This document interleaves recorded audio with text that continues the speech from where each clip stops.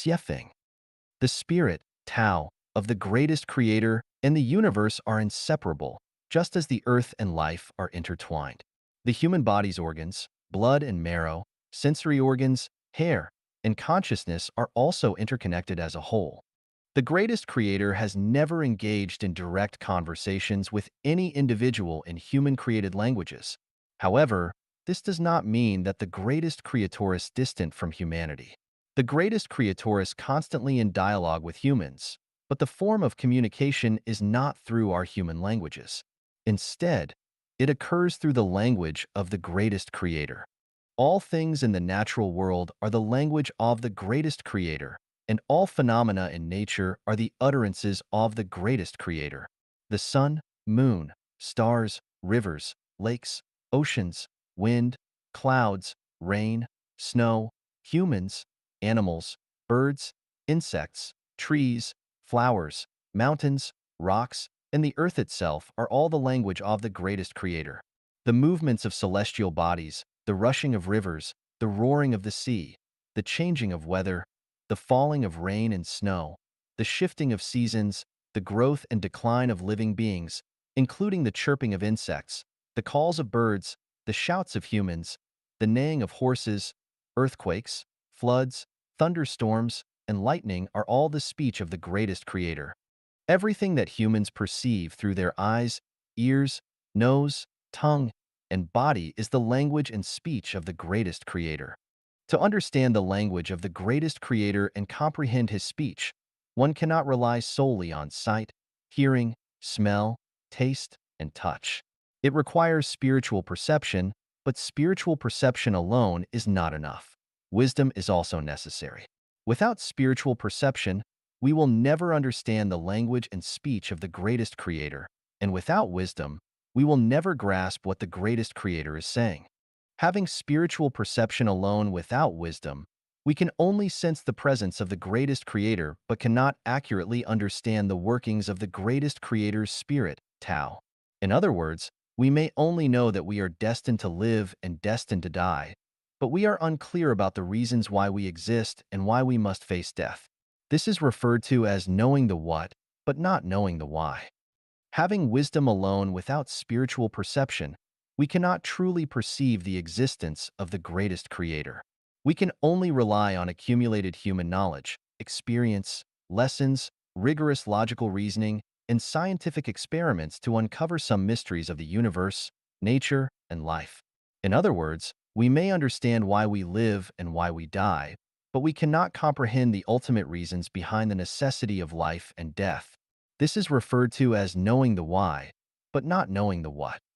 With the exception of a very small number of individuals who possess both spiritual perception and wisdom, generally speaking, religious figures have spiritual perception but lack wisdom, while scientists have wisdom but lack spiritual perception. The majority of the general population, who fall between these two categories, lack both spiritual perception and wisdom. They merely exist blindly, living their lives without a clear sense of purpose. The chapter of Revelations is the divine revelation given to me by the greatest creator. Before completing the chapters on unconventional thinking, the greatest creator, universe, time and Jesus warned me, do not give holy things to dogs, nor cast pearls before swine.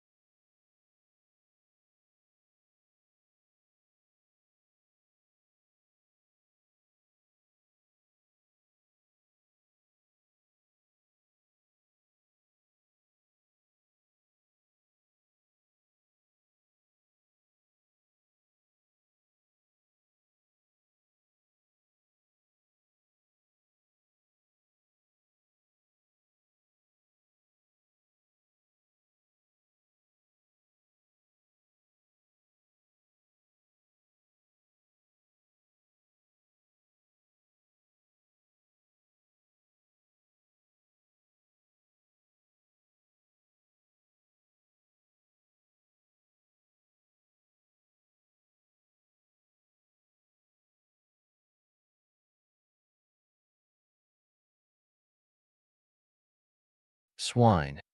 The Buddha enlightened me. Speak for the Mahayana practitioners. The spirit of Laozi advised me, Tao, when obtained by a noble person, becomes the foundation of their self-cultivation, while when obtained by a petty person, it is treated lightly and without reverence for life. What should I do? I must heed the admonitions of gods, Buddhas, and immortals. However, in the vast sea of humanity, it is impractical for me to individually seek out noble individuals who practice the Mahayana path. Moreover, time is limited, and I don't have much time to patiently guide each person. Therefore, I have no choice but to follow the doctrine of the mean and adopt a middle path. I will conceal the mysteries and secrets beneath the surface of phenomena, only hinting at them. This way, those who possess spirituality and wisdom can see beyond the surface, transcend the vastness, and more easily discover the gems and gold beneath the earth's surface. As for the rest of the people, they will be like what Jesus said, though seeing, they do not see. Though hearing, they do not hear or understand. In addition to Revelations and the other mentioned chapters, there is another chapter in Life Genuine called the Preaching of the Tao. This chapter is entirely different from the Tao Te Ching, and it can be said without exaggeration that the wisdom contained in the preaching of the Tao far surpasses that of the Tao Te Ching. For instance, when it comes to beings who are destined for or already in hell, Jesus' attitude is, lest they repent and be forgiven. On the other hand, in Buddhism, Bodhisattva Ksitigarbha vows, I vow to save all sentient beings in the world, and I will not enter the Elysium world until hell is empty. Who is right and who is wrong? Whose guidance should we ultimately follow? Preaching of the Tao specifically addresses such challenging questions. However, the timing is not ripe at the moment. Only when Life Genuine is widely accepted by all human beings can preaching of the Tao be shared openly. It is similar to constructing a building where exquisite chandeliers cannot be hung until the main structure is completed. Laozi said, when the highest type of followers hears Tao, the truth, they try hard to live in accordance with it. When mediocre types hear Tao, they seem to be aware and yet unaware of it. When the lowest types hear Tao, they break into loud laughter. If it is not laughed at, it is not Tao. Regarding the chapter of Revelations, those who understand will discern its true essence, while those who do not will merely spectate. Apart from that, I have nothing else to discuss. 人生需要一条跑道. Life needs a track. Xiefeng. February 27th, 2007. Edited by Kayer. Many talented people living among us appear to be mediocre, not because they are of low intelligence or are not gifted, but because they have either not found their own tracks or they have taken the wrong ones. Everyone has unlimited potential, but the main reason for not having given play to their potential is not because they are born stupid or have insufficient mental skills, but because they have never found their best life track from start to finish. No matter how excellent an aircraft is, it will never fly if there is no runway, for an aircraft with no runway will never be more than a pile of metal. No matter how much potential an excellent sprinter or long-distance runner has, his or her talents would remain buried without a racetrack, knowing not whether they are a mediocre horse or a swift horse until death. Life needs a track and battlefields, business markets, officialdom, farms, and social realms all have lots of them. We must choose the track that best suits us, because it is only with the right track that we can give full play to our talents. Generals Eisenhower and Patton demonstrated their outstanding military talents because they had the track of war. But if there had been no tracks of war, who would even know their names? Zhu Jun, Yang Lan, and Ai Ping, and others have become the focus of millions of people, sparkling with brilliance, simply because they shared the track of television. Who would they otherwise be? Jet Li and Andy Lau rose to fame far and wide simply because of the track of movies. Throughout the history of Communist Party of China, many outstanding politicians, strategists, and diplomatic talents have emerged and many commoners became generals. It was because they took the track of the communist movement that they had brilliant lives. But without this track, their talents would have been drowned in life's ocean. Many people turned onto this track and formed the backbone of the state, and many others became millionaires or even billionaires because they took the business track after China's reform. When it opened up and they gained much wealth, But what would their lives be like today without this track? Nobody knows. Many eminent Buddhist monks showed their superior wisdom because they followed the track of Buddhism. If you want to make something out of life, you must choose a track that suits your personality because you cannot give play to your talents without the right track. Without the correct track, you will drown in the crowd. The internet is a track and many people are shining with brilliance upon it, creating their own blogs and gathering their own social connections. A large number of authors, writers, critics, and practitioners are emerging on this track and are demonstrating their talents. You have to find your track, but if you do not see the proper one, you should build your own. Why? Because you will play better, be better at the game of life, and make your life more colorful. Do not pretend to be aloof and say that you are too good to engage in this because that would be finding excuses for your incompetence and failures. A soldier who does not want to be a general is never a good soldier. A life that does not want to have a glorious course is never a good life. If you want to make big money, be the boss. For being the boss is the track to making the most money, and if you want to be an official, build your social connections. For building social connections is the track to being an official. There are numerous tracks, and they are everywhere, but if you want to play your talents to the maximum, you will have to choose a track with infinite prospect. If you choose a good track, you can have a good life, but if you choose a bad track, you can only have a bad life. Zhang Guotao abandoned the track of the Communist Party and eventually, unknowingly froze to death. On the other hand, Deng Xiaoping stuck with the track of the Communist Party and eventually had his wishes fulfilled. If you choose polishing shoes, then you will unconsciously be on the track of polishing shoes. If you choose to steal, then you will unconsciously be on the track of crime. If you choose to reap without sowing, then you will, over time, get on a greedy, selfish, and parasite track. If you choose a mass movement, you will be on the track of confronting the government. If you choose life genuine, then you are naturally taking on the track of trekking and climbing to the highest realm of life and life. Which is the best track? It depends on you. You must choose your track completely on your own. The best track is one that you can follow for a lifetime. Tracks can be regularly replaced if they are not good because some tracks have no futures and lead to dead ends with steep precipices. You will have to sharpen your eyes to think and judge.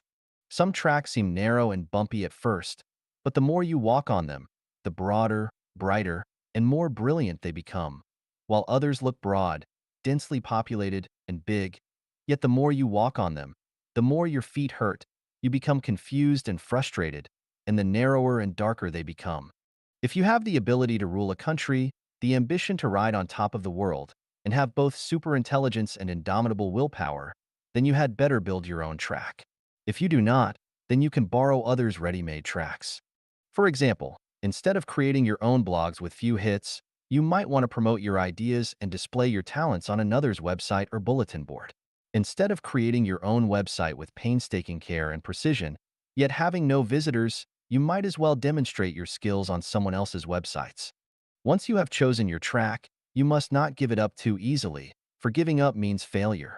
Remember, 1,000 sails pass by the shipwreck and 10,000 saplings thrive beyond the withered tree. No one will sympathize with you if you fail. At most, they will express regrets and pity.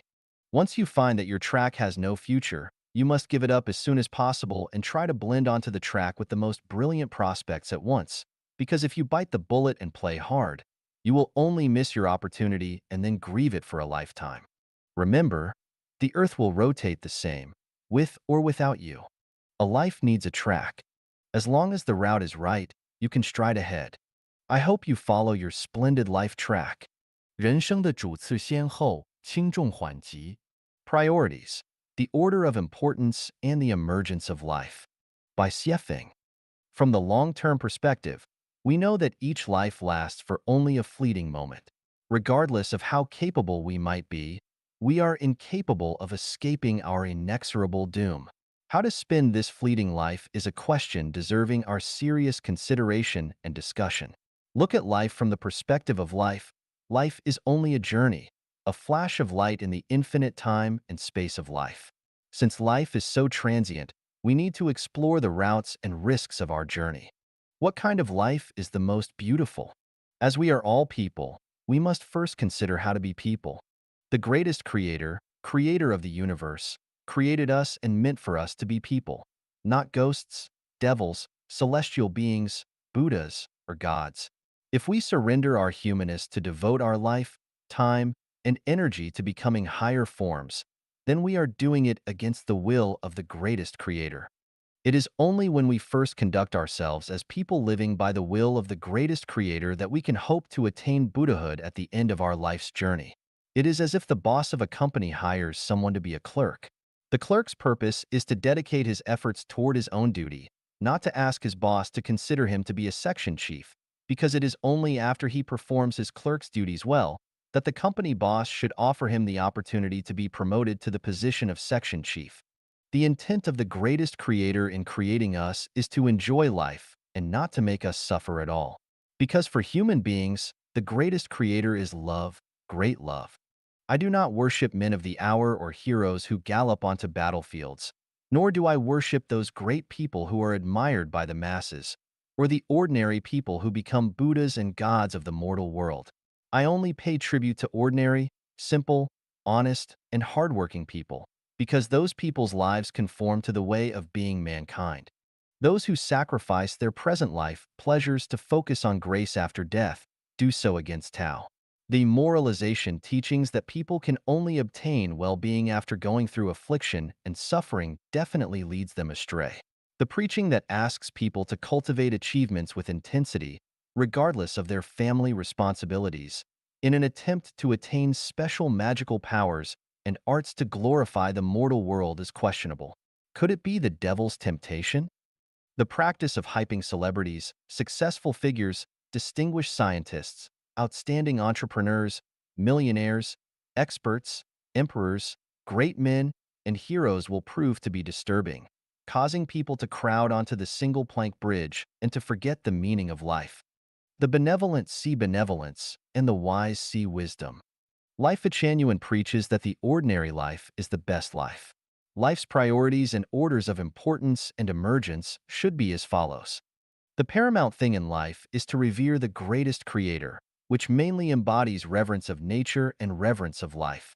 If we consider nature as appendages that can be arbitrarily spoiled, treat life, including animals, beasts, insects, fish, trees, flowers, and grass, as dirt, then we are defying and profaning the greatest creator.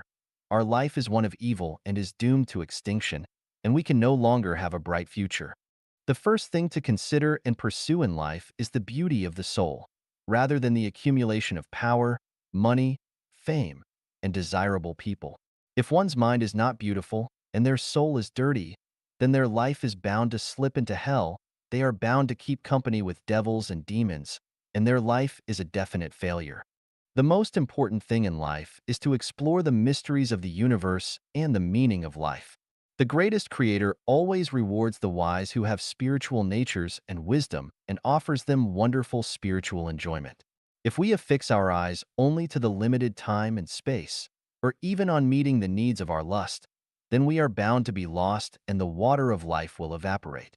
The most urgent questions in life are how to elevate the non-material structure of life, its spiritual nature, toward the development of higher life space directions, and how to sublimate our personalities and to perfect our spiritual natures. None of us know what will happen tomorrow. One certain thing is that our life structures will determine the life endings we will have. Everything in life should revolve around this point, because if we die tomorrow, all that we own in the mortal world will be gone. All of our efforts will be in vain, and our precious lives will go wasted for nothing. I am talking about the great way of life. You may take time to think about this. Xiefeng is of no importance, but what is important is that life genuine can lead a person's life into an infinitely wonderful world. 寻找人生的最佳坐标系和坐标点. Find the best coordinate system and the best coordinate points of life. Xiefeng. Edited by Kair. This article was inspired by the annotation to the Analects. Shui Er, verse I. Once the roots are established, the way will grow therefrom. Having roots is the way to be human and how to learn about the universe. If you understand how to be human, you can lay the foundation to understand about heaven and the earth. If you do not understand how to be human, it will be difficult to learn about heaven and the earth. What is the way to be human? In my humble opinion, we must first understand our place in the time and space of the universe. Namely, that you are neither God, Buddha, a celestial being, a ghost, a devil, nor a beast, but that you are a mortal human. Knowing that you are a human, you need to do human things, speak human words, take the human way, and seek human business. You should not do ghostly things, speak the God's words, take the devil's way, or engage in absurd businesses. How does one do human things? Show filial piety to your parents, respect your teachers and seniors, care for the young and lonely, help your siblings, show concern for your relatives and neighbors, show compassion to plants and insects, and protect the landscape and the environment. These are human things, and anything that is contrary to them is inhuman. How does one speak human words? Consider if others were in your place and speak respectfully. Do not spread unsubstantiated rumors. Help others to resolve their differences and bring them peace. Advise others to do good things and not to go astray. Motivate people to make progress and fight for their futures. How does one take the human way? Be committed to your own duties. Manage your household with diligence and thrift. Be studious and make progress. Cast off your destructive habits. Take only what is right for you. Study that which is worthy of being studied. Take only the way of Tao, and do nothing against righteousness. How does one practice human business? Engage in farming, forestry, industry, commerce, or politics. They are human businesses. Human business is the foundation of social stability, and it underlies the success or failure of the family and the state. People who actively participate in these endeavors and pursuits are doing human business. If it is not a human business, even if it can bring you much quick wealth, do not do it. How does one avoid doing ghostly things? By not being sneaky and afraid of being found out by victims or the legal system, doing things that are offensive to heaven and reason, cheating a superior or deceiving a subordinate, dishonoring one's parents, bullying the young and the weak, wrongly accusing and murdering the good and virtuous, insulting the sovereign, duping the ignorant, speaking ill of one's peers, bearing false witness, rebelling against the clan leader, taking credit for the work of subordinates by bullying them, seeking favor by flattering, disrespecting one's countrymen, disrupting state affairs, rewarding unjust acts, harming and implicating the innocent, slandering the saints and sages, undermining morality, filling the cave and covering the nest, harming conception and breaking eggs, stealing others' achievements, discrediting their good conduct, disclosing their indecent secrets, injuring their appearance, separating children from their parents, wasting other people's money and resources, engaging in illegal conduct, forcing young girls to prostitute themselves, damaging marriages, taking away people's beloved, harboring murderous hearts, blaming others, desecrating ancestral graves, destroying homes, deluding with heretical doctrines, bewitching minds, talking about ghosts and monsters, or by poisoning the spirituality. These are some of nearly 100 items enumerated in Life Genuine, Life and Life. How does one not speak the God's words? They are the words of gods in heaven and are unknown to those who have not attained Tao. And even those who have attained Tao must be very knowledgeable about the truths of the universe. It is not something that ordinary people can understand. If you do not know how to be human but speak the God's words, then you are either talking nonsense or you have lost your mind.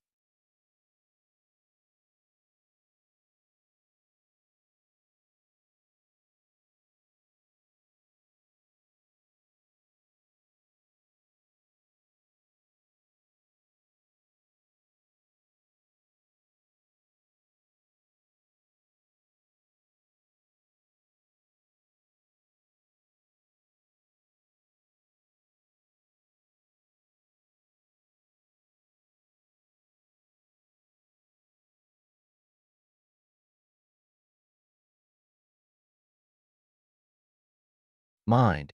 How does one not take the devil's way? By not misleading living beings, pursuing special magic arts and powers, inciting to rebel, promoting tyranny, touting heroes, singing the praises of totalitarianism, teaching others not to do the things of ordinary people, and other heterodoxical doctrines. All these are the devil's ways. How does one not engage in deluded businesses? By not farming their own land but still expecting wealth to arrive, not working but scamming, not studying or learning but expecting to know, not attending to their own business but wanting everything, being the blade of grass that wants to be a flower, the flower that wants to be in the orchard, the tiger that wants wings, or the bandit who want to be a deity celestial being. All these are absurd businesses. If roots are not established, then everything will be void. But if roots are established, then everything will be done. First be a person, then be a lady or gentleman. After that, follow the examples of the saints and sages, and then pursue the way to become a deity celestial being. Alas, the secrets of the Great Way are hidden to most people, but they reveal themselves to those who are enlightened. After seeking the Great Way everywhere for 3,000 years, it still hides in narrow margins. Therefore, to be a human being is the best coordinate system and the coordinate points of life. 感恩升华生命的第一要素. Gratitude, the first element of life's sublimation. Xiefeng. Deformities lack beauty and make us feel unutterably upset and irritable or even disgusting. This is not a man-made feeling, but an instinctive rejection response like a physical allergic reaction to certain substances. Those without gratitude have deformed life structures, and this is the reason why we dislike and even hate some people. Life is a non-material structure which can be either deformed and unbalanced or perfect and symmetrical. Lives with more perfect and symmetric structures live in higher spaces of life, while lives with more deformed structures live in lower ones. All animals have life structures which are less perfect than those of human beings, so they can only survive at animal levels, while humans with perfect human natures and standards are celestial beings and live in higher-level spaces such as the 1,000-year world and the 10,000-year world because their life structures are superior to those of mortals and deities. It is like gases that exist at different levels of the atmosphere: the troposphere, stratosphere, mesosphere, ionosphere, and exosphere. Life's ultimate goal is to evolve into higher-level spaces of life which result from the sublimation of one's life. This sublimation of life means letting one's own life, non-material structure transit into perfection. How does one transit? Gratitude. Who and what should we be grateful for? Here are 8 with reasons for each. Thank the greatest creator for giving us bright eyes to enjoy our beautiful universe with starry skies, rivers, lands, and all the trees and flowers. Ears to enjoy the splendid melodies of the nature. Love and affection between men and women to enjoy physical and emotional pleasures which are blissful slices of heaven. Who designed and created the free but invaluable air and rivers of pure water, and who allows our easy survival and reproduction. We are bathed in sunlight and moistened by rain and dew. So how could we not thank the greatest creator? Thank Jesus Christ for his favor when he came into the mortal world to atone for us with his precious life and brought hope to our suffering lives. Then thank Buddha, Muhammad, PBUH, and Lao Tzu for their favor. Their wisdom resolves our inner sadness, sublimates our humanity, maintains our human dignity, and gives us inexhaustible and precious spiritual values.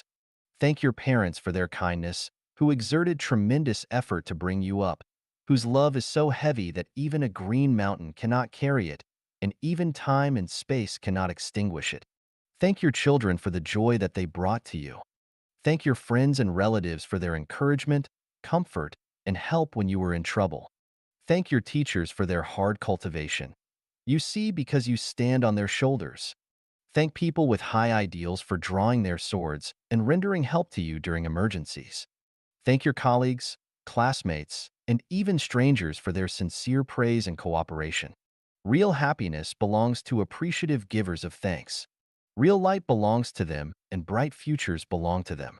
Those who are without gratitude, have no love in their hearts, never repent, are short of humanity, and only fall into the evil wallows of power, money, and fame, will never attain the chance to ascend to a higher space of life. It is by giving thanks daily that we can be bathed in the spirit of the greatest creator. Our life's non-material structure can ceaselessly evolve into perfection, and we can finally achieve the quality of becoming celestial beings. Comrades, learn gratitude. Even dogs know how to wag their tails to give thanks. Are we not as good as dogs? 真理, 天启篇之57. The Truth. Xiefeng. Translated by Treasure and edited by Care. Pontius Pilate, the powerful Roman governor, asked Jesus, "What is truth?" Jesus declared, "I was born for truth. I have come to the mortal world to give the truth. I have witnessed the truth. Hundreds of millions of people have sought and died for the truth. So what is truth?" Democritus, known to be the greatest ancient philosopher, said, "The truth is inscrutable." The most revered Socrates said, "What I really know is that I know nothing." The French philosopher René Descartes argued that only one undeniable truth exists. Ego cogito, ergo sum, I think, therefore I am. John Spall, governor of the Episcopal Church of the United States, said, "Absolute truth is something to which we may aspire, but that we can never attain." Influenced by Albert Einstein's theory of relativity, many people believe that truth is relative. Many religious organizations claim to be sole possessors of absolute truth. What is truth? Jesus said, "The Word of God is truth." Sakyamuni preached for 49 years. The core of his preaching was but one word, Tao. Lao Tzu mainly repeats one word throughout his Tao Te Ching, Tao. The Prophet Muhammad, PBUH, said, Allah's ruling is based on Tao, truth. Confucius, the great sage of the Chinese nation, thought intensely and sought the truth for a lifetime. He finally grasped the core of Tao as he sighed and said, "Having heard Tao in the morning, one may die content in the evening."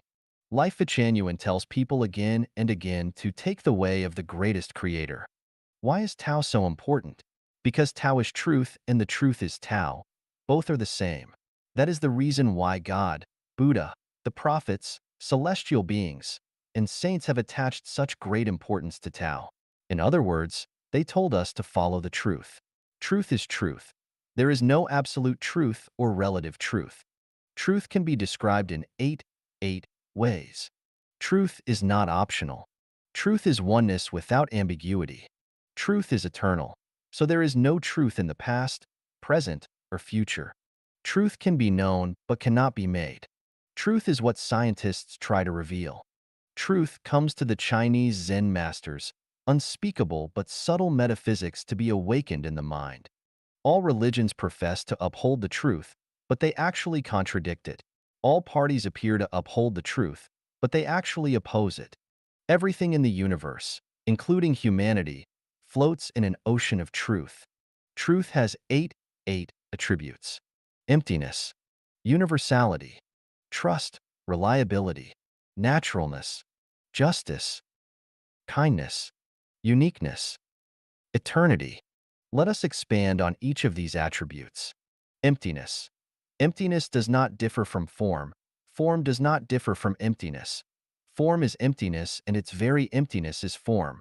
Whatever emptiness is, that is form. Form comes from emptiness, and emptiness is Tao, the truth. Universality.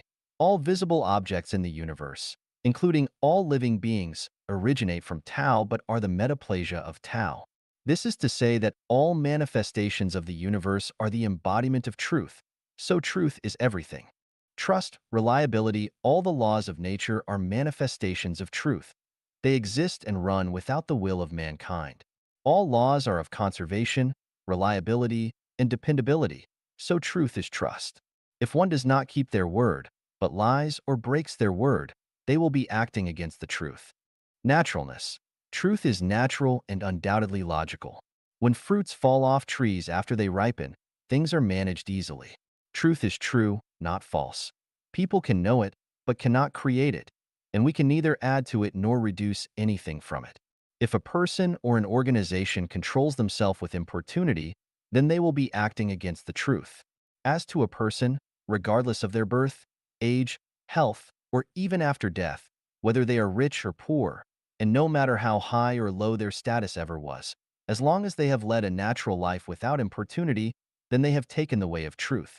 The dying who would rather live, the living who would rather die, the poor who are not content in their poverty, and the rich who are not content with their wealth all act against the truth. Justice. Truth is equal for all things and people, and does not favor anything or anyone, just as death and air are fair and equal to everything and everyone. This is to say that anyone, regardless of their religious faith or party affiliation, no matter whether they are a doctor or illiterate, whether they are a tycoon or poor, and no matter whether they are the president or a shepherd, is equal before the truth. Everyone has the same opportunity to learn the truth and to take the way of the truth. Kindness. We already know that truth is Tao, the consciousness and spirit of the greatest creator. Therefore, truth is alive. Those who come close to the truth will feel natural and cordial as if returning to their hometown from long ago, and will feel sure-footed, calm, and comfortable. Uniqueness. Truth is meticulous and unique. There is no near truth or semi-truth. 10,000 roads lead to the same and only truth, but never lead to thousands of truths. All roads may lead to Rome, but Rome is the one and only Rome. Eternity. Since Wuji generate Taiji, truth has existed eternally. Even if the earth and mankind were to disappear, truth would still exist. As long as there is truth, there is eternal life in the universe. The universe is filled with truth and with life. Life exists not only on Earth, but also elsewhere, only in different forms. The Encyclopedia of the United States says, "The truth is often revolting, for it neither supports prejudice nor follows rumor, so that which causes people disgust is against the majority view, and sets people away is most likely to be the truth. The gate of truth is narrow, and only a few will find it and pass through it. Truth can only be known to a few people, for it is lost to the boisterous and noisy. It is a priceless treasure and the top priority to seek, to know, and to respect in life, for anyone who does will attain eternal life and will reach the high-level life spaces such as the 1,000-year world, the 10,000-year world, or the Elysium world. Just take time to comprehend. 走出心灵的埃及, out of the Egypt of the spirit. 写法. The ancient Israelites were delivered out of Egypt with God's help, out of slavery and into freedom. Egypt is defined as the land of slavery, and the believers could only rid themselves of slavery by going out from Egypt. Where is our real Egypt? It lies within our hearts. It is easy for the body to be out of Egypt, but it is much harder to discard it from the mind. We all suffer from the slavery of the Egypt of the spirit in various degrees, and we lead our lives with the Egypt of the spirit on different levels. You are a slave to your own Egypt of the spirit because you have not felt the breath of the new era. An unimaginable era is coming. A wave of energy will reach from the universe to the earth. Its prediction has been shown. When this wave reaches the entire earth, only those who are out of the Egypt of the spirit will be able to survive it, for their common frequency will resonate with it, and those who remain within the Egypt of the spirit, those who cannot resonate with this wave, will completely disappear from the earth. I, Dayform Buddha, have come here to inform you, to give you this sacred inspiration, and to lead you out of the Egypt of the spirit and into the new Life-Genuine era. You should never resist me, for the consequence of such resistance will be your death.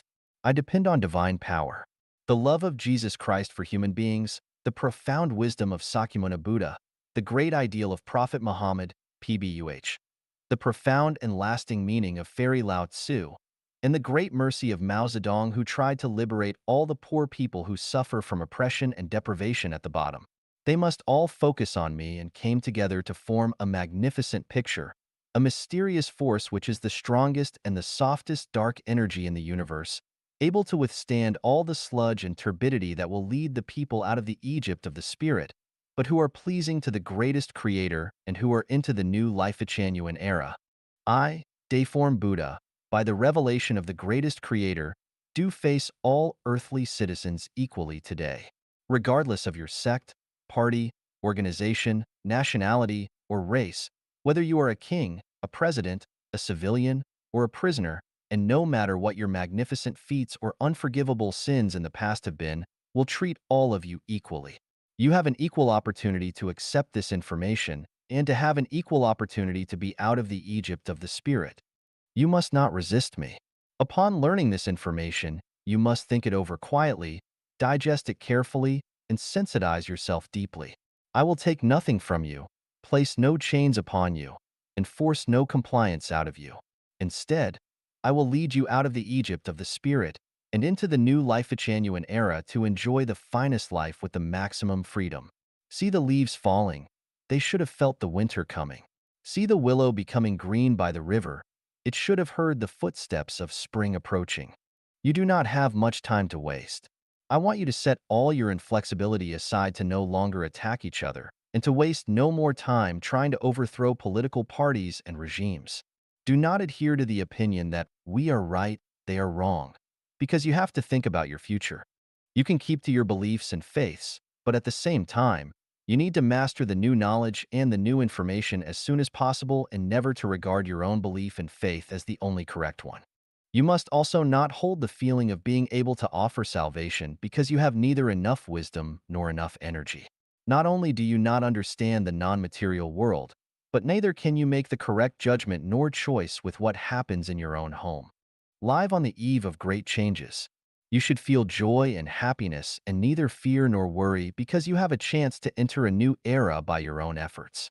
Do not blaspheme my words, for unhealthy words will hurt and eventually destroy you with a precision. But this is not me, for I am neither ego nor non-ego. The greatest classics are still the Bible, the Quran, the Buddhist scriptures, and the Tao Te Ching. You have to admire Jesus, Buddha, Muhammad, PBUH, and Lao Tzu in your heart. Before you read these four classics, you had better not say more or judge anything because what you would say could never equal to their wisdom. What you would say would be nonsense before you understand these classics, which run in the opposite direction. The majority of people skim across the surfaces of things. You do not see the colossal forces below that support the icebergs above, and you think you are performing deeds of merit. But the truth might just be the opposite, and you are actually sinning. I believe that you possess kindness, but kindness without great wisdom will more often than not lead to bad results. Taiji Celestial, the living messenger of Jesus, teaches us how much you have known of Tao and how much you can preach. Never judge or comment on things of which you do not know. Do not be an apologist, but be a preacher. Do not use any of these sentences or paragraphs to threaten or intimidate others, or you might be threatening and frightening yourself unless you can answer a series of questions from others. Family, nationality, race, party, and religion are the Egypt of the spirit. So you must walk out and just keep the greatest creator and your parents as your sacred territory. Do not rack your brains for your own family, nationality, party, race, or religion. It is helpless. It will not benefit humanity and is selfish behavior. These things will not exist in the coming Life-Genuine era. Do not sacrifice for things that are about to disappear. You need to have the courage to fail, to forgive the people who hurt you, and to make your mind up to surrender the mindset of a vengeful and hateful attitude. This kind of attitude is helpless in the sublimation of your life quality, but it will distort your soul and evolve the structure of your life into false, ugliness, and evil. As a conclusion, even trotting our enemies under our feet and killing them is helpless for the evolution of our spirits toward truth, kindness, and beauty. If people do not forgive others, but just want to satisfy their vanity, get some small psychological satisfaction, and have revenge followed by more revenge, the whole human psyche will be trapped in a vicious cycle and never find peace. The greatest creator is pleased by people who revere him. Jesus, Buddha, and Muhammad, peace be upon them, were fond of their loyal disciples, and I, Dayform Buddha, also like those who can be my friends, and I am willing to give the visas of life to those who are willing to be my friends. These visas of life sound ridiculous at first and seem to be nonsense. However, have you ever considered that life is a kind of non-material structure? If our spirit is sensitive enough, we can enter sesame seeds and go forward negative 10,000 kilometers to its center, and we can understand the meanings of life to see its structure. Quantum mechanics and string theory cannot explain the true meaning of life. Einstein and generations of master of scientists have tried to establish a unified field theory, but they have all ultimately failed. The reason is that they never understood the structure of non-material. What kind of life you lead depends on the attitude that you keep. It was said by Taiji Celestial that your state of life depends on your mode of thinking. Although this is true, it is not profound philosophy. It is reasonable and is easy to understand. Understand that you are able to understand the full meaning of the visas of life. The visas of life are kinds of non-material that will be directly embedded into the structure of the non-material substance of your life. Speed up the evolution for the structure of your life to be perfect and symmetrical. Put colorful halos around the structure of your life. and protect you in your race along the space tunnel toward the high-level space of life. The soul is total existence, non-material without weight. Bodies will die, but souls will never die. The soul goes through the universe at negative relativistic speed, but man does not understand this. The moment you die, you will become aware that you are not dead, but that you have only abandoned your body as your life carrier, but have taken on board another life carrier to begin a new life voyage. When I say that one who remains in the Egypt of the spirit will disappear from the earth, I do not mean that their life will end, just their life on earth. You will have no chance to enjoy the sun, the sea, white clouds, or blue skies. You will bid farewell to your loved ones, and you will never see them again. You do not understand this now, and it is only at the moment of death that you will. However, it will be too late by then, and your regret will be eternal. Every word in this article is true. You can validate them from the perspectives of religion, classical thought, science, telepathy, from the perspective of logical reasoning, and from all the facts that can be found. It is not only your good fortune to learn the content of this article, it is also your destiny, and I am very glad for you. If you are willing to understand something special, be grateful to the greatest creator. All glory goes to the greatest creator and none goes to Deiform Buddha. And if you share or discuss this information with others, you must always pay tribute to the greatest creator, but never to Deiform Buddha.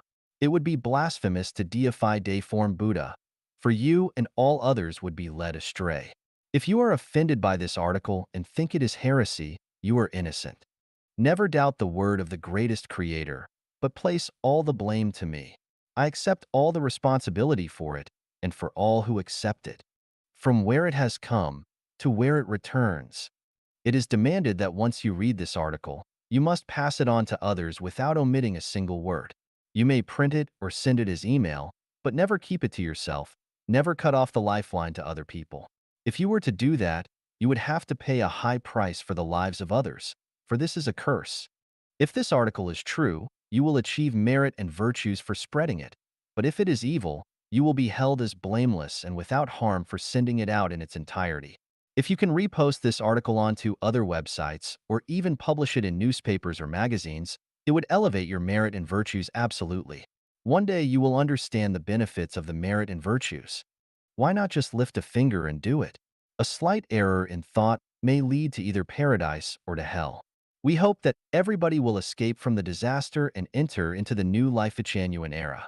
最小阻力原则 Taking the principle of least resistance. Xiefeng.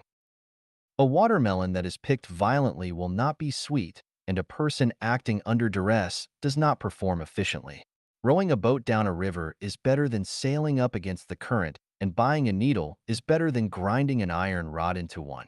Enjoying hardships is better than struggling against them. So rather than forcing yourself to fight, you should just submit and relax. Cleaning the earth is better than terraforming Mars.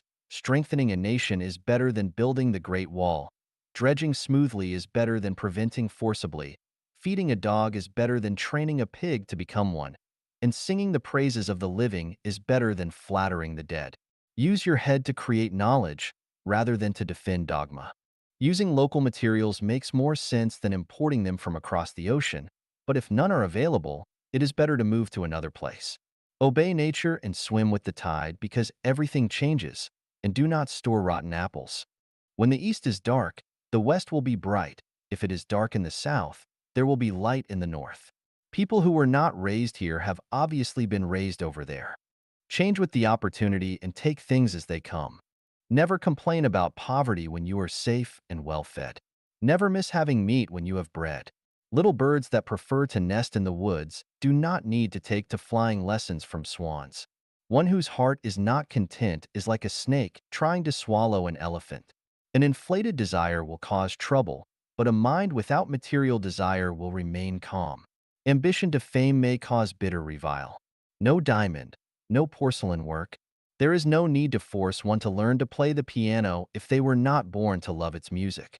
It is vain to dream of singing beautifully without being able to carry even a simple tune. Never mind when you are reviled as bullshit. There is no need to be modest when you are praised as an expert or master. The flower blooms today, but protect its leaves or it will wilt tomorrow. It would be awful to miss the blooming season, for it will be lost when winter comes. You are loved and appreciated. That is a God-given opportunity, so why be cold and distant? The time to achieve your dream with God's blessing is when you are regarded as a sage or saint. So take advantage of the opportunity to realize a glorious life. Do not eat meat on the table, but chew the bones under it. Leave the awarded honor, but go through hardship. Being a crouching tiger with talent, but without carrying a load or playing a role, one will be a pile of broken bones to their death. Butterflies are pretty sights as they fly freely, but a buried gemstone is no better than the soil. People cannot stay pretty for 1,000 days and flowers cannot remain beautiful for 100. Although fine cellared wines exude beautiful fragrances, they are of no use until they are consumed. Drink as we have wine today and never plan for the following 1,000 years. Tsunamis and earthquakes might happen at any time, so who knows how long we will enjoy our lives. Value what you have. Anything that is easy to gain is actually a gift from the greatest creator.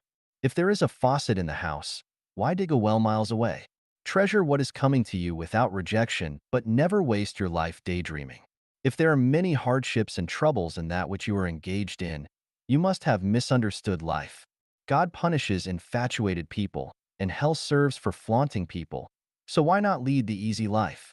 Great events are determined by Tao, not by people who do not even understand themselves. The best life can be led by acting along Tao. Wasting a God-given opportunity is acting against Tao. Gangsters should be ruled by demons, but sages should be led by saints. Whether evil or a sage depends on Tao.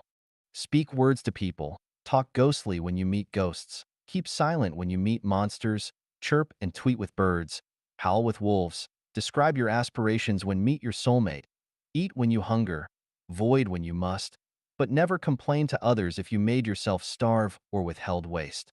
Buddha guides people with predestination and soulmates can be found in Life Genuine.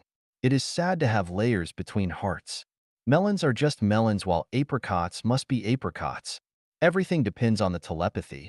If melons want to be apricots or apricots want to be melons, the program will be out of order and the goals cannot be realized. Taking the principle of the least resistance, life will be smooth. 麻将混沌与中华文化 Mahjong, holography, and Chinese culture shuifeng. The root of Chinese culture is holography, or rather, the major vein of Chinese culture is holographic culture rather than Confucianism, Buddhism, and Taoism. Holographic culture completely conforms to the Tao of the greatest creator. However, to be chaotic also means disorder, thus it is difficult to accurately express the meaning of the way of the greatest creator. So I regard the root of Chinese culture as the holographic culture. Many Chinese intellectuals have written articles calling for the renaissance of Chinese culture. After reading their articles, I feel bewildered and ask them in writing, which part of the Chinese culture do you want to revitalize? Not one of them can give me a definite answer or explanation. This shows that those who want to revitalize Chinese culture only have a good wish, but do not really understand what Chinese culture is. Chinese culture is actually holographic culture, and the renaissance of Chinese culture means the renaissance of holographic culture. The cultural primogenitor of the Chinese nation is Fuxishi, whose main contribution to culture is Hechiluo Book and the 8 Diagrams. Taiji, the 8 Diagrams, Book of Changes, Liujia, Jiuxing, and Feng Shui in traditional Chinese culture all are derived from him. Hechiluo Book is also the origin of the theory of main and collateral channels and acupuncture point in traditional Chinese medicine, and the origin of Book of Changes, Feng Shui, Yin and Yang, and the 5 elements, the 8 characters about one's birth, Ziwi de Shu, the selection of auspicious dates, divination, and necromancy.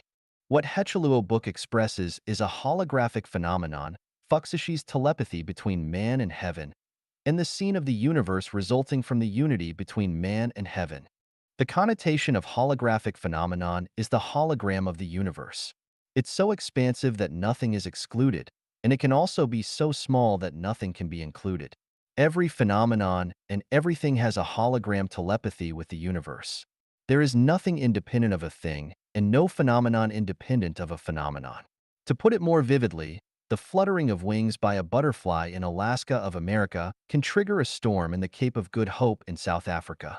A coughing by an Eskimo in the Arctic region may induce the fall of an Australian from a building. When interpreting the thinking of mankind, I discover that the most profound thinking is holographic thinking, which is followed in order by non-form thinking, Taiji thinking, visualized thinking, elusive thinking, and the like. The Confucian thinking is the material thinking, the lowest level of thinking. Taoist thinking is Taiji thinking. Buddhist thinking is non-form thinking. The Western thinking based upon science and technology is image thinking and associative thinking. The currently prevailing thinking of the new era, for example, Seth's thinking, conversation with God, the law of one, the disappearance of the universe, a course in miracles, and so on, belongs to elusive thinking. The ultimate road that man will take is holographic thinking, or rather, mankind will inherit, carry on, and promote the holographic culture. We can get to know and understand the holographic culture from the four phenomena revelation, the 8 diagrams, Huzi, and Mahjong. Revelation means the observation of the astrological movement in the sky, the search of the law of the earth, and the study of animals and plants, the close examination of what is near and the speculation of what is far away. In one word, we can have a direct dialogue with the greatest creator. The revelation that I have written may serve as an introduction for others to come up with something more valuable. The 8 diagrams means that Wuji gives birth to Taiji, Taiji gives birth to Yin and Yang give birth to 4 signs, 4 signs give birth to 8 Gua, 8 Gua gives birth to 64 Yao images, 64 Yi images give birth to every phenomenon in the universe. Once the changes of 64 Yi images are understood, it will be easy to understand the dialectical relations between changeable and unchangeable and understand the holographic principles. Huzi was the teacher of Lizi. Huzi could skillfully apply the holographic principles. By studying him, we can understand what holographic phenomenon means. Mahjong is a game popular among Chinese people. Do not disregard Mahjong, because it is really what holographic principle is about. A regular set of Mahjong has 136 pieces, consisting of 4 east, 4 south, 4 west, 4 north, 4 center, 4 fa, 4 white, 36 tiao, 36 bing, and 36 yuan. These pieces combine to form the astronomical numbers. Therefore, we can say that even if a person plays Mahjong every day all his life, he may never encounter a combination that is identical to any other combination or array. You feel as if lost in a maze. You may know things as they are, but do not know why they are so. It seems that everything is a matter of accident. There is no order to anything.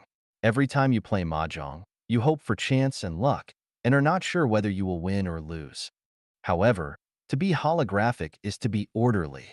There are rules and laws to what is holographic. The rules and laws are meticulous and allow of no loopholes. What seems to be accidental and random is actually orderly and inevitable. People who play Mahjong all attach great importance to luck.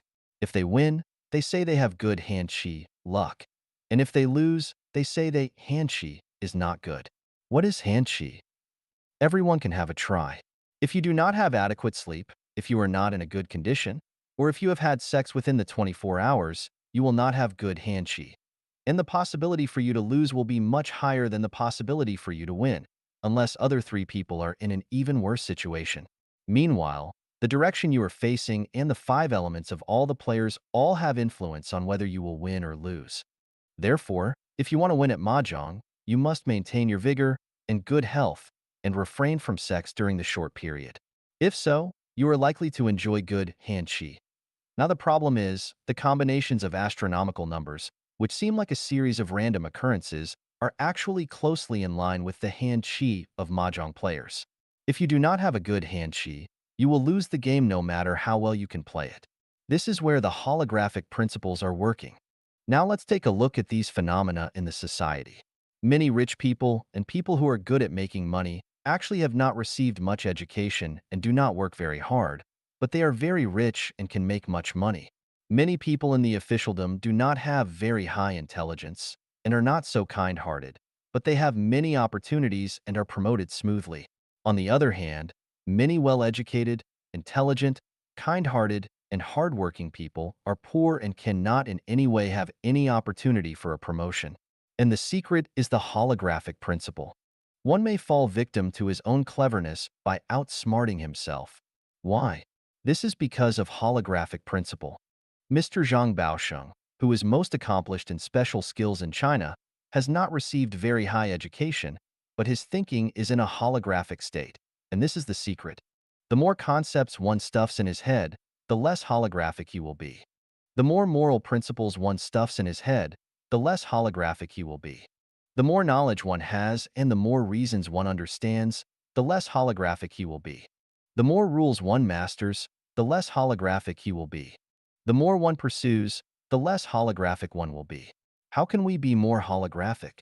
Lao Tzu told us to return again to the innocence of baby. Jesus Christ asked us to become like a small child.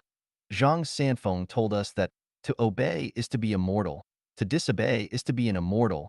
The matter is always shifting between obeying and disobeying. Buddha teaches us to stay away from all forms, let our minds abide nowhere, which is the highest Buddhist principle. The way of the greatest creator is the way of holography. What Life Genuine conveys is holographic information and holographic principles, and what Life Genuine is doing is building holographic culture and revitalizing the root culture of China and the most quintessential culture of China. This is infinitely profound and very interesting.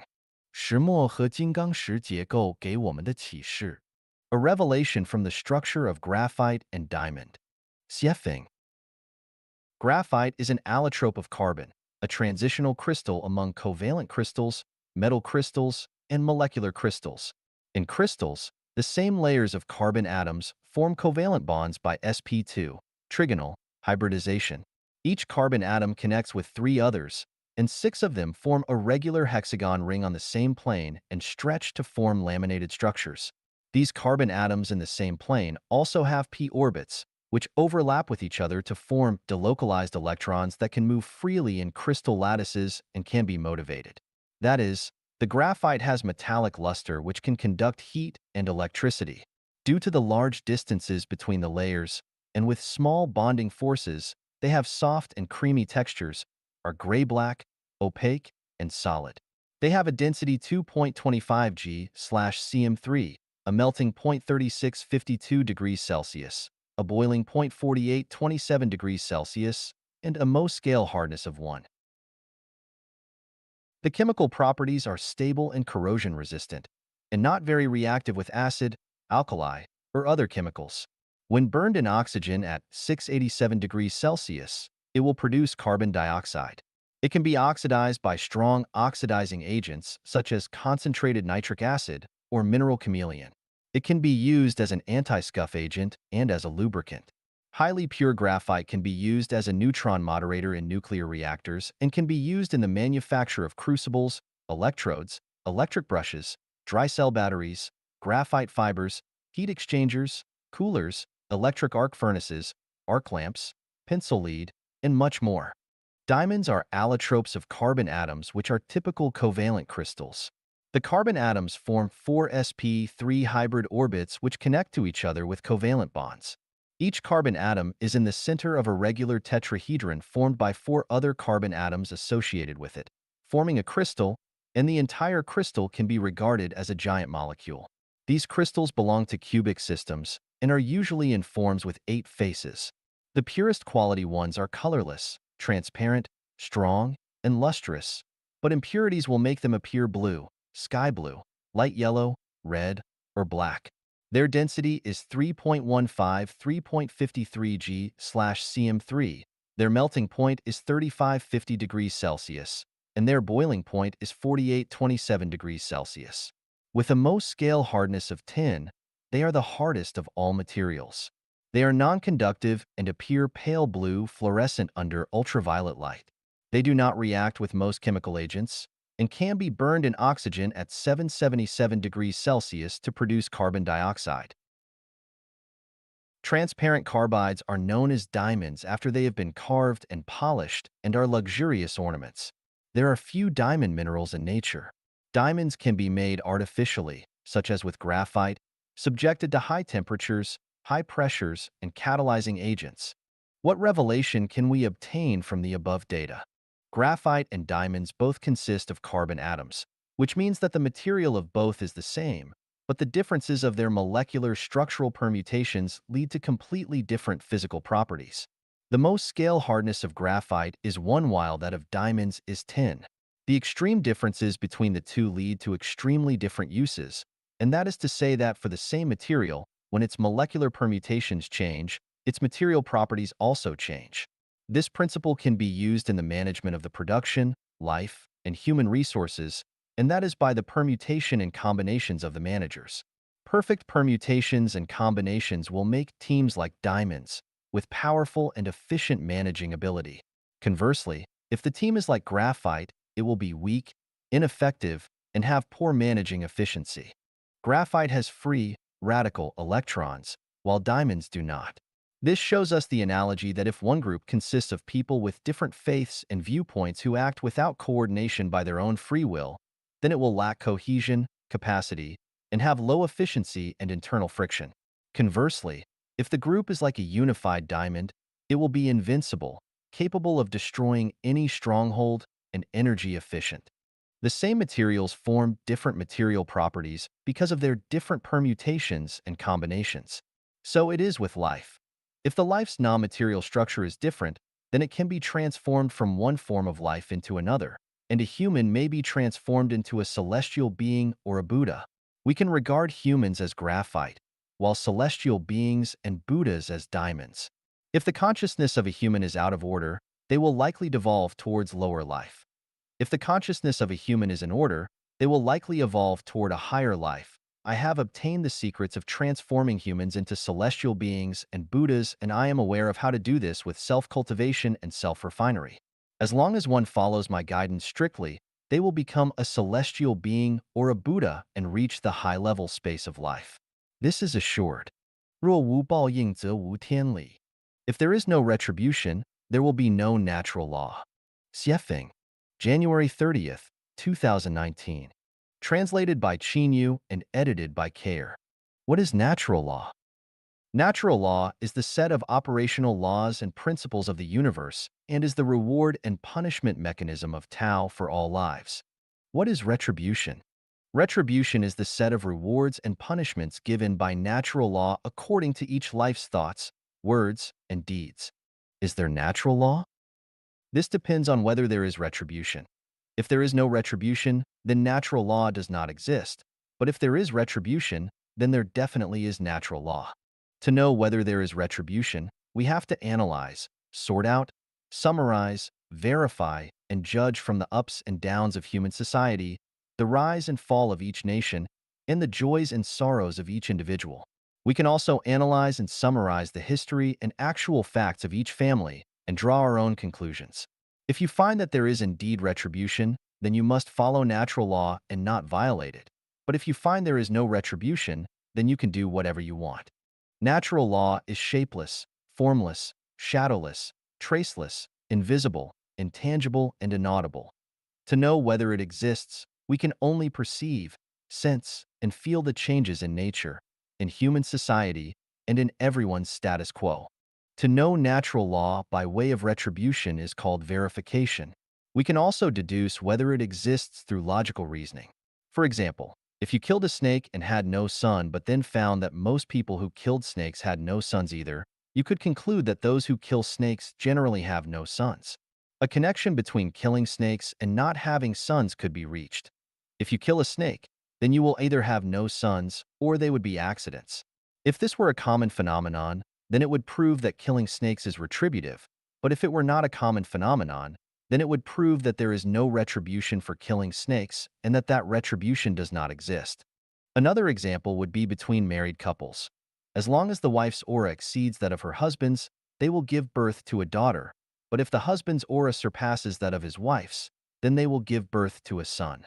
The formation of this aura correlates to the degree of love and respect that each person has toward their partner. If the wife's degree of love and respect is low, then her aura will be strong and daughters will be born. But if her degree of love and respect is high, her aura will be low and sons will be born. In the same way, if the husband's respect for his wife is low, his aura is strong, and then they will bear sons. But if his respect is high and his aura is weak, then they will bear daughters. Whether this principle is true or not needs to be verified from a large number of cases. If facts prove that this principle is true, then it proves that retribution exists. Otherwise, retribution does not exist. Due to their lack of experience, young people do not understand retribution, so it requires older people to tell them about it, and that if it exists, then people must be careful not to talk, act, eat, go, or think indiscriminately, otherwise there will be retribution. Once it is proven that natural law exists, then we should follow it because if we do so, we will get its corresponding retribution, but if we do not follow it, then we get the corresponding retribution for not following it. For example, I see a phenomenon in cyberspace that no matter who you are or what you post, you will always be scolded. If you are sincere and have good intentions, then you will be scolded. If you publicize Jesus or Buddha, then you will be scolded. If you promote the goodness of communism, then you will be scolded. If you respect your ancestors, then you will be scolded. If you speak from your heart honestly, then you will be scolded. If you spread truth, goodness, beauty, love, faith, and sincerity, then you will be scolded. No matter what you say, there will always be someone out there who is ready to scold you. Even gods, Buddha, celestials, and saints will be scolded when they appear to preach. This cursing is so harsh that it brings bitter winds and miserable rains and makes dust and stones fly. It is so harsh that even good people bow their heads, thinkers dare not write articles, and those who want to do good deeds dare not do them. In addition, some people demolish other people's houses with plausibility, drive others out of their homes, add drugs to food, inject fake vaccines into children, cheat people out of money, dump garbage into rivers, and so forth. They are very aggressive. But you do not need to worry because if the existence of natural law is proven, then retribution will surely come. Natural law cannot be controlled by anyone. No matter who they are subject to its rewards and punishments. Otherwise, millions of the Ming Dynasty imperial family would not have been killed. All 10 clans of Feng Xiaoru's family would not have been killed because of implication. Emperor Chongzhen would not have hanged himself. Ceausescu would not have been shot, and Saddam Hussein would not have been hanged. Some retributions appear immediately, some take years, decades, or even longer to manifest themselves. Therefore, when we study and explore whether retribution exists, we should not just analyze, sort out, summarize, and judge by only one event at one time by one person. We need to explore across time and space. If the retribution mechanism is real, then it can be foreseen that the Chinese nation will face a catastrophe. But if there is no catastrophe, then natural law does not exist and people can do whatever they want. 从两张图片思考心灵的温度. Thinking about the temperature of the soul from 2 pictures. Xiefeng, May 22nd, 2020. Translated by Qin Yu and edited by Musa. Please look at the following 2 pictures first. They are 2 pictures of the same place. This is the place where I live and work. From the picture we can see that one is a winter scene and the other is an early summer scene. From this we can see clearly that because of the cold weather and low temperature in winter, everything is bleak and the earth is silent. But when the climate is warm, everything will be thriving. The earth will present a scene of vitality. The enlightenment of this phenomenon is that when the temperature of one's spiritual sky is appropriate, one's soul will be full of vitality and creativity, but when the temperature of one's spiritual sky is very low, one's soul will be dead and lack of vitality or creativity. So, what is the temperature of the soul? The spiritual state that measures the strength of a person's mental state, thinking ability, and creative ability is called the temperature of the soul. People with high temperature of soul are flexible, full of enthusiasm, passion, and vitality, and full of creativity, just like the summer of nature, while people with low temperature of soul are sluggish, rigid in thinking and lack of creative ability, just like the winter of nature. The temperature of the soul is composed of and determined by affection, love, and sex. If a person has rich affection, is full of love, and his sex is not suppressed, the temperature of his soul is high.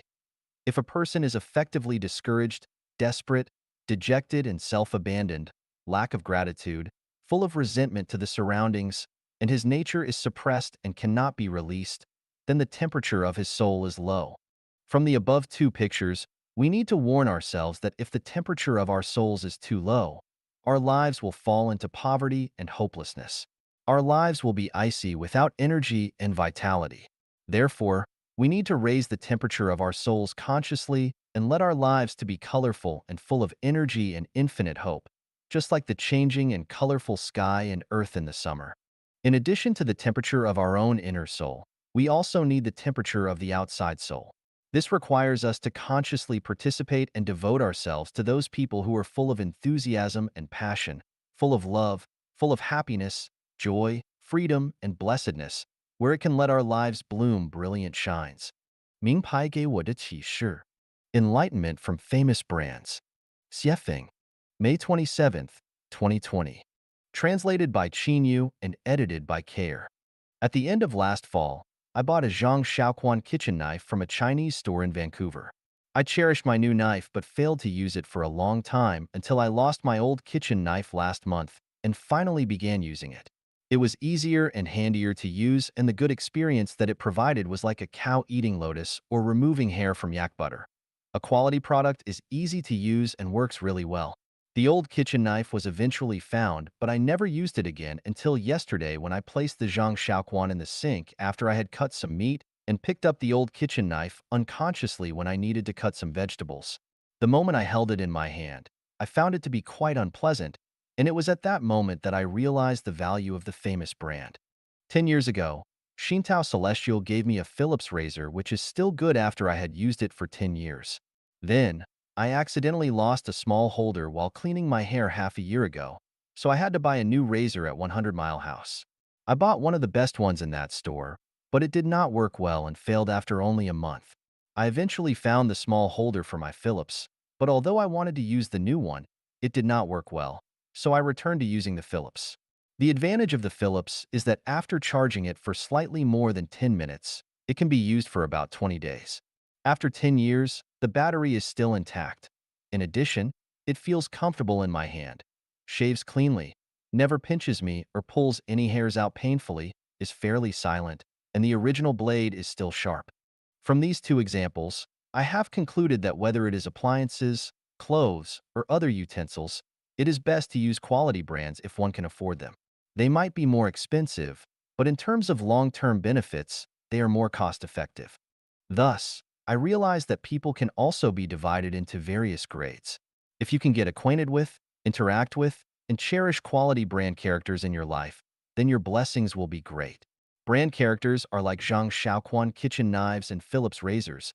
They always make people feel comfortable and bring them wisdom, joy, safety, and tranquility, but never disturb them or make them feel uncomfortable. The benefits of getting along with brand characters are many. The greatest wealth in life is being able to meet and cherish one or several of them. I can be considered a blessed person because when I counted the treasures in my spiritual warehouse, I found several brand characters worth mentioning. Two male secular friends are Shui Binyi and Lu Jinkai. Two male Chanyuan Celestials are Tongtian Celestial and Qinxi Celestial. And three female brand Celestials are Huiying Celestial, Jingying Celestial, and Xiangrui Celestial. Their common features are that they all have rich personalities and first-class quality. They are picturesque like mountains and rivers or poems and paintings, high in taste and state, treat me sincerely and without deception, have never made me feel uncomfortable in the slightest degree, and have helped me a lot. We should cherish brand objects while using them and treat them with awe because they are expensive, and do the same with brand people. When facing the brand people whom we are lucky enough to have in our lives, we can only venerate and admire them in our hearts without the tiniest secular affection or lust. It is best to enjoy them as quietly as you would appreciate peerless landscape paintings. Never take them down and hang them up repeatedly. When several government websites described Life-Chanuan as a cult several years ago, I, as its godfather, immediately broke off my relations with Shui Binyi and Lu Jinkai because I did not want to negatively impact the futures of my best friends. Sacrificing oneself and protecting brand friends is the best way to cherish and respect them. Brand objects have exquisite structures, high quality, and long service lives, making them easy to use. Brand characters have rich personalities and are transcendent, lofty, exquisite, sincere, selfless, and desireless beyond words. They are inexhaustible spiritual sources from which one can benefit for a lifetime, so they should only be admired without the slightest profane thoughts. Of course, there are still many brand characters who are worth cherishing in my life, most of whom are Chanyuan Celestials. I hope that my existence will be valuable and useful to my dear friends, and I pray that one day my relationships with Chanyuan Celestials will no longer be as ones between a tour guide and tourists, but rather those of close friends. It is not easy to meet brand characters. Not only does it require a gift from the greatest creator, but also the matching of one's own quality. It is even more difficult to become one. It takes a lifetime of self-cultivation and self-refinement to hope to accomplish that. A person who never meets a brand character throughout their life would not know that there are mountains beyond mountains, how high the sky is, or how lush the land can be. They would always use old kitchen knives without knowing that Zhangzioquans exist, but always think that all kitchen knives are the same. This is both pitiful and pathetic, just like a woman who has never experienced an extreme orgasm never knows what it is really like to be a woman. I hope that I can become like a Zhang Shaoquan kitchen knife or Phillips razor one day. 日常生活中能获得天启 Revelations from Daily Life. Xiefeng. December 1st, 2020. Translated by Qinyu and edited by Care. Everything and all phenomena are the words of the greatest creator, and changing phenomena are the greatest creator speaking them. This is Zen, the book without words. Reading the book without words is talking to the greatest creator, and you can listen to the greatest creator's words in daily life without pursuing a lofty posture. I placed a bag of flour inside my refrigerator, but not in the freezer section. When I reopened it a year later, I found that it had formed into lumps, which made it inedible. Revelation. Flour should be placed in a dry and ventilated place because it will rot and deteriorate in a damp place. People should change their homes frequently, and they should always ventilate their thoughts. Otherwise, over time, they will become stubborn. I kept some eggplants in my refrigerator, the temperature in which was kept between 0 degrees C and 4 degrees Celsius. Within a few days, they had turned black, were frozen, and tasted stale. Later, I left other ones at room temperature, and within a few days, they too had rotted. Revelation. Some vegetables cannot be kept too cold or too hot. Some people cannot be loved or hated. If you do not take a bath or change your clothes for a month, lice will appear. Revelation. As long as the conditions are right, species will find them. Viruses appear in the same way. So if humans do not adopt new ideas and new ways of living often, viruses will arrive. The coronavirus is telling people that they must think and live differently. Revelation. People who do not learn to perceive and accept new ideas and new lives often will invite parasitic thoughts to grow in their minds. When boiling mung beans, you will always encounter iron beans. Their shapes and colors are exactly the same as those of mung beans, but no matter how you cook them, they do not soften. In fact, the more you cook them, the harder they become. Revelation. Within groups of people, there will always be some special ones such as saints and rogue thieves who are born thusly and will not change. It is very cold here in the winter, so our window glasses are double layered and there are empty, insulating layers between them. In this way, the cold is blocked out. Revelation. Worries are cold. With 2 layers of selflessness, we can keep our worries out. I bought a water bamboo shoot 2 years ago and placed it in a glass vase and changed the water from time to time, but other than that, I never gave it any nutrient fertilizer. I would sometimes forget to change the water, and sometimes there was only a little bit of water left in the vase, but the bamboo has still been growing well. Revelation. In crowds, some people are like water bamboos. You do not need to establish special relationships with them, and you do not need to give them special care, but they will be happy as long as you smile at them or say hello to them occasionally. They need very little encouragement in order to maintain intimate relationships with you. They are the most content and sincere water bamboo-like people among us. My neighbor moved out of his old house and wanted to store a bunch of his stuff in my place for a while and stay with me for a few days. I said sure, I would love to have him. I told him that he could live with me until he found his new home, that he could stay with me for the whole winter, and that I wanted nothing in return. I even told him that he could treat my home as his own. Was I being extraordinarily generous? In fact, it was not that I was being generous, but because he had been helping me for the past several years. Every winter, this neighbor had driven his snowplow to shovel snow for me, and he never charged me anything. So my door was open to him. Revelation. If you want others to open their doors to you, and if you want to be welcomed warmly, then you need to accumulate merits in advance. If you have merits, then the door will open to you. But if there are none, then the door will be closed. The same is true for heaven. If you have merits there, then you will be welcome. But if you do not, then you will not be. Last year, I bought 2 red leaf trees from a nursery in Vancouver and grew them in flower pots. They grew very well in the summer. One day, one of them blew over in the wind, but I had not noticed it until a few hours later, so I picked it up and replanted the baby tree, but sadly it died soon after. A few days ago, I accidentally overturned some crab cactus pots on a table and poured out the soil, so I hurriedly replanted it. As a result, its growth was unaffected, and it even came into full bloom a few days later. Revelation. People are like plants. Sometimes, once you offend some, it is difficult to restore a good relationship with them, while if you offend others, it will not affect your good relationship with them at all. 天气越优秀者越美满. Revelation. The more excellent, the happier. Xiefeng. December 4th, 2020. Translated by Chinyu and edited by Care. This year, one of my friends sent me 12 large peaches from Vancouver. The color of them were gorgeous. They tasted tender, crisp, and sweet. They were big and fragrant, and except for some that I had eaten as a child, I had not enjoyed such big and fragrant ones in many decades.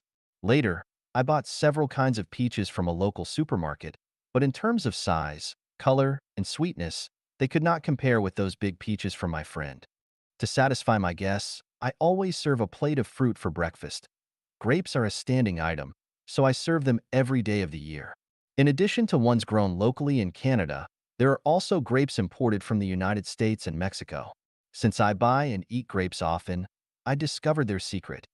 The bigger the grape, the sweeter and more fragrant, the more delicious, fewer seeds, and less residue they have, and of course, the more expensive they will be.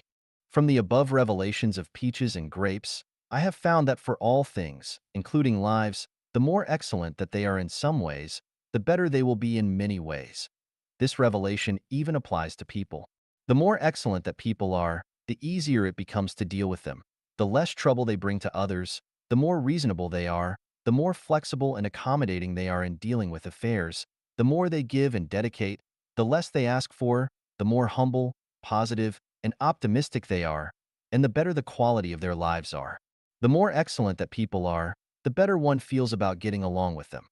On the other hand, the better that people can get along with them, the more excellent they are. A further enlightenment is that only the excellent can create beautiful environments and lives. Perfection creates perfection, but flaws create defects. From this revelation, we can understand that if a region or country is poor and backward, then too few outstanding people must reside within it. But if it is prosperous and its people live and work in peace, then many outstanding people must live within it. By the way, if someone always brings hope, beauty, happiness, and joy to people, and excites and makes them ecstatic, then this person must be excellent and is a big fairy peach or a big, sweet, fragrant, and colorful grape. If on the contrary, a person always brings worries, anxiety, troubles, confusion, pessimism, and unpleasantness, then they are, you guessed it, 老虎的背上不会长翅膀. Tigers will not grow wings on their backs. Xiefeng. March 6th, 2021. Translated by Chinyu and edited by Care. Suppose that tigers had wings on their backs and they could give birth to more than 10 cubs at a time like pigs and dogs. What would result? I am afraid that many other animals would have little chance to survive, and it would be questionable whether even humans could survive or not. This revelation tells us that life cannot be perfect and that people's wishes cannot be fully satisfied. If you want to be rich, powerful, famous, have a happy family, and go to heaven, there is no such possibility. You can either be a bird with wings or a fierce tiger, but no desire to be both a bird and a tiger can be satisfied.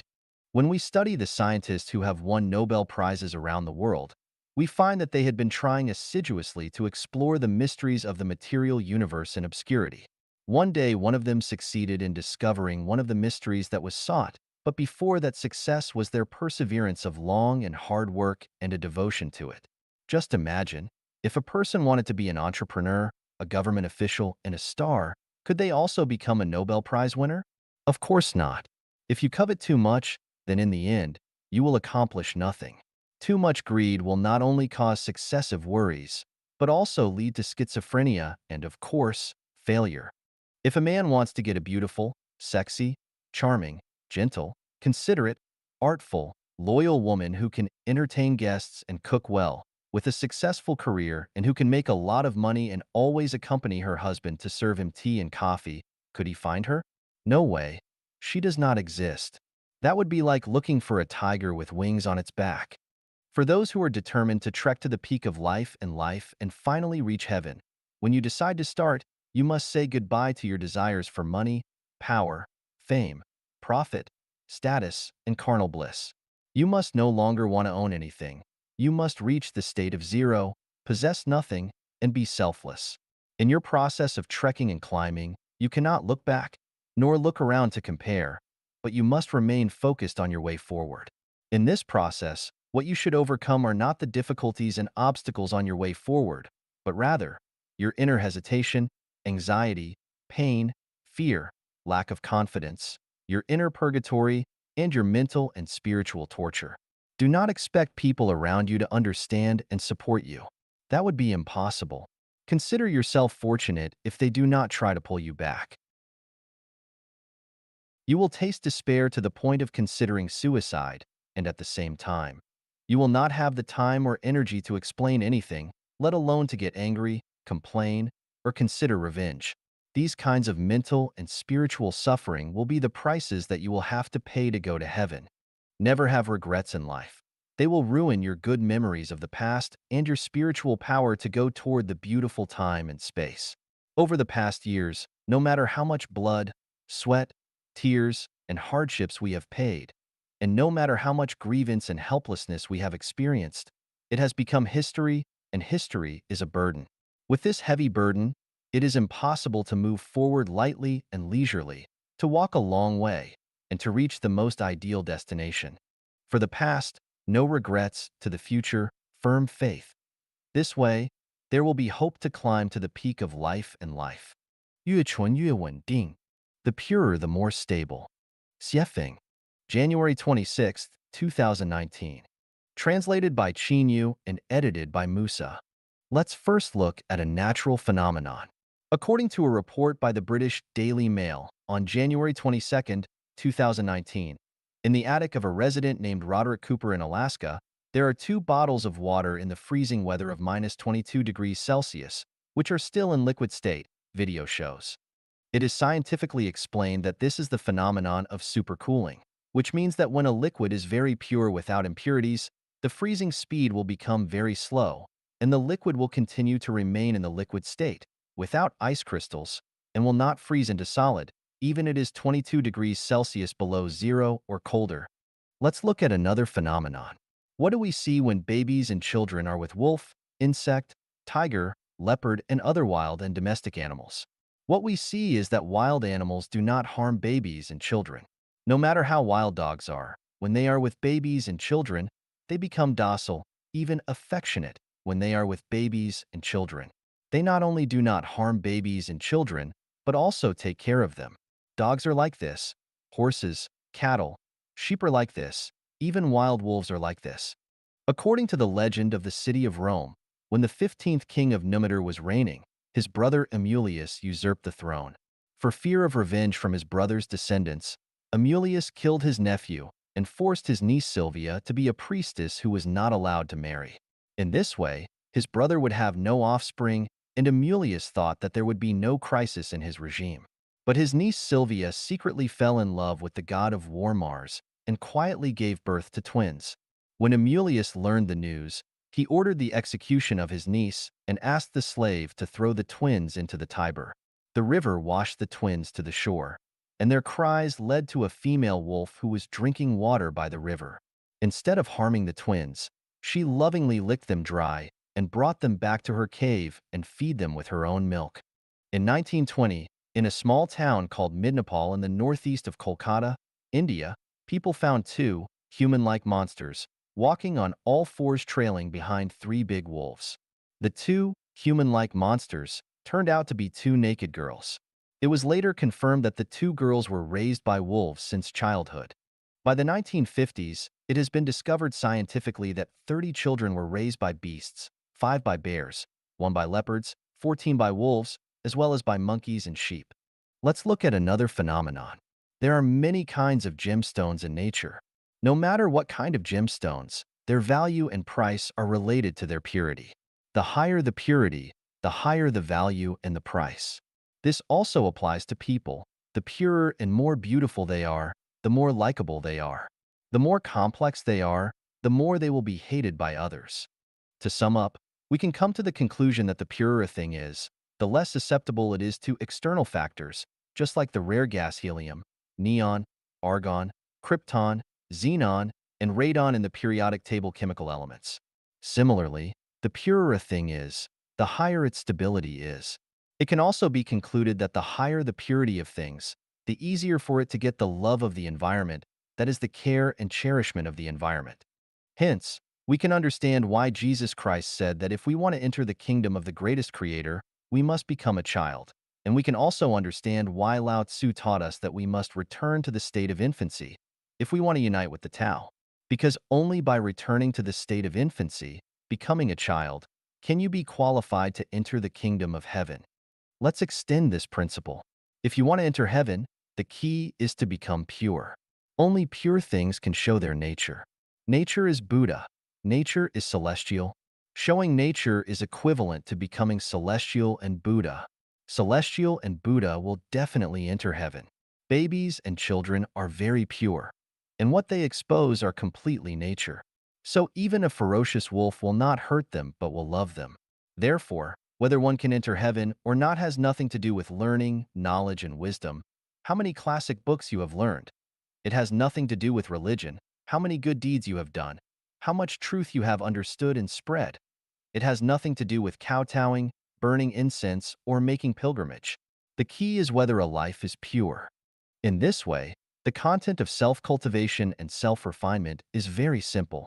What we need to do is to let ourselves become pure, return to the state of infancy. So, we know that the more complicated people are, the farther away they are from heaven. The purer, the more stable. Is it a universal law? Let's analyze it. Most people will have friends. At the beginning, the friendship is very pure, so they can maintain a friendly relationship. But gradually, the friendly relationship cannot be maintained. Why? The reason is that the friendship is becoming more and more impure. If interests are added to friendship, the friendship will become complicated and impure, so it can no longer be maintained. Many people set up companies and business. At the beginning, the company developed smoothly, but as time passed, the company began to decline and close. What is the reason? The reason is that the company has become impure. Some companies began to marry politics. Some companies began to get involved in the real estate business. Some companies began to get involved in the stock market. Some industrial companies became interested in the cultural field. And some companies that only provided food began to engage in business of restaurants, breeding, and planting. Although they are consistent with the content of providing food, their scope of business is different after all, so they will eventually decline. Let's look at the social fields. Romania, Yugoslavia, the Soviet Union, Venezuela, Vietnam, and China all are socialism. The result is they all have almost collapsed. China's socialism is also on the verge of collapse. The reason is that none of them is pure. Socialism is socialism. If you mix it with the market, family and party interest and corruption, it will surely collapse. Pro-socialism is definitely superior to capitalism, but if you make the socialism rather impure, how can it be better than capitalism? Collapse is inevitable because it violates the rule of the purer, the more stable. Flies always find the cracked eggs. Why? Because if there is no crack on the egg, it can keep relatively pure, so flies won't bite it. Once there is crack on the egg cannot keep pure. Flies will certainly come to bite. In the process of founding Life Genuine, I found out that people with more complex thoughts are more likely to be disturbed by external factors and gradually leave, while those with simpler thoughts are more likely to remain. This fact also proves the rule that the purer, the more stable. Thus, we can get another conclusion. For a person, the more knowledgeable, the more complex the thinking, the greater the ability, the more mindful and smarter, the more experienced, the more deeply involved in society, the more flexible, the more he is unreliable, because he or she violates the rule of the purer, the more stable. He might vow to you today and part ways with you tomorrow. Thus, we can get one more conclusion that the more complex one is, the most silly and stupid the person is in the world. 越纯越稳定. The purer, the more stable. Xiefeng. January 26, 2019. Translated by Qin Yu and edited by Musa. Let's first look at a natural phenomenon. According to a report by the British Daily Mail on January 22, 2019, in the attic of a resident named Roderick Cooper in Alaska, there are 2 bottles of water in the freezing weather of -22 degrees Celsius, which are still in liquid state, video shows. It is scientifically explained that this is the phenomenon of supercooling, which means that when a liquid is very pure without impurities, the freezing speed will become very slow, and the liquid will continue to remain in the liquid state, without ice crystals, and will not freeze into solid, even it is 22 degrees Celsius below zero or colder. Let's look at another phenomenon.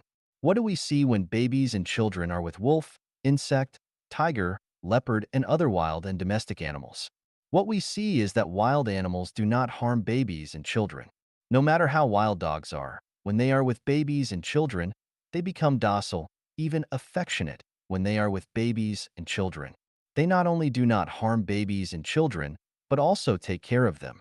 Dogs are like this. Horses, cattle, sheep are like this. Even wild wolves are like this. According to the legend of the city of Rome, when the 15th king of Numitor was reigning, his brother Amulius usurped the throne.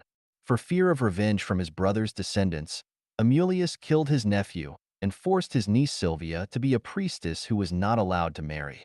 In this way, his brother would have no offspring, and Amulius thought that there would be no crisis in his regime. But his niece Silvia secretly fell in love with the god of war Mars and quietly gave birth to twins. When Amulius learned the news, he ordered the execution of his niece and asked the slave to throw the twins into the Tiber. The river washed the twins to the shore, and their cries led to a female wolf who was drinking water by the river. Instead of harming the twins, she lovingly licked them dry and brought them back to her cave and feed them with her own milk. In 1920, in a small town called Midnapal in the northeast of Kolkata, India, people found 2 human-like monsters walking on all fours trailing behind 3 big wolves. The 2 human-like monsters turned out to be 2 naked girls. It was later confirmed that the 2 girls were raised by wolves since childhood. By the 1950s, it has been discovered scientifically that 30 children were raised by beasts, 5 by bears, 1 by leopards, 14 by wolves, as well as by monkeys and sheep. Let's look at another phenomenon. There are many kinds of gemstones in nature. No matter what kind of gemstones, their value and price are related to their purity. The higher the purity, the higher the value and the price. This also applies to people. The purer and more beautiful they are, the more likable they are.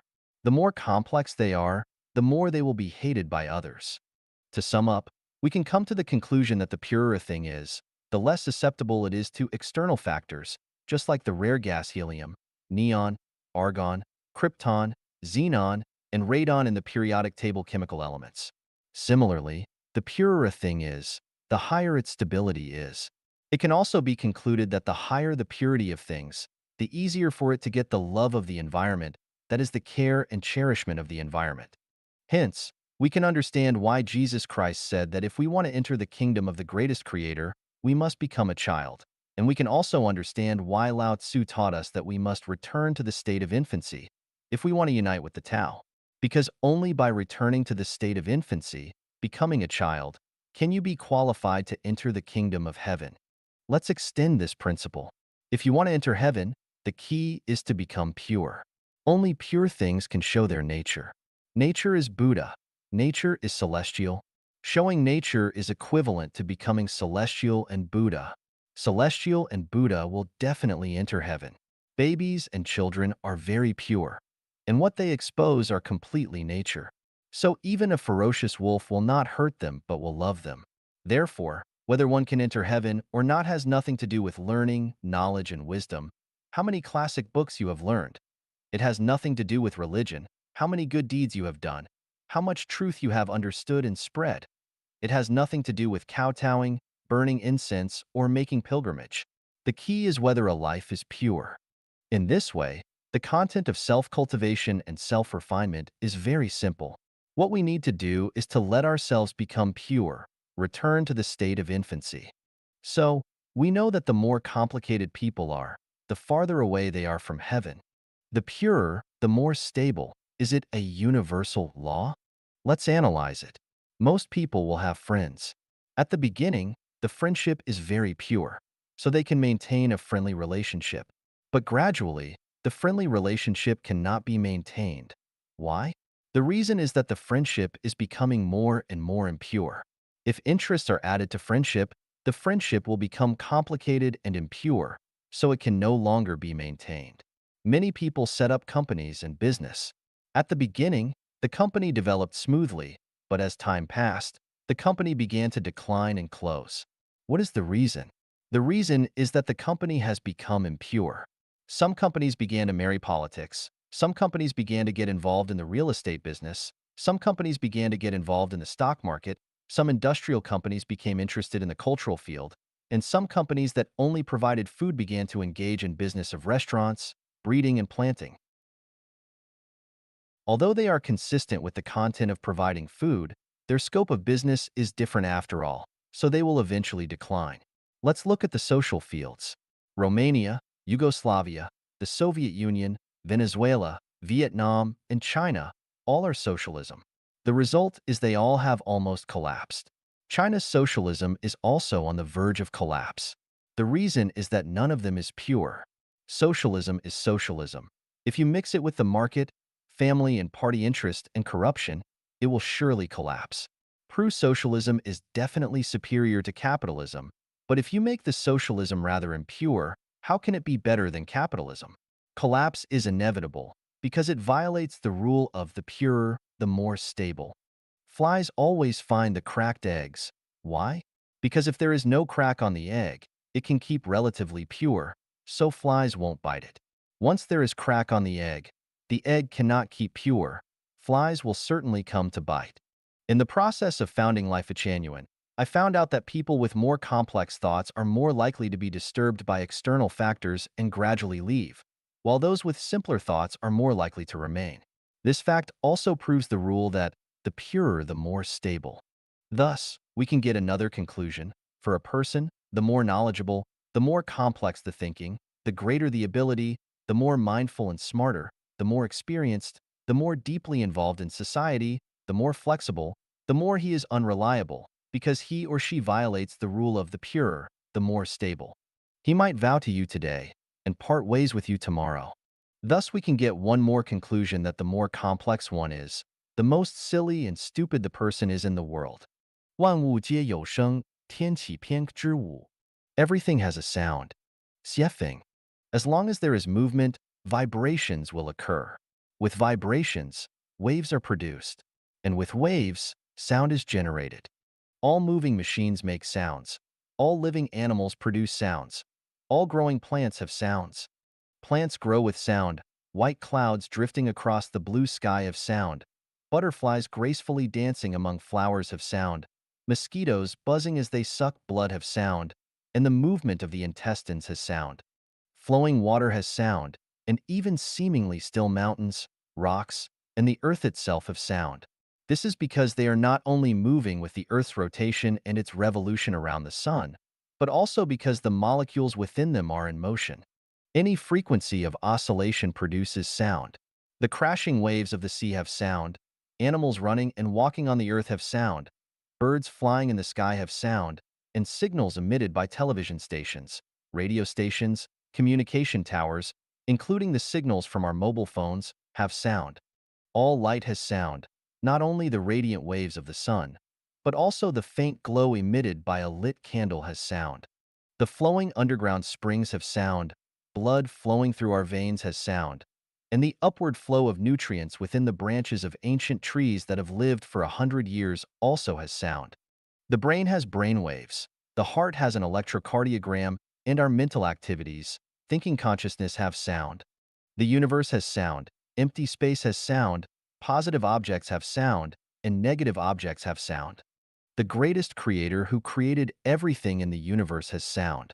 万物皆有声，天启篇之五. Everything has a sound.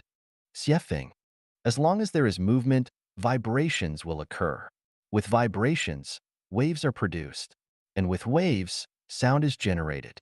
All moving machines make sounds. All living animals produce sounds.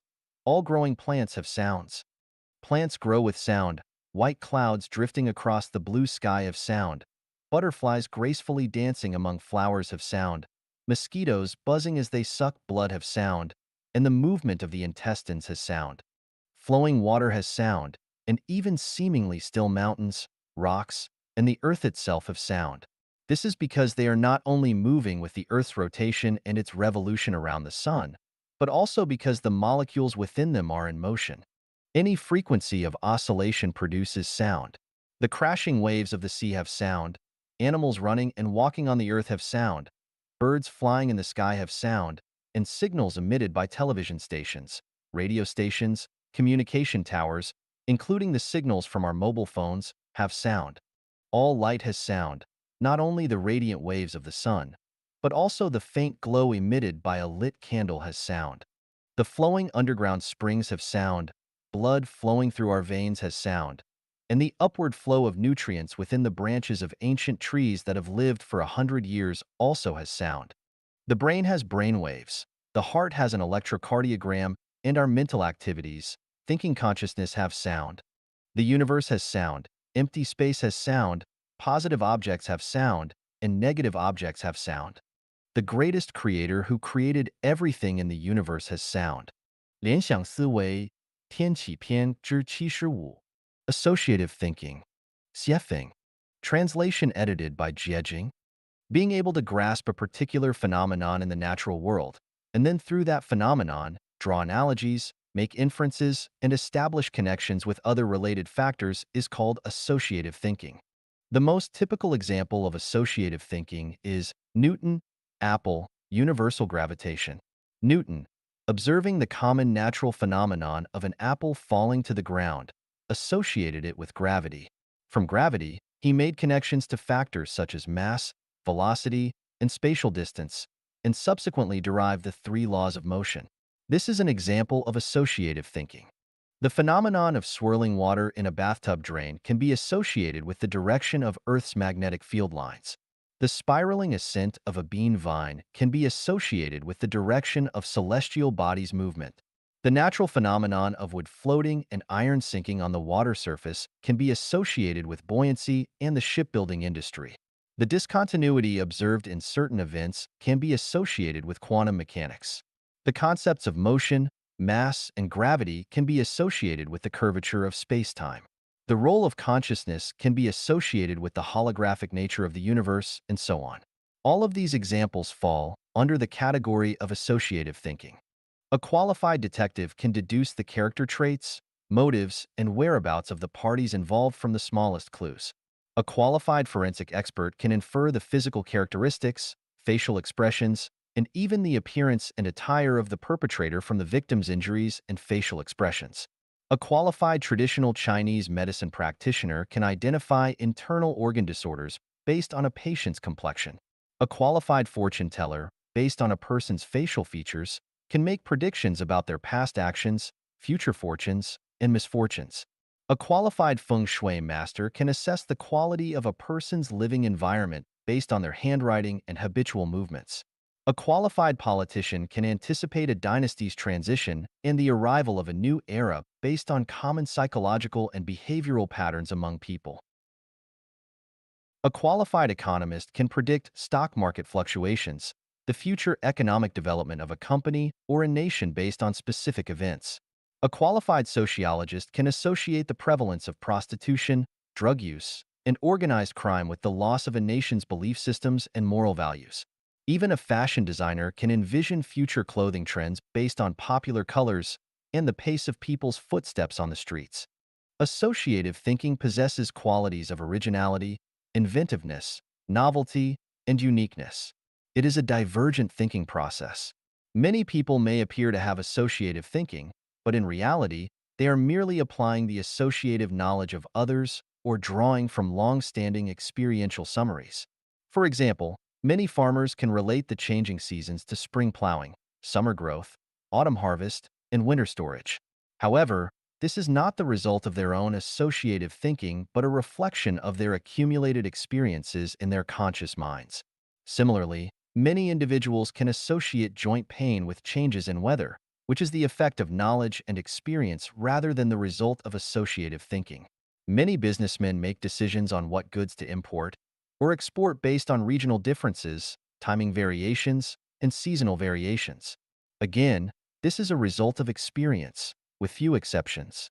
When we look at the professions of engineers, technicians, experts, scholars, ordinary detectives, doctors, economists, and others, it may seem like their work relies on associative thinking. However, in reality, they are simply applying the knowledge or experience acquired from education or accumulated through their work. For instance, Newton's association of an apple falling to the ground with the concept of universal gravitation is a result of associative thinking. But if a college student claims to associate an apple falling to the ground with universal gravitation, they are merely stating the knowledge they have learned, recounting Newton's discovery, rather than expressing their own associative thinking unless they have never heard of Newton or were unaware of the concept of gravity. Strictly speaking, associative thinking refers to the type of thinking that leads to new discoveries, inventions, creations, and theories. In this sense, individuals who possess associative thinking are primarily scientists, inventors, forensic experts, traditional Chinese medicine practitioners, fortune tellers, feng shui masters, exceptional politicians, military strategists, and engineers or technicians who can develop new products to some extent. The individuals who primarily drive the slow progression of human civilization are those who possess the ability of associative thinking. Without them, the civilized society we have today would not exist. Materialistic thinking is rigid thinking, while associative thinking is divergent thinking. It breaks free from the rigidity of materialistic thinking and surpasses the imitation and copying of image thinking. It directly extends its tentacles into unknown territories, leading to new discoveries and inventions and finding new pathways.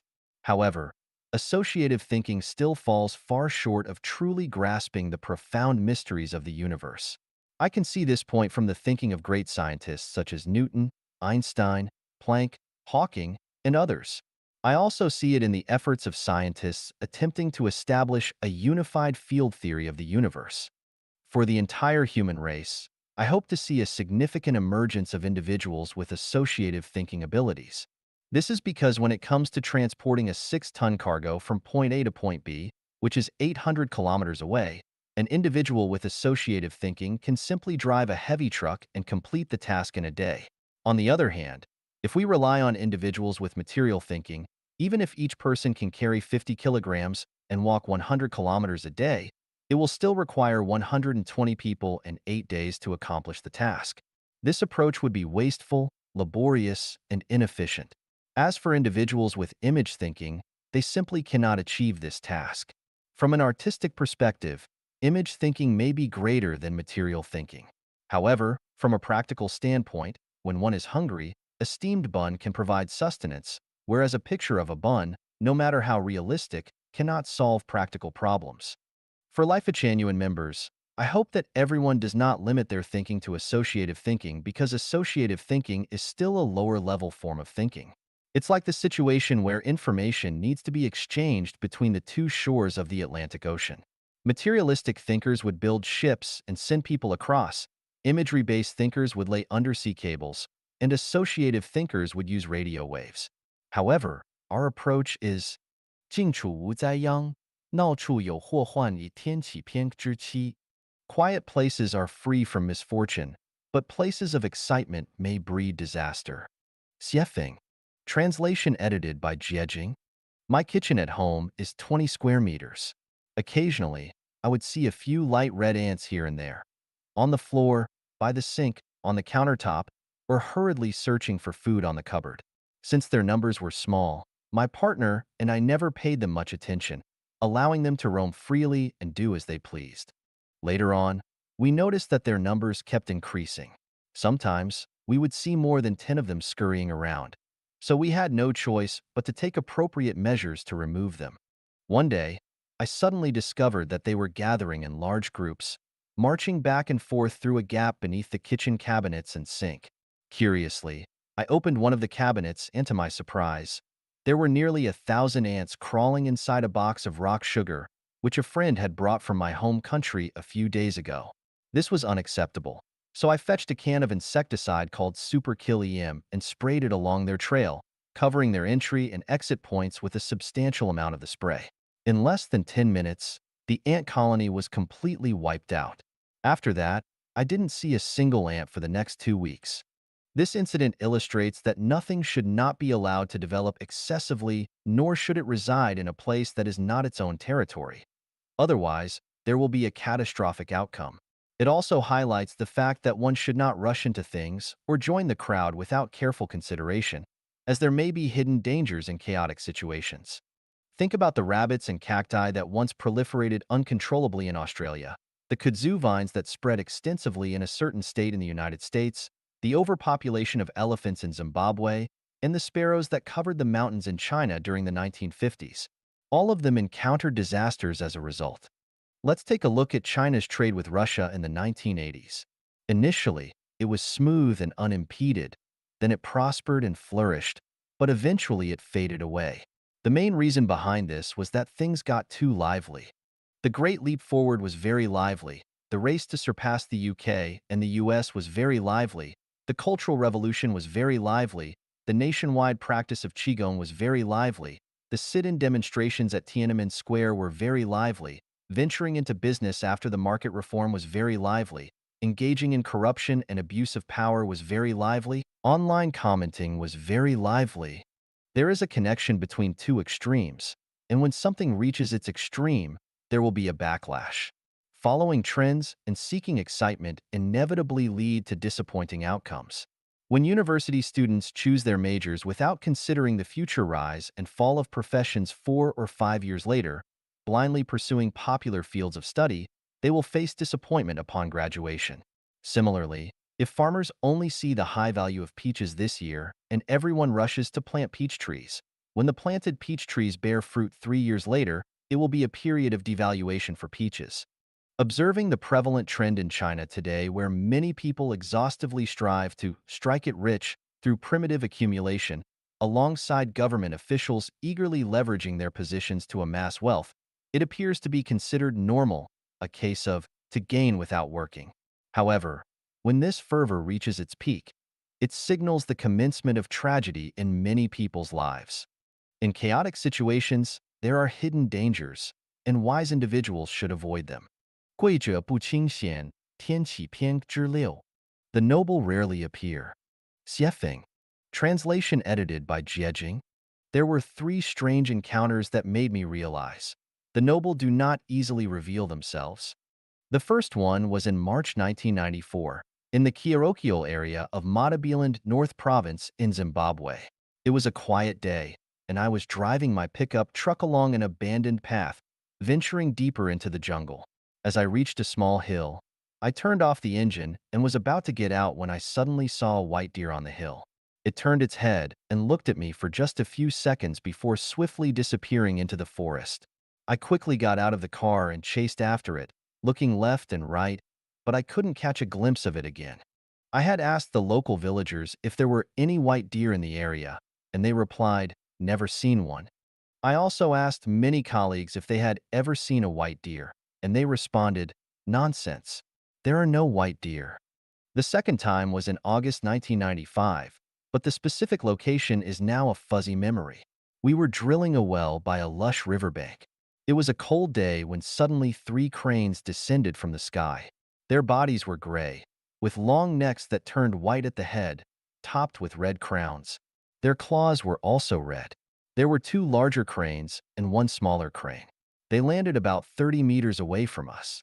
I had seen this type of crane before in 1964 when I was herding sheep near the Yellow River. According to the elders, it is rare to encounter these cranes, and those who do are believed to have good luck and are likely to prosper financially. I have now seen 5 of them but still haven't struck it rich. At that time, There were two Zimbabwean people who witnessed these three cranes with me. I asked them, "Do you often see this type of crane?" They replied, "This is actually the first time we've seen this kind of crane." The third time was on a day in February 2003. The location was my residence at 46 Pendennis Road, Mount Pleasant, Harare. It was around 6 o'clock in the morning. Having lived in Harare for nearly 8 years, I often observed birds in the early morning. I visited two bird parks and had seen dozens of bird species. However, what excited me was that particular morning when I encountered a peculiar bird. It was slightly larger than a sparrow, with a green head, black body, and a red tail. What stood out the most was its tail, which was vividly red and measured approximately 25 centimeters in length. It perched among the treetops for only about 10 seconds before flying away. The white deer, cranes, and exotic bird. What do they signify? They signify that the noble do not easily reveal themselves. This leads me to think of the Emperor of Japan, who seldom appears in public because of their nobility. Diamonds are hard to find because they are precious. Reclusive hermits in the mountains do not easily emerge because of their nobility. Some households keep their extraordinary treasures hidden from the market because of their value. This leads me to the realization that anything that is esteemed, rare, and of infinite value is not easily found. This leads me to ponder how many rare and precious things are yet undiscovered in this universe, in this world. How many wise and enlightened sages and immortals are hidden, like dragons and tigers lying in wait. Truly, the mysteries are boundless. Wise ministers choose their lord, while virtuous birds select their tree for perching. Tigers do not descend upon plains, and horses do not venture deep into mountains.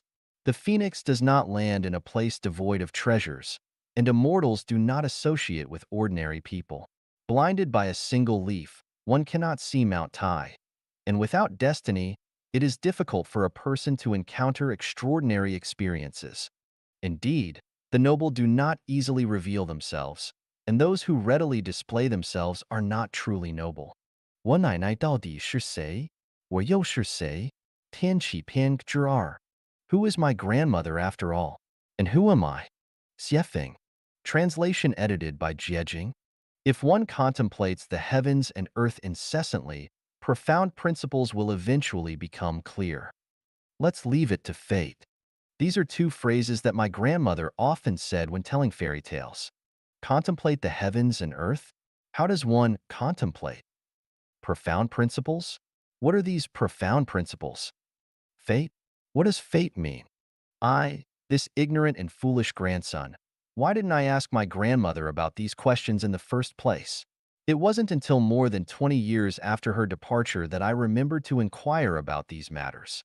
I have asked the sun, moon, stars, inquired about the mountains and rivers, questioned the gods, Buddhas, and immortals, and even inquired about the winds, clouds, rain, and snow. The answer I received was mystery. I have no choice but to trace back to my grandmother and suddenly realize that this grandmother of mine is extraordinary. Grandma was illiterate, yet she knew countless fairy tales and could speak eloquently, presenting one set of principles after another. This left my highly educated uncle and other learned individuals with no opportunity to interject, but instead compelled them to listen attentively. Grandma's cleanliness and tidiness were renowned. Her cleanliness was not only reflected in her immaculate attire and perfectly arranged hair, but also in the spotless and bright tables, chairs, and benches, as well as the orderly interior decor. It was further evident in the often overlooked dark corners that most people easily neglect, such as under the table and cabinet, in the corners of the walls, behind the door and under the food steamer, and inside the bucket next to the stove, where cleanliness surpassed even the external appearance. In my memory, Grandma never went to burn incense or worship Buddha, yet she strictly abstained from meat. Not only did she refrain from eating beef, mutton, chicken, duck, or fish, but she also never even tasted eggs, involving any of these. One summer during the harvest season, while Grandma was cutting wheat, a wheat awn got stuck in her throat. As my uncle and father recounted, Grandma immediately threw down the sickle, stood up, and said, "Whether you continue harvesting this wheat is your business. I will never engage in farming again." The next day, she rented a storefront in the county town and opened a Zhang family steamed bread shop. Within a year, this Zhang family steamed bread shop became renowned far and wide. When my father was young, during an argument with Grandma, he wanted to show her a little lesson. He took a pig-killing knife and a rope, stabbed his own ankle bone and tendons, then looped the rope through and hung himself upside down on a forked tree branch in the courtyard. If such a scene had occurred with an ordinary mother, she would have been terrified, at the very least shouting and screaming. However, my grandmother, witnessing her son's foolish act, calmly and disdainfully pointed at her own neck and said, "Son, stabbing your ankle is nothing remarkable. If you want to stab, stab here next time." After saying this, she completely disregarded her own son hanging upside down on the tree as if nothing had happened and walked away.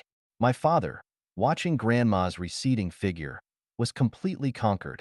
Instead of giving Grandma a little lesson, she ended up giving him a little lesson.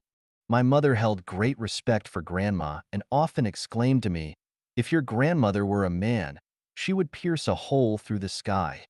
It is vulgar and intolerable to simply describe the extraordinary and unconventional actions of my grandmother. How could she, an illiterate peasant woman, possess knowledge of so many fairy tales? Why would a person who does not burn incense or worship Buddha abstain from meat? In the ever-changing weather of the scorching summer, when the golden ripe wheat must be urgently harvested, why would my grandmother, just because of a minor incident of a wheat on getting stuck in her throat, angrily abandon farming without hesitation? When her own son pierced himself and hung upside down from a tree, why didn't the mother feel any distress and simply walked away as if nothing had happened? It's a mystery. I remember my grandmother telling me, I was in the 5th grade at the time, "Let me tell you about the origins of our family. Take some time to write it down." But being ignorant and playful, I didn't take it to heart and casually replied, "Grandma, let's talk about it later." Little did I know, shortly after, my grandmother passed away. Opportunities once missed may never come again. One misstep became an eternal regret. I lost my roots. As a lost individual without roots, I'm like a drifting duckweed, aimlessly floating on the vast sea, carried by the currents without a sense of direction. I don't know where I came from or where I'm heading. While reading the Bible, it suddenly dawned on me that everything my grandmother did was for my sake.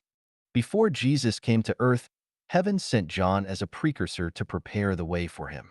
Before I came to this world, the kingdom of heaven sent my grandmother to enlighten and guide me, who was about to be born. So, who is my grandmother after all? And who am I? Countless sleepless nights of realizations and the wonders of nature have led me to contemplate the profound principles and discover my own roots. I have come to understand why the greatest creator has laid down the 36 8-diagram arrays in the universe and have unraveled the mysteries of deciphering these 8-diagram arrays. Oh, the greatest creator. Your love for me is immeasurable, and even if I had billions of years, it would be difficult to repay. 伊甸园是这样失落的，天启篇之时. The Garden of Eden is lost like this. Xiefeng. Translation edited by Jiejing. I have 2 German shepherds, belonging to the military dog breed. One of them is named Luanbei, and the other is called Lambua. Whenever the night is deep and quiet, I enjoy taking a leisurely stroll on the lawn in my courtyard, which is even bigger than a soccer field, and ponder in tranquility. During this time, the 2 dogs joyfully run around me, both guarding the courtyard and providing me solace. Due to their loyalty, I treat them well. They receive meat every day, and their monthly food expenses are at least 200 yuan.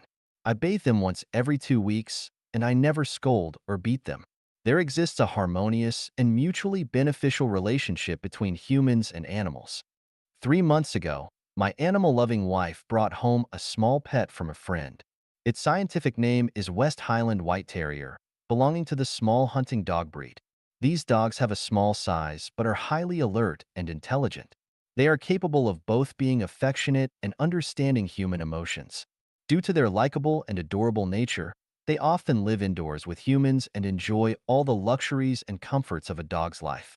The next day, my partner bought a large circular plastic basket specifically for it, lined with a thick layer of old window screen folded into a mattress inside. The little dog lies on it, and the level of comfort is no less than me lying on a memory foam bed. To address the issue of the pet's waste, my partner deliberately found a large box made of hard cardboard with only a 3-inch high edge. Inside, she laid a layer of clean sand as the dog's bathroom. Everything was prepared, and only enjoyment remained.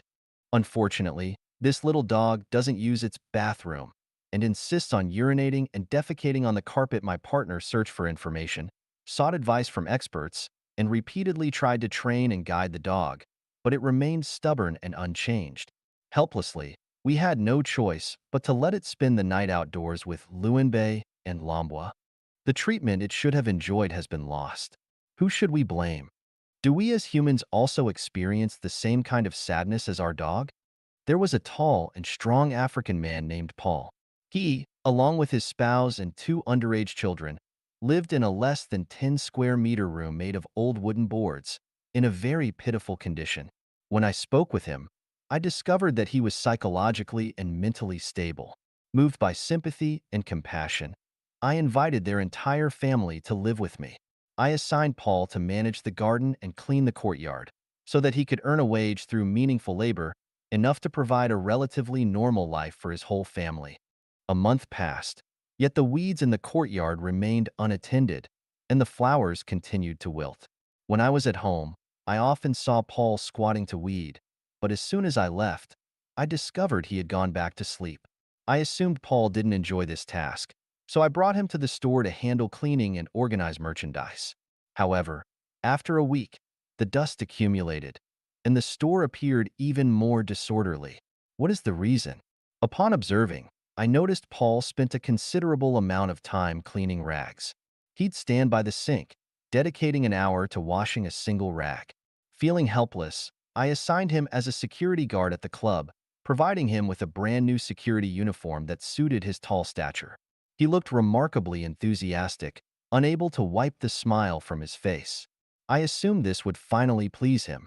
I briefed him on his duties, specifically instructing him on handling disruptive individuals and theft incidents. However, much to my surprise, he still didn't put much effort into his work. He would stand at the entrance like a statue. When a thief took the camera, he lacked the courage to even ask a question. Feeling utterly helpless, I had no choice but to ask Paul and his family to leave, allowing them to fend for themselves outside. Such examples have occurred more than 20 times in my vicinity alone. How was Eden lost? It wasn't because God was unjust or the deities lacked compassion. It was because we as humans are unworthy of living in Eden. We do not deserve it. I had a colleague who, a few years ago, begged me to send him an invitation letter to help him do business abroad. Despite the difficulty of the situation, I actively assisted him in handling various procedures. When everything was ready and only the departure for overseas remained, he became arrogant and boastful. In a dark corner with his group of friends, he started devising an evil plan. First, they belittled me, saying, he, a nameless and insignificant pawn in the company, can survive overseas only because of the government's support. If he can survive abroad, aren't we all better than him? They then developed a detailed plan on how to initially rely on my assistance to establish themselves overseas, and subsequently, how to kick me aside and surpass me. Upon hearing this news, I immediately sent him a fax message. There has been a change in circumstances, and I am unable to accommodate you temporarily. Let's discuss this in the future. How was Eden lost? The expulsion of Adam and Eve from Eden had special reasons, but one factor was their own actions, disobeying the rules and taking the forbidden fruit. When individuals face misfortune, the majority of people's initial reaction is to seek various reasons to absolve themselves. They can always find sufficient reasons to blame the heavens, the earth, society, and others, but they rarely look within themselves for the causes. When humanity as a whole faces misfortune, many people begin to blame the greatest creator, gods, and Buddhas, unwilling to look for reasons within human moral behavior. Alternatively, they may pray to the greatest creator, gods, and Buddhas, seeking salvation for humanity, yet they are reluctant to reflect on their own actions and make necessary changes for self-improvement. The old Eden has been lost, and the new Eden has long been established, with its gates open to everyone. My disobedient little dog would certainly not be able to enter Eden. Paul, being lazy and irresponsible, an unproductive individual, cannot be allowed into Eden. Despite my colleagues' active pursuit, their intentions are impure, and I cannot permit them to enter the sacred Eden. The blind cannot see the blue sky, so they claim there is no sky. The deaf cannot hear sounds, so they say rivers have no ripples. Those without spiritual awareness cannot see God, so they say there is no Eden. God loves the humble, and Buddha enlightens those with affinity. As for the rest, they are like Paul, destined to fend for themselves. 从青霉素过敏到舍利子形成，天启篇之八. From penicillin allergy to the formation of Sarira. Xiefeng. Translation edited by Jiejing. In 1999, I drove a Nissan car with my lover and child from Harare to visit Victoria Falls, which was over 800 kilometers away. During that trip, what amazed me was not just the grandeur of the waterfall, but a young European girl, not even 20 years old, who was bungee jumping. Between Zimbabwe and Zambia, there is an iron bridge over the Zambezi River.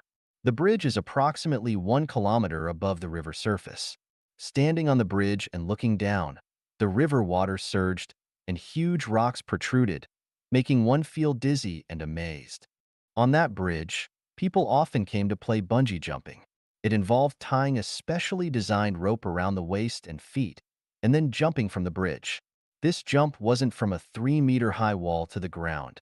It was a leap beyond the limits of death, not to mention those who have acrophobia, heart disease, or nervous disorders. 90% of people in general wouldn't dare to try it. Some men could be seen playing bungee jumping, which seemed acceptable, but seeing a delicate and beautiful young girl doing it left people dumbfounded and speechless, unable to break a sweat. Even some men still had pale faces after finishing their jumps. However, when this girl was pulled up to the bridge, someone asked her how she felt, and she excitedly exclaimed, "Wonderful.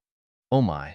While others were almost scared out of their wits, she found it wonderful without changing her expression or heartbeat. Is she even human? It suddenly dawned on me that this girl's mental and emotional makeup was different from others.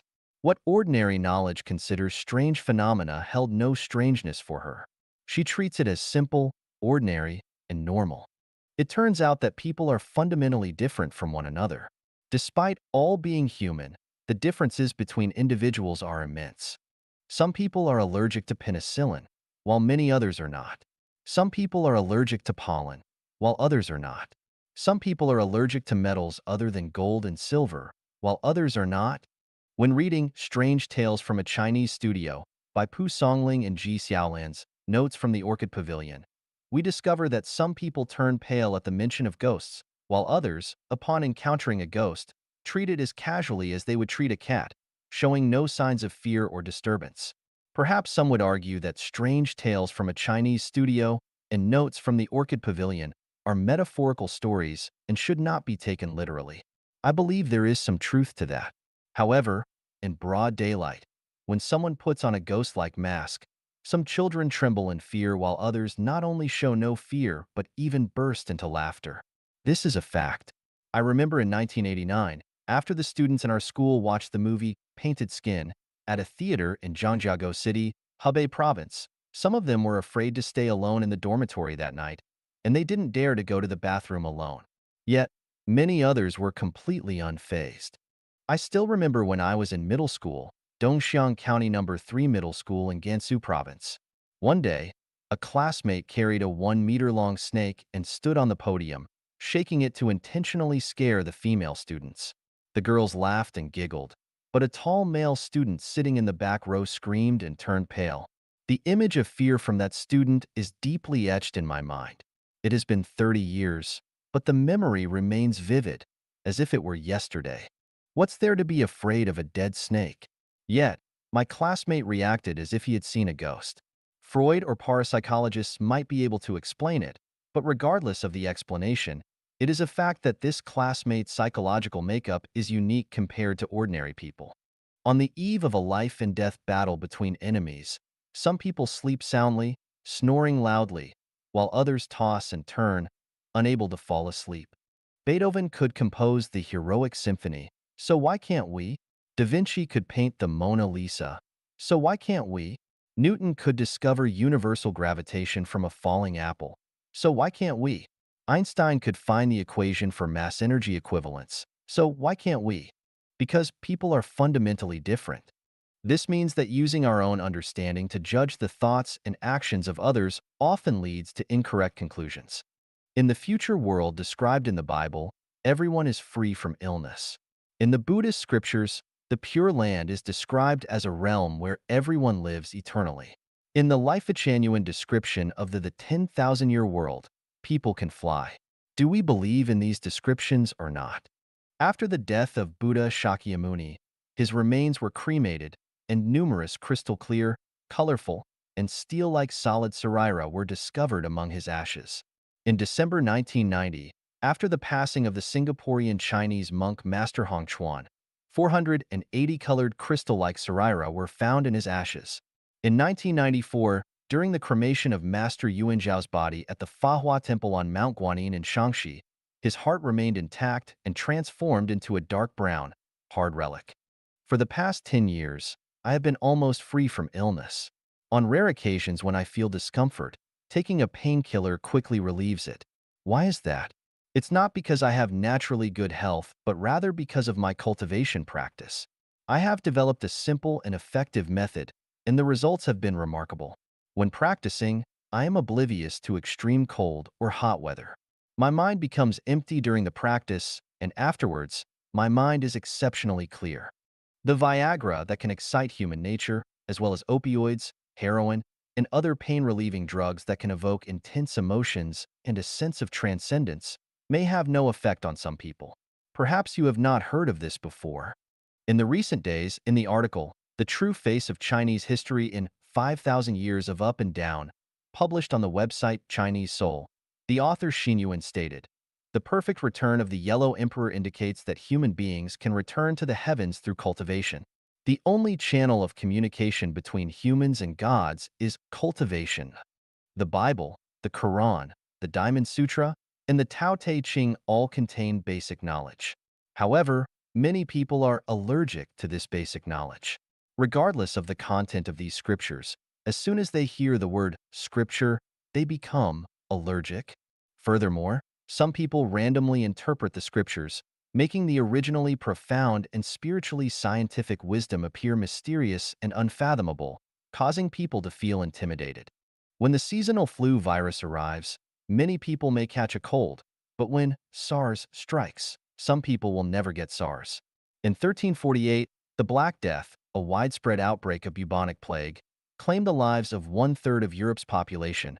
But why didn't the remaining two-thirds die? When periodic cosmic waves arrive, many people die. Whether you flee to the ends of the earth, dive underwater, or burrow underground, you cannot escape the impact of these waves on your nerves and psychological structure.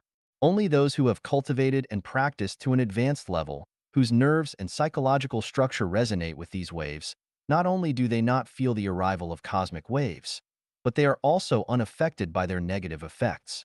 If you receive the cowpox vaccination, you won't get smallpox. If you enter Life Genuine, you won't fear periodic cosmic waves. In the next 3 years or so, perhaps several extraordinary phenomena will occur, and by then, people will understand the true meaning of the birth of Life Genuine. Are you allergic to penicillin? What are you not allergic to? Do you have Sarira in your body? When will you have Sarira? People, what are you really living for? Where are you rushing to in your busy lives? What have you truly understood? 意识能听到上帝的声音，天启篇之4. Consciousness can hear the voice of the greatest creator. Xiefeng. Translation edited by Jiejing. In the vast universe, there are billions and trillions of voices, each expressing their own thoughts. As long as we use spiritual perception, consciousness, to listen, we can hear them. Common sense tells us that hearing relies on ears, and without ears, we cannot hear any sound or better understand the intentions of others. However, I advise we discard common sense and explore whether we can hear without ears. Let's start with an example. Helen Keller, an American blind writer, Hailed by the Encyclopedia Britannica as one of the most accomplished representatives of disabled individuals in history. She embodied blindness, deafness, and muteness in one person. Despite being deaf, she could hear the voices of others, not through her ears but through touch. She would place her index finger on the speaker's lips, her middle finger on their nose, and her thumb on their throat, enabling her to hear their voice clearly. By placing her hand on a violin, she could hear the melodies played on it. This fact demonstrates that we can understand the voices of others even without using our ears. We can hear through the sense of touch. People with arthritis, as long as they pay attention, can be the first to hear the sound of climate change. When the river water warms up, ducks are the first to know, and sunlit flowers and trees meet spring early. The sounds of spring are first heard by certain animals and plants. Listening can be categorized into three levels. Using ears to listen is the primary level, using senses to listen is the second level, and using spiritual perception, consciousness, to listen is the highest level.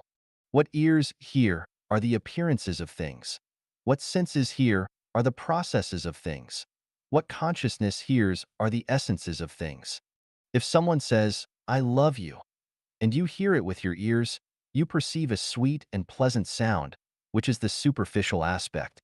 However, if you can feel the sound of love, then love has taken on a process. And if you can hear the sound of love with your consciousness, that love becomes a selfless and enchanting love. The love heard with ears is fleeting, the love sensed is enduring, and the love heard with consciousness is eternal. The supreme love is silent. To generalize further, the sounds heard with ears are often illusory. The sounds sensed are a mixture of reality and illusion, difficult to discern truth from falsehood, while the sounds heard with consciousness are genuine.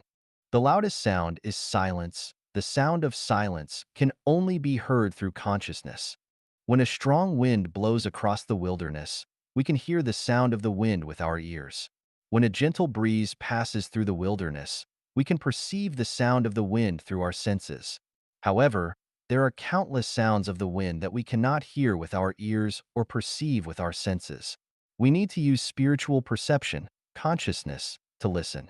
On a hot day, if you can quiet your mind and listen with consciousness to the sound of the Arctic's icy landscapes, you will immediately feel cool. On a cold night, if you can hear the sound of the flowing lava from a volcanic eruption, you will not feel cold. In this statement, there's a fundamental difference between what's imagined and what's actually perceived with consciousness. For instance, during hunger, envisioning eating lavish dishes doesn't solve the hunger issue. Yet, when consciousness is used to simulate eating, the sensation of hunger isn't felt. This pertains to a matter of different levels. If one exercises consciously, like Helen Keller did, they will discover many natural mysteries. On a calm, windless night, you raise your palm and feel in all directions. You will notice a cool breeze coming from certain directions and a warm gust from others. Over time, your palm will be able to discern the sound of any object, whether it's directed towards mountains, rivers, trees, flowers, houses, cars, people, or tables. You can hear their sounds. For example, when you hold your palm against a book, a thin book rolled up in your hand, you can sense its essence. Some books emit warmth, others coolness, while some books have no discernible temperature. If you can't feel anything, the reason lies not in the material itself, but in the lack of conscious training within yourself. It's like an ordinary piece of iron that lacks magnetization. It has no magnetism and therefore lacks north and south poles to distinguish between them. If we plug our ears and place our fingertips on someone's lips, we won't hear the person speaking, but Helen Keller could. The reason is that we haven't undergone conscious training. The creator of the universe created human beings, but did not grant us extraordinary hearing. Instead, our range of hearing is limited to 20 to 20,000 hertz. We are unable to hear sounds outside of this range. If we were able to hear infrasound and ultrasound, our days will have no peace. The sound of our heartbeat would be louder than drums. The sound of brushing our teeth would be like the earth shaking, and the sound of drinking water would resemble the roaring of the Victoria Falls. How could we bear such intensity? Everything has a sound. Any movement generates sound. When a jet plane takes off, it creates a deafening noise. However, if the frequency of its sound during takeoff exceeds 20,000 hertz, it becomes silent. In reality, it is not truly silent, but rather beyond our range of hearing. There are certain sounds we cannot hear because we are ordinary individuals, and only a few exceptional people can hear them because they are extraordinary beings. There are certain sounds we cannot hear because we are listening with our ears, while some individuals can hear them because they are listening with their consciousness. The thoughts and activities of the human mind have sound. The processes of conscious thinking have sound. These sounds accurately and unmistakably reveal the inner world of every individual to the vast world. Consequently, the greatest creator also accurately and unmistakably knows the nobility and baseness of our inner world. In Chinese history, many extraordinary individuals emerged who possessed knowledge of numerous mysteries of the universe.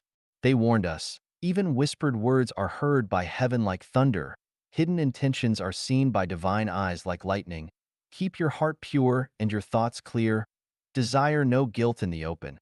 Offend not in the unseen. In all matters, advise against concealing the truth, for within 3 feet above your head, there are divine beings, and so on. They explicitly conveyed to us that any activity within our inner world generates a sound that may be inaudible to humans, but is distinctly heard by the greatest creator and gods and Buddhas, resonating like thunderous lightning. Jesus, Shakyamuni, Laozi, and others have left us with wisdom rather than the mysteries of the universe. Jesus explicitly stated that pearls should not be thrown to pigs, and that he spoke in parables so that those with wicked hearts would not understand. Shakyamuni also primarily spoke for those on the path of the Mahayana. Laozi similarly understood that if the petty-minded individuals were to grasp the mysteries of the universe, it would bring endless harm. Life Genuine has made the greatest efforts and has led everyone to the edge of the mysteries of the universe. Looking at human history, the current state of human hearts is worse than before. In truth, humans no longer qualify to continue existing on this beautiful blue planet. However, gods and Buddhas are unwilling to give up and still want to make one last effort, even though the chances of realizing this desire are only 1 in 10,000. Everything within our inner being is heard without omission by the greatest creator. Similarly, the greatest creator selflessly communicates his intentions to each and every one of us. The reason we cannot hear the voice of the greatest creator lies in the fact that our spiritual perception, consciousness, has become deaf. We have been misled by appearances. Our consciousness is too chaotic and restless, and we lack concentration and focus. Shakyamuni sat under the Bodhi tree for 7 days and nights, fully concentrated, before hearing the voice of the greatest creator and attaining enlightenment to become a Buddha. Any individual who can hear the voice of the greatest creator will undoubtedly achieve Buddhahood. The souls can resonate with one another, and extraordinary consciousness can hear the voice of the greatest creator. May all beings become Buddhas. 知识与智慧，天启篇之九 Knowledge and Wisdom. 雪峰 Xiefeng. Translation edited by Jiejing. In the movie Fearless, Hua Yuanjia is a master of martial arts. His shadowless fist allows him to overcome enemies, catch them off guard, and make them defenseless. It is an unstoppable technique that leaves opponents unable to defend themselves and provides them no room for counterattacks. The power of the shadowless fist lies in its lack of a fixed pattern. It is highly versatile, constantly changing, and adaptable to any situation. It may seem complex with only one move, yet it contains endless variations and techniques. The shadowless fist is a technique without a technique. If you were to ask Hua Yuanjia, Master Hua, how many patterns does your shadowless fist have, and how can one learn it? Hua Yuanjia would not be able to give you a definitive answer because even he himself is uncertain.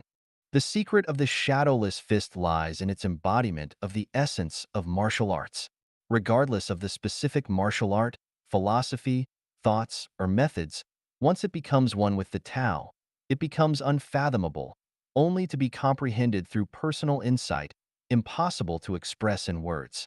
Confucius once questioned Laozi about the Tao and later said to his disciples, "Birds, I know they can fly. Fish, I know they can swim. Beasts, I know they can run. Running beasts can be caught in a net, swimming fish can be caught with a mesh, and flying birds can be shot down with an arrow. As for the dragon, I simply don't know. It rides the winds and ascends directly to the ninth heaven. Today, having met Laozi, isn't he just like a dragon? Confucius, a sage renowned for his profound knowledge and wisdom, when faced with the wisdom of Laozi, lacked the ability to fully comprehend it. He could not perceive the limits of Laozi's wisdom because Laozi's wisdom, much like Hui Yuanjia's shadowless fist, is something that is without action yet accomplishes everything. It is elusive, just like not seeing its head when approaching, nor its tail when following. It is like a tiger trying to swallow the sky, with nowhere to find an opening. The Buddha, Shakyamuni, spent over 40 years teaching the Dharma, yet in the end, he stated that he had not truly said anything, nor had he given any teachings. He said to Subhuti, Subhuti, do not say that the Tathagata thinks, I must expound the Dharma. Do not have such a thought. Why? Because if someone says so, he will truly slander the Buddha and be unable to understand my teachings. Subhuti, when the Tathagata expounds the Dharma, there is truly no Dharma to teach. Yet, this is expediently termed as teaching the Dharma. He went on, circling around, reversing and repeating, but ultimately, he informed us that he had not said anything at all. Wonderful, because Buddha Shakyamuni attained enlightenment. When I was contemplating how to explain the origin of the universe, unsure of how to effectively articulate it, one evening, as I was reading the Diamond Sutra, I burst into laughter. I laughed so hard that I had to bury my head in the blanket and suppress my laughter. I saw Buddha Shakyamuni laughing heartily too, and saw the greatest creator smiling as he walked away with hands behind his back. In the novel Heavenly Sword and Dragon-Slaying Saber, by the renowned Master Jin Yong, Zhang Sanfeng teaches Zhang Wuji a unique sword technique. The peculiarity of this technique lies in the ability to forget about the sword technique itself. No matter how many moves or forms are taught, the ultimate goal is to reach a state where, after learning everything, one realizes they haven't learned any specific sword technique. Yet it seems as if they have mastered all sword techniques. In reality, the sword technique taught by Zhang Sanfeng to Zhang Wuji bears a resemblance to Hui Yuanjia's shadowless fist in its profound nature, with the essence lying in the entering of the Tao. The entire universe is composed of different levels of life. We can liken this universe to a courtyard of life, or a home of life.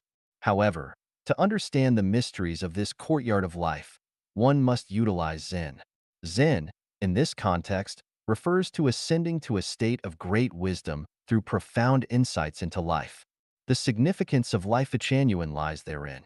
The purpose of the Revelations section is to provide explanations and insights into everyday phenomena, inspiring everyone to gain enlightenment. By extrapolating from specific instances and making connections, one can ultimately enter the Tao. In Revelations, I only write 100 articles, but in reality, I could write 100,000 articles, a billion articles, even countless articles. However, if readers cannot attain self-realization, no matter how much I write, what purpose does it serve? In order to expedite everyone's path to enlightenment, let me provide a definition for knowledge and wisdom and explain their meanings and differences. What is knowledge? It refers to the understanding and experiences acquired without personal contemplation and profound insights. Everything learned from schools and churches, everything acquired from parents and masters, and everything obtained from books, magazines, movies, and television are considered knowledge. What is wisdom? Wisdom refers to the ability gained through one's own brain's contemplation, analysis and judgment, or the perception of the heart. Wisdom cannot be obtained through sight, hearing, taste, smell, or touch. Wisdom is the crystallization of thinking, the child of thinking, and the outcome of thinking. When entering life genuine, one should not focus on acquiring knowledge, but instead strive for wisdom. Otherwise, no matter how much I said, it will be in vain. Silence might be better. The more I speak, the more confused you become. In order to stimulate the birth of wisdom, I will now present several questions for everyone to contemplate in their free time. By the time I finish writing the 100 articles of Revelations, I hope to witness the emergence of a large number of individuals who can attain Anattara Samyak Sambodhi, supreme, profound, and perfect enlightenment. If fate allows, I will then discuss advanced spiritual cultivation and the chapter of preaching the Tao. Why are there so many stars in the sky? Where is the greatest creator exactly? How did the Earth start moving initially? Why is there only one moon hanging in the sky? Will the human population on Earth continue to increase infinitely? What is the best way to limit population growth? How was the atmosphere formed? Are wolves the ancestors of dogs? Why don't humans have eyes on the back of their heads? Why do species vary greatly, while human faces differ immensely? Why do orange trees only bear oranges, and peach trees only bear peaches? Despite being born from the same mother, why do siblings have such vastly different destinies? With the same earth and the same sky, why is there so little rain or snow over deserts and wastelands? Why do carnivorous animals have lower reproductive abilities compared to herbivores? Why? In the universe, which direction is up and which direction is down? Is empty space truly devoid of everything? Assuming no major obstacles, to what extent can human development ultimately reach? When someone unexpectedly encounters a car accident, is it a coincidence or a necessity? Who am I, really? Why shall I die? No love, small love, and great love. Xiefeng. Translation edited by Yu. As a child, I used to herd sheep. I observed that when the lambs knelt to suckle, the mother sheep always turned her head to lick the lamb's bottom, which seemed an unfortunate, unclean habit for a mother sheep. While teaching in high school, my son had 7 or 8 cats at home. Watching the mother cat after giving birth, it hastily licked the sticky dirt off the kittens. I could not agree with the mother cat's unclean habit. While conducting business abroad, my wife kept several dogs. I noticed that within a dozen days after the mother dog gave birth to puppies, she licked the urine and excrement of the puppies inside the doghouse daily, which I found extremely disgusting. Sitting under a tree contemplating quietly, I realized my astonishing stupidity. Isn't all of this the greatest creator telling me what love is? If the mother sheep does not promptly lick the thin stool from the lamb's bottom, it will quickly form a scab, preventing the lamb from defecating, leaving the lamb with only one option: to die. For the lamb to grow healthily, the mother sheep must lick its feces. This is not an issue of hygiene, but a matter of whether life can survive and continue. After the kittens are born, the mother cat must quickly eat the afterbirth. Otherwise, the kittens will suffocate inside the afterbirth. If the mother dog does not lick the excrement and urine of the puppies in the den daily, the den will inevitably emit a foul odor, the puppies will stink, and bacteria will breed massively. Flies and other insects will swarm the den, causing not only the puppies to be unable to grow healthily, but also leading to their rapid illness and death. This is love. For the sake of love, we should not just consider hygiene. We should not hesitate to endure even hardships. So, how to define love? I believe love is an inner liking and selfless dedication without any conditions. Based on this definition, let's compare it to the love in human society. If a person does not properly care for the elderly or raise their children, then that person lacks love. Being unable to show love for both the elderly and children makes such an individual extremely selfish and cruel, nothing short of human waste. Given the opportunity, such a person, apart from neglecting wildlife, deforestation, and polluting rivers, lakes, and oceans, can even betray friends, their own ethnicity, and their country, all for personal gain. Any heinous act is within their capacity as long as it satisfies their self-interest. If a person loves their own elderly, children, and family, yet neglects siblings, neighbors, and nature, then this person possesses only small love. There's not much difference between this person and animals. For the sake of their children and family, if conditions permit, they may not hesitate to engage in actions that violate their conscience, involving deceit or theft. If a person not only loves their own elderly and children, but also cares for the community, nature, and the future and fate of humanity, this person possesses great love. Those with great love do not care about personal gains and losses. For the sake of others and humanity, they are willing to endure all hardships and injustices. In the human world, The one with the greatest love is Jesus. It's the heart of Christ. To save humanity, he sacrificed his blood and his own life. Despite the Roman soldiers cruelly nailing nails into his hands and feet and humiliating him, he not only didn't hate but also prayed for the greatest creator to forgive them. This is a tremendous amount of love. Humanity. Should we doubt Jesus' identity as Christ? Is there any hatred we cannot let go of? Is there any psychological knot that we cannot untie? People should possess great love. This is not just moral preaching, it's not teaching you to be a good person, but because the magnitude of love directly involves the future direction of your own life. In general terms, those without love will definitely end up in inflamed layers, frozen layers, netherworld, or animal world. Those with small love will at best return to this world. Only those with great love qualify to ascend to the higher realms of life. Death is not the end of life. This is not superstition, nonsense, deception, or lies. It's a fact. It's not because other realms of life do not exist, but because our spiritual perception is too dull. It's not because this world lacks light, but it's because the blind cannot see the light. It's not because there's no sound in this universe, but the deaf cannot hear the sound. It's not because the Pure Land does not exist, but our vision lacks that function. The greatest creator is fair and selfless. Gods and Buddhas love humanity. What can I say that you will believe? 快速达标，及时撤退. Quickly attain standards and retreat in time. Xiefeng. Yesterday, I went to the seaside. Normally, during high tide, there's a solitary island not far out in the sea, with a sea view pavilion built on it. Normally, people take yachts to visit the pavilion. Several times, I stood by the sea, gazing at the pavilion and sighing, wishing I could ascend and enjoy the vast sea views. Yesterday, our wish came true. When we arrived at the seaside, the tide was at its lowest, allowing us to walk from the shore to the sea view pavilion. We traversed a stretch of white sandy beach cleansed by the sea waves, encountering oddly shaped exposed rocks along the way. These rocks twisted and turned within the reef cluster for several hundred meters. Ahead was a smooth stone naturally laid out over 10 meters, connecting the North and South Seas.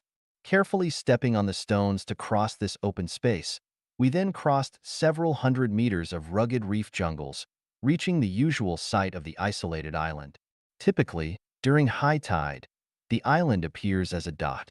But yesterday, due to the low tide, we witnessed the island's vastness, spanning several kilometers. The goal was to reach the Seaview Pavilion, and it was crucial to timely retreat from the island before the tide rose. However, we made two mistakes yesterday. The first error was taking our time, leisurely enjoying the scenery along the way. One moment, we admired the colorful sea anemones. The next, we picked up seashells and caught starfishes. Now and then, we paused to take pictures, expressing emotions like, "Ah, oh mighty sea, how many tales of joy and sorrow have you stirred?" Sometimes we stood atop the rocks, pretending to be philosophers, with a cold gaze over the vast expanse, winds howling, waters surging, myriad events, challenging to comprehend. We lingered too long and reached the island close to high tide. The second error was that after reaching the Seaview Pavilion, we should have retreated immediately. Instead, we dawdled, reluctant to leave, continuously looking around and taking photos, expressing emotions and lamenting. While the people gathering seafood hurriedly left, we remained indifferent until someone shouted at us, "If you do not run now, it'll be too late." It was too late. The open space of over 10 meters was already submerged. Wait? Absolutely not. The longer we waited, the deeper the water would become. So, on this bitterly cold day in the lunar year 2006, wearing thick clothes, we rushed into the biting sea water. What does it teach me? In life, the most important thing must be addressed first. So, what is the most important thing? Going to school, starting a family, establishing a career, making money, becoming an official, all undoubtedly are not the most important things. Achieving fame, gaining honor for the family, contributing to the nation, leaving a lasting legacy for generations, and creating a new era are also not the most critical matters. Love affairs, enjoying leisure activities, pursuing fame and profit, and even fighting and killing are far from the most important matters. The most crucial thing in life is understanding the issue of life and death. If the issue of life and death is not resolved, everything else is futile. Death can arrive at any moment. When it does, there's no time for regrets or remedies. Everything returns to nothingness, to zero. The problem of life and death is the sea view pavilion. Instead of lingering to admire the scenery along the way, we should head straight to the core theme. After reaching the sea view pavilion and understanding all the beauty of the island, we can then slowly appreciate the scenery along the way according to the specific tide conditions. Retreat in time from the sea view pavilion. Grasp the time to handle the matters on this shore, such as settling debts, accumulating merits, processing life visas, buying plane tickets, organizing luggage, and more. Only after resolving these matters can you fully indulge in entertainment and play and fully enjoy life. Otherwise, once the tide rises, it will be too late. We should learn from Sun Wukong's spirit of seeking the truth. Whenever the master wanted to teach Sun Wukong a skill, he'd always ask, "Can this make me immortal?" If it wasn't about immortality, Wukong would say, "Not learning, not learning, not learning." We are facing the same question as Sun Wukong. The mentors of life teach us skills such as how to establish a family, make money, become an official, protect our family and country, gain fame, and cure illnesses. Learning these skills is not wrong. The issue is that we must first learn the essential skill of immortality. The issue of death is not a simple matter. Humanity's sages have been continuously exploring the true meaning of death. Nearly all religions consistently discuss the post-death fate of life, the soul. It's time to ask this question just like Sun Wukong. If someone comes to impart knowledge, teach us skills, we must focus on the theme and ask, can the skills you teach me allow me to understand the meaning of life and death while alive and ensure that I go to the so-called heaven after death? If yes, then hurry up and learn. If not, turn away.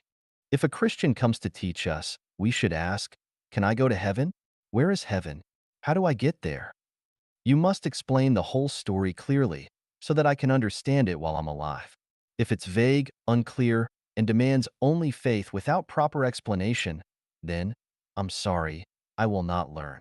Whether it's a Christian, Buddhist, Muslim, Taoist, a member of a political party, this master or that master imparting knowledge, we should pose the same question about life and death. If they can explain clearly, we'll learn. If they cannot, sorry, we will not learn. Because time is precious and the tide could rise at any moment, blocking us from passing that vast open space. In summary, we need to quickly meet the standard and then retreat in time. Otherwise, we will regret it. Many things, always urgent. The world turns, time presses. 10,000 years are too long. Seize only the present. 随宇宙周期性演变而变化, changing in tune with the cyclical evolution of the universe. Xiefeng. Translation edited by Qin Yu. That year, my son was 15. We lived at 10 Forest Road, in a detached house surrounded by 63 different plants. Among them was a tree emitting a peculiar and strong fragrance after dinner during the flowering seasons. The scent wafted through the courtyard, drifted into the dining room, living room, bedroom, permeating our nostrils, seeping into our organs and minds, intoxicating and enchanting us. That evening after dinner, I strolled with my child in the courtyard, standing under this divine tree, whose name I still do not know, and began a lecture for my son. Here is what I shared with him back then. Son, since you were 3, I've been teaching you about life. For the past 3 years, every Wednesday evening has been our designated father-son exchange. I may lack the ability to provide you with abundant material wealth. Instead, I'm passing on the little wisdom inherited from your great-grandmother and grandfather and some traditional virtues of the Chinese nation that I've come to understand. Over these 3 years, I've taken you to the Jehovah's Witness Church every Sunday, exposing you to their teachings to make you aware of what's missing in Chinese culture. Your future insights will rely on your perception. Read some books that are not books, like this tree. It's a book. Let's read it now. Son, Dad, how do we read this tree? Child, this tree is a book encompassing everything. Imagine how it grows, what sustains it, its origin, why its leaves are green, why it only blooms once a year, why its leaves and flowers have distinctive shapes. What force is behind this uniqueness? Tonight, let's not discuss anything else, only explore why this tree emits fragrance only at specific times. What can this phenomenon teach us? Son, Dad, is it trying to tell us it adheres to a governing law? You truly are your father's good son, clever with high comprehension. What else do you think is also governed by a law? Son, it seems all plants and flowers follow a law. When spring arrives, they sprout, bloom, and grow. When winter comes, they wither, decay, and hide. This happens every year. Reasonable. What else is bound by a law? Son, seems like weather changes are also governed by a law. Zimbabwe has dry and rainy seasons. During the dry season, rain does not fall for months. When the rainy season arrives, it starts raining. Midway through the rainy season, thunder and lightning occur frequently, accompanied by heavy rains. This happens every year. Anything else?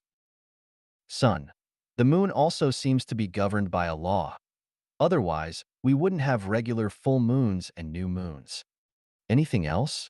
Son, Dad, are not people also constrained by a law? I do not have a beard now, but you do. You didn't have a beard at my age. When I'm your age, I'll surely have a beard. Isn't this something we cannot control, Dad?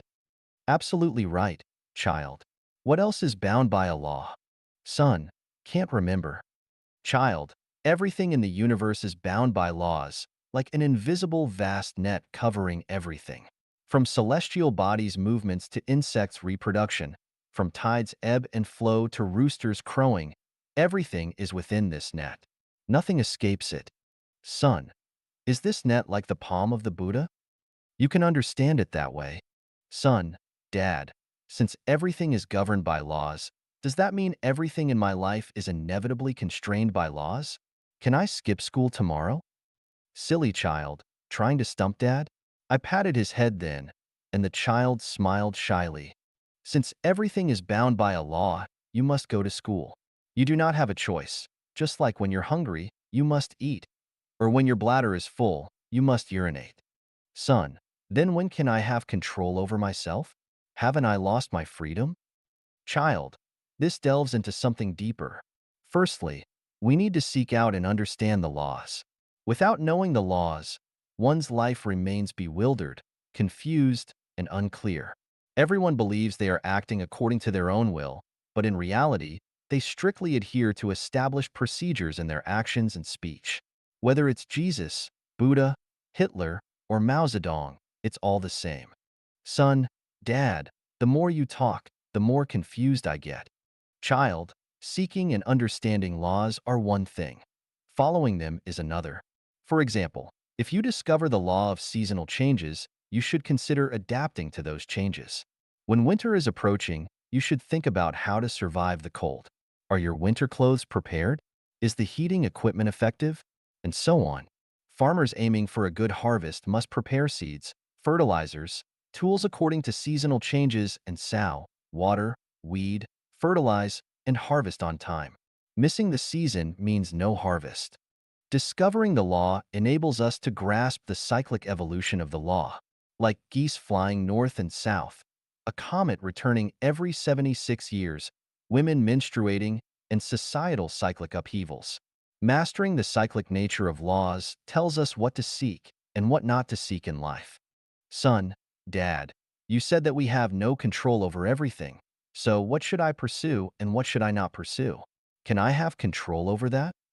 This involves whether we have mastered the laws and their cyclical evolution. If we are completely ignorant of the laws and their cyclical nature, we are always out of control, just like mice that must inevitably dig holes or bees that inevitably gather nectar to make honey. However, if we have mastered the laws and their cyclical evolution, we have control over ourselves. The more laws we comprehend, the more freedom we have. Son, so, people should first seek and understand laws. But how many laws are there in the universe? Child, the laws in the universe are endless, like the vastness of the ocean's waters. Son, Dad, with so many rules, when will we ever find them? It seems impossible to grasp them in a lifetime. Plus, we still need to eat, go to school, work, sleep. There is not enough time. Child, it's true that it seems difficult, and it is indeed difficult. However, saying it's not difficult means it's not. I have a trick. Once you master it, you can navigate effortlessly through endless changes. If I were to place you in a space where the sky is not the sky, where there's no distinction between up and down, how would you find your way out from there? If there's a cycle of significant change in this universe every 5,000 years, how could we escape it? Son, Dad, the universe is unfathomable, and it seems like you are too. But it's already past 10, and I have school tomorrow. Can I go to bed now? Child, school is important. Let's stop our conversation here for tonight. I patted my child's head again, and the child smiled shyly. 识别真假的功夫, distinguishing the truth from the false. Xiefeng.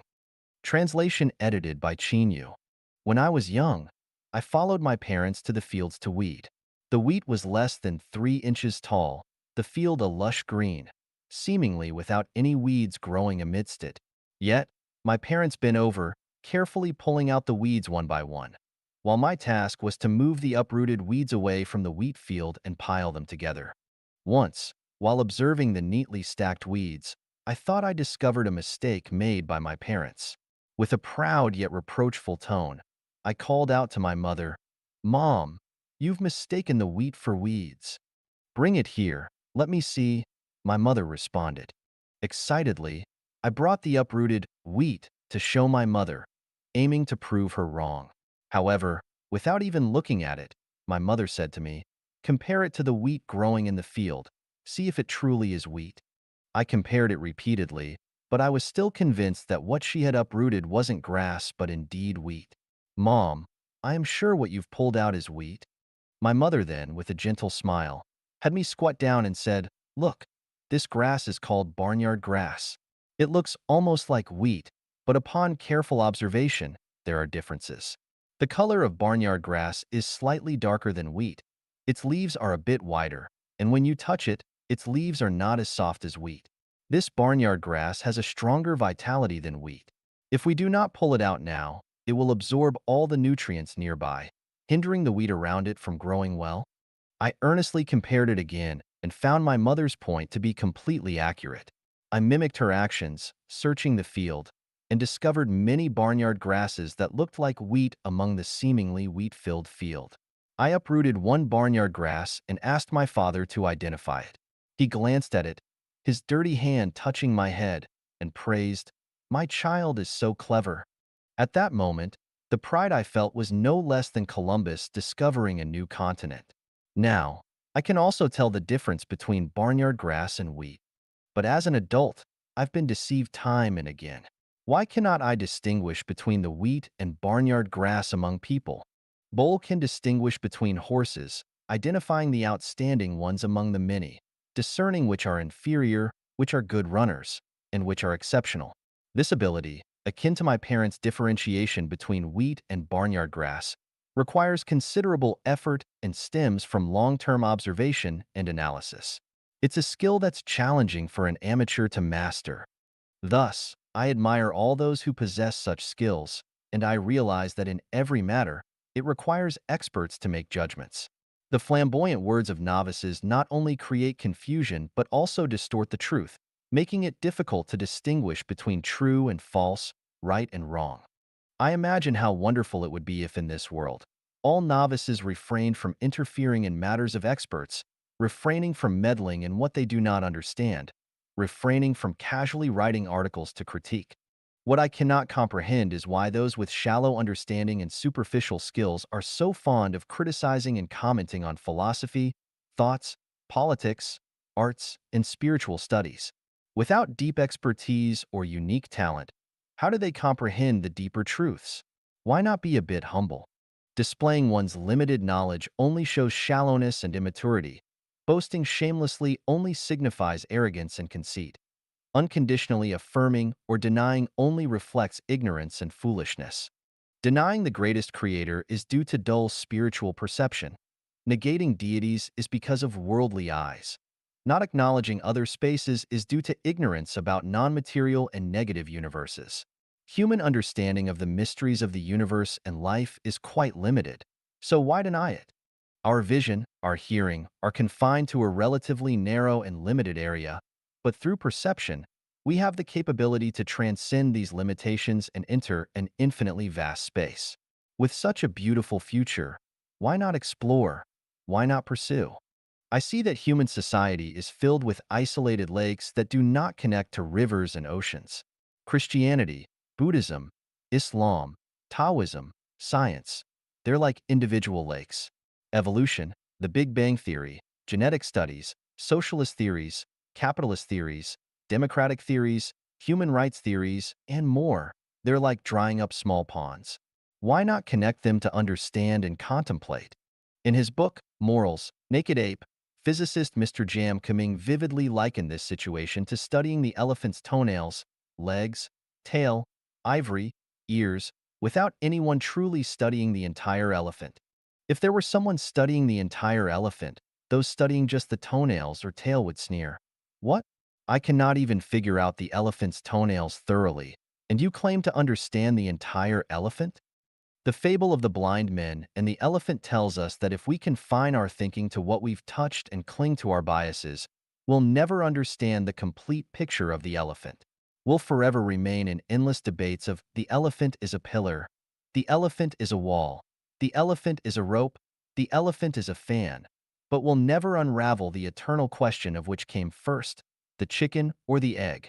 In the past 20 years, many knowledgeable, aspiring, and idealistic people have been exploring ways to end authoritarianism. However, very few have explored from the perspective of studying the entire elephant. Most have confined their vision to the narrow field of elephant toenail studies, leg studies, focusing solely on emperors, political parties, and systems, as if you could both nurture fish and grow crops in water equally. I lack profound moral virtues, but I've learned from my parents how to distinguish wheat from barnyard grass and understand the method of integrating human culture. But how many are interested? Continue with your debates. Jiandan plus chunpu equals mei. Simple plus unsophisticated equals beautiful. Xiefeng. Translation edited by Qin.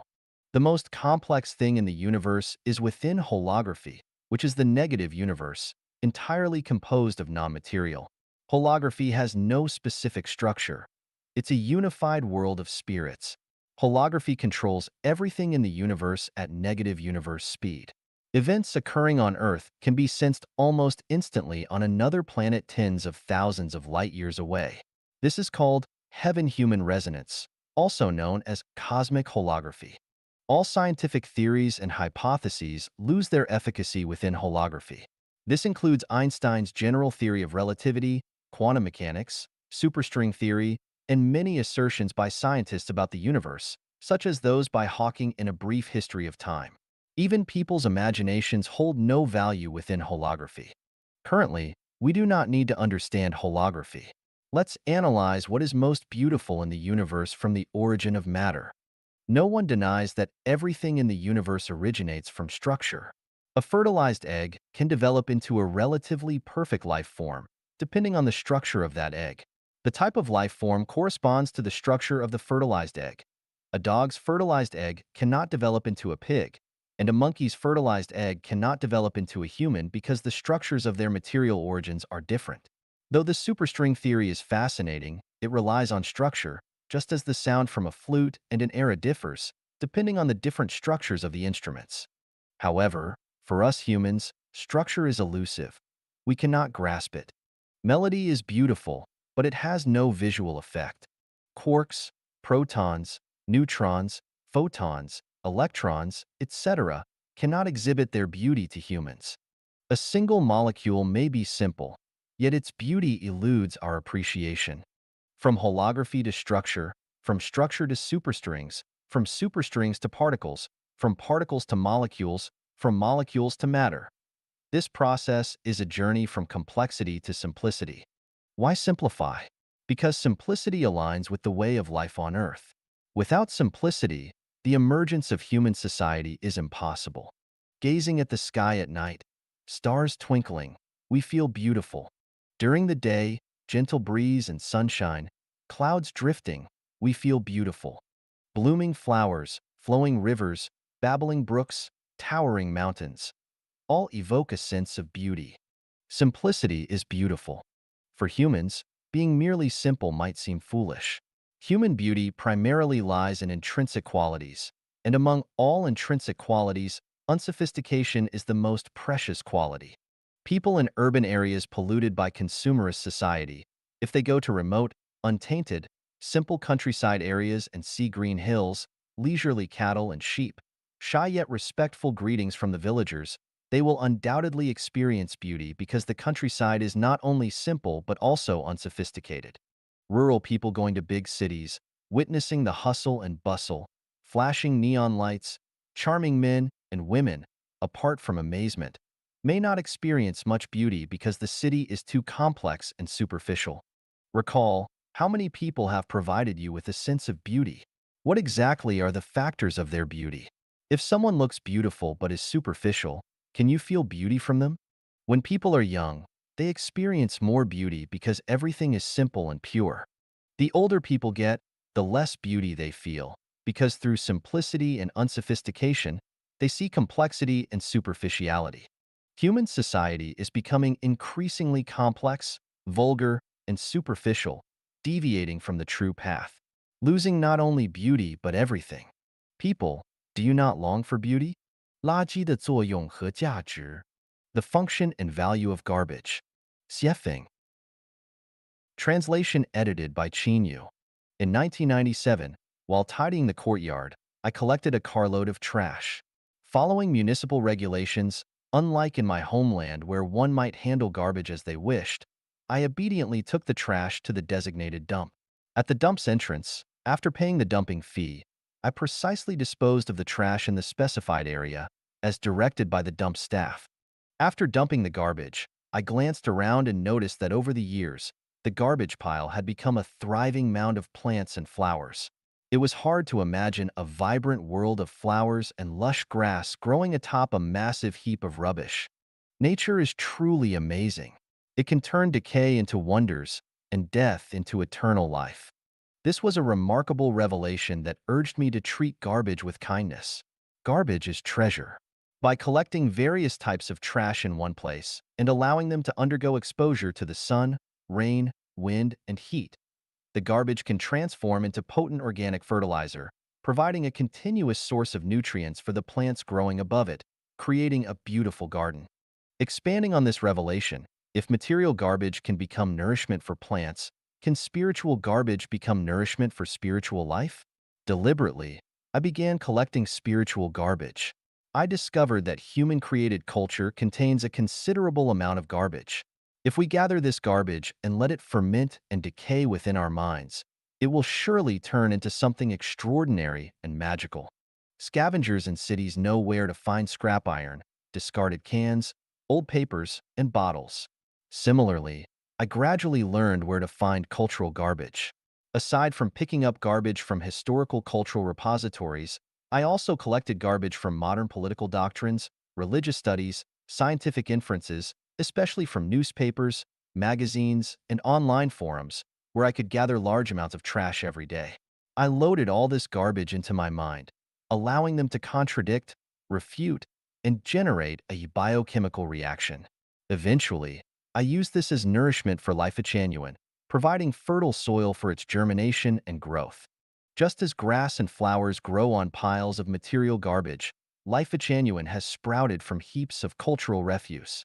Just as grass and flowers purify the earth, life genuine purifies the soul. Anticipate the future of earth, verdant, blossoming, filled with talented individuals and harmonious. Watch with anticipation. Now and in the future, humanity's cultural treasures will radiate brilliant light within life genuine.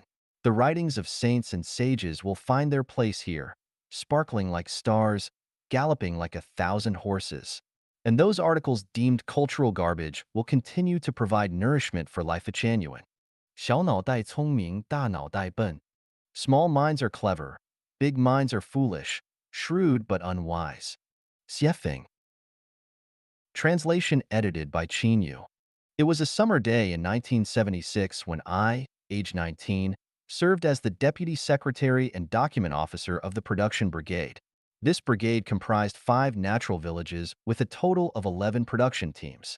5 teams were made up of relocated residents from the Lujiaxia Reservoir, while the other 6 were local residents, including 2 Muslim villages.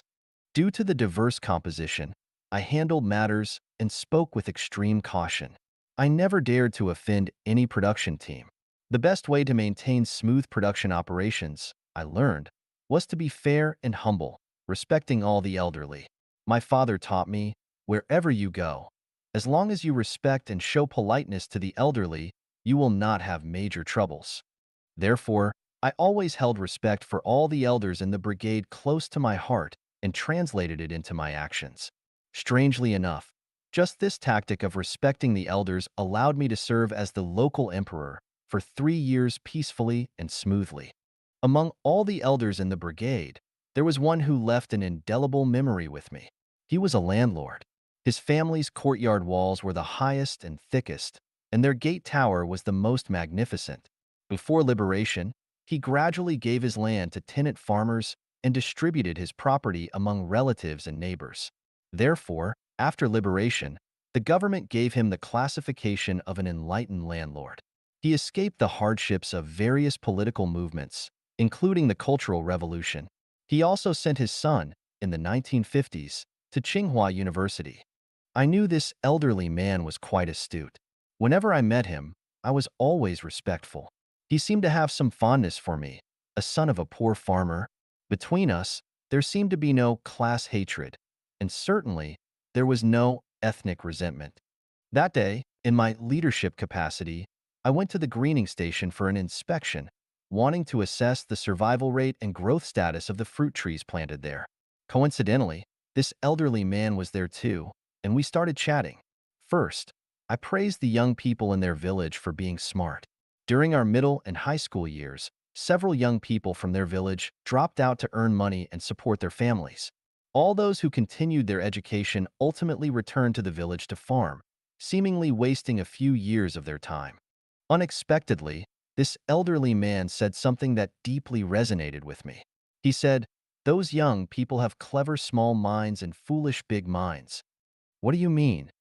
I asked, puzzled. He adjusted his beard and explained, "In a person's life, especially during adolescence, laying a good foundation is essential. If the foundation is poorly built, no matter how much effort you put in later, there will not be much future.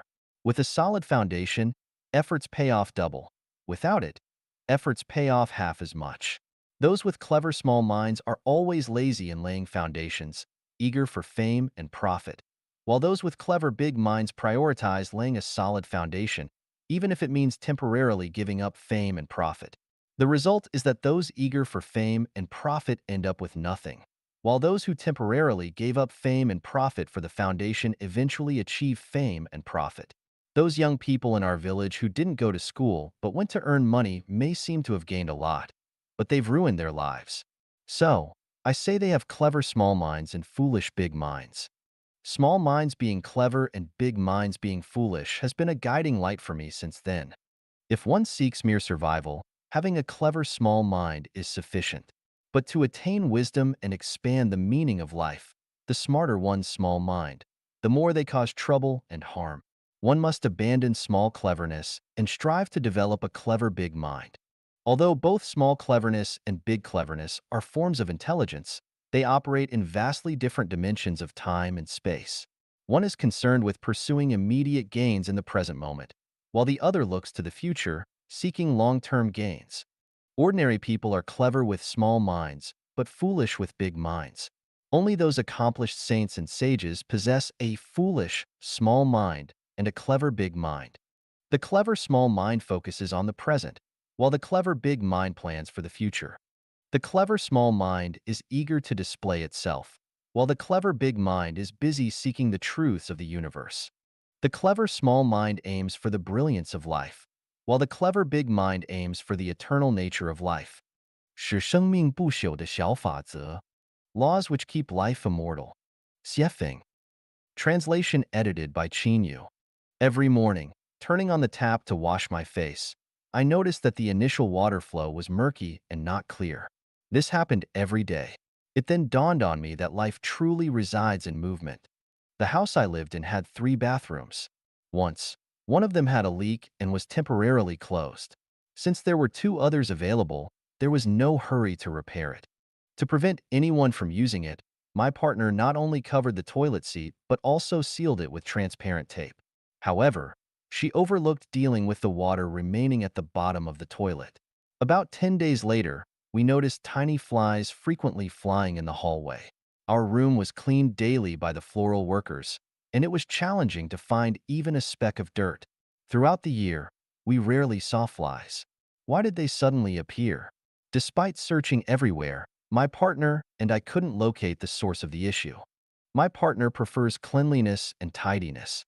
She not only got upset at the sight of a group of flies, but if even a single fly appeared in the room, she had to either crush it to dust or chase it out to feel at ease. As expected, while I was typing at the computer, I suddenly heard her excitedly exclaim, as if she had discovered a new continent, "Honey, I found it." I went over to take a look, and there were already hundreds of tiny flies hovering inside the toilet she had opened. The water at the bottom of the toilet, once clear, had turned murky and filthy. We used a bucket to flush the water and then sprayed it with a solution called Toilet Active Kills Germs for washing. Finally, we scrubbed it with a cleaning agent. After more than 3 hours, all the flies retreated and the room returned to cleanliness. The lessons from these 2 natural phenomena are: flowing water does not stagnate, and a door hinge does not get worms. With both coming and going, peace naturally prevails. A further lesson is, water only stays pure when it keeps flowing. Life remains eternal only when it keeps moving. Movement is life. Stillness is death. As life comprises 2 parts, the physical body and the spiritual soul, it demands simultaneous movement in both aspects. For the physical body, a person must be active regularly to keep the circulation of qi and blood flowing. This circulation effectively delivers nutrients and oxygen to all parts of the body, keeping the body vibrant. For the spiritual soul, this movement requires continuous thinking without allowing the brain to remain dormant. Similar to water flowing from its source to rivers and oceans for eternal existence, life must connect with the past and envision higher-level life spaces to endure eternally. We often lament someone's rigid thinking, likening them to rigid wood that's difficult to carve. The reason behind this is that they adhere to their own views and confine their thinking within a dead pool of specific doctrines, ideologies, thoughts, or isms. Over time, they unknowingly become rotten and stinky, neither accepting new thoughts, fresh water, nor willing to come out of their closed well to flow into rivers and oceans. As a result, not only does their original purity deteriorate, but they also create many flies, polluting the surrounding air and environment. For instance, major religions consider their own religion as the only true one, branding all others as false. They clutch onto a few scrolls and seek disciples everywhere, advocating the pure nature, eternity, and truth of their dead pool, showing such stubborn bias and ignorance that they are unaware of their own extremity. What future could they possibly have? For example, some scientists believe that only scientific matters are universally applicable truths, and that only science can ultimately save humanity. They prefer to run vigorously on a one-way street, completely ignoring the existence of the non-material world and negative universe. Can they see through everything? For example, 最后一趟航班, the last flight, 谢菲, translation edited by Chinyu. A friend of mine, busy buying gifts, ended up running late on the way back and encountered traffic due to another accident. Helplessly, they missed the last flight and were forced to stay at Bangkok Airport in Thailand for a day. During journeys, missing the last mode of transport often happens. Whether it is a bus, a ship, or a plane, there is always one last trip within a day. If missed, one has to wait for several hours, or even days. However, when it comes to life's final flight, missing it means waiting not just for a few days, years, or several decades, but potentially for centuries, millennia, or tens of thousands of years. The saying "too late for regrets" profoundly resonates with those who've missed life's final flight. During life's journey, it's crucial to be aware of the departure time of the last flight and allocate sufficient time to catch it. To board that last flight, it's better to temporarily let go of less important matters. Avoid spending too much time sightseeing or shopping to prevent deep regrets. The timing of life's final flight can be calculated through Nostradamus prophecies, Mayan prophecies, the 9-year-old Martian from Russia, descriptions in the Lungyan Sutra by Buddha Shakyamuni, and the descriptions in the 3rd chapter of 2 Timothy in the Bible. These can help calculate this time. Below, I've transcribed a passage from 2 Timothy for your reference. I urge you to compare it with the current human society to check if it is worth your reflection. However, you should know that in the last days there will be very difficult times. People will love themselves, love money, boast, be proud, abusive, disobedient to their parents, ungrateful, unholy, without love, unforgiving, slanderous, without self-control, brutal, not lovers of the good, treacherous, rash, conceited, lovers of pleasure rather than lovers of the greatest Creator, having a form of godliness but denying its power. Turn away from such people, always learning but never able to come to a knowledge of the truth. Do not miss life's final flight. Once missed, your wealth, power, and fame will be worthless. Crying out will be in vain. The flight of life will not be delayed because you're a president, CEO, scientist, master, professor, scholar, billionaire, or an engineer of human souls. Do not assume that being kind or poor would allow for changing the date and route of life's flight. Truly just as the last flight of life. 道德法人义理智信素 Tao, virtue, law, benevolence, righteousness, rituals, wisdom, credibility, magical art. Xiefeng. Translation edited by Qinyu. Observing human history, it always seems like a tangled mess. Looking at the current state of humanity, it appears as a complete mess. Where do the problems lie? Can we organize this tangled mess and find some order? The universe operates in order. Seasons change in a timely manner. Does human society have to remain forever like history, forever like the current state? Must humanity forever repeat its mistakes? Let me first provide definitions for Tao, virtue, law, benevolence, righteousness, rights, wisdom, trust, and art, and then examine the causes behind human history and its current state. Tao, it's the spirit of the greatest creator. To put it simply, the consciousness of the greatest creator. Tao is non-material, belonging to the negative aspect of the universe. It's the force governing the evolution and changes of the universe, representing laws, principles, vitality, and the blood of the universe. Virtue, it's the quality of gods and Buddhas, celestial beings. The thinking quality that strictly conforms to the essence of Tao while aligning with the flow of Tao. Law, it's a way for gods, spirits, Buddhas, and demons to utilize Tao and manifest their respective abilities. Benevolence. It's the internal standard used by sages in human society to restrain themselves and all people to uphold the inner quality of virtue. Righteousness. It's a behavior of noble people and gentlemen. Rituals. It's a method used by rulers to maintain their rule. Wisdom. It's the cleverness and ingenuity acquired by the common people for survival. Trust. It is a mutually binding covenant devised and created to maintain the orderly life of humanity. Magical art, it's a trick played by lower-class individuals in society to highlight themselves through abnormal channels. By analyzing human history and current state from these definitions, when humanity prioritizes Tao, all aspects of human society can operate in order, presenting a state of national peace, favorable weather, natural harmony, and genuine modesty and accommodation. When humanity forsakes Tao but prioritizes virtue, the trend of seeking gods and Buddhas starts to prevail. Waves of religious movements emerge, the mindset of seeking divine blessings becomes increasingly prominent, and religions begin to dominate various social domains. People refrain from arrogance and recklessness, thus maintaining effective societal functioning while preserving harmony between humans and nature. When humanity abandons both Tao and virtue in favor of law, the situation of warlords rising gradually emerges. Inevitable wars and plundering escalate, intensifying the destruction of nature.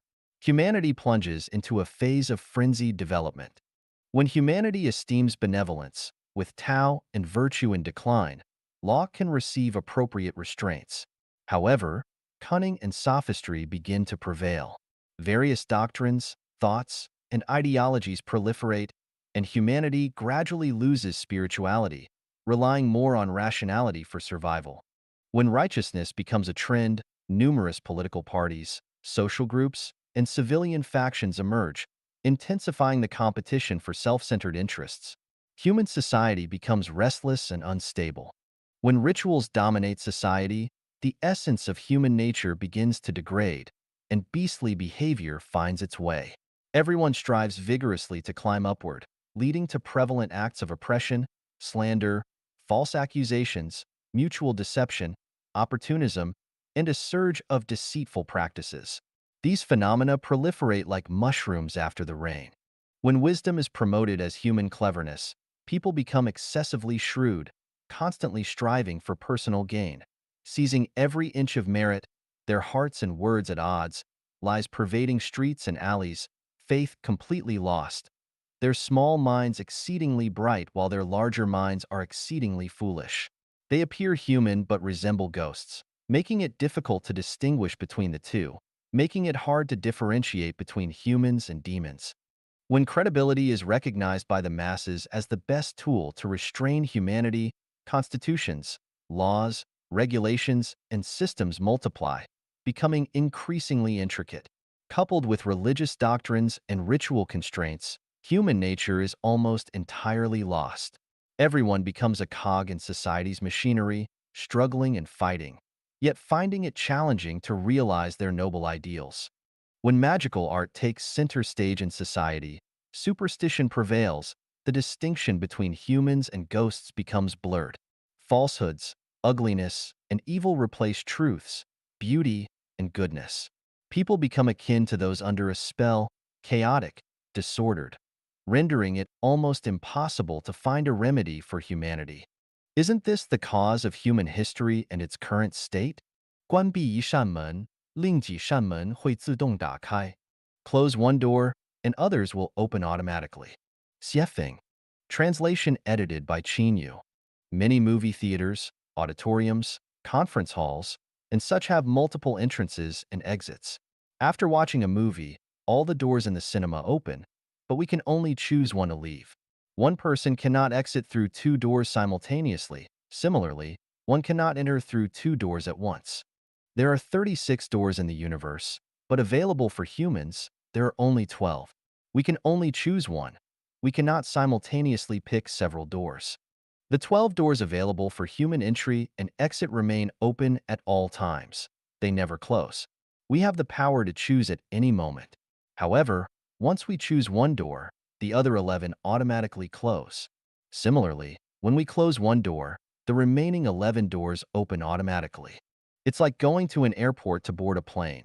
Dozens of planes wait on the tarmac for passengers. We can only choose one. We cannot fly on two or several planes simultaneously. Likewise, a high school graduate who passes the university admission score has dozens of universities to choose from. They can only make selections from the list and ultimately enter one university. They cannot study at several schools simultaneously. The saying, "A man fears choosing the wrong profession. A woman fears marrying the wrong man," implies this philosophy. If we regard Tao, virtue, law, benevolence, righteousness, rituals, wisdom, credibility, and magical art as doors within the human value system, we also face the issue of choice. Moreover, it's a situation where we can only choose one, unable to possess them all. If we choose Tao, virtue becomes void. If we choose virtue, law is forfeited. If we opt for law, benevolence is sacrificed. If we choose benevolence, righteousness is relinquished. If we prefer righteousness, rituals are forsaken. If we choose rituals, wisdom diminishes. If we opt for wisdom, credibility is forfeited. If we select credibility, magical art is relinquished. Conversely, choosing magical art means no credibility. Choosing credibility means no wisdom. Choosing wisdom means no rituals. Choosing rituals means no righteousness. Choosing righteousness means no benevolence. Choosing benevolence means no law. Choosing law means no virtue. Choosing virtue means no Tao. Regarding this, 99% of people might disagree, thinking Tao, virtue, law, benevolence, righteousness, ritual, wisdom, credibility, and magical art are like 9 dishes on a banquet table, and individuals can freely pick and choose. If one holds this view, he fails to grasp understanding of the contradictory nature among these 9 dishes. Some may believe they can perfectly embody both Tao and virtue, which is impossible. Having Tao would inevitably mean lacking virtue, and possessing virtue would surely mean lacking Tao. If someone claims to have both Tao and virtue, then the Tao they possess must be a facade, a false front. The complexity of human history lies here, and the root cause of human confusion resides here. Please contemplate this on your own. Closing one door automatically opens several others. Opening one door automatically closes others. Choosing death, the door to life automatically closes. Opening the door to life, the door to death automatically closes. The key is to be clear about which door you are currently in. Once you become a farmer, you have no connection with being a worker. If you become a thief, you cannot become an upright gentleman. If you become a corrupt official, you are no longer a representative of the people. If you become a prostitute, you cannot be called a lady. Many people know which door they are in, and they are aware of the difficulties in their current door.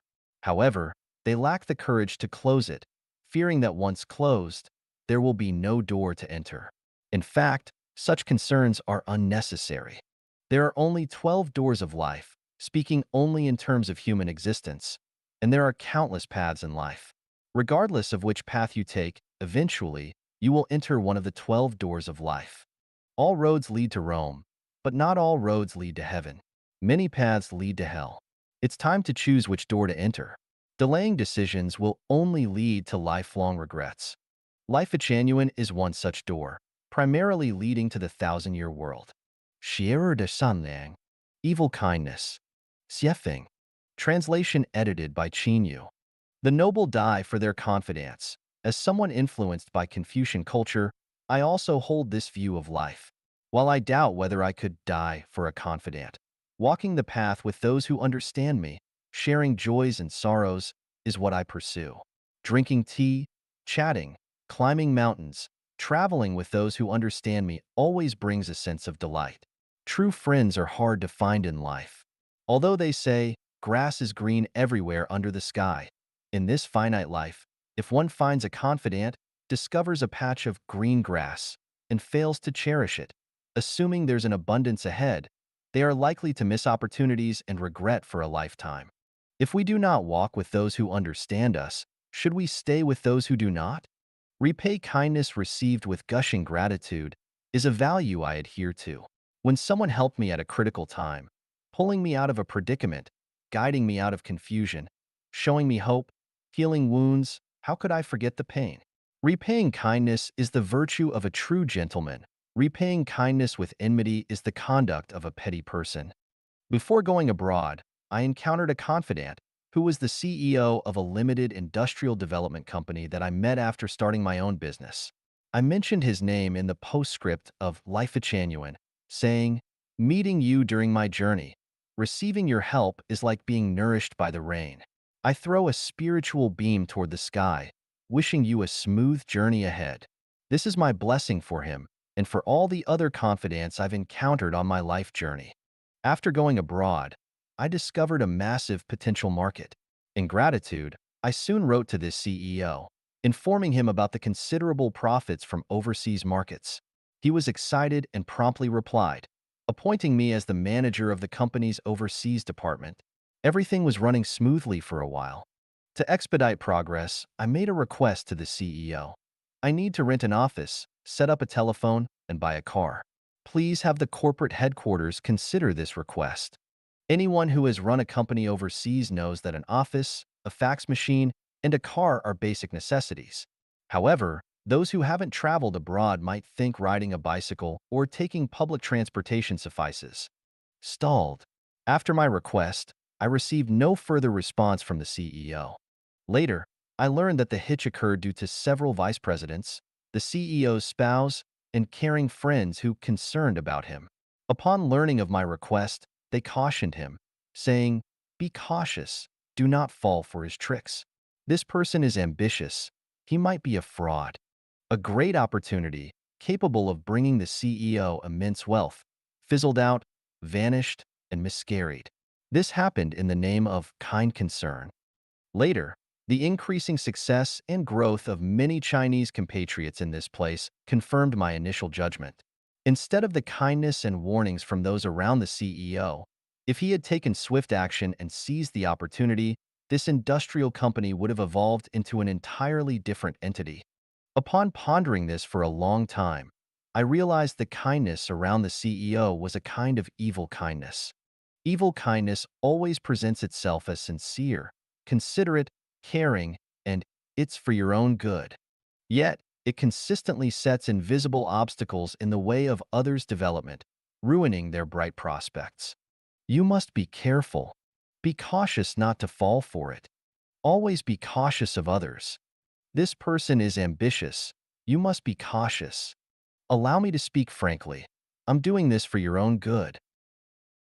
Evil kindness not only ruins someone's bright future, but can also crush their beliefs, create discord among brothers and sisters, make friends and colleagues turn against each other, cause divorce between spouses, sow hatred between parents and children, lead partners to court, cause the downfall of political parties, dissolve organizations, bring turmoil to nations, and bring disgrace to ethnic groups. Evil kindness is everywhere, always cloaked in kindness, making it hard to guard against. Those with a twisted mind, lacking genuine talent, those with a cunning mind but no substantial intellect, insistent on displaying themselves as frogs at the bottom of a well, and those who cannot argue logically, provide evidence, and thrive on baseless speculation are the breeding grounds of evil kindness. Sanlang de Sarira. Benevolent evil. Xiefeng. Translation edited by Qin Yu. Once while watching Animal World on TV, I came across a scene. A tall tree with a bird's nest, a big bird cruelly driving away a young bird seemingly not fully feathered from the nest. The young bird, panicked, tried to hide, squeezing back into the nest. The bird mother, seemingly lacking any sympathy for her daughter, flapped her wings, squawked, not letting it take a step back, eventually forcing the young bird to fly away from the tree nest and clumsily spread its wings for the first time. The fledgling bird landed clumsily on the grass, and the big bird promptly flew to a branch not far from it, preening its feathers.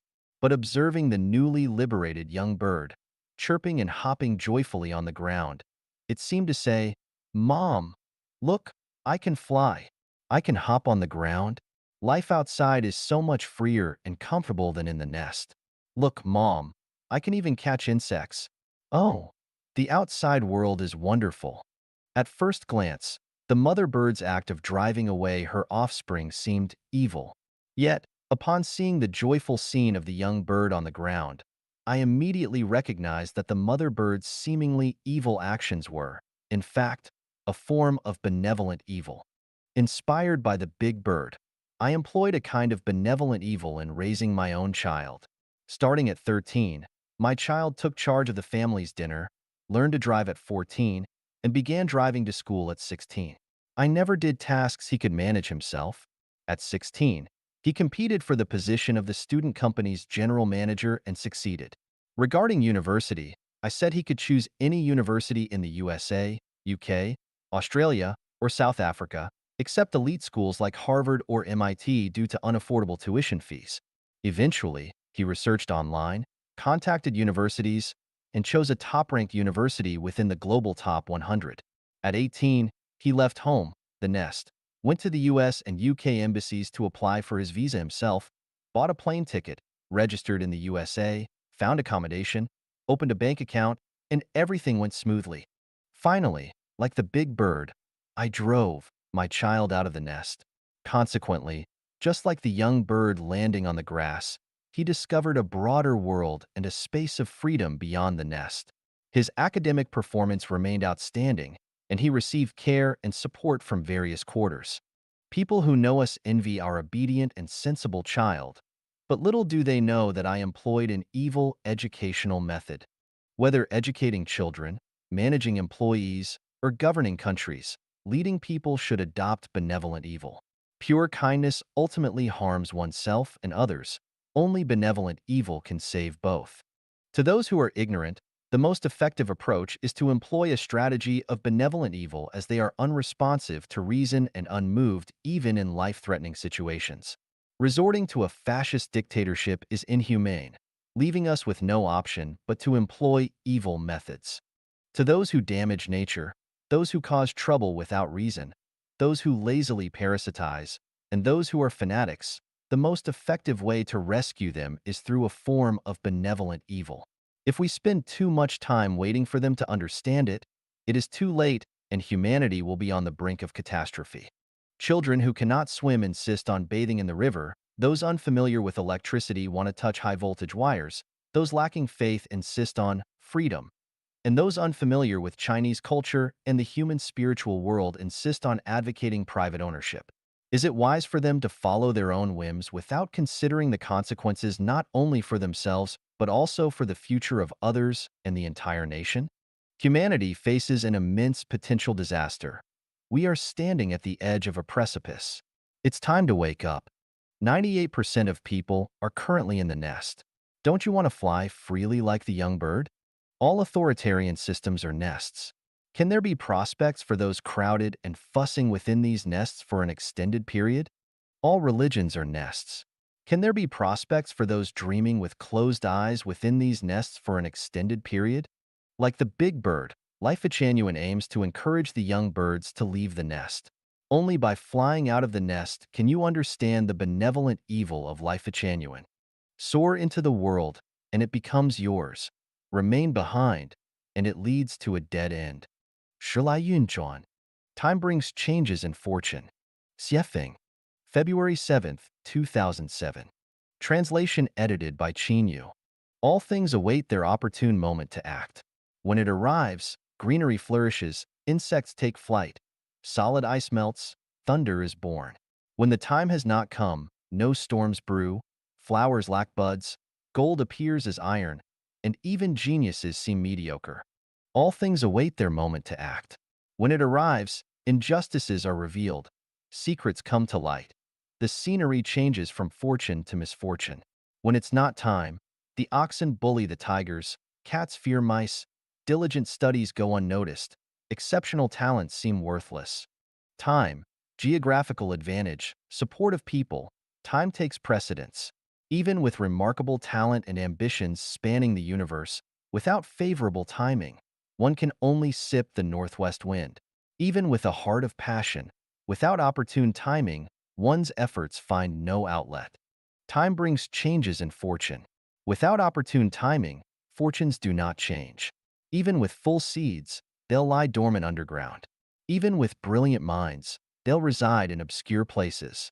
Even with perfect plans, they'll gather dust.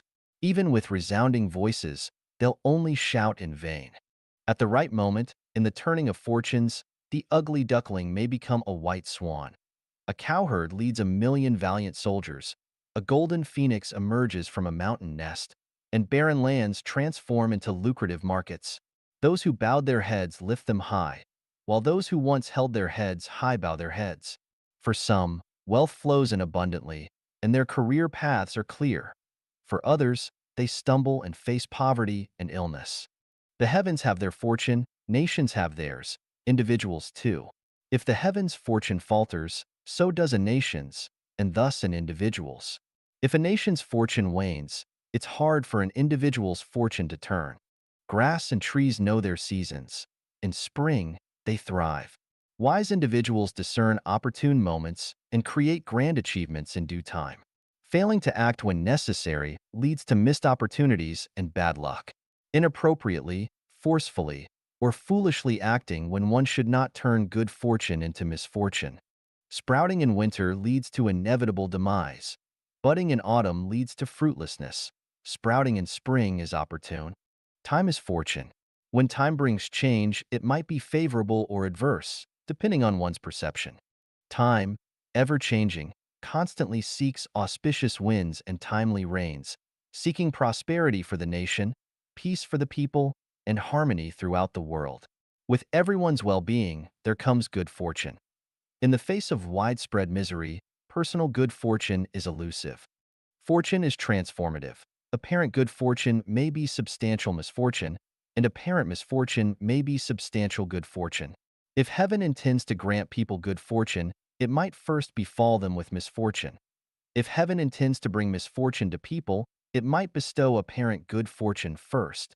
Whether it is calamity or fortune, it all depends on one's own perspective. Three elements constitute fortune: life structure, genes, gestation period, and timing. Life structure determines the broad trajectory of fortune. An egg can only hatch into a chick, not into an eagle. A dragon begets a dragon. A phoenix begets a phoenix. A mouse's offspring dig holes. We cannot grow into corn. Ordinary people cannot become geniuses. Not all cowherds can command 1,000,000 soldiers. Not all music students become Bach, Beethoven, or Mozart. Not all compassionate individuals become Jesus, Buddha, or Muhammad. Not all college dropouts become Bill Gates. The transformation of fortune requires a gestation period. 10 months pregnancy leads to 1 day of childbirth. Peach trees take 3 years. Apricots take 4, and walnut trees need 18 years to bear fruits. Without or insufficient gestation, even with opportune timing, fortune is hard to transform.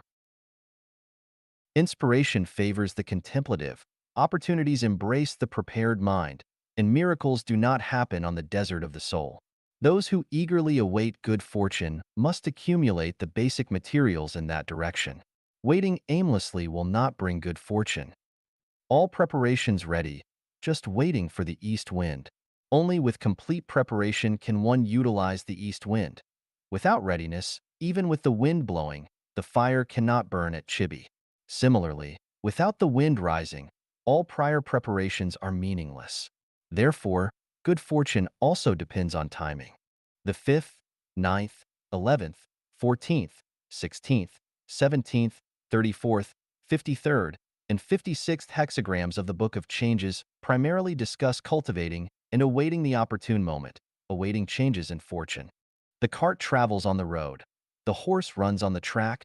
People walk on paths. Immortals tread immortal paths. Without changing the trajectory of life, a dog remains a dog, and commoners remain commoners.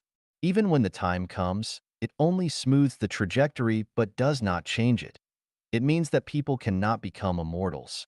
To transition from the trajectory of a human life to that of an immortal, one needs to foster the structure of an immortal life, then step into the immortal path at the opportune moment. Times are changing. Take the opportune moment.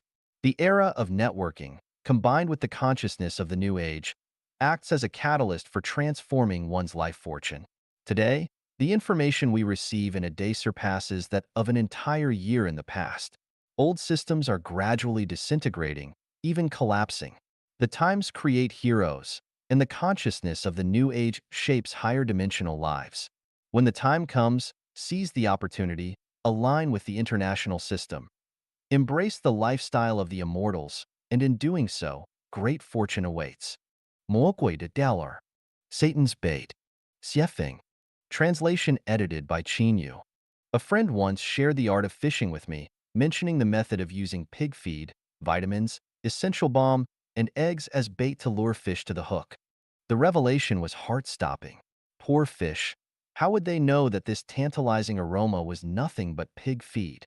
How could they comprehend that this bait, disguised as something appealing, spells disaster once consumed? To these fish, the fisherman is the devil. For the devil, these fish are utterly naive. A few simple tricks and they're hooked. In the water, fish only see the fragrant food, oblivious to the devil on the shore. The fish's devil is humans. Then, who is the devil for humans? The mantis hunts the cicada, unaware of the oriole behind. The oriole hunts the mantis, unaware of the cobra behind. The cobra hunts the oriole, unaware of the eagle behind. The eagle hunts the cobra, humans behind. Humans hunt the eagle, the devil behind. The devil hunts humans, and behind the devil is the greatest creator. All seek immediate gain, ignoring what comes after. Humans fish, and the devil fishes humans. Humans employ all sorts of tricks to lure the fish. The devil uses all sorts of tricks to hook humans, adding vitamins, essential balm, and eggs to pig feed lures fish to the hook, just as the devil casts money, power, and lust into the human world, luring humans to the hook. The fish do not know it's a human trap. Humans do not know it's the devil's scheme. The fish cannot see the person behind the trap. Humans cannot see the devil behind the scheme. Ah, fish. Ah, humans. Beware. 生命是这样腐烂发臭的. Life rots and stinks like this. Xiefeng. Translation edited by Yu. Today, July 14th, 2004, while preparing dinner for my beloved and child, I was frying eggplant and thought of adding some garlic. I fetched a plastic bag containing stored garlic from the storage, opened the bag, and picked a clove. To my surprise, the garlic was darkened, and upon breaking it open, it was rotten. Emptied out all the cloves. Not a single one was spared. It's odd. Normally, garlic does not rot for several months. So why did this bag, purchased just a month ago, turn rotten and stinky? Suddenly, I recalled an incident during a summer business trip within the country. After washing my face with a towel in the morning, I absent-mindedly placed the damp towel inside a plastic bag. I forgot to remove it that day, and the next day when I retrieved it to wash my face again, a gentle twist broke it into two sections. The reason lay in the fact that the moist towel, in the sweltering heat, confined within the plastic bag without contact with external air, turned stale.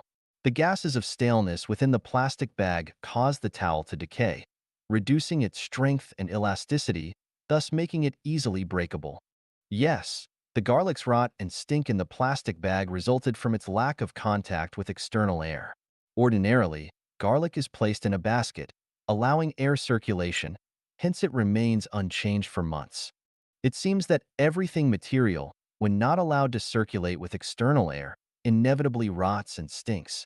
If material things are like this, then what about non-material things? If a family only allows internal marriages without intermingling with other families, after several generations, this family will inevitably perish. A nation that does not interact with other nations, confined within a singular cultural circle, will eventually decay. A country that isolates itself, refraining from interactions with other nations, will surely decline. Now, what about an individual?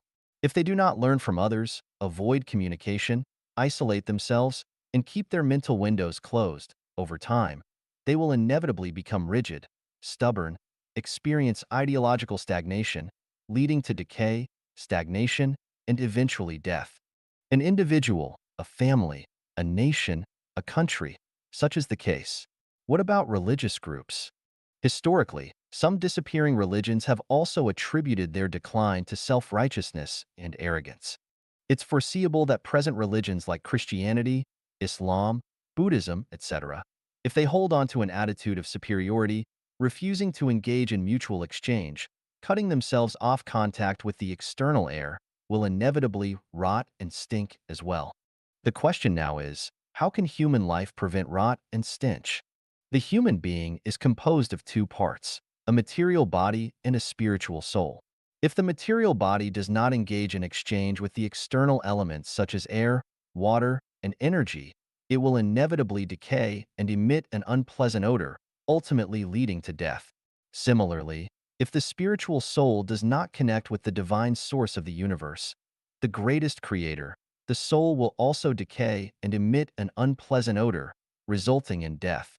A more intriguing question is, if life on Earth chooses to seal itself off and refuses to engage in spiritual communication and contact with life forms beyond Earth, will it also rot, stink, and eventually die?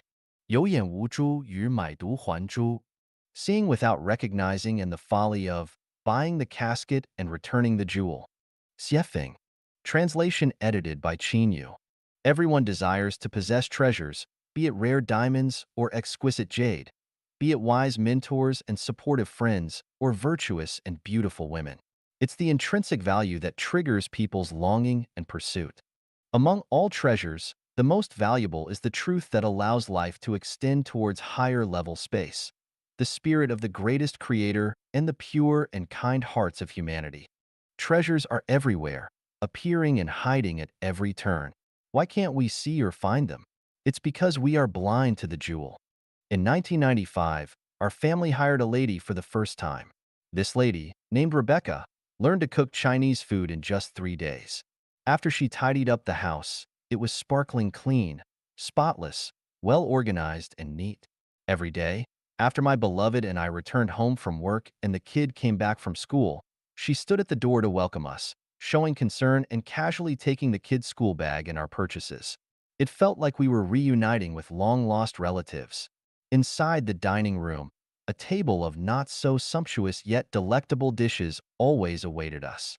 The day's fatigue dissipated in this warm and harmonious atmosphere. At that time, my residence had no flowers or plants outside.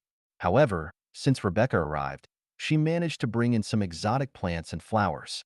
2 months later, flowers blossomed in front and behind the house, creating a splendid scene. Unfortunately, due to our move, we had to let her go after 6 months.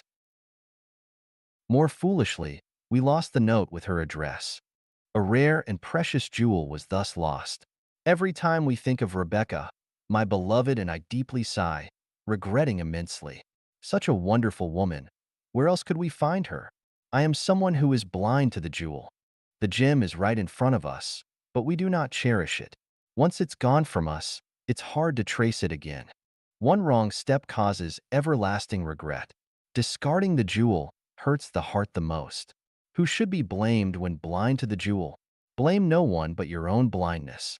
Blindness to the jewel not only hinders its discovery, but also ensures its eventual loss even if acquired.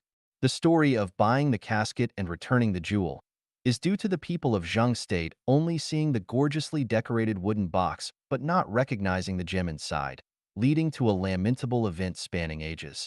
The ancients had their foolishness, just as modern individuals can be ignorant. Often encountering bookworms, their memory may be strong, their reasoning abilities not weak. They can eloquently expound on principles, citing references after references. Yet, besides regurgitating some worn-out cliches, there's not a glimmer of wisdom in their discourse. It's not problematic if they lack their own thoughts. However, they insist on using history to shackle and restrict the development of reality, speaking only in traditions and orthodoxy. It's akin to the scholars and Pharisees of Jesus' time. Although Jesus preached the truth, they spouted dogmas, pretending to uphold orthodoxy, vehemently hindering the spread of truth.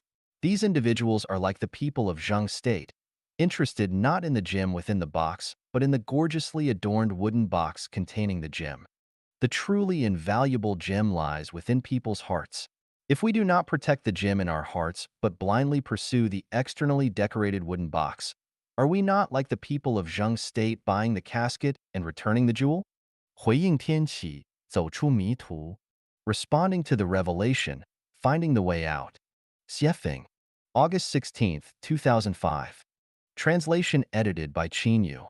A lightning bolt streaks across the expansive sky, accompanied by distant rolling thunder, foretelling an impending storm. On September 11th, the towering and sturdy World Trade Center collapsed abruptly, trapping people inside. If someone had warned those inside the building of its imminent collapse and urged them to evacuate, would they have heeded the advice? Nonsense. How could such a solid world-class building collapse? They might have replied in disbelief. Humans, how much do you understand the mysteries of the universe? How much do you comprehend? Why don't you respond to the revelations? Someone explicitly tells you that he is a messenger of the greatest creator. Here too, harvest the crops, yet you mock, ridicule, and scorn him. Even when, in humility, he kneels before you as a commoner, begging for your response to the revelations, you continue to mock, ridicule, and scorn him. What kind of person do you need to save you? The immense love of the greatest creator for humanity, the care from God Jesus Christ, and Buddha Shakyamuni for humanity have been clearly and evidently revealed to you. Do you desire wealth or life? Life or your status, wealth and reputation? Which is more important? There was a notorious pirate who amassed countless treasures. One day, he was caught.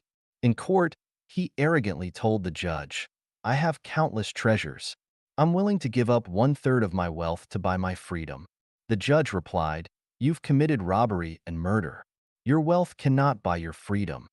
Judge, I'm willing to give up all my treasures to save my life. You should know, my wealth is enough for the whole nation to spend for 3 years. People die for wealth. Birds perish for food. Don't people love wealth? The pirate began pleading. The judge resolutely replied, debts must be repaid, and life must pay for murder. Your wealth wasn't rightfully earned. It was plundered. The law is not negotiable. I declare that tomorrow at 3 in the afternoon, you will be hanged. The pirate, with tears of regret, lamented, had I known that wealth couldn't spare my life, why did I strive so ardently to amass it? Human laws are not child's play.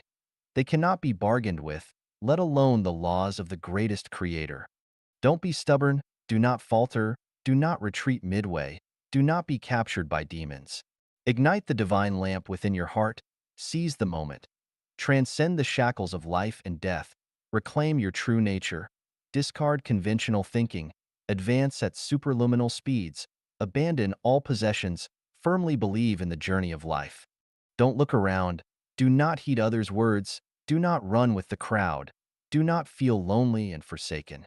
The key to opening the gates of heaven lies in your hands. You need only ponder quietly, listen to the guidance of your inner spirit. Don't wait for torrential rains to build an ark. Do not wait for the Titanic to hit an iceberg to search for life jackets. Do not wait to see a bombing plane before rushing out of the building. Once everything becomes apparent, it's too late. Your eastern land, due to its vastness, sparse population, and abundant resources, has fallen into a state of excessive greed, rampant killing, widespread falsehoods, and deceitfulness. Many are unfaithful, unfilial, unkind, and unjust. Now, I bring the Tripitaka, capable of transcending life and death, to save all beings.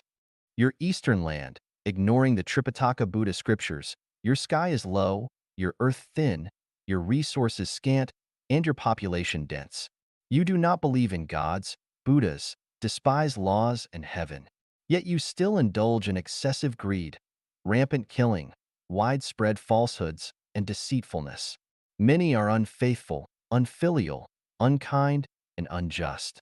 Your eastern land disregards Buddhas and the greatest creators, unaware of how to be human. Ears but deaf, hearts but void, as fragile as paper, as lofty as the sky, spirits desolate, hearts like stones, still stubbornly refusing to heed teachings, superficially humble, but inwardly arrogant. I now call again, hoping for a response to the revelations, a return from the misguided path. If delayed or procrastinated, divine punishment will follow. The vast heavens perceive your hearts. The myriad gods know your names. The sun, moon, and cosmic laws observe your deeds. In the vast expanse of existence, life takes precedence. In the limitless desert, retracing steps leads to the oasis. Every millennium is but a fleeting moment. The righteous path is the only way. Respond to the revelations and find your way out of the maze. 别人不信,我信. Others may doubt, I believe. 写评. Translation edited by Yu. A friend from Tianjin visited my office the day before yesterday and inquired about matters related to space and time. I asked him why he was interested in such questions. He said, not long ago, I had a dream. My grandfather appeared and told me that after using the toilet, he suddenly fainted before standing up, unable to get up. He said he was leaving and urged us to live well while he waited. The next day, my father called from China, saying my grandfather had passed away. He told me my grandfather had collapsed and passed away while using the toilet. I found it quite strange. How could my dream about my grandfather match the actual events? What's going on with time and space? I asked him if he had watched the Life Attenuant section on Chinese Soul, and he mentioned that he had seen some of it. However, due to the extensive content, he hadn't watched it all. I responded, your grandfather left this physical space and entered another dimension of life. Due to his concern for you, he conveyed his inner thoughts to you through a dream before departing from this space. This is entirely normal. Your elevated spiritual sensitivity allowed you to connect with your grandfather's thoughts. There's nothing mysterious about it.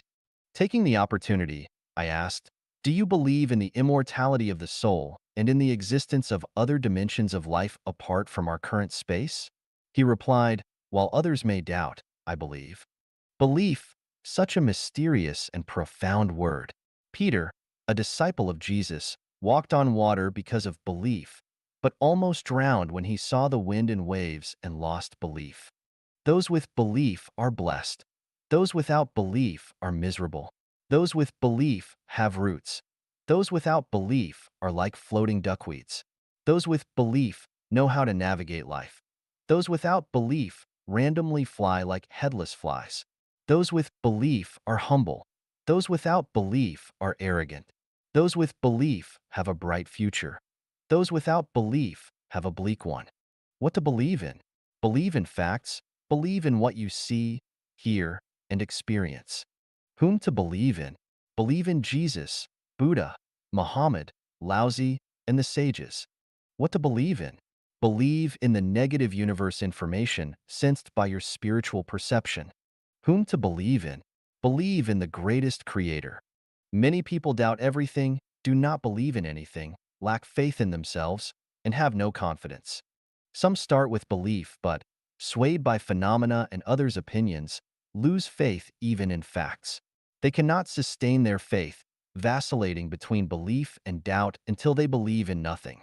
Some seem to believe but harbor doubts, so when confronted with storms, they lose their foothold and are devoured by demons. Some people's faith is mere lip service, steering with the wind, changing with their immediate self-interest. In reality, their hearts lack genuine belief. Today, they believe when it's advantageous, and tomorrow, they do not when it's not. How can one live without faith? What is the purpose of such a life? Where is it headed? Job in the Bible is an exemplar of faith. Apostle Paul is an exemplar of faith, and several bodhisattvas in Buddhism have also set examples of faith for us. Many believers in Islam are also exemplars of faith. Without faith, one cannot stand firm. I said to my friend, "Your dream aligning with reality can be considered a revelation. While the world may harbor doubts, you cannot afford to. Doubting would betray your grandfather's wishes and the revelation." In the end, my friend reiterated, "While others may harbor doubts, I remain steadfast in my belief." Friend, do you also believe? 于无声处响惊雷. Shocking thunderclap in silence. Xiefeng. August 16th, 2005. Translation edited by Yu. That was a day on the Christmas of the previous year. I was driving a van, transporting 8 employees from my store to a fast food restaurant and bar I owned, about 10 kilometers away, to celebrate Christmas. Just as we pulled up to the entrance of the bar, we heard a clack sound, and the left front wheel dropped, tilting the vehicle to the left. Quickly checking, I discovered the axle supporting the left wheel had completely snapped. After a week, I had the car towed to Sadie Motor for repairs. The shop owner, holding the fractured axle, asked me, "Why didn't the car overturn?" I replied, "The axle broke only as the car came to a stop. That's why it didn't overturn." That British gentleman sighed, saying, "A miracle, the greatest creator's protection. In such a situation, the car should have flipped, causing injuries. How did it break only after the car stopped?" He then pointed at the fracture and explained, "This axle began breaking at least half a year ago. It didn't snap suddenly but deteriorated bit by bit. Its complete fracture was inevitable. It should have happened during driving. You're very lucky." Initially, I didn't care for the analysis, but after hearing his explanation, I felt terrified. I usually drive fast. If the axle had snapped during high-speed driving, not only would everyone in the car have been in danger, but other vehicles around might also have faced disaster. That was close. The axle had been gradually breaking for months, yet I remained oblivious. Thunder lurked in silence. Disasters hid within calm waters. Unseen perils surfaced unnoticed amid the excitement and joy. How can one prevent such occurrences? Since then, I have started contemplating the latent crises within nature. Earthquakes, typhoons, volcanic eruptions, tornadoes, plagues, wars, floods, landslides, droughts, pestilence, sandstorms, accidents, plane crashes, collapsed walls, dam breaches, land subsidence, strokes, Sudden power outages, water stoppages, social unrest, riots, and other unforeseen calamities all exhibit early signs of axal fractures. People typically care about results or consequences, rarely focusing on the gradual axal deterioration leading up to them. People often live in regret, never considering early checks and preventive measures. Furthermore, since axal fractures happen gradually and invisibly, they are easily overlooked. Even if someone predicts a disaster in advance, not many believe it. This guy's exaggerating, talking nonsense, or has ulterior motives. What's the solution? Think about Noah building his ark on the mountaintop. How many ridiculed and mocked him? Currently, Life Genuine has faced and will continue to face ridicule, mockery, and cold indifference from many. Among all these axal fractures, my focus is on the fate and future of humanity. It seems that the greatest creator, God Jesus, and Buddha Shakyamuni have particularly favored me, granting me the key to unlock the treasury of wisdom and authority to establish Life Genuine, bestowing upon me the honor of harvesting crops. People, I know you will not easily believe me. In Jesus' era, how many truly believed in Jesus? How many truly believed in Buddha Shakyamuni? How many truly understood Muhammad and Laozi? Many talk about the greatest creator, Allah, the ancestor of Buddha, Emperor Chakra, the heavens, or the divine. But how many genuinely follow them? Many speak of Tao manifests itself in nature. What is nature? Do you understand? Some claim that Xiefeng is creating the greatest creator, that he aspires to be its spokesperson. Oh, ignorant ones, can the greatest creator be created? Is Xiefeng's, the chapter of the greatest creator, creating the greatest creator? Who in human history has explained the greatest creator as comprehensively as the chapter of the greatest creator? Thunder and silence exists. If you don't believe it, just wait and see. But I'll caution everyone in advance. Do not come running later, shouting, Greatest Creator, now I believe, after the axle breaks. By then, it'll be too late, and no one can save you. 上帝对人类的审判随时随地进行. The greatest creator's judgment of humanity occurs at all times and in all places. Xiefeng. Translation edited by Qinyu. All major religions mention Judgment Day, or the judgment by the king of hell in the netherworld. However, after exploring the 36-dimensional spaces, I haven't discovered a designated place for judgment. The greatest creator has never assigned a fixed date for a collective or individual judgment of humanity. So, how did this notion of a judgment day originate? One reason could be a mistaken understanding of divine teachings. Those who recorded the words of gods or Buddhas might have misinterpreted the meanings or added their own cleverness and wisdom when translating the divine words. The other reason is that people mainly focus on outcomes, neglecting the processes that lead to them. People see death as life's conclusion, ignoring the process itself. Consequently, they believe that death marks life's end, and after death, souls face a final judgment. Such beliefs are erroneous. The concept of Judgment Day blasphemes the greatest creator, confuses humanity, and exacerbates life's hardships and misfortunes. It's a kind of magical power, a spell, a barrier and hindrance placed within human consciousness. The greatest creator's judgment and selection of humanity, both collectively and individually, occur anytime, anywhere. There is not a final judgment. It's immediate, executed by Tao rather than by gods, Buddhas, or any celestial beings. How does Tao judge people? Up to this point, I've outlined in other articles what Tao is. In the Bible, it says, Tao is the greatest creator. However, there's a meaning not yet revealed. The greatest creator is not Tao. Tao is the greatest creator. The greatest creator is not Tao. How to understand this? Mao Zedong thought is Mao Zedong, but Mao Zedong is not Mao Zedong thought. Wang Mazi's consciousness is Wang Mazi, but Wang Mazi is not consciousness. China's laws represent China, but China is not its laws. Tao manifests itself in nature, means Tao follows the will of the greatest creator. The will of the greatest creator corresponds to the spirit of the greatest creator. Tao and the spirit of the greatest creator are synonymous.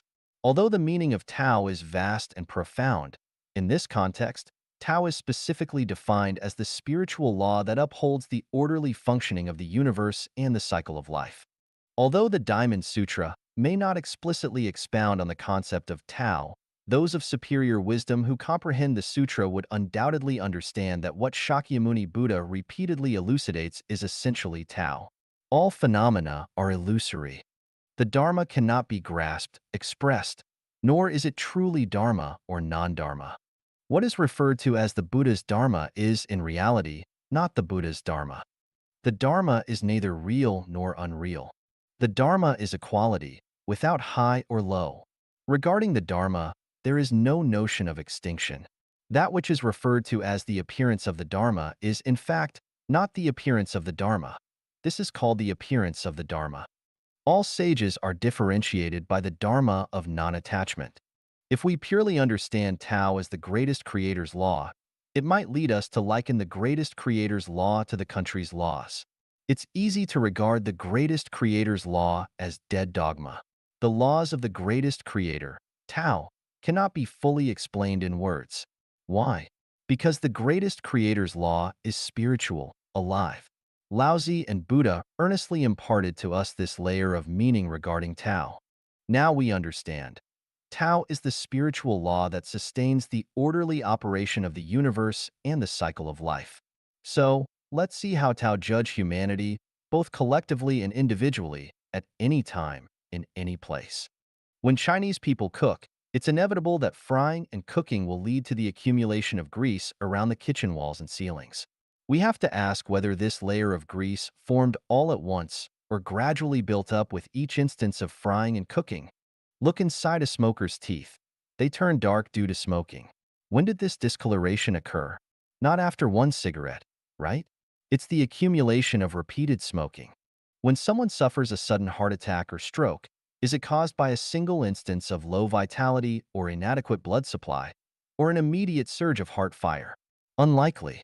Was the sudden earthquake in Tangshan the result of a single tectonic shift?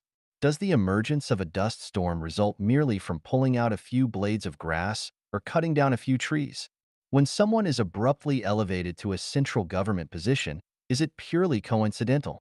When someone unexpectedly gets a chance to study abroad, is it solely an opportunity? When someone dies in a car accident, is it just misfortune? Aren't there accumulations of various factors behind these events?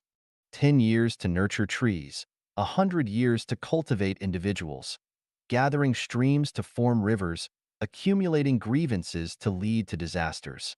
If one consumes 9 steamed buns, does it mean only the ninth bun satisfies hunger, while the preceding 8 are wasted?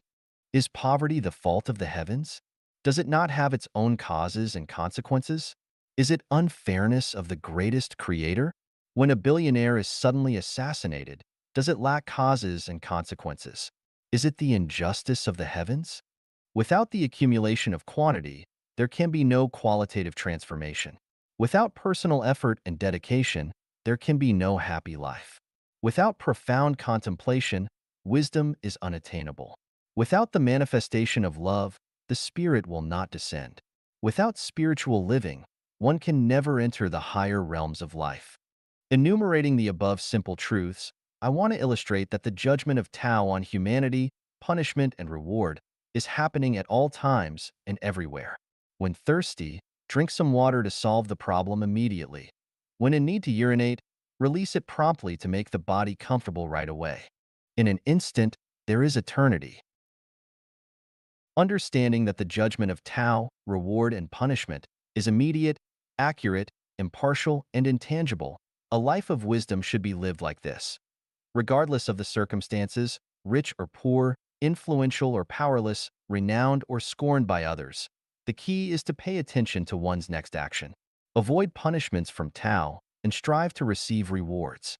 Specifically, first, believe in the greatest creator and hold gratitude in your heart. Second, listen to the teachings of gods and Buddhas. Do not dismiss them as superstition. The teachings of gods and Buddhas are treasures of wisdom and the guidebook of life, absolutely devoid of any malice. When tempted to engage in corruption, remember that Tao is present. Tao wields a knife in one hand, and holds the gem of life in the other. If you engage in corruption, the knife will be at your throat. If you resist corruption, Tao will embed the gem of life in the non-material structure of your life. Likewise, when you have trash in your hands, do you casually throw it on the street? Or do you take a few extra steps to put it in the trash bin? When seeking revenge, do you continue to retaliate and harm others? Or do you forgive and show mercy? When encountering a prostitute, do you engage in promiscuity? Or do you go home to your spouse? When presented with a bargain, do you scheme to take advantage? Or do you live an honest life? At the entrance of a casino, do you go in and gamble? Or do you turn and leave? When a brother or sister is in trouble, do you do your best to help? Or do you abandon them? When faced with conflicting interests, do you compete? Or do you yield? When you see the nation on the verge of collapse, do you actively strive to turn the tide? Or do you act opportunistically and add fuel to the fire? Sow thorns, and they will obstruct your path. Plant willows, and you will not taste apples. Reap what you sow, gourds from gourd seeds, beans from bean seeds. Divine punishments, though slow, are always sure. With big meshes, yet letting nothing slip through the law of cause and effect is precise to the smallest detail. Human management often leads to numerous mistakes due to insufficient wisdom and spiritual flaws, whereas the operation of Tao never errs. The greatest reward by following Tao is the evolution of your life's non-material structure towards a higher level of life. Understanding this principle, even if someone were to offer us all the treasures in the world, we would remain unmoved. Ascending to this level of life allows one to act effortlessly and tread the path of life smoothly. Tao is judging us at all times and in all places. Let us follow Tao. 花香蝶自来，心境仙人至. Fragrances will attract butterflies to flowers, and pure hearts will be frequented by celestial beings. Xiefeng. Translation edited by Qinyu. Foreign dignitaries visiting often opt for stays in five-star hotels, never considering ordinary roadside inns. Recluses choose picturesque mountains and rivers as their places of cultivation, avoiding desolate and barren lands. Virtuous ministers select noble leaders to serve, while birds choose worthy trees for their nests. Harlots attract promiscuous men, and debauches specialize in tempting women seeking extramarital affairs. Gamblers revel in murky, obscure environments, while sages prefer abodes with serene and fresh air. The environment not only shapes species but is also shaped by them, just as filthy places attract flies, while blooming flowers welcome bees and butterflies. Planting different trees attracts different birds. People who browse the internet daily tend to favor websites that suit their temperament and personality, occasionally visiting other sites. Birds of a feather flock together, and individuals group based on shared interests.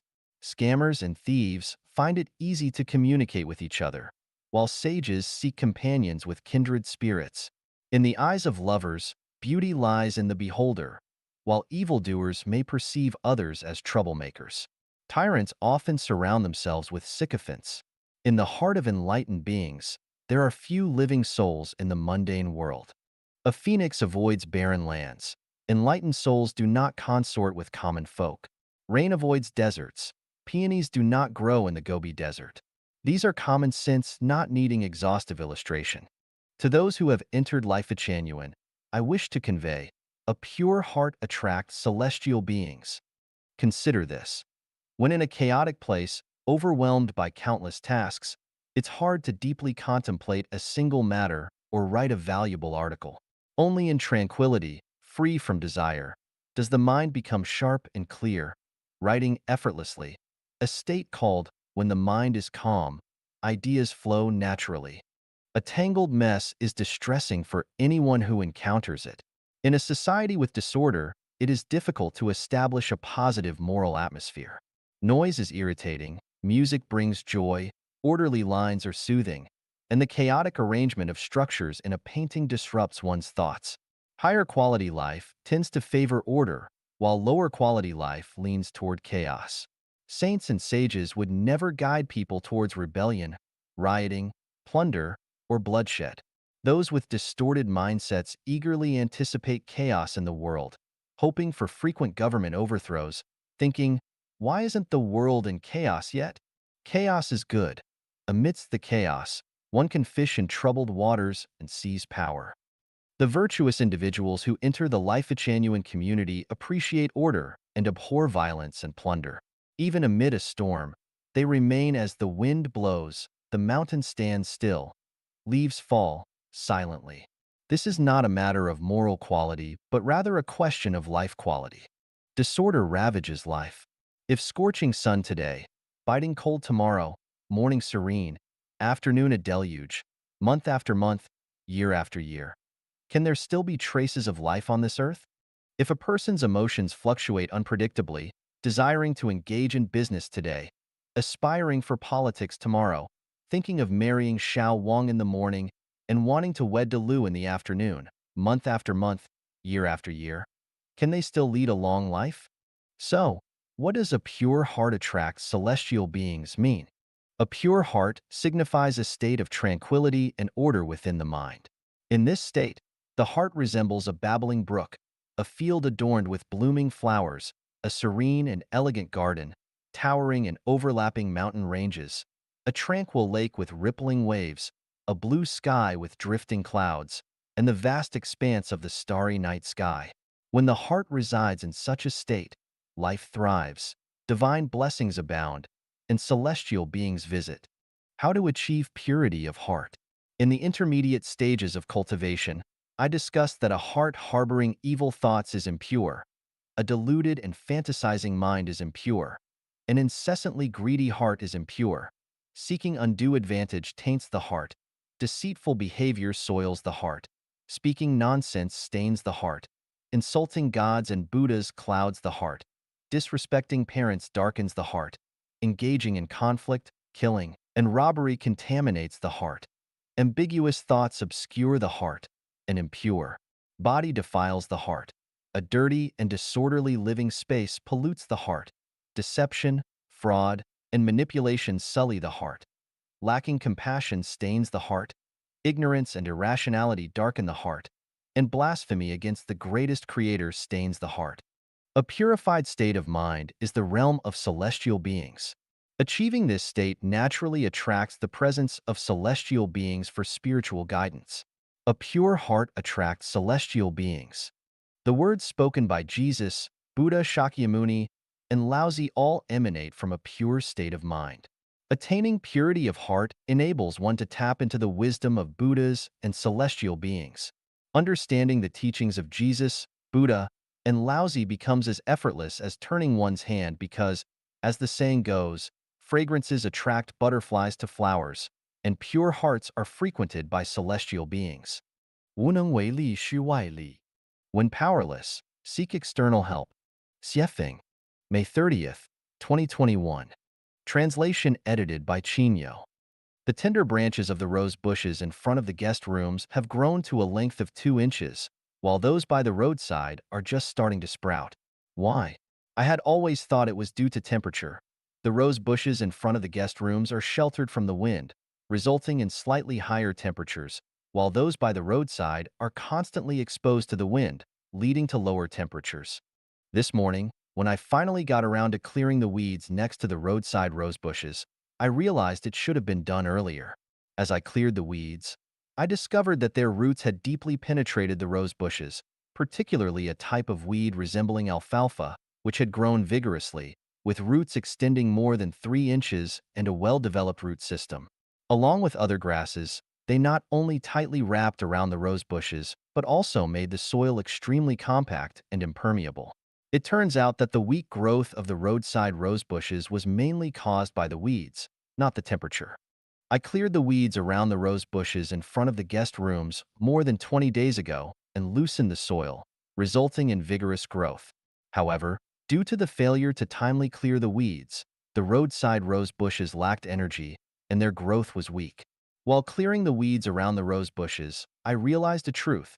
If there is no powerful external force to help the rose bushes remove the weeds competing for energy, although the rose bushes will not die, their growth will definitely be weak, and they probably won't even produce a few bright flowers.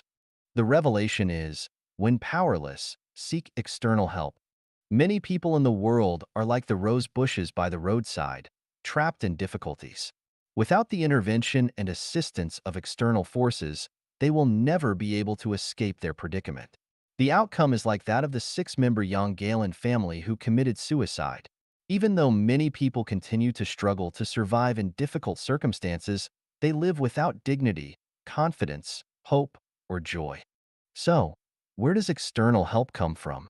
There are many factors that constitute external help, but the most fundamental and effective one is the greatest creator. For example, for the rose bushes I nurture, the only reliable external help is me because I am the one nurturing and caring for them. Similarly, as human beings are created by the greatest creator is looking after them. They rely on the greatest creator, their ancestor, just as the rose bushes can only rely on me, their caretaker. When we find ourselves in difficulties, instead of praying for other external forces to help us overcome them, we should rely on the greatest creator. Whether the greatest creator sends a small boat, a speedboat, an airplane, or mobilizes other more powerful people or factors to help us out of difficulties, it is all part of the arrangement of the Tao. Zero Du Chi Sir. Revelation of Zero Degree. Xiefeng. March 4th, 2022. Translation edited by Chinyo. Living in the northern part of Canada, there's a particular sensitivity to 0 degrees. If the temperature remains at or below 0 degrees Celsius, the snow won't melt. But once the temperature exceeds 0 degrees, even reaching just 1 degree above zero, the melting of ice and snow begins. 0 degrees is a turning point. Below zero is solid, while above zero is liquid. I have a cold storage room where the temperature is maintained at 2 to 4 degrees Celsius. This helps prevent food from rotting and being damaged by freezing. However, whenever the outdoor temperature drops to over minus 30 degrees Celsius, if I'm not careful, the temperature in the cold storage room can drop below zero. Once it reaches 0 degrees Celsius or below, most of the preserved vegetables will freeze and become inedible. 0 degrees is a sign of life or death. Above zero means life.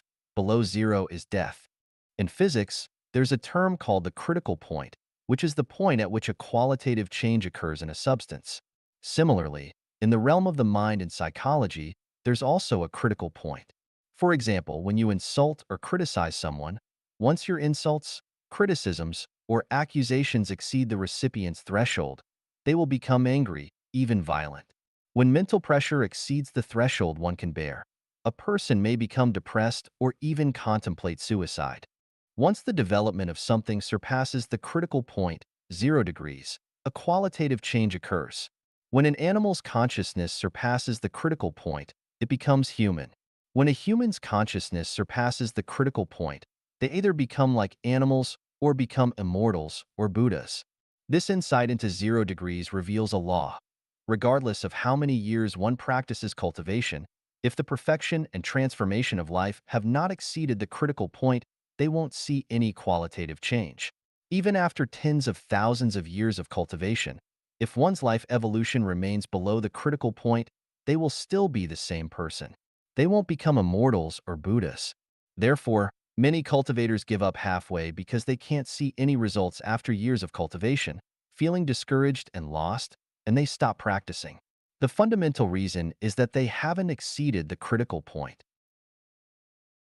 Perhaps they were just one step away from it, but unfortunately, they didn't persevere, which is regrettable. Fruits fall off when ripe. If the stem doesn't fall, it's because the fruit is still growing.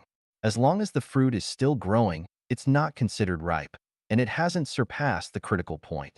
As long as the fruit isn't ripe and hasn't exceeded the critical point, the stem won't fall.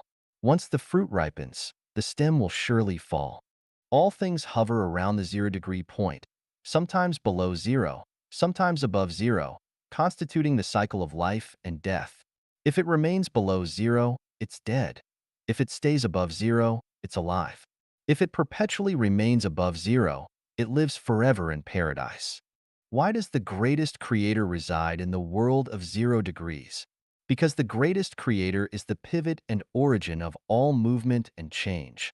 All transformations in the nature of life must pass through the greatest creator, the 0 degree point. Without passing through the greatest creator, the nature of life cannot undergo any changes. This is why we must reverence the greatest creator and follow the path of the greatest creator. 釜底抽薪是修炼成仙的最低成本途径. Pulling out the firewood from under the cauldron is the lowest cost path to immortal cultivation. Xiefeng, September 10th, 2022. Translation edited by Chinyo. Recently, I received an insight. The cold storage door at the headquarters of Life-Genuine in Canada was difficult to open and close. It seemed that the ground was rising. With every rise, it blocked the door's movement. So, I filed the bricks on the ground multiple times.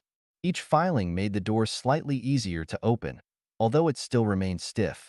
I even decided to call in professionals from a refrigeration company to address the issue. Not long ago, my son came to my place.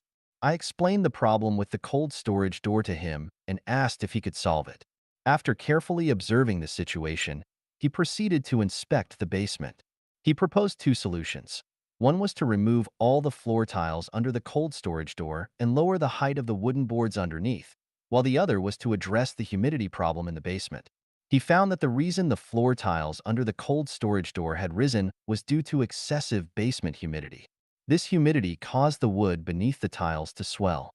When I asked which solution could permanently solve the problem, he said it would be best to address the root cause by thoroughly resolving the high humidity in the basement.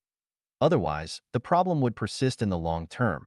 It's worth noting here that the Life-Genuine headquarters in Canada is constructed entirely of wood.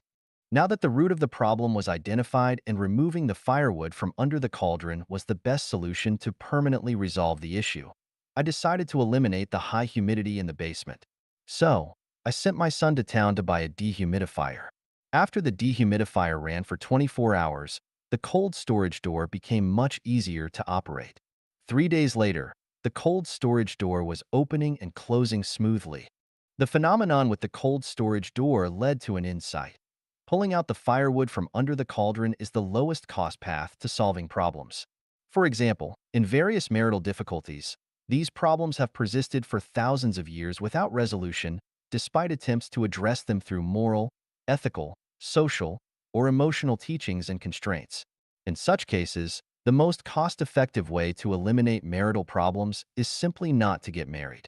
As the saying goes, it is easy to have good relationships with everyone if we do not ask any favor from them. I would not care about the price of wine if I did not drink it. I don't drink, therefore, whether a bottle of Maudai sells for 300 or 30,000, I couldn't care less. Similarly, if someone feels that being a civil servant is restrictive and leads to poor relationships, the best way to address this annoyance is not to become a civil servant but to start a business. Likewise, if someone feels that the United States is not good or safe, the solution is simple. Leave the United States. If a company is plagued with numerous problems and the common people are struggling, the best way to address this issue is not to establish various regulations and legal provisions, nor is it to rely on moral teachings and various expert opinions to deceive people, and certainly not to increase punishment and fire more people. Instead, it is to directly replace the leader. History has proven that the leader is the core guarantee of the people's happiness and social stability. If this core is not functioning, replacing it will lead to a complete transformation at the lowest cost.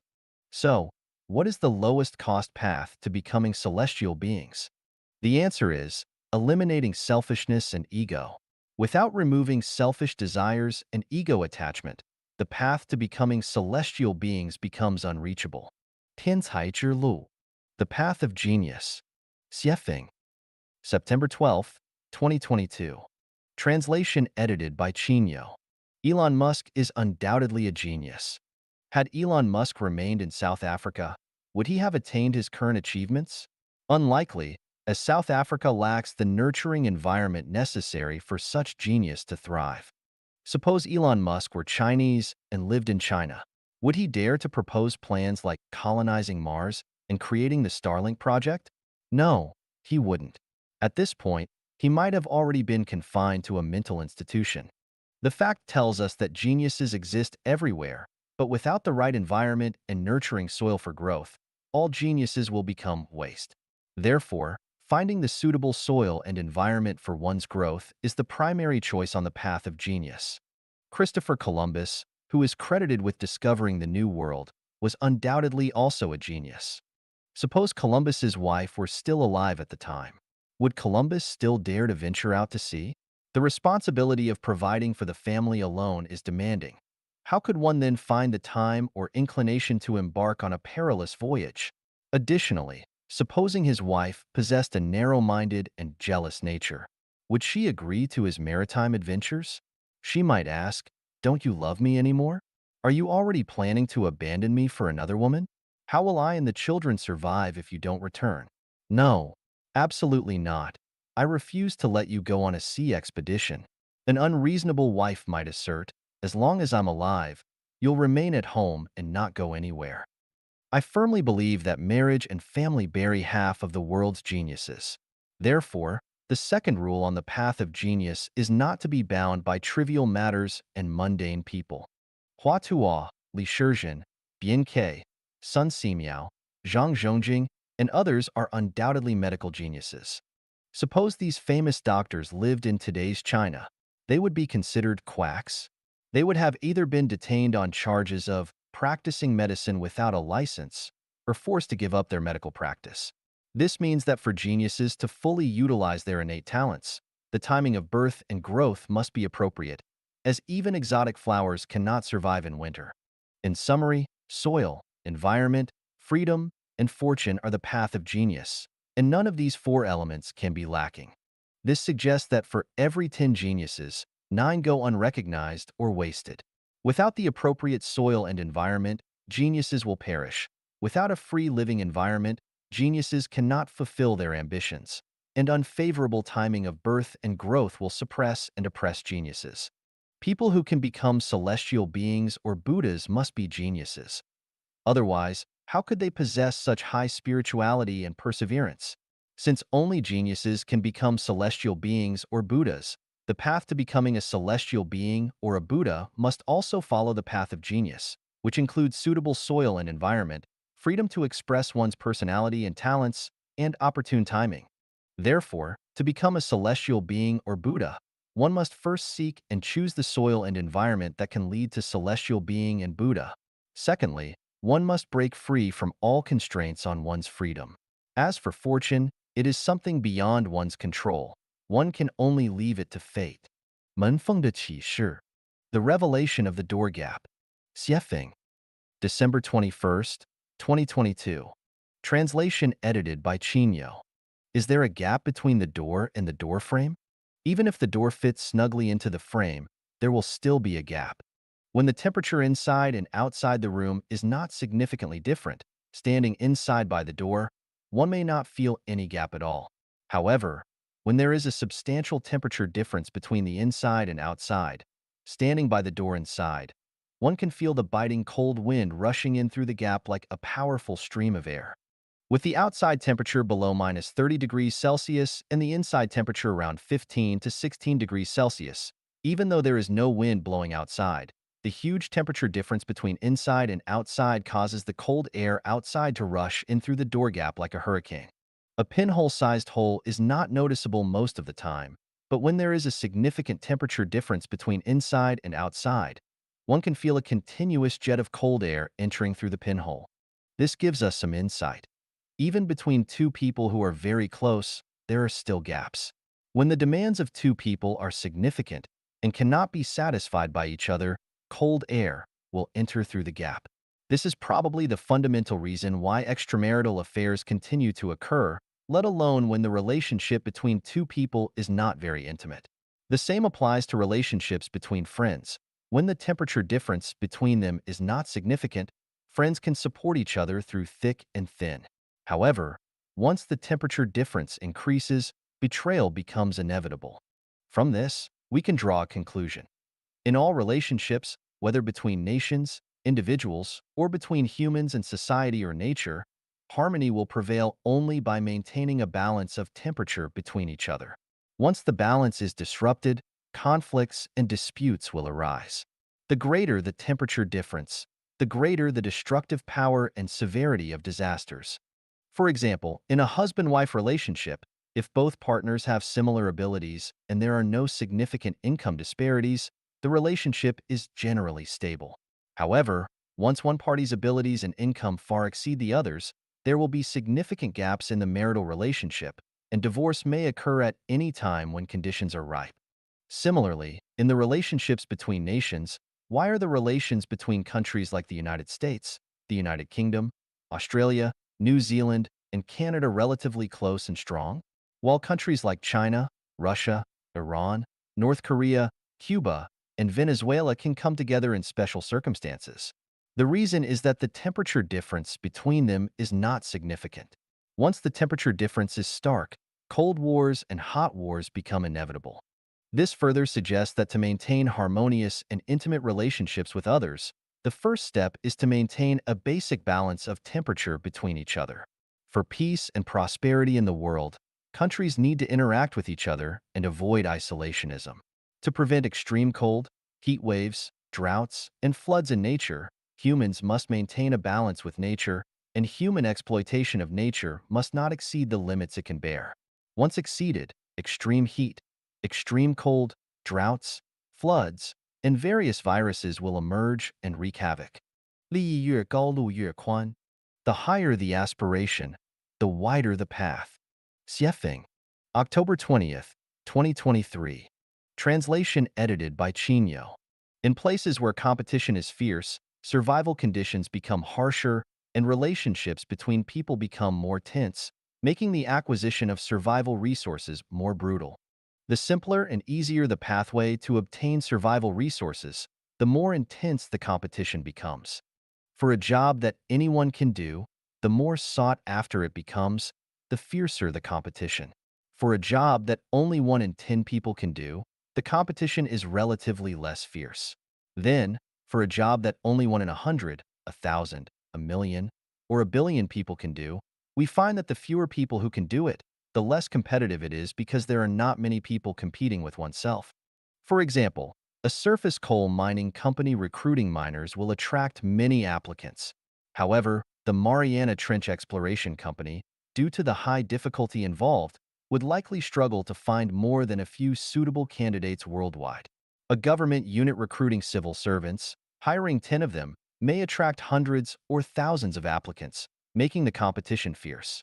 But if Elon Musk is recruiting someone capable of controlling the global nuclear weapons button to prevent nuclear-armed countries from launching nuclear weapons, probably only very few people can be found in the world at present. In 1997, I went to the Harare labor market to recruit a male flower worker and a female worker for laundry, cleaning, and hygiene. When the car arrived at the market, before I could even get out of the car, many people surrounded it. There were many people who wanted to do flower work and household chores. Later, when I went to the market to recruit shop assistants, the situation was the same. Then, when I opened a bar and tried to recruit a bartender, there were very few suitable candidates. Later, when I opened a nightclub and tried to recruit a DJ mixer, I couldn't find one. I had to hire a DJ mixer instead. From this, we discovered a small secret, which is that if you want to find a job with low competition and high income in society, you must have special talents and be different from others. Without putting in effort and undergoing rigorous training during our upbringing, we can only compete with many others for our livelihood. This involves the question of the meaning of life. That is, from an early age, we must consider what kind of work or career to engage in. Each person has 24 hours a day, and where we allocate our time and energy is a major factor in whether we will be happy or not in our lives. Now, there are thousands of job types in front of us. Which one will you choose? For example, shining shoes, making shoes, repairing shoes, herding sheep, herding horses, farming, gardening, being a shop assistant, a police officer, a taxi driver, a delivery person, a grocery store manager, a restaurant owner, a teacher, a civil servant, a worker, a soldier, a workshop technician, an engineer, a professor, a painter, a doctor, a lawyer, a judge, a musician, a performer, an entrepreneur, a writer, and so on. We find that the faster the income comes, the simpler and more accessible the job is, and the more people can do it, the more intense the competition will be. For example, shining shoes on the street can bring income on the same day. Working as a laborer, a teacher, or a civil servant can bring income in the same month, and farming and gardening can bring income in the same season. However, to become a professor, an engineer, or an entrepreneur requires upfront investment, effort, and more investment. In conclusion, to avoid fierce competition and maximize income, one must first invest. The longer the investment period, the fewer competitors there will be, and the greater the benefits will be. At this point, we find that due to the need for survival or the pressure of survival, most people have given up investing and turned to seeking quick profits. They go where they can make money quickly and engage in work that can bring immediate gains. As a result, the number of elite individuals in all walks of life is decreasing, while outstanding individuals are becoming fewer and fewer, and the number of ordinary people is increasing. Everyone is familiar with the story of Mencius' mother moving 3 times. Why did Mencius' mother move 3 times? It was actually for her son's aspiration. In the end, because of his high aspirations, Mencius became a great thinker who has been passed down through the ages. The higher the aspiration, the more one must endure long-term solitary struggles. One must endure rigorous training and withstand the temptations of money, power, fame, and beauty. Additionally, one must persevere in focusing one's mind and spirit on one's ideals. Finally, one must invest one's time and energy in one's own career. Do not be hasty for quick success. Those who are hasty for quick success will never become outstanding figures. So, what is the highest aspiration? Whether it is herding sheep, shining shoes, farming, or becoming a professor, a doctor, or a financier, the ultimate result is death. It's considered good to live safely until the age of 70 or 80, thinking about life's brevity, tossing around, and eventually becoming a handful of ashes in a bone ash box, thinking of such an end. All hopes are dashed. Therefore, we find that becoming a celestial being is the highest aspiration in life. Not only can one enjoy the joys of life to the fullest, but there is also a wonderful future ahead. Do you want to become a celestial being? 来世部落帝王家的启示. The revelation of not born into a royal family in the next life. By Xiefeng. November 25th, 2023. Translation edited by Chinyo. Looking through history, countless individuals born into royal families have met tragic fates, with many facing massacres or even complete annihilation. Even those who ascend to the throne, how many of them meet peaceful ends? Fathers and sons vie for power. Family members turn against each other, and siblings are torn apart. Once ousted from power, those associated with the emperor are often massacred. If they are imprisoned or exiled instead of being completely slaughtered, it could be seen as a result of past blessings. Not only do those born into royal families suffer, but individuals born in war-torn regions also face hardships. Moreover, being born into a certain family can lead to being implicated and even result in the massacre of staff and servants.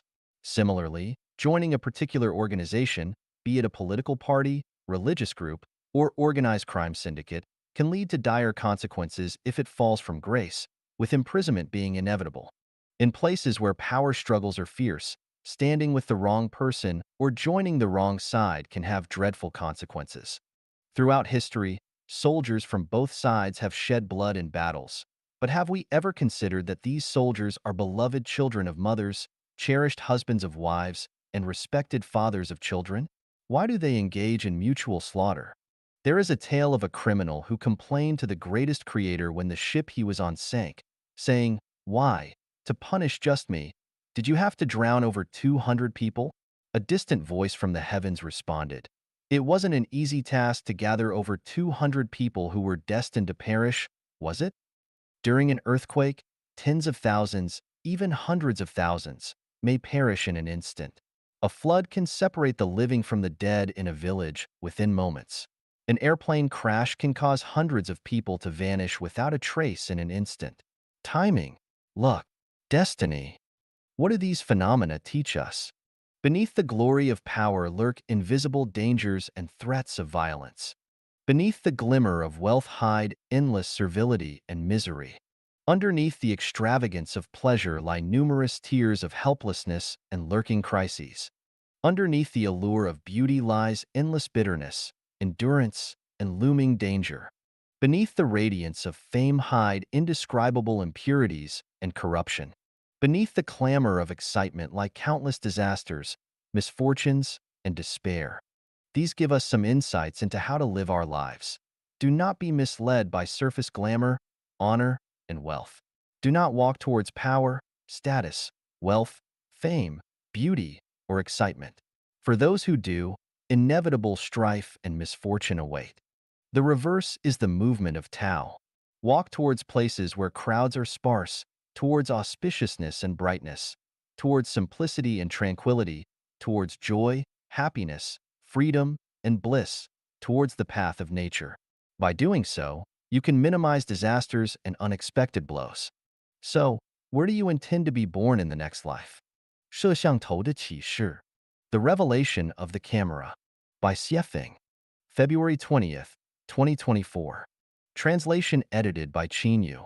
In this era, no matter where you go, there is likely a camera watching you, recording everything you do. This is especially true in important places like banks, jewelry stores, airports, and stations. But don't forget, many homes and even hotel rooms are monitored by cameras. Sometimes it's unimaginable that someone might secretly install a camera in your bedroom to record everything. This phenomenon tells us that no matter where we go, whether there is a camera or not, we must be prepared for the possibility of being watched by countless cameras. We must behave honestly and decently, otherwise, our actions may be captured by others and become irrefutable evidence for blackmail.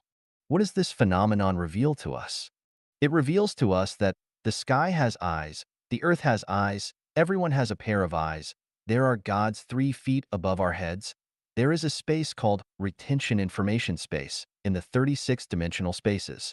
This space tells us that everything in the universe is a camera. Our daily words and deeds are meticulously recorded by the retention information space. As long as the universe exists, everything from our past, including a few years ago, hundreds of years ago, thousands of years ago, tens of thousands of years ago, hundreds of millions of years ago, is fully recorded, not in photo form, but in documentary form. Many people see their past like watching a serial drama after being hypnotized. Therefore, never do evil. Never have the mentality that if I do this, no one will know, especially when you are alone. Don't think that no one knows what you do. The actual situation is that heaven knows. Earth knows, the greatest creator knows, everything knows. So don't sneak around doing bad things. You can't escape the law. Now let's think about another question. Does anyone know every thought in our hearts? Before we get this answer, let's think about whether anyone will know every word we type on our computer and mobile phone. The truth is, as long as our computers and mobile phones are connected to the internet, no matter what content we type on our computers and mobile phones, the network terminal knows and even records it. We know that every person is connected to the entire universe. So we know that the universe knows all our thoughts and ideas, and they are all recorded. How can the universe know our thoughts and ideas? How does it know our inner activities? It turns out that all our thoughts and activities in our hearts will turn into a frequency wave and be emitted into the universe, and our biological wave color will also change with our inner activities. Even our expressions, emotions, and postures will change with our inner activities. How can the universe not know? The universe knows everything means that Tao will record everything that has happened and is happening in the universe. This means that the greatest creator knows everything. Our every little bit, including inner activities, can't escape the greatest creator's eyes and ears. So we understand the reason why miracles appear when we cry out to the greatest creator for help in times of crisis. We will understand the value and significance of praying or confessing to the greatest creator. So we further understand that our current life situation is all caused by our past words and deeds and all the activities in our hearts. Everything is just right. There is no favoritism and injustice. So we understand how to live this life, understand which path to take in life. 反常思维篇10生物基因工程万魔正在出动 All the devils are coming out of caves. Xiefeng, edited by Care. There is no doubt that the genetic engineering now underway is of epic significance and its future is immeasurable, but when we are complacent and blindly optimistic about it, believing that each moo of a field can produce 10,000 gene of grains and each fruit tree can produce 10,000 gene of fruits, that tomatoes can be bigger than watermelons and peaches can be sweeter than honey, that pigs can weigh 100 kilograms after only half a month's growth and skin and organs can be reproduced, that a new kind of medicine will satisfy people's need for food for 3 months and needed species can be cloned, and that diseases can be eradicated and cancer can be conquered to make people enjoy unlimited longevity. Who would imagine that all the devils are coming out of the caves and that we might be facing doom at any time? Genetic codes are the golden locks that maintain the relative ecological balance and stability of nature, and that prevent the devils from coming out of the caves. But once they are unlocked, the following scenes are not just to scare you because they could happen at any time. You wake up to find that some people around you have grown tails and that their features and voices have changed because they have eaten animal meat from mutant genes. You call a friend who is thousands kilometers away, but only hear chirp chirp noises coming out of your phone. You do not know that your friend has grown feathers and a beak from his mouth because he has eaten poultry or bird meat with mutant genes. You and your guests are happily drinking tea and chatting in the living room when suddenly hundreds of cockroaches, bigger than eagles, crawl in from the kitchen because they have drunk water contaminated by specific genes. You are driving your family in your car when suddenly the road ahead disappears as tens and thousands of hills rise before you. It turns out that potatoes have absorbed the soil nutrients contaminated by specific genes and are growing wildly like hills. You are sleeping soundly one night when you are suddenly awakened by the sounds of walls collapsing and sharp screams. So you open the windows and see hundreds of large rats, bigger than dogs, running through the yard and staring at you covetously. You come home from work and turn on a national television channel to watch the news, but no matter which channel you tune to, you find nothing, not even test patterns. In fact, the country has been infected with a gene that has rapidly mutated and spread, and everyone has gone mad and died within hours. You see plants growing wildly one day and learn that their reproduction and growth rates have grown faster than ants running. They spread over highways and bridges, climb mountains, float across rivers, occupy towns and cities, climb up tall trees and skyscrapers, and enter into caves and buildings, sweeping through to the ends of the earth. In places where they reach, from hill to hill no bird in flight, from path to path no man in sight. The devils are out of the caves and strange things will happen. The mortal world is no longer the one that we have known. People do not look like human, wolves are not wolf-like, and some plants grow wildly as some animals die instantly. At this point, any regrets are much too late. Perhaps people believe that through the efforts of scientists from different places, we will be able to handle the issues of genetic engineering rationally and cautiously and will not act recklessly. We can only hope. The point is that no one can be so sure that they have mastered all the secrets of gene interactions and can guarantee that there will not be gene hackers. Computer hackers can only crack passwords and disrupt programs, but gene hackers could push all of us into an abyss.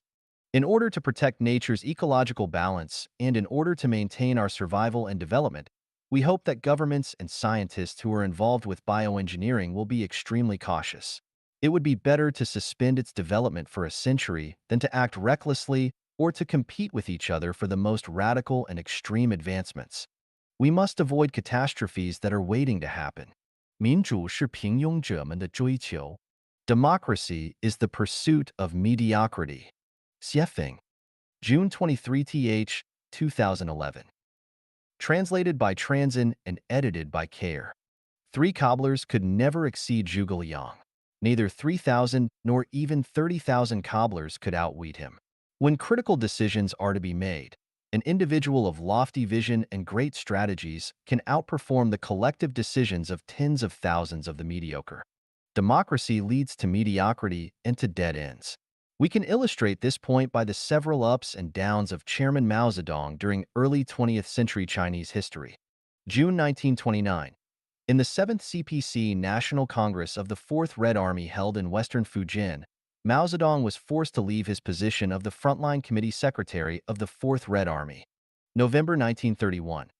In the Southern Jiangxi meeting held in Yeping, Ruijin, Chairman Mao was mistakenly criticized by the party and was elbowed out of the Central Committee during the Soviet era. October 1932. At the Ningdu meeting, The chairman was excluded aside again and even lost his post of political commissar of the First Red Army. January 1934. During the Second Congress of the Soviet area, he was made a mere figurehead and removed from his position as chairman of the Central People's Committee. The result of these demotions was the gradual shrinking of red bases and the revolution ushered low tide, resulting in the failure of the Fifth Counter-Campaign against encirclement and suppression. The Red Army was forced to make a strategic shift to start the solemn and stirring move in the war history of mankind, the 25,000 Li Long March. The central base, personally created by Mao Zedong, was destroyed overnight. The whole universe is run in a unilateral manner under the one unique greatest creator. It is only when all life in the universe follows the will of the greatest creator that the universe can run orderly and all life can survive and live effectively. In any other way, the universe would collapse. If a cat or dog were not convinced and cried out, "Oh, greatest creator, you have been too autocratic and domineering. The throne of the greatest creator should be shared in turns, and the greatest creator should be chosen by democratic elections from the whole universe," then all would disappear. As it is with Life Genuine. If the guide were to be decided through a democratic election and if I were not elected as such, then Life Genuine would inevitably dissolve. And if that were to happen, the hopes and dreams of all the Chanyuan celestials would become impossible to achieve. Napoleon famously said, "Nothing is more difficult and therefore more precious than to be able to decide." It is only when the chief commander makes the decisions that they can be effective and orderly. The sage embraces the One and becomes the model of the world. The greatest creator is the One in the universe. The state leader is the One in the government. The boss is the One in a company. The conductor is the One in an orchestra. This is the model of the world, and sages must comply with it. Whoever creates a business should be the boss, with all big and small decisions being made by or delegated by that boss. Question: what types of people want democracy? Answer: 8 of those types are described here. Irresponsible people, people with mediocre minds, people who scramble for power, people who do things stealthily, people who are selfish, people who shift responsibilities, people without definite views of their own, profiteers from others' labor without sacrificing. All matters, big and small, must be managed by responsible individuals. They should be the ones to make decisions within the scope of their responsibilities. There should be no arguments, debates, discussions, or consensuses. Whenever 2 or more people jointly control anything, the result becomes a resource-consuming process with low efficiency and mutual finger-pointing, with no one ultimately being held responsible. No matter how democratic a flock of sheep is, it can never resist a wolf. No matter how democratic a group of people with mediocre wisdom is, it can never match the vision and insight of a saint. The Life Genuine era does not practice democracy, but each one has their duty and accountability. Like the 8 immortals crossing the sea, each one shows his or her special prowess. Each undertaking is in the hands of one responsible person. Others should cooperate fully and follow the exact requirements of the one in charge strictly and meticulously. If a leader cannot control their rule, but decides every affair through compromises and consolidations, then they are not being responsible and are incapable of assuming their responsibility. They are consuming and wasting everyone's time and energy, as well as their natural and human resources. Democracy always leads to mediocrity, and the wise should guard against that. But what should we do when a leader is self-willed, domineers their power, and exercises tyranny? I do not know.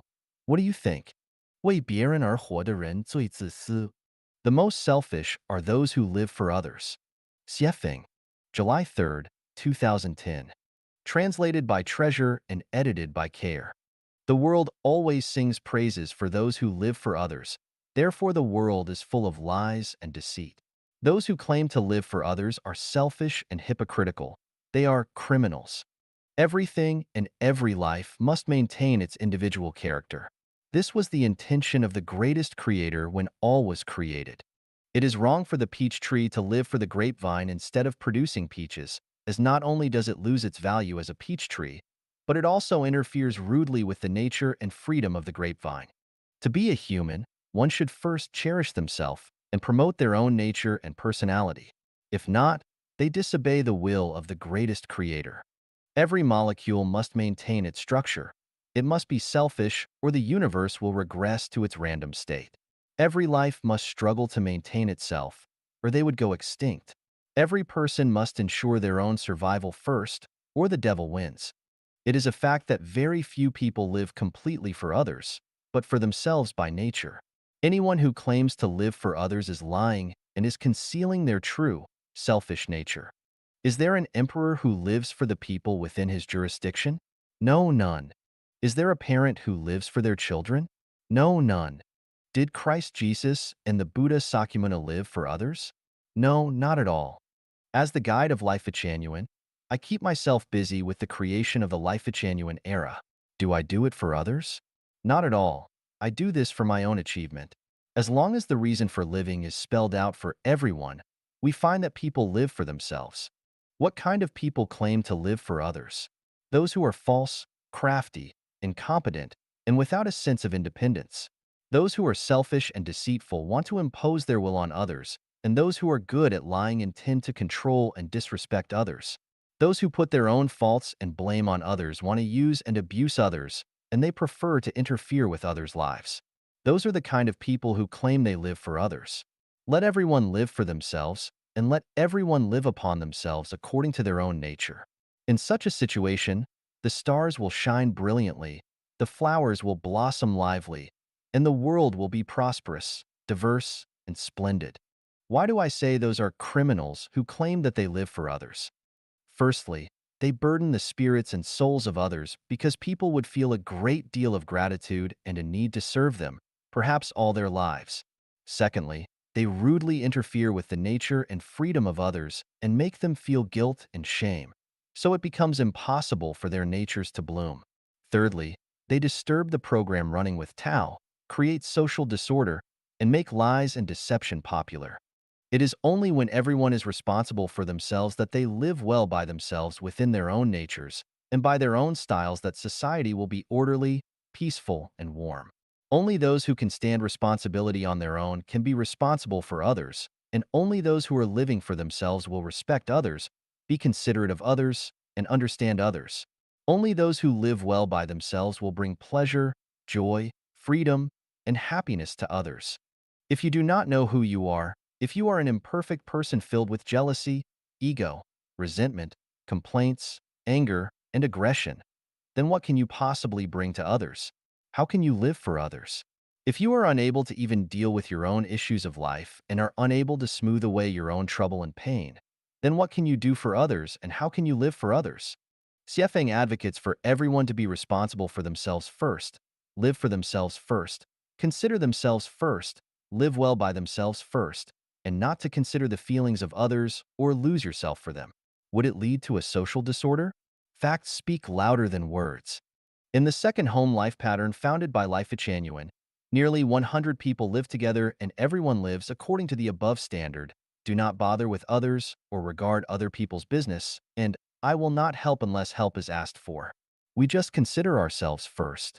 How has this practice gone on for more than 9 years?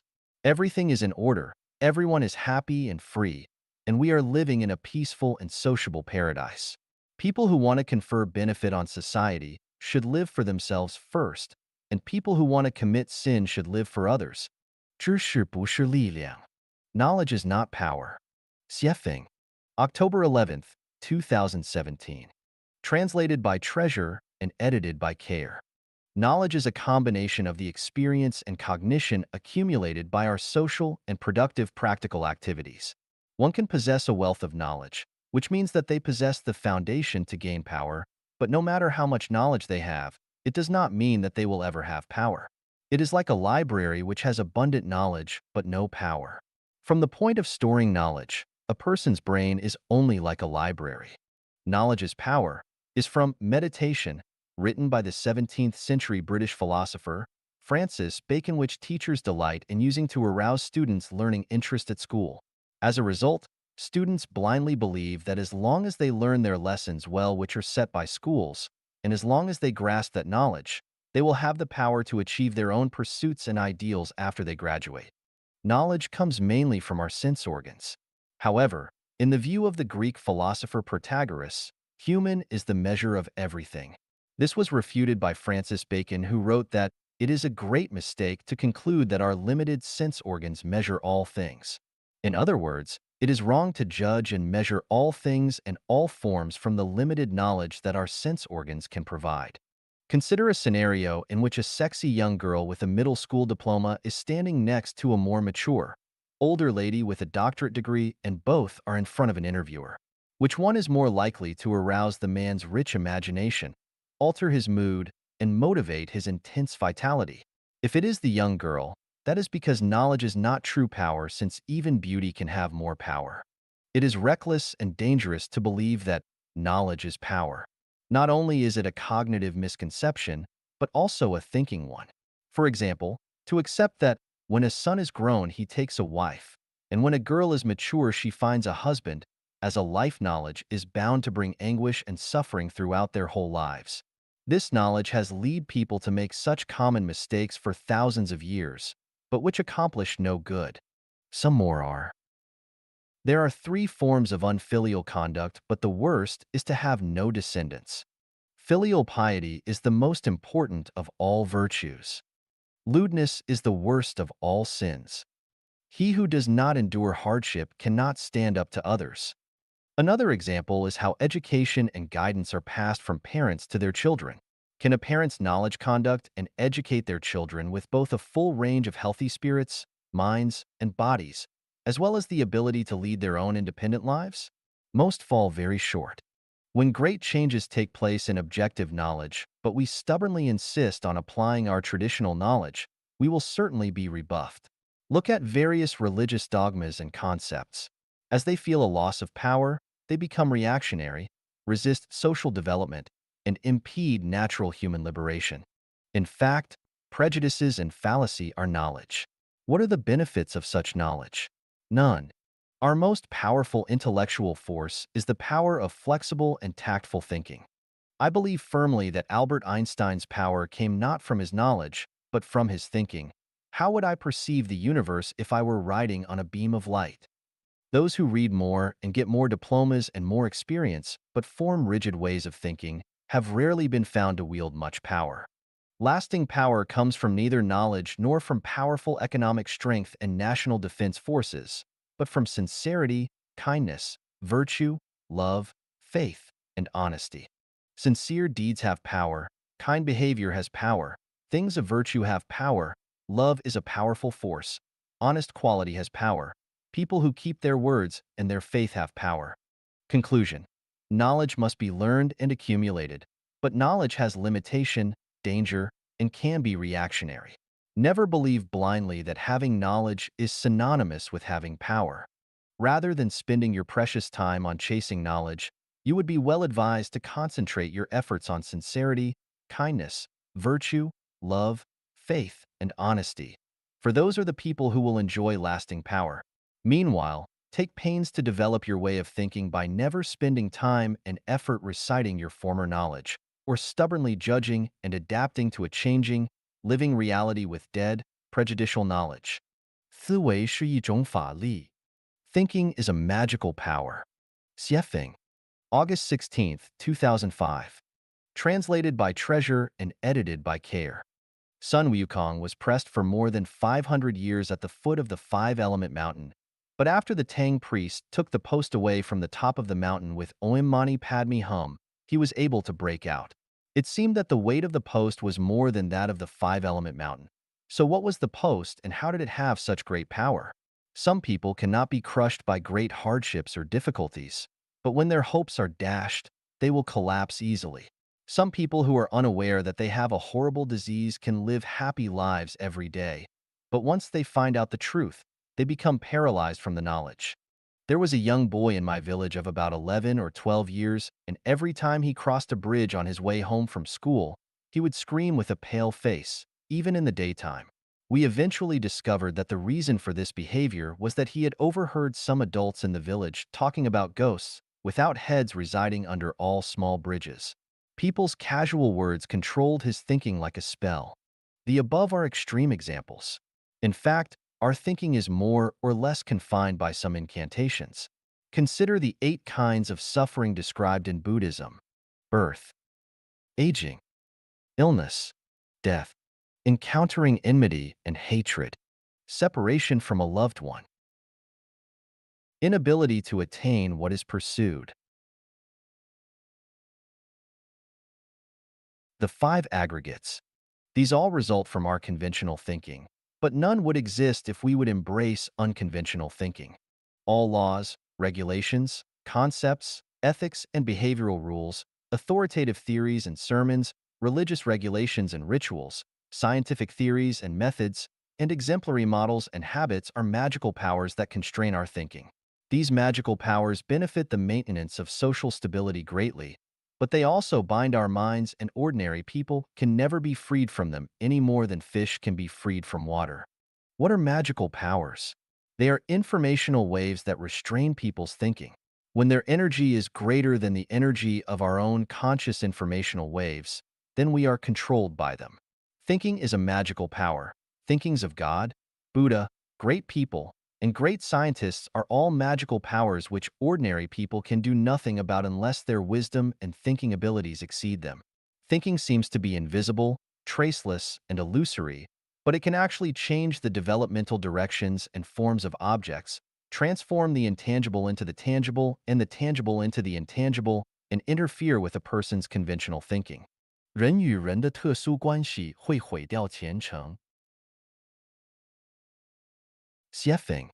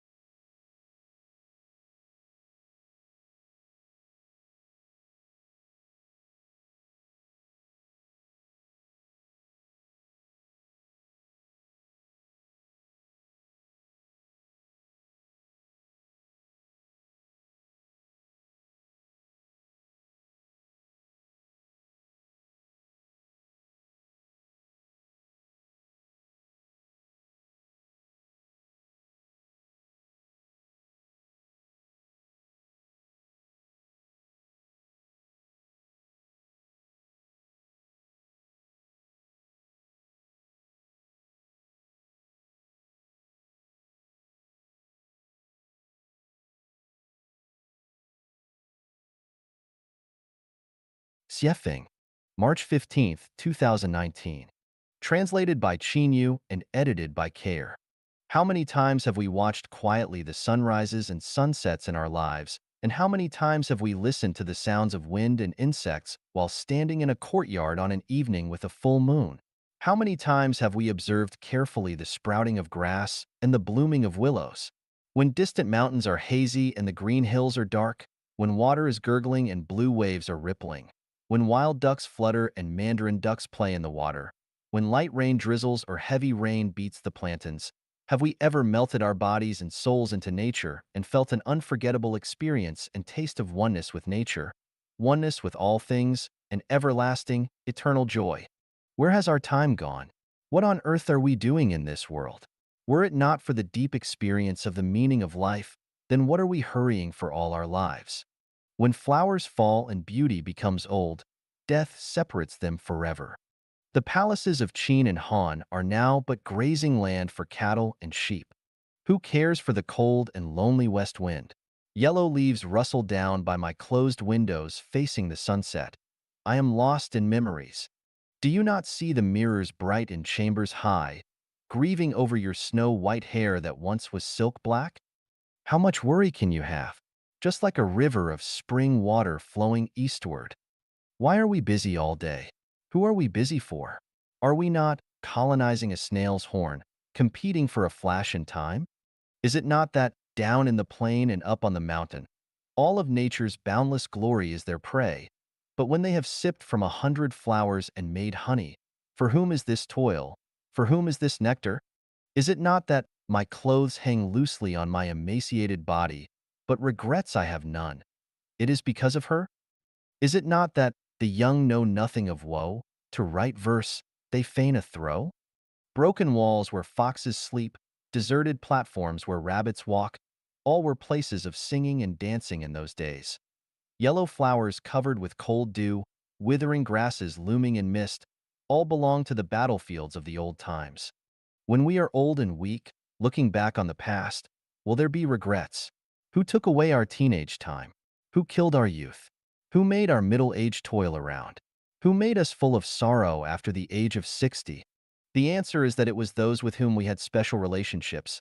They were our parents, children, grandchildren, husbands, wives, friends, lovers, brothers, sisters, buddies, and the rest. Whoever made us worry about, think about day and night, hard to sleep, hate but could not rid ourselves of, and so on. All the people who have had special relationships with us.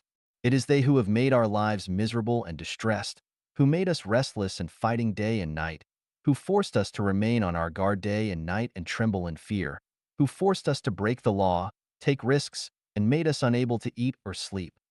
Think carefully.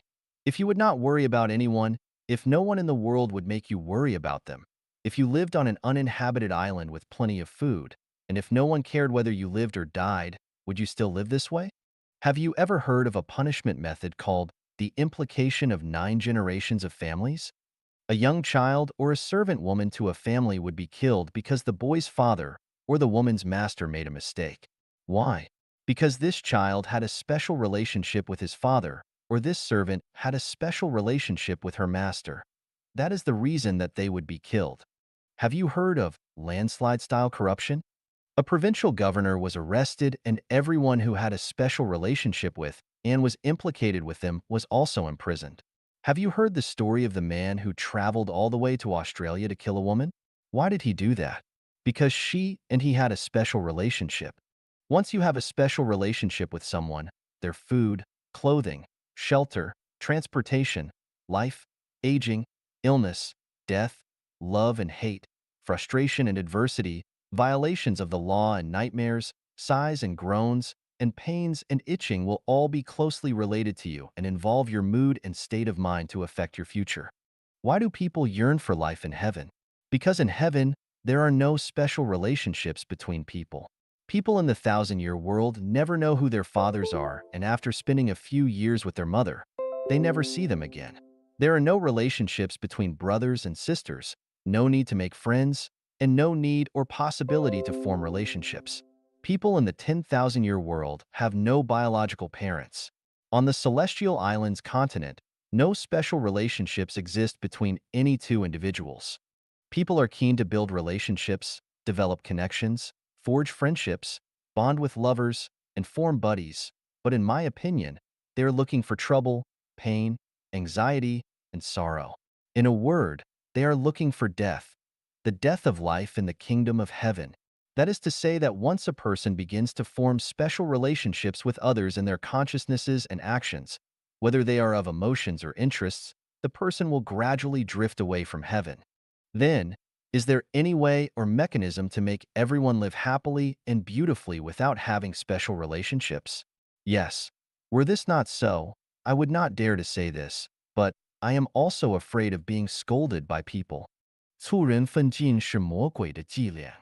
Pushing people to forge ahead is doing the devil's trick. Xiefeng, December 26, 2018.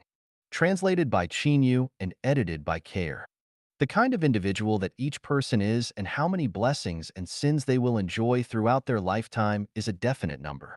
What kind of achievements each person will rise to is a certainty, whom each person is destined to meet and fall in love with, and who they will encounter and torture are all part of their life's trajectory.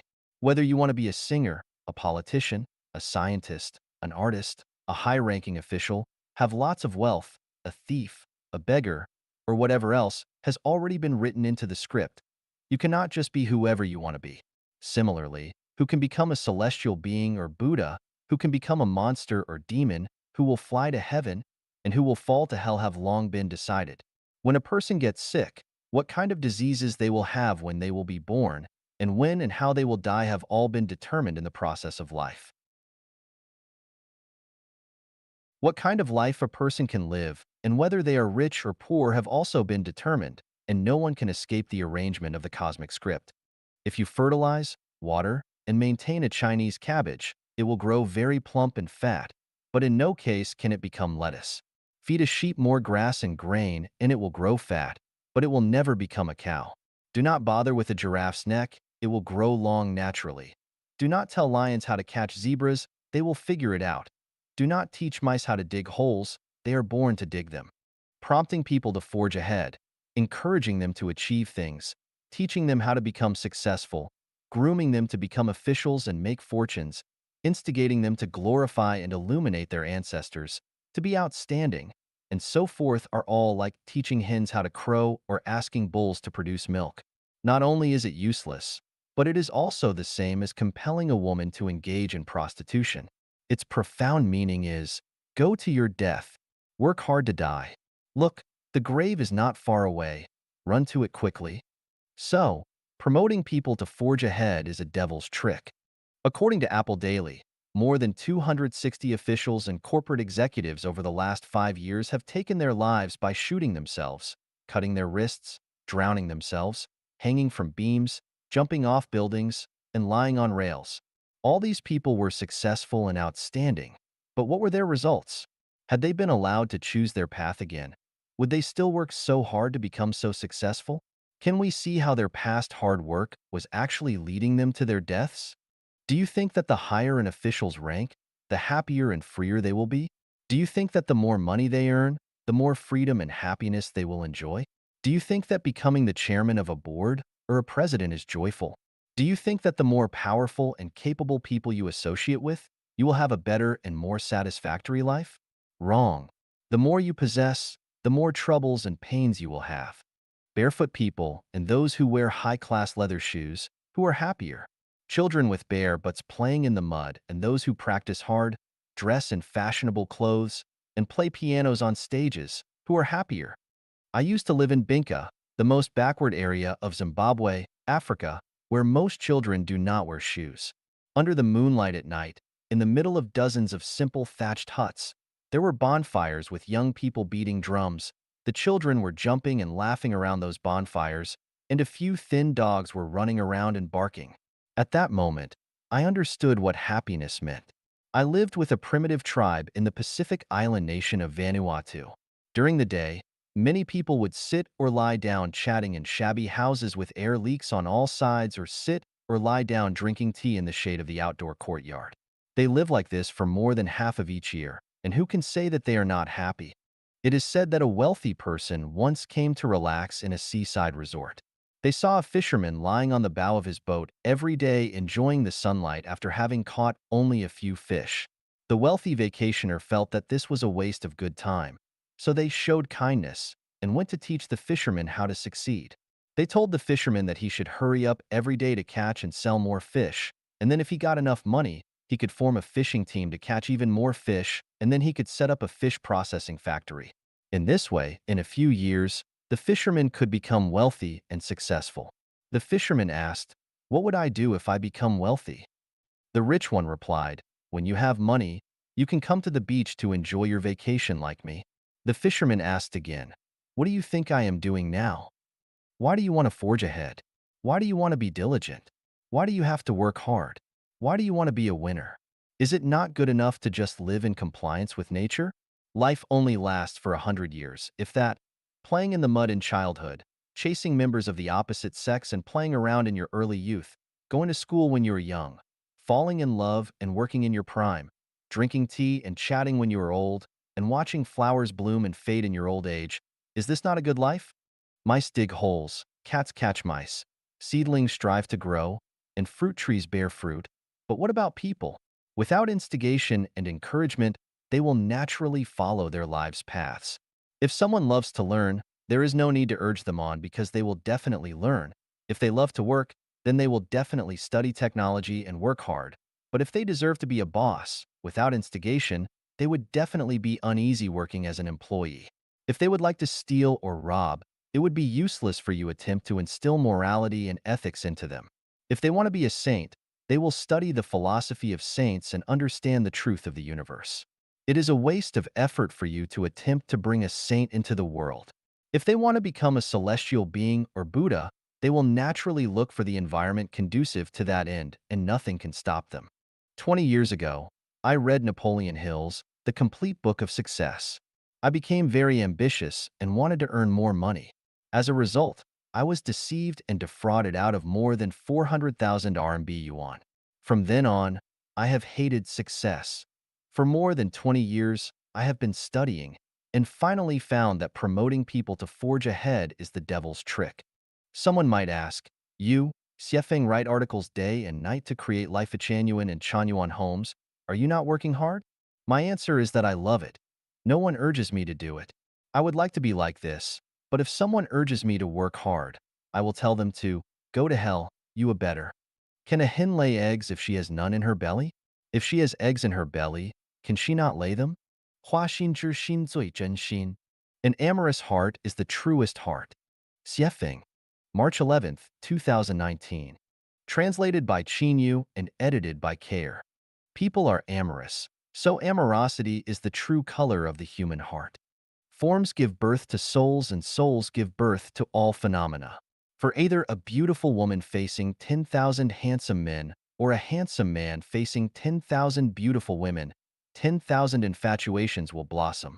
The world praises the love of loyalty and concentration, but in fact, this is not in line with reality. It goes against people's hearts. The human world has created monogamy where one man and one woman are expected to love each other throughout their lifetimes. But this does not match the human heart. From the perspective of human nature, a man will never love only one woman throughout his life, and a woman will never want to eat from only one apple tree throughout her whole life. The reason why today's world is filled with worry, pain, anxiety, and sorrow is that people have not returned to their Tathagata nature. Amorosity is the Tathagata nature. The true color is the Tathagata nature. People hide behind masks, so how can they not worry and hurt each other? Not only do people wear their own masks, but they also maintain and praise them and threaten and induce others to wear them, kidnap the Tathagata nature with morals and ethics, and create religious doctrines to restrict people from showing their true colors. This is all really terrible.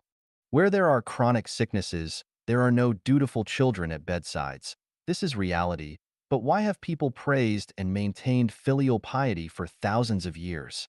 Why have they not faced reality? Most children and grandchildren are unreliable. Very few are reliable. All men long for immortality, yet having sons will not achieve this. Although fond parents are legion, who ever saw a really filial son? If children and grandchildren are unreliable, then how can husbands and wives be reliable? All men long to be immortal yet dote on the wives they wed who swear to love them forevermore, but remarry as soon as they are gone. If they leave after you die, this can be considered their loyalty, and you must have burned some incense in your previous life. Most wives leave before their husbands die. Even if you have not gone, they long in their hearts for your death. If they do not long for your death, then they must still need something from you. Marriages and families have always been a devil's program, a curse, and this curse has kidnapped people for thousands of years. Here is a simple way to identify whether a program is angelic or satanic. It is the input and feedback method. If we reap melons from melon seeds or beans from bean seeds, then we are given the feedback on what we have entered into the program, and this program is angelic. On the contrary, if we reap beans from melon seeds or melons from bean seeds, then this program is satanic. What we enter and the feedback we receive are not the same, or even opposites. In the satanic program, if you input love, you will get hate. If you input true feelings, you will get false love. If you input hope, you will get disappointment or even despair. Too much falseness fills the world. If falseness is taken as truth, then truth is said to be lies. When nothing is taken as being, then being itself is turned into nothing. Since our grandparents, we have reversed the truth from the false. So the children, grandchildren, and great-grandchildren regard false as true and true as false. The real is pressed under the five elements mountain, and the fake is rampant in all directions. So people have to suffer hardships, disasters, and pain, and they are hard-pressed to be enlightened to go to heaven. The human heart was originally amorous. The so-called, "I will love only you for my entire life," is a lie and a scam which exists for short times under certain circumstances, but when those circumstances change slightly, the fox's tail will be exposed. The man who says that when he is poor and helpless is telling the truth, but if says the same thing after his social and economic status improve dramatically, then he is lying and deceiving. The same is true for women. It is impossible to love only you for my entire life, because human hearts are amorous. If a bright and eye-catching flower blooms only for Zhang San, but it wilts immediately when seeing Li Si, Wang Wu, and Zhao Lu, then I want to ask you if it is still a flower? No, it is not, but rather a monster's spirit. Are people still human if they smile when they see a certain other person, but immediately cross their eyebrows when they see other people? No, they are not humans but evildoers. What men are indifferent to beautiful women? What women are unimpressed by handsome men? If there are such people, then they are not really people, but wood or stone, sculptural robots. Since this world has always been perplexed and deceived by falsities, we cannot know what the truth is. We have already mixed the false with the genuine, so we cannot know that amorous hearts are the truest ones. That is to say that anyone who truly loves you must also love the world, because anyone who does not love the world will never love any individual. To narrow the scope, women who love many men and men who love many women will give birth to true love, because their hearts are true and the love of which they speak is true. There are absolutely no marriages or families in heaven. How do we arrange our lives without them? I can tell you that I have found a way to live a better life than married and in a family. Not only have I found it, but I have also opened it up. We are all expected to live paradisical lives on earth, and not only that, but also have a chance to go to the real paradise. I have designed a game of being a groom every day and a bride every night for everyone. The game will be launched soon. If you participate in it, then you will definitely find that amorous hearts are the truest hearts. 意识决定存在. Consciousness determines existence. Xiefeng. Translated by Qinyu, edited by Peter. Whether existence determines consciousness or consciousness determines existence is a type of watershed between materialism and idealism. Human beings have not yet had a correct understanding of this issue until now. Jumping to a conclusion rashly will definitely cause confusion in people's minds. If we divide the population into 5 categories: ignorant people, laities, mortals, sages, and saints, immortals, and then according to the attitudes of people of each level towards the material world, we can clearly understand the reason why some people believe that existence determines consciousness, while others are convinced that consciousness determines existence. Ignorant people live by instinct. Although they belong to the family of human beings, they are not much different from animals. They don't know what creation and thinking are. As long as things are necessary for their survival, they will just grab them. If they are put on a deserted island, they will only die. So, for ignorant people, existence determines everything. Without existence, there is nothing. Laities are people who live by their desires. The central content of their lives is money, status, power, reputation, and beauty. They live for these desires all their lives. Once they don't get the above, they will suffer terribly. For laities, existence determines their consciousness, and their daily activities have a clear purpose and goal, which is how to obtain existence. Without the seduction of factors such as money, laities cannot live a single day. Mortals live by affection. The core content of their lives is family affection, relatives and friends, colleagues and classmates, group and clan, country and nation. With these, they can live a flavorful life. Without these, they will feel alone, bored, empty, and lonely. Therefore, for mortals, it is still existence that determines consciousness, and without existence, their consciousness will collapse. Sages are people who live by reason. They are people who often ask why, people who want to understand the essence behind superficial phenomena, existence. Existence is the basis of sages' consciousness. Without this basis, they cannot think deeply. People such as scientists in various fields, philosophers, and thinkers all belong to the category of sages. Although existence is the basis of the consciousness of sages, they also pay more attention to the reaction of consciousness to existence. Therefore, for sages, existence and consciousness are equally important. Because they devote more time and energy to the field of consciousness than on the basis of existence, sages tend to become the best among human beings. Saints, immortals, are people who rely on spirituality. What is perceived through sight, hearing, smell, taste, and touch is not important to them. What is important is what is realized through their spiritual sense. Spiritual perception is purely an activity of consciousness. So, for immortals, it is consciousness that determines existence. To sum it up, for ignorant people, laities, and mortals, existence determines consciousness. If you tell them, consciousness determines existence, it is like casting pearls before swine. They might even give you a back kick. For sages, existence is equivalent to consciousness. There is no question of who decides what. For immortals, consciousness determines existence. If we tell immortals that existence determines consciousness, they can only think that we are ignorant. Then, does existence determine consciousness, or does consciousness determine existence? First, let's take a look at all the things created by human beings. Like cars, how did cars appear on Earth? There are no cars on the Earth, so how could cars appear out of thin air? What? It turns out that people first imagined it in their consciousness, and then created it according to the imagination in their consciousness. How did the first house appear on the Earth? What? It is also people who first imagined a house structure, and then recreated it according to the imagined structure. How did fashion become popular? What?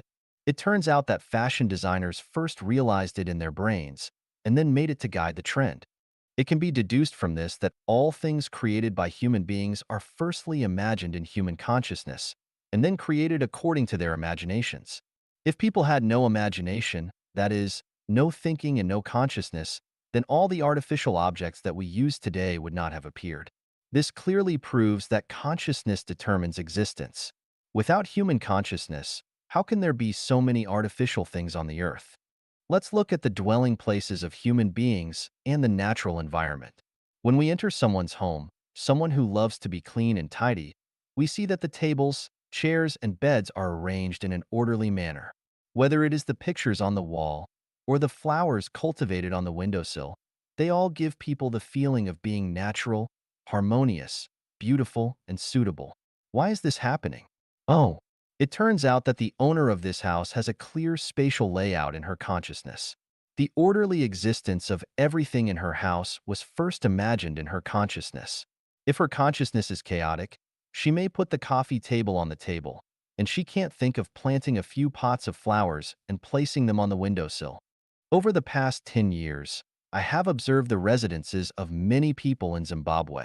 Generally, the living environment of Caucasians is clean, tidy, and orderly. Their lawns are always neatly mowed. Their flowers are always beautiful, and plants are always verdant and green. Even their washrooms, toilets, are full of flowers, and you will never spot oil stains in their kitchens. Looking at the environment of our Chinese people, weeds are overgrown in the courtyard. Dog excrement is everywhere. The washroom smells bad. Cockroaches are rampant in the kitchen, and the stove is greasy. Why is there such a big difference? Aren't they all human? It turns out that the difference lies not in existence, but in consciousness. Chinese and Caucasians have different consciousness of the environment. The quality of the living environment depends on the consciousness of the people in this environment. If there is a good consciousness, there will be a good environment. Without a good consciousness, of course it is impossible to have a good environment for existence. My child once used his vacation to drive to Washington and New York by himself. I asked him on the phone, "What is your biggest impression after seeing New York?" Unexpectedly, he replied, "New York's Chinatown is too dirty and messy. It does not match the civilization and prosperity of New York." Can it be that existence determines consciousness? If a Chinese has lived in China from beginning to end, it can be barely said that the existence of the dirty, disorderly, and bad surrounding environment leads to the dirty, disorderly, and bad living environment of his own. But after we came to a beautiful country, where the existence is beautiful, why does the environment change when we live there? Isn't it that our consciousness determines our existence? Suppose we Chinese exchange with Japanese and Germans. We all live in Japan and Germany and let Japanese and Germans live in China. Within 50 years, China will become the most beautiful and graceful country in the world, while Japan and Germany will become two dirty, disorderly, and bad countries. Consciousness determines existence, and what kind of consciousness is there, there will be that kind of existence. If everyone is belligerent, the world will be in a constant state war. If everyone loves peace, how could there be wars? Consciousness determines existence. Look at Islamic mosques, Christian churches, and Buddhist temples. Their architectural styles and shapes are quite different. Why? Because the consciousness of designers and builders is different from each other. Consciousness determines existence. When comparing the urban layouts of Harare, the capital of Zimbabwe, and Beijing, the capital of China, Harare's commercial, industrial, and residential areas are clearly separated, with a distance of at least 1 kilometer from each other, while Beijing's commercial, residential, and industrial areas are almost intertwined. The reason for the formation of this pattern of existence is that the British and the Chinese have different consciousness of people, and it is the different consciousness that determines the different urban layouts. Consciousness determines existence. When comparing the wearing and the style of dress of women during the Chinese Cultural Revolution and the wearing and style of dress of people at this present stage, from the perspective of time and space, they are definitely two different worlds. During the Cultural Revolution, women did not bother to perm, dye their hair, draw their eyebrows, and put on lipstick. Even their clothes were mostly yellow, gray, and blue. Skirts and high-heeled shoes were absolutely not allowed. About their breasts, they would find ways to press them tightly to their chest. If you budged a little, people would look at you differently, and you would be regarded as a hot, foxy spirit descending on the world, a symbol of restlessness and flirting. Look at today's women, one by one. They are more enchanting and beautiful, with all kinds of postures, styles, curvaceous beauty, sexual beauty, and temperamental beauty that is fully displayed, living out their individuality, freedom, and elegance, as if all the fairies in heaven have descended to the world. The reason why different eras have different ways of dressing is that people in different eras have different consciousness, and it is the consciousness of different eras that determines the existence of those different eras. Consciousness determines existence. Why is the population of the United States growing more slowly than that of China and India? Why do couples with higher IQs, who are richer, and with higher education levels have fewer children, while poorer, less educated couples have more children? Why can a man have several wives in some countries and regions, while most countries and regions can only be monogamous? Why could a couple in our previous generation have many children, but we can only have one child at this stage of China. Aren't all these differences determined by our human consciousness? Consciousness determines existence. Why are most of the Nobel Prize winners Americans? Why is there not a single Nobel Prize winner from mainland China? Are Americans so smart and Chinese so stupid? The main reason is that Americans and Chinese have different consciousness. If you want to eat hamburgers, you will definitely not make noodles. If you want to eat chicken, you definitely won't put pork into the pot. The reason is so simple. Do we still doubt that consciousness determines existence? Consciousness determines existence. Why do the political systems of various countries in the world differ from each other? Why does the President of the United States only serve 2 terms at most, while the presidents of some countries can serve many terms? Isn't it their existence determined by the national consciousness of various countries? How was the Earth born? How did the plants and animals on Earth appear? Isn't this determined by the consciousness of the greatest creator? Not long ago, I read a review article. Its general meaning is to criticize the only children in China at this stage for being ambitious, unrealistic, greedy for enjoyment, and for their wishful thinking. The article also mentioned a college student who had not yet graduated describing his long-term plan. I want to go to the United States and build a villa in a small city with beautiful mountains and rivers. I want to have a green lawn, a private swimming pool, and a Mercedes-Benz. The reviewer had a good-natured ridicule on this wishful thinking and hoped that such college students can face reality, be down to earth, and not be too ambitious. In my opinion, this commenter is an outstanding representative of the idea that existence determines consciousness. His thinking is still in the narrow field of material existence. He only sees today, values reality, and he cannot imagine that the future of mankind is determined by the consciousness of mankind, that the future of each individual is determined by the consciousness of the individual. This kind of person is a frog at the bottom of a well, and the blue sky he sees is just as big as a sieve. Relying on this kind of person to guide young people is not only misleading young people, but also cruelly oppressing people's spirituality and ruining their bright future. Such people, on the surface, are kind, but in essence, are evil. If I were to comment on this college student, I would say, "Son, you're absolutely right. Visualize it. Your wish will come true." The better and clearer the picture you have of your future in your mind, the more likely you are to realize it. The place you can see is where you are going. The situation you can realize in your brain is where you can go, because your behavior is controlled by your consciousness. If you want to go to the east, your feet can't move toward the west. The existence of reality is constantly changing with the consciousness of human beings. If we limit our consciousness to the existence of reality, we will always be slaves to the existence of reality, and we will never be able to create a better tomorrow. Son, the universe is boundless. There are 36-dimensional spaces, so spread the wings of your imagination and fly freely. A bright future belongs to the generation that can imagine this. Whether existence determines consciousness or consciousness determines existence, it is by no means a game of words or concepts, and it is by no means a question of whether to eat steamed buns or noodles. Whoever comes first directly determines the future of everyone. What kind of consciousness one has, he will have that kind of life. What kind of consciousness determines what kind of existence he will have. Existence determines consciousness is the thinking of animals and plants that rely on instinct to survive. Consciousness determines existence is the thinking of sages and saints, and the thinking of gods and Buddhas. If existence determines consciousness, we have only one Earth. If consciousness determines existence, we will have 36-dimensional spaces. If existence determines consciousness, we can only survive in the contradictions and pains of reality forever. If consciousness determines existence, we can transcend the existence of reality and focus on future development and changes. If existence determines consciousness, we can only passively be constrained by the environment. If consciousness determines existence, we can actively open up a sunshine avenue in the existence of reality.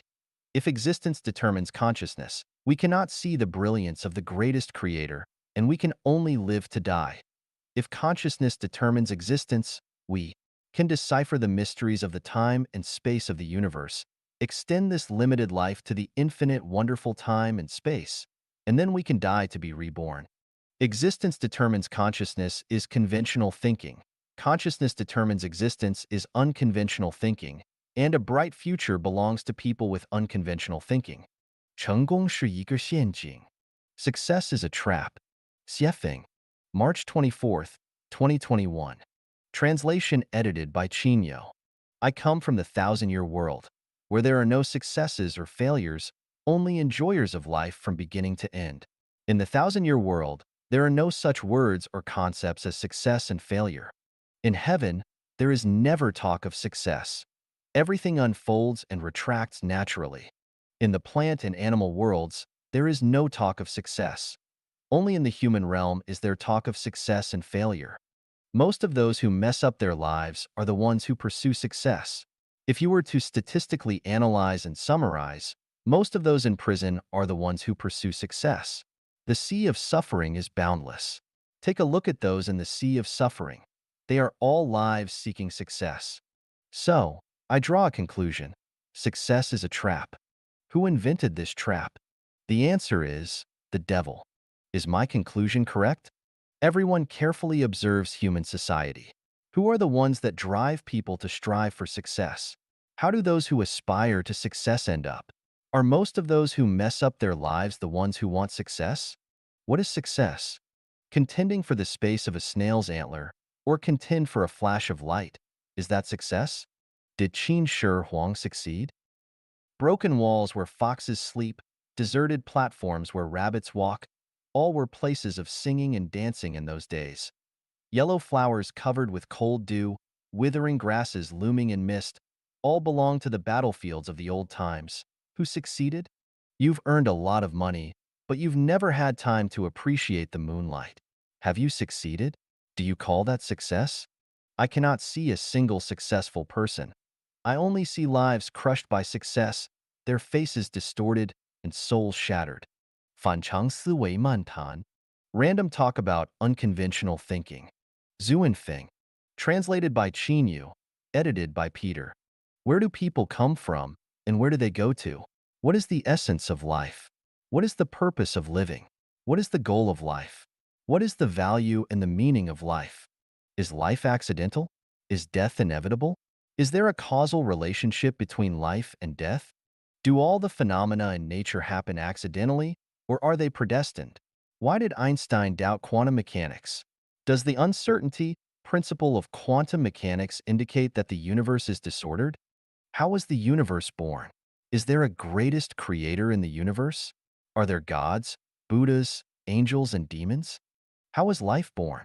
Was it created by the greatest creator? Or did it evolve from organisms over thousands of billions of years? It is stated in the Bible that all animals on the earth are intended for humans, and humans can eat their meat. And the Buddhist Shurangama Sutra clearly tells us that we must not kill animals or eat their meat. What exactly is going on? Were Adam and Eve the ancestors of all mankind? Were they also the ancestors of American Indians, Asian yellow races, African blacks, and European whites? What is destiny? Does everyone have their own trajectory of life? If so, can this trajectory of life be changed? What exactly did Lao Tzu mean by Tao in the Tao Te Ching? Can one become immortal by attaining Tao?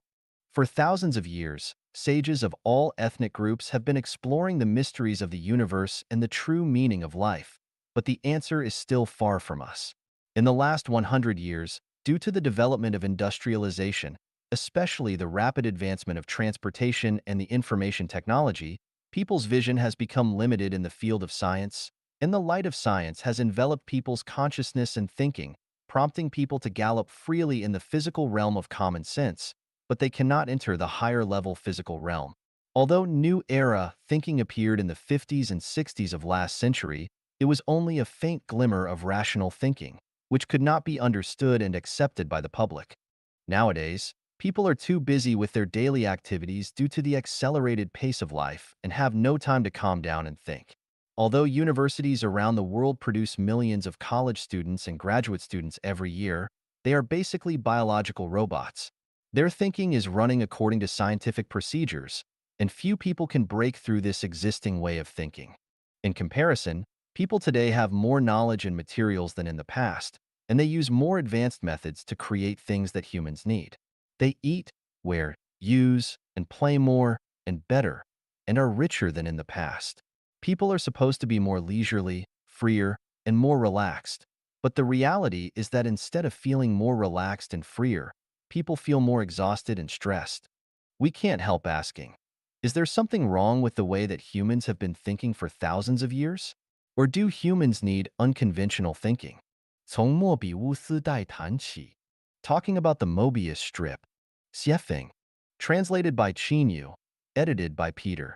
A piece of paper has two sides. If an ant is placed on the front of the paper and is not allowed to turn over the edge of the paper or bite through the paper, how can it easily and unconsciously climb from the front of the paper to the back of the paper and reach any point on the paper? From the perspective of conventional thinking, this is absolutely impossible, but someone has solved this problem. He is the German mathematician August Ferdinand Mobius. Mr. Mobius' solution is twist one end of the paper 180 degrees and stick it to the other. At this point, the ant can freely climb from the front to the back and from the back to the front. This is the Mobius strip. The Mobius strip is the result of unconventional thinking. What seems impossible with conventional thinking is easy with unconventional thinking. So, what is unconventional thinking? Unconventional thinking is a paradox of conventional thinking, a reverse thinking that goes against the usual way of thinking. For example, the Empress Wu Zetian ordered flowers to bloom, which was described in Flowers in the Mirror. Conventionally speaking, only winter plums will blossom on cold days, and the rest of the flowers should be sparse on dead branches, and they should be withered. But Wu Zetian went beyond the norm and ordered, all flowers must blossom overnight. Don't wait for the morning wind to push you. As a result, except for peonies, all the flowers grew overnight. At dawn, the fragrant flowers were in glorious bloom, and the Chuanfang Garden and Shanglin Garden were verdant and pleasing, full of beautiful spring scenery. What is normal to one nation is contrary to common sense and unnatural to another nation. For example, the order in which British, Americans, and Chinese write addresses is a kind of unconventional thinking, such as British and American, 38, Cosbill Street, Columbia District, New York City, United States. China, United States, New York City, Columbia District, Cosbill Street, number 38. For another example, when people die, their loved ones will cry to express their sorrow and sadness, but some nations use laughter to express sorrow. At funerals, some ethnic groups consider it respectful to wear white clothes, while others consider it respectful to wear black clothes. The secular view holds that one is born to pursue enjoyment, while most religions, especially Buddhism, believe that one is born to suffer. Traditional science believes that space and time are absolute. Space is like a box, matter is a particle in this box, and time passes evenly. Modern science believes that space-time depends on the distribution of matter itself, and space-time is curved. Common sense believes that chicken feathers can fly in the sky, but iron blocks cannot fly in the sky. But today's reality shows that iron blocks, weighing tens of tons, can also fly in the sky. It was previously thought that any number could be represented by the ratio of two integers, but later it was discovered that some numbers, such as irrational numbers, could not be represented by the ratio of two integers. After the establishment of the theory of real numbers, the discovery of ethereal imaginary numbers was confusing. What is considered impossible in conventional thinking is easily solved by unconventional thinking. Topology is a kind of unconventional thinking. It can change the position of space and make the inside and outside of a confined space communicate, making it impossible to distinguish inside from outside. Just like the Mobius strip, it is impossible to tell which is the front side, which is the reverse side. How can a person enter a sealed room, and how can one then get out of it? With conventional thinking, it is absolutely impossible. But if you think unconventionally, this matter is easy. It is just a different understanding of space. Can people be invisible? Conventional thinking has to say, this is the dreaming of an idiot. It is absolutely impossible. In fact, it is just a temporary distortion of space and time. Mankind has launched many spacecrafts to explore space. There are many purposes for this. Regardless of whether they admit it or not, one of the subconscious purposes is to find out whether there are stars outside the Earth for humans to live on. One side effect of this space exploration is the realization that the Earth's immediate neighbors are not suitable for human habitation, and the farther planets are a few light years or tens of light years away, which humans cannot reach within their limited lifespans. Humanity has only one Earth. This is the pessimistic conclusion obtained by the current exploration of space. Impossible. Impossible. Absolutely impossible. This is the conclusion obtained by conventional thinking. Einstein realized that the speed of light is the limit speed of the movement of matter, but he did not realize that the speed of non-material movement is the negative cosmic speed, and people can instantly reach a planet tens of light years away. Quantum mechanics believes that only one speed and position of a particle can be obtained, and accurate data of both cannot be measured at the same time.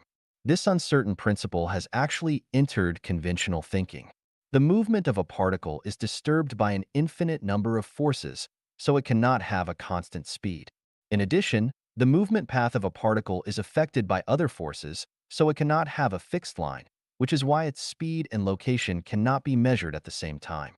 However, if we have a way to consider all the forces received by the particles and the magnitude and mode of action, then it is not difficult to measure the speed and position of the particles at the same time. Everything in the universe runs in an orderly manner, and particles are no exception. The current problem is that human intelligence has not yet reached the level of understanding all the forces in the universe. Quantum mechanics has entered the frontier zone, but this does not mean that the frontier zone is the marginal area of science, and we can also develop this in depth. Quantum mechanics can only end in the uncertainty principle. The development of science is endless, but the more knowledge humans carry, the slower they will move forward. 100 years ago, if people were able to master all the knowledge mankind accumulated by the age of 20, it is not possible now. Who would dare to say that he has encompassed all the knowledge accumulated by mankind by the age of 30? I am afraid that some people might have become exhausted and powerless before they reached the forefront of science. By extending quantum mechanics to humans, we find that humans are just particles. The gains and losses, misfortunes and blessings, illnesses and lifespans of human beings in the world happen to be within the uncertainty principle. We cannot accurately measure the length of a person's lifespan and his merits, demerits, gains, and losses in one's lifetime. However, all thinking that thinks of impossibilities belongs to conventional thinking. When we know that the universe is orderly and that life has a trajectory, we can analyze the hundreds of millions of factors that affect a person from an inevitable perspective, and we will find several sets of laws that affect life. From these laws, we can accurately measure a person's prosperity, adversity, poverty, lifespan, and fate of his entire life. Newton discovered universal gravitation, which explained a mystery of the universe. While benefiting mankind, at the same time it put a shackle on thinking of mankind. According to universal gravitation, it is impossible for a person to fly freely in the sky without the help of other tools. This has become conventional thinking again. But what people didn't expect is that gravitation is not universal. Gravitation is generated by motion. If the motion is large, the gravitation is large. If the motion is small, the gravitation is small. Where there is no motion, there is no gravitation, and where there is no gravitation, there is no weight. Cannot weightless people fly freely in the sky? Conventional thinking is going to laugh at me again.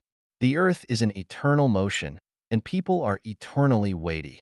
When the Earth stops moving, it is the end of life on the Earth. When can people fly freely in the sky? Conventional thinking is really troublesome. It doesn't consider the relationship among thinking, energy, and matter. Fax and email must be true, right? The technology of cloning can't be said to be fabricated, right? Is the fax or email we receive the same as the original? And is the cloned animal similar to the original one? All material things are just a matter of molecular arrangement, order, and structure. If the genetic structure of a pig is arranged in the order of a human genetic structure, then the pig will speak a human language. Could this be false? Then, can't people be faxed? Can't people be cloned? Substances cannot be faxed, but their structure and sequence can be faxed. We can pick up a phone and dial the number of a relative who is thousands of miles away. Although the person is thousands of miles away, the sound you hear is right close to your ears. Is there any doubt about this voice? With negative cosmic speed, A person's life structure and sequence can be faxed to a planet millions of light years away, and then endowed with energy, cloning, a new you will then be born. Since the sequence and structure are the same, your consciousness and memory still exist, consciousness and memory exist in the structure and sequence, and you will still be you, not someone else. Good. Since the Earth can't restrain us, and space distance can't obstruct us, then, can motion restrain us? Let's not talk about absolute motion, but relative motion. On the ComC, while sitting in a ship's cabin, if we don't look out of the window, can we feel motion? There will be no feeling of motion at all. We are living on the Earth that travels 25 million kilometers a day. Can we feel the Earth moving at high speed? No, we cannot. When two objects of the same mass fly in the same direction and at the same speed, there is, relatively speaking, no motion between them. So there is no gravitational force between them, relatively speaking. In this case, for the small object sandwiched between these two objects, neither motion nor gravitational force is felt. In other words, it loses weight and can now fly freely. Is there such a place in the universe? Yes, there is. Please see the chapter of 36-dimensional spaces. Let's look at the Mobius strip again. When turning a paper with front and back sides into a strip without front and back sides, the key to it is to flip one end of it 180 degrees. This flipping process is the process of unconventional thinking. The flip must be 180 degrees. If it flipped less or more, it will not be the true. It would become a way that is perverse, a perverse theory, and it will bring endless disasters. The unconventional thinking of the Mobius strip is by no means a trick played by magicians. It is a key to understanding the truth. 对立统一是宇宙的表象，不是宇宙的实质。The unity of opposites is the image of the universe, not its essence. Xiefeng. Translated by Qinyu, edited by Peter. From the perspective of appearance, the universe embodies its opposition everywhere, truth and falsehoods, good and evil, beauty and ugliness, positive and negative, light and dark, yin and yang, prosperity and adversity, dynamic and static, superior and inferior, noble and lowly, rich and poor, life and death, front and back, big and small, good and bad, etc. But the Mobius strip tells us that there is only unity in the universe, but no opposition to it. Who can tell which is the front side and which is the back side of the M? By a strip. It has only one side, or in other words, there is a back side to the front side of the M, by a strip, and there is a front side to the back side of it. The front and the back side are perfectly intertwined and indistinguishable. Consider below the unity of opposites under conventional thinking. Up and down. Common sense believes that the top of the mountain is up and the foot of the mountain is down. The leaders are up and the masses are down. The sun is up and the earth is down. The head is up and the feet are down. The river has upstream and downstream. Unconventional thinking believes that there is no up and down in the universe, and that up and down is just a matter of concept. For example, the sun and the earth, from the perspective of the solar system, has no distinction of up and down, just the changing of positions. Is there up and down on the earth? The South Pole and the North Pole. Which pole is up and which pole is down? Look at the globe. Assuming that the surface of the earth is full of people, can you tell who is on top and who is on the bottom? Of course, we cannot. If we keep shrinking the earth to nothing, then all people on the earth will stand foot to foot, with their heads in the opposite direction. Now, who can tell whether the head is on top or the feet are on top? Of course, no one can. In the same way, is the top of the mountain up or the foot of the mountain up? Regardless of the direction, as long as we walk along a straight line, we will eventually return to the starting point. So, does the river have upstream and downstream? The masses can have no leaders, but the leaders must have masses. Then, are the masses at the top or are the leaders at the top? To have or not? Is there anything in the universe? In spring, flowers of all kinds are in bloom in the garden, contending in beauty and fascination, and in winter, what is left in the garden? Where are the dinosaurs? Where are our ancestors? If the Earth is hit by a laser beam from outer space, it will vanish instantly, and everything on the Earth, including the Earth itself, will disappear. What else do you have? Since elementary school, we have been struggling and striving in pursuit of possessions, but what do we get after death? A good name forever? Prosperous descendants? Immortal accomplishments? If the earth shakes, will these things still exist? From a transcendental point of view, the more you pursue possessions, the result will be that you will own nothing. The more you pursue no possessions, the result will be that you will own everything. Shakyamuni, Jesus, Laozi, etc. did not pursue possessions, but they own everything.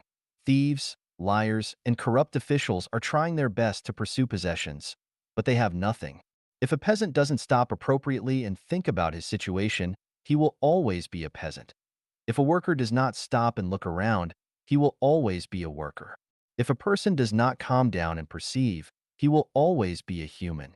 There is everything in emptiness, and there is emptiness in everything. I once asked a friend to give up everything and practice Taoism with me, but he couldn't let go of everything he had. He also wanted to glorify his ancestors and leave a good name for posterity. Watching him fall into human society and plunge into the real void, I could do nothing. With obstructed thinking, one is powerless. The sea of bitterness is boundless, so repent and be saved. Here repenting is unconventional thinking. Success and failure. There are no successes or failures in life. There are only different life trajectories. Success and failure are just the concepts of the laity. In the eyes of the laity, success is rank promoted, fortune made, and ancestors glorified, while failure is losing one's official position, losing money, being laid off, and being divorced. But from the perspective of the ultimate goal of life, only the eight immortals and the eight immortals crossing the sea, each showing their magical powers, are the winners. Looking back at thousands of years of recorded human history, who was the winner? The Egyptian pharaoh? Alexander? Caesar? Constantine? Charlemagne? Napoleon? King Arthur? Gregorian? Henry? Genghis Khan? Peter the Great? Washington? Lincoln? Hitler? Stalin? Gandhi? Mao Zedong? Bush? The heads of each state? Aristotle? Bacon? Dante? Columbus? Confucius? Martin Luther? Rousseau? Montesquieu? Voltaire? Marx? Darwin? Shakespeare? Newton? Einstein? Planck? Watson? Rockefeller? Bill Gates? If these people are successful, then are the others losers? If the dispossessed, homeless beggars along the street are defined as losers, then are the rest winners? Who is the winner? Who is the loser? Is there really a successful life? If there is no successful life, are all people failures? We annihilated 40,000 enemy troops. We succeeded. Did you succeed because you killed 40,000 lives? I frustrated all the competitors. I succeeded. Does it count as success by frustrating others? Dude, congratulations. We successfully robbed the Reserve Bank. It's so comfortable. I succeeded in swindling him out of all his money. You are so smart that you successfully transferred the company's property to your private account abroad. We successfully blew up the World Trade Center. We successfully released the atomic bomb on Hiroshima. I successfully spread the SARS virus. I successfully cloned people so that people don't know whose father he is or whose son he is. We successfully discharged wastewater into the river, and so on. Are these all successes? The well-known Napoleon Hill wrote a book, The Law of Success. His book has been sold in more than 30 countries and more than 20 million copies in more than 20 languages. He himself is called the creator of millionaires. Great. It's really great. But someone once said, walk along an impeccable line of reasoning. Everything is normal. But at the end you suddenly find yourself caught in a dilemma. I wonder if Mr. Hill has come to the end and found himself in a dilemma. The law of success teaches people how to succeed. So does it mean that people who have not read The Law of Success are losers? At what level is one considered successful? How much wealth does one need to have to be counted as successful? How many bank robberies does it take to be considered a success? How many times can piracy be considered a success? How many rivers should one pollute to be considered a success? How much money should one embezzle to be considered as a success? How many children should one have to be considered as successful? How many multinational group companies does one need to establish to be considered as successful? If one side of a piece of paper is success and the other side is failure, then if this piece of paper is turned into a Mobius strip, How do we distinguish between success and failure? Gains and losses. Gaining is losing. Losing is gaining.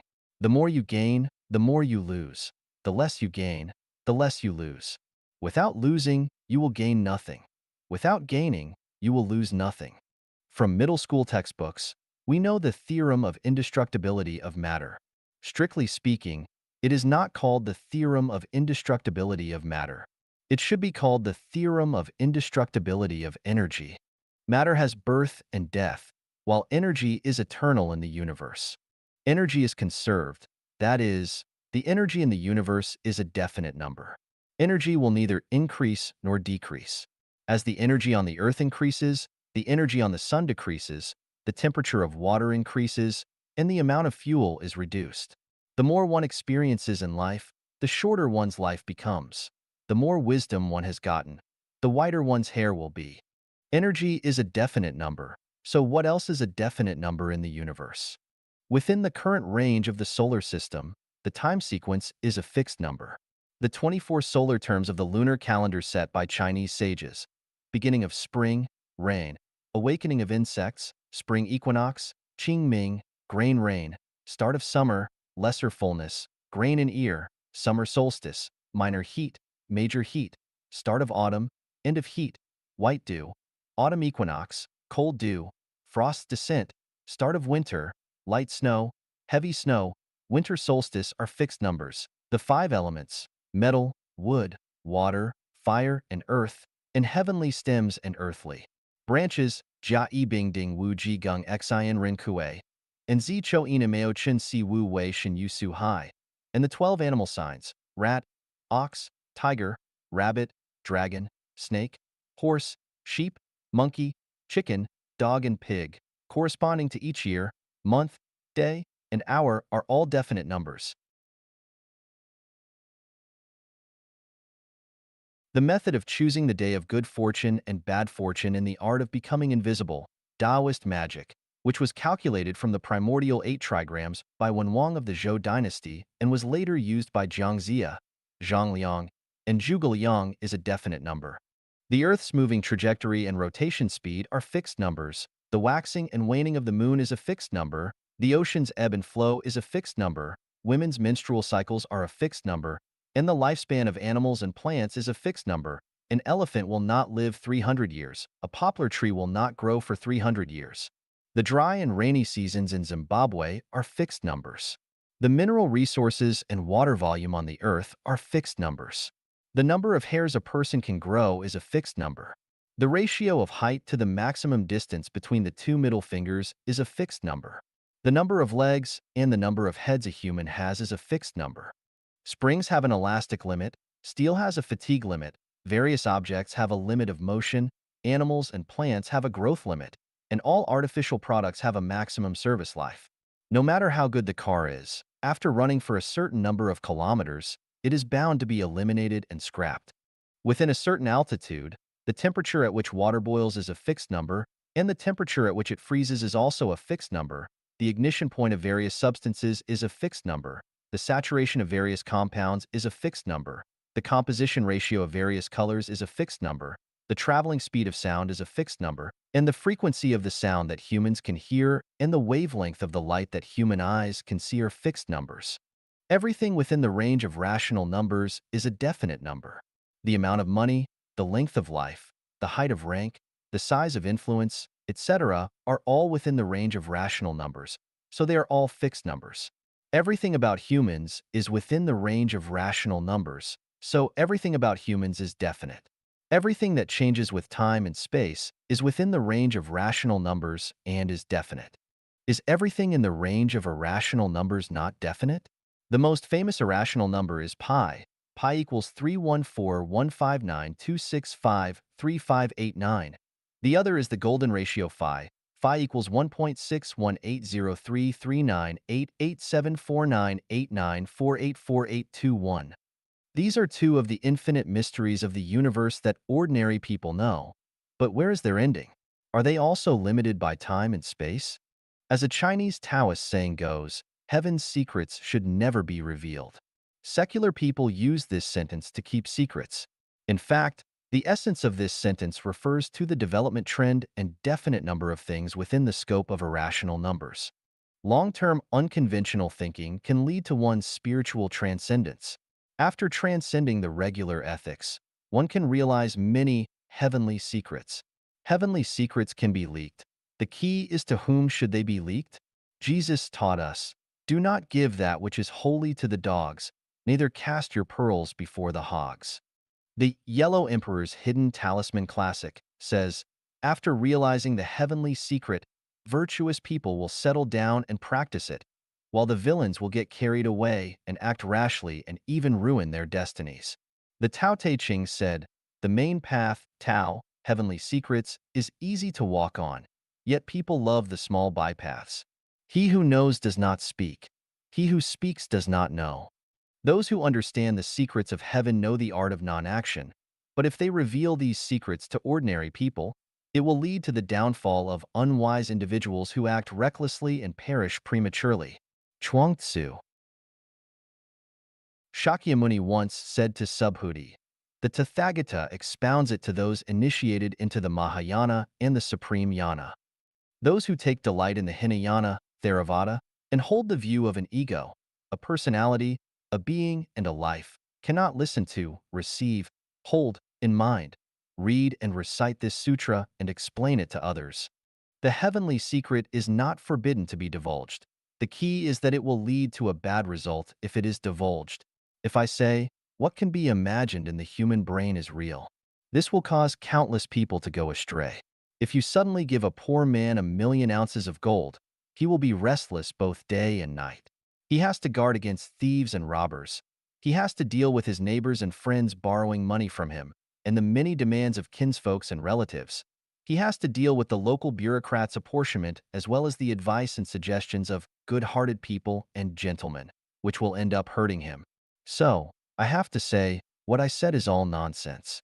Although the heavenly secrets cannot be leaked, I can reveal a little information from the irrational numbers pi, and phi, golden ratio. One is the universe is infinite and life is infinite. The second is, as a person, one's life is a finite cycle, but once the life goes beyond the category of a rational number, it enters the range of an irrational number. His life becomes infinite and non-repeating. It is like what is said in the Buddhist scripture, beyond the three realms and no longer subject to the five elements. It is also like speed. If the speed of an object is less than 7,900 meters per second, it can only live on the Earth. But if it is greater than or equal to 7,900 meters per second, but less than 11,180 meters per second, it can fly around the Earth. But once its speed exceeds 11,180 meters per second, it can get rid of the gravitational restraint of the Earth, and it enters the huge solar system. When its speed exceeds 16,670 meters per second, it can freely enter the vast galaxy and experience the galaxy's various appearances and exceeding fascination and charm. The third is, time only exists in the world of rational numbers. There is no time in the world of irrational numbers. The wisdom of ordinary people has developed from natural numbers to irrational numbers, which can be said has reached its limit. If it develops further, it will enter the field of complex numbers, which is the field of thinking of gods and Buddhas. For example, the imaginary number 1 is not of the wisdom that ordinary people can understand, because imaginary numbers have illusory properties. You cannot find a practical example in the material world. Although imaginary numbers are used in electrical engineering and quantum mechanics, they are just a drop in the bucket of imaginary numbers, which is still polar away from the correct and comprehensive understanding of imaginary numbers. Let's put aside irrational numbers and complex numbers. Within the range of rational numbers, everything has a definite number. As far as people are concerned, the number of things everyone owns has been limited in their own life structure, just like the amount of water on the earth. If there is more water in the ocean, there will be less water in lakes and rivers, or less water in glaciers, or less groundwater. It is impossible to increase everywhere because the amount of water on the earth is a fixed number, a constant. The things one can own in life are definite numbers, such as health, longevity, beauty, wealth, reputation, freedom, happiness, wisdom, safety, children, etc. If the number of a person's possessions is set as 1, then each factor, assumed to be 10, accounts for zero point 0.1. These factors are all on a very sensitive polyhedral seesaw. When beauty is greater than zero point 0.1, the amount of health will be less than zero point 0.1, or the share of reputation will decrease. When the amount of wealth is greater than zero point 0.1, the quantity of freedom or happiness will decrease. And when the knowledge increases, the lifespan may become shorter and shorter. In a word, if one factor increases, the other or several other factors will decrease, and the total amount remains unchanged at 1. The definite number of people cannot be limited to a few years, decades, or hundreds of years, otherwise, your understanding will go astray. Some people may use examples from real society to deny this theorem and ask, how do you explain a person who became a high-ranking official and made a fortune, has many wives and concubines, lives a long and healthy life, has a good reputation, and has many children and grandchildren? This involves the transformation of time and space and life structure. God Jesus said in the Sermon on the Mount, "But woe unto you that are rich, for ye have received your consolation." Luke 6 verse 24. Buddha Shakyamuni said, furthermore, Subhuti, if a virtuous man or woman receives, holds in mind, reads and recites this sutra and is despised by others, this person who is bound to suffer from evil destinies in retribution for his past sins, and whose karmic sins are now eradicated by the other's contempt, will attain supreme enlightenment, Anuttarasami Aksambodhi. Diamond Sutra, Chapter 16. Karmic obstructions can be purified. Immortal Laozi said, when one is about to take an inspiration, he is sure to make a previous expiration. When he is going to weaken another, he will first strengthen him. When he is going to overthrow another, he will first have raised him up. When he is going to despoil another, he will first have made gifts to him. Tao Te Ching, Chapter 36. To sum up the teachings of gods, Buddhas, and immortals, it means that if you get more in this life, there will be less in your next life. If you suffer in this life, you will enjoy happiness and blessedness in the next life. If you are overspending from your bank account, you will have no money to use at critical times. If Tao wants to restrain you, it must first expand you. To weaken you, it must first strengthen you. To discard you, it must first make you prosper. To take away your blessings, it will first give you temporary enjoyment. In short, no matter where you go, what you own will always be one. In my opinion, those who are rich and powerful are very poor, and their prospects are very worrying, while those who are suffering, although their lives are extremely difficult, their prospects are very splendid. This is the paradox, which is hard to understand because of the lack of examples in reality. If I say, people enjoy blessings today because they accumulated virtues in their previous lives, and they are enjoying the blessings they gained by self-improvement in their previous lives. It is hard for people to believe it because few people know their own past life and future life, let alone other people's past lives and future lives. Without unconventional thinking, we cannot make the connection between the past life, the present life, and the next life, just like we can't organically combine the front side with the back side. The most valuable and meaningful life is one where you give more and enjoy less. People may be unfair to you, but heaven, the greatest creator, never will. Above, I only gave examples of oppositions of up and down, having and not having, success and failure, gain and loss, from which we can see that opposition is the appearance of the universe, while unity is the essence of the universe. 生死是表象，生命无生死. Life and death are only images. There is neither life nor death in life. Xiefeng. Translated by Qin Yu, edited by Peter. The Mobius strip tells us that life and death are not opposites. Life is death, and death is life. There is death in life, and life in death. The Yellow Emperor's Book of the Hidden Talisman said, life is the root of death, and death is the root of life. Babies cry when they are born. Why do they cry? Because life is bitter. How do you know that life is bitter? This is like a chick in an egg that has been hatched for 21 days, pecking at the shell. Although it does not know how thick the eggshell is, whether it can be pecked through, or whether there is a vast world outside the eggshell, it must peck. That is its instinct. What is instinct? Instinct is a kind of innate performance that biosomes can make without learning, such as chickens and eggshells pecking at them, bees making honey, migratory birds migrating with the seasons, mice digging holes, roosters crowing, etc. Babies cry as soon as they are born, and they know how to suck a breast. This is also an instinct. Everything has an instinct. If they do not have an instinct, everything will perish.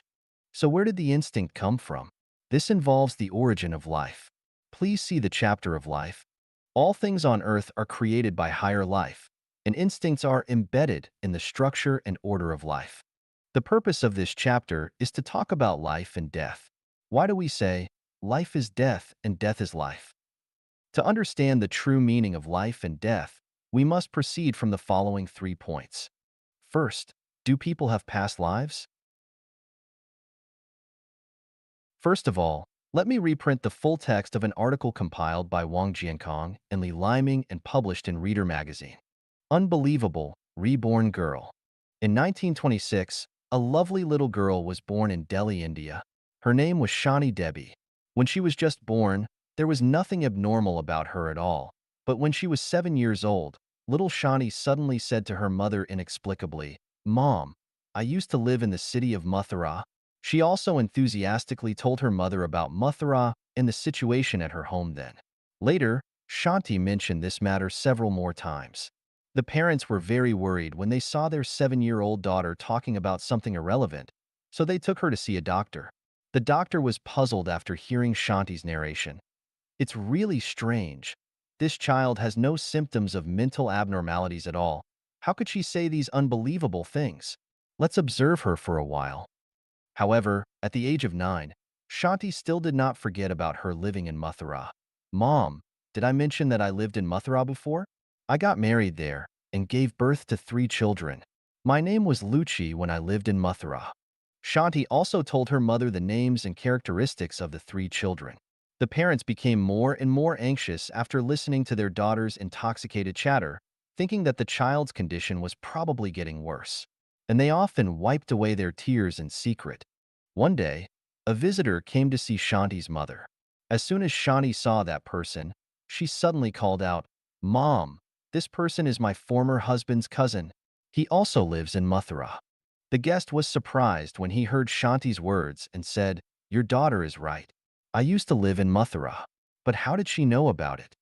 After the incident spread, it attracted the attention of the Indian government, and a special investigation committee was formed. The committee brought Shani to Mathura for on-the-spot investigation. Shanti has never left Delhi since her birth. But as soon as she arrived in Mathura, she was able to warmly greet the local people who came to meet her in the Mathura dialect, as if she had met a long-lost friend. When she came to the door of a house, she stopped suddenly and said to others, "This is the house I used to live in." She walked in the door, pointed to an old man, and said, "He is just the father of my former husband." Then, she recognized her 2 children, and she also told people about her previous life in Mathura in detail, her association with her friends, the nearby landscape, and the school she was in at that time. The local people were very surprised when they heard her narration. What she said was completely correct, which was exactly the situation at that time. So little Shanti is the one who was reborn. The people who came to investigate this issue had to come to this conclusion. In India, the ancient Buddhist country, there are really many reborn people. Swarata Misho is one of them. One day, when he was traveling by bicycle, he pointed to a house he had never been to and said that he had lived here for a period and talked as if he just thought of it. He also talked about the past. This surprised the accompanying family members. They ran into the village to inquire, and what Svalrata said was exactly what happened here decades ago. It is said that Svalrata has been resurrected 3 times. There was also a young man in India named Gaspiel. He just died shortly. On the day a person named Yaki died in a village 35 kilometers away, Gaspier suddenly woke up in the coffin placed in his home. When people pulled him out of the coffin, to their surprise, Gaspiel knew the appearance of Yaki, who was far away in a foreign land, and all the things that happened in that village. There are many examples of past lives recorded in ancient and modern Chinese and foreign books. We can't completely believe what they say, but in the face of the facts, we can't deny everything. We can deny that the statement of Tang Monk in Journey to the West is the reincarnation of Jean Chanzi, But we cannot but believe in the theory of the reincarnated soul boy of the Tibetan Panchen Lama in Tibet. For example, Wendu Gongbao Kaidan, the reincarnated soul boy of the ninth Panchen Lama Sangdang Kyuji Nyama, was able to accurately select the utensils used by the previous Panchen Lama from other identical objects, and even more surprisingly, he was able to call out the name of Gajan Pong, who had sung for the Panchen Lama, from the crowd. Before that, the two had never met. Gongbao Kaidan was not discovered by accident. After the ninth Panchen Lama passed away, the Panchen Xingyuan, an organization dedicated to protecting the personal safety of the Panchen Lama of Tibetan Buddhism, began to search for his reincarnated soul boy. After several screenings and selections among the 17 possible reincarnated soul boys, 6 were initially identified. After many more procedures, it was finally identified that Kutinj Longer Gyatso was the reincarnated soul boy of the ninth Panchen Lama.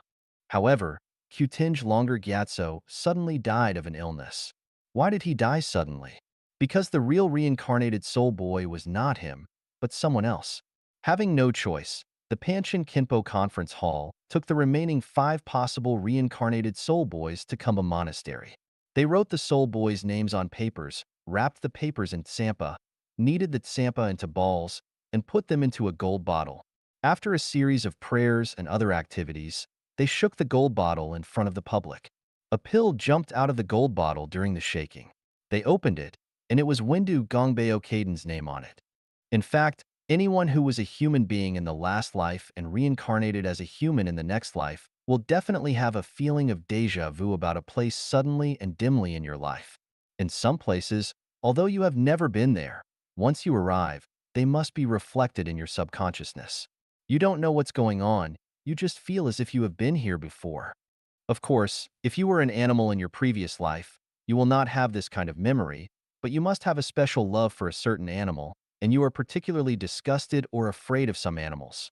If you were a celestial in the 1,000-year world or the 10,000-year world, you will not have this kind of hazy memory, but you will definitely hate the selfishness of human society and subconsciously feel that you don't belong to this world.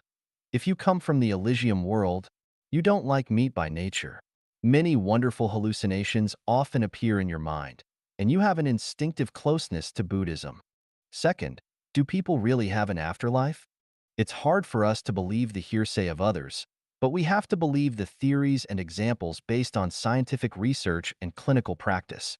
There is an organization in this world called the International Association for Near-Death Studies, whose website is www.nderf.org.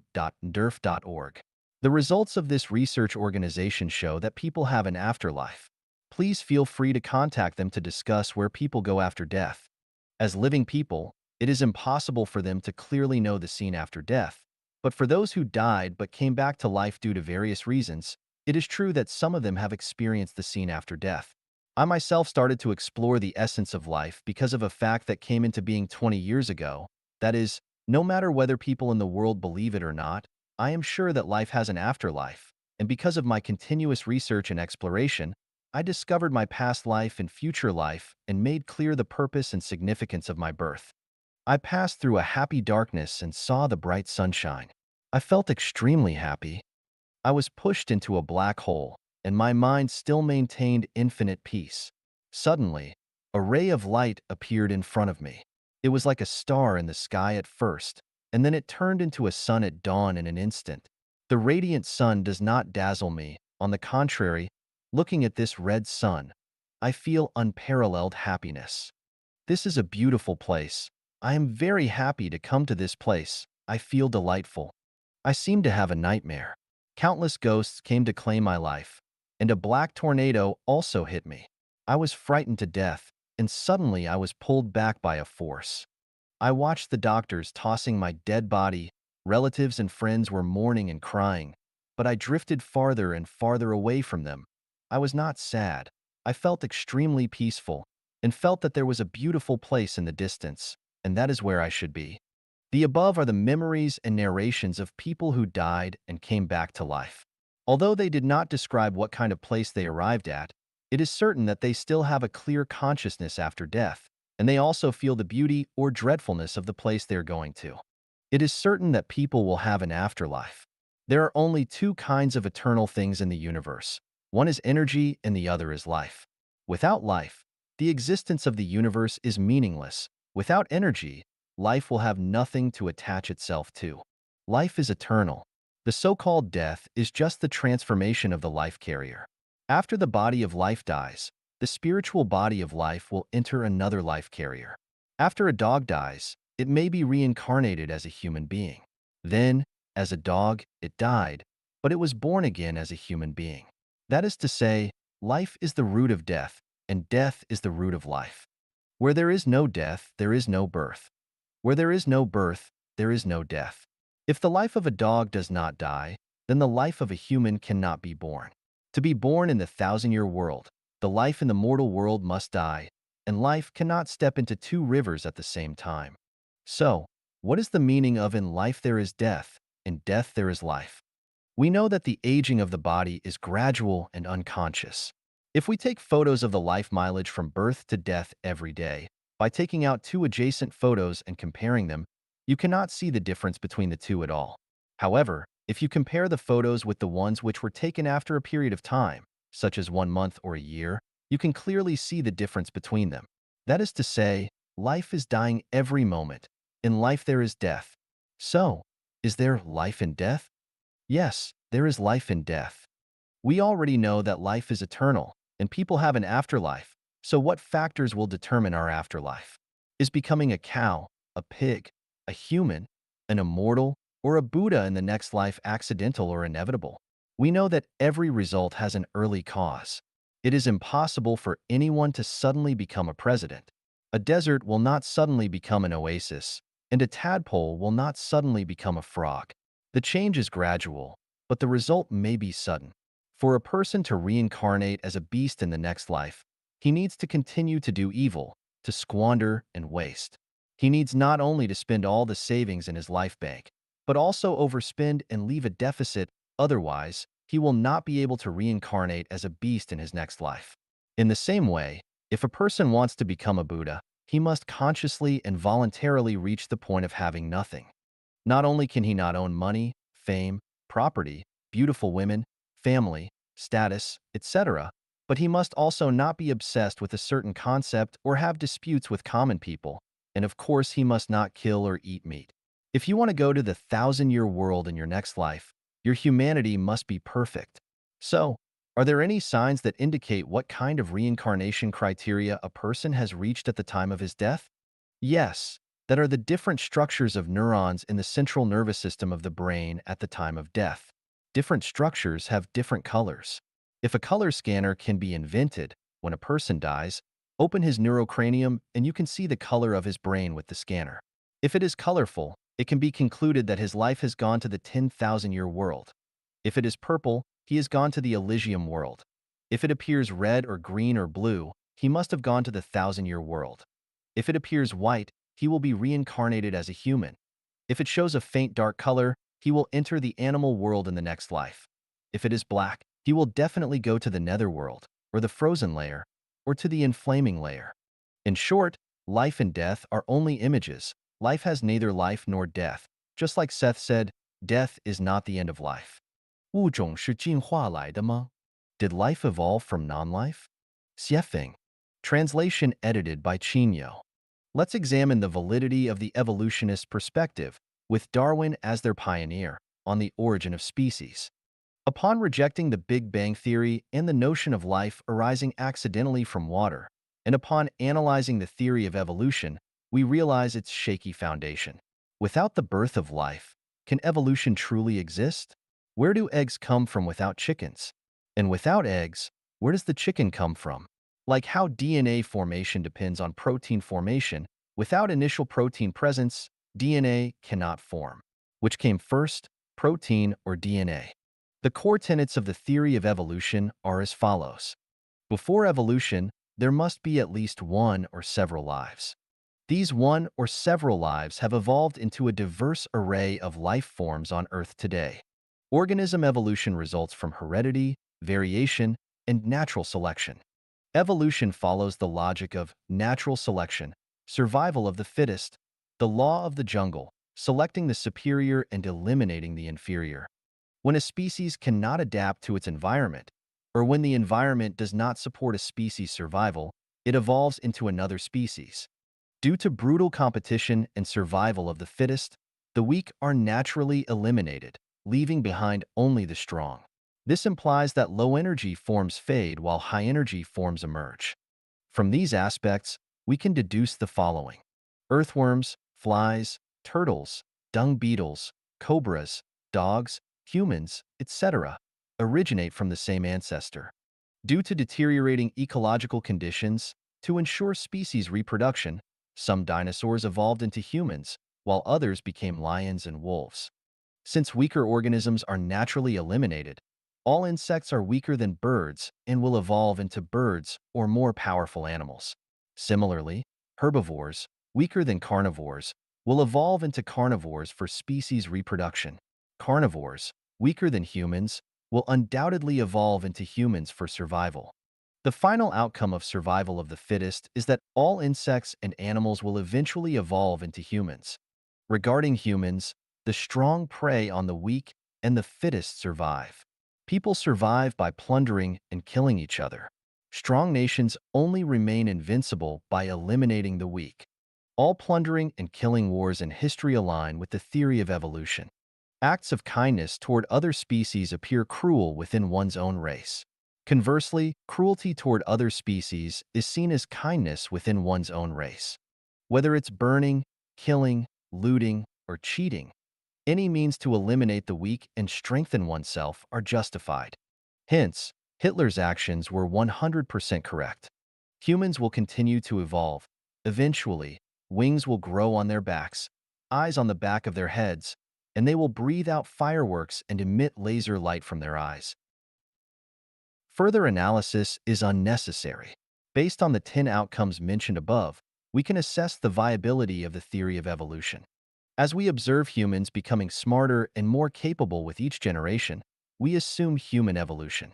However, this increased capability depends entirely on accumulated knowledge, and the essence of human life has remained unchanged since ancient times. Our genes, as human beings, have not changed. Our ancestors had 2 eyes, and we still do. Our blood was red then, and it remains red now. Our body structure has not gained or lost any organs or parts compared to our ancestors. If modern children could run like deer or zebras at birth, it would confirm human evolution.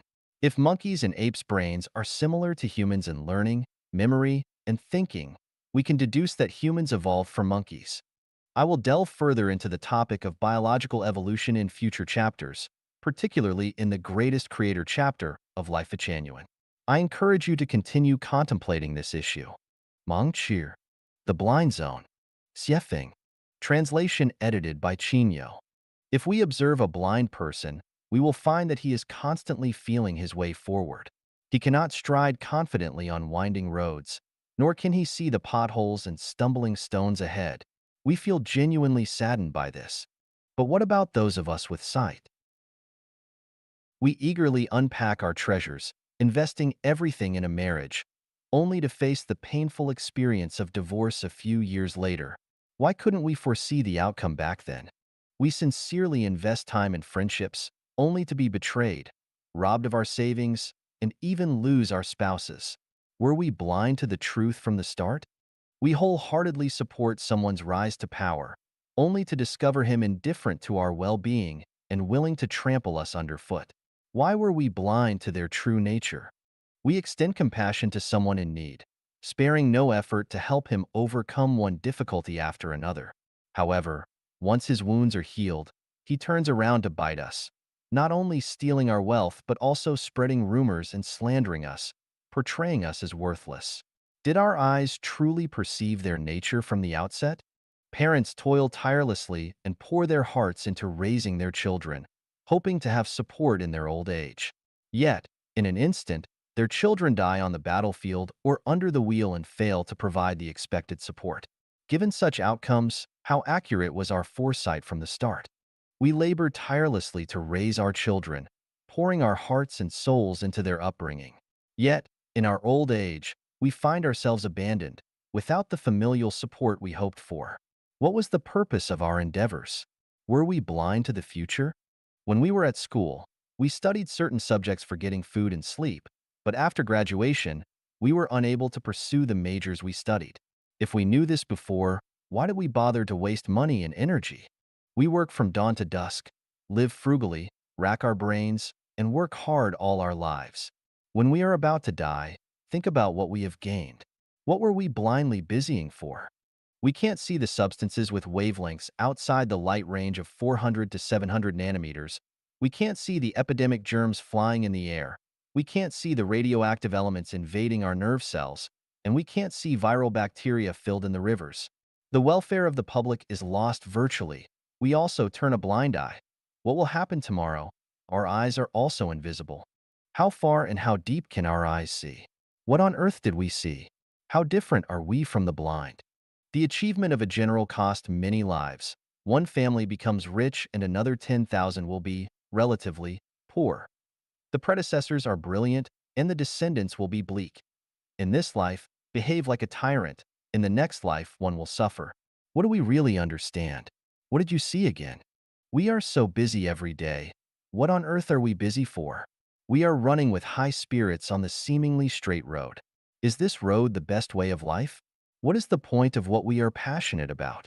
We are working overtime to build a house somewhere, yet an earthquake is imminent in this area. So, the more we do, the greater our loss. And the more we hurry up, the more we waste, isn't it? We were sweating profusely and anxiously queued up to buy tickets for the maiden voyage of the Titanic. The day when you got the ticket, was it the day when the tragedy started? A few years ago, one night, I was driving a four-wheel drive Toyota pickup truck on a jungle path in Binka, Zimbabwe, when a rabbit jumped out onto the path and attempted to cross. I slammed on the brakes, but it was too late. The rabbit was crushed to death under the wheel.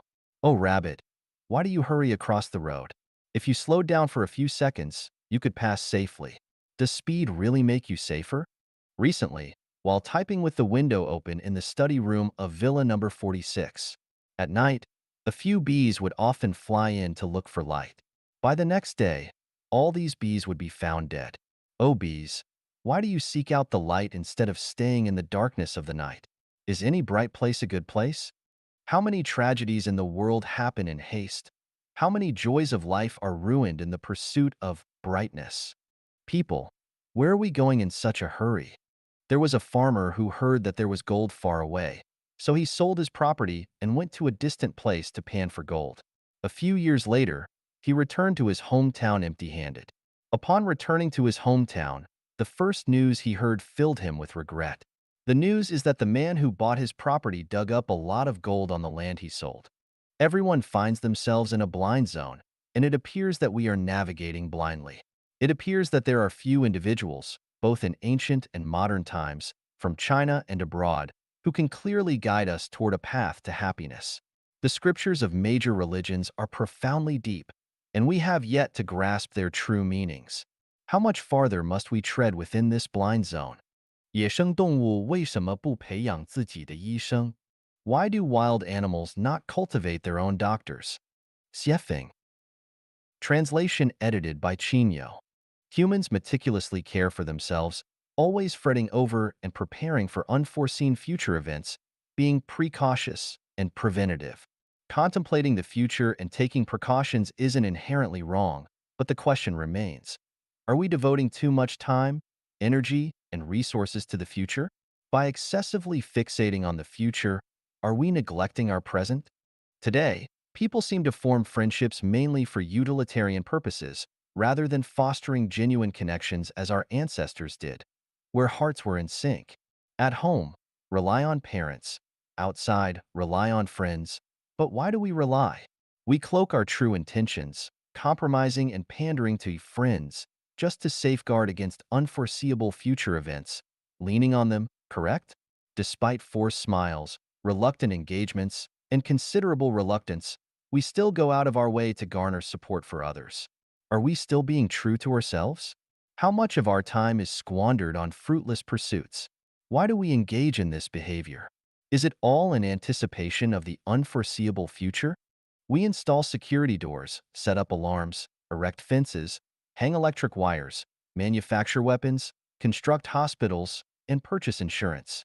As humanity progresses, it appears the less secure we feel. Why is this? Will there come a day when everyone must wear bulletproof vests and dwell in heavily fortified underground bunkers? Is this truly the path of human advancement? Birds and wild animals do not have doctors or hospitals. Does that mean they cannot survive? The day before yesterday, I visited the Marandra Wildlife Sanctuary for observation. A large elephant mingled among a group of water buffaloes. According to the park staff, this elephant has been alive for nearly 30 years. It struck me. This elephant has lived for 30 years without ever seeing a doctor or receiving treatment from a hospital. How did it weather the storms and extreme weather conditions over these 30 years? Among humans, who among the 30-year-olds has never visited a hospital or seen a doctor? Can one not survive without doctors and hospitals? I'm not suggesting that having doctors and hospitals is detrimental. The extension of human lifespan partly hinges on the advancement of medical services. The question remains, why don't birds and wild animals have their own doctors and hospitals? Are they not living freely and happily? In the courtyard of the villa where I reside, the vegetation flourishes. Every day around 4:30 in the morning, birds chirp in unison, and around 5 o'clock, when I open the window, I can observe a dozen or more species of birds merrily chirping and catching insects. They appear so carefree and liberated, utterly unconcerned about world affairs, currency fluctuations, the Iraq crisis, or the Asian financial turmoil. I wonder, should humans take a cue from birds? If we eschew reliance on anything and nothing can be depended upon, if we refrain from worrying excessively about the future, will we live more freely? Let what comes, come, and let what goes, go. Wouldn't life be simpler? 思维误区 Misconceptions in thinking. 写法 Translation edited by Chino. Failure is the mother of success. Is it really so? The original intention of this argument is to encourage people not to be discouraged by failure, but to learn from it in order to achieve success. It seems that the great inventor Edison once said, "Who says I failed? I already know 9,900 ways that won't work." From this, people mistakenly believe that Edison's success is entirely due to failure. Thus, failure is the mother of success. In fact, Edison's success is entirely based on his repeated successes. Without the multiple successes in the early stage and the confidence gained from other successes, he would undoubtedly fail. The truth is, from the perspective of probability theory, success breeds success and failure breeds failure. Successful people will continue to succeed, while failures will continue to fail. Individual or minority examples are not sufficient to establish a theorem. True lovers eventually become a couple. Is it true? This idea seems to tell us that all married couples in the world are loving and affectionate lovers. Let's ask ourselves honestly, have you and your loved one become a married couple?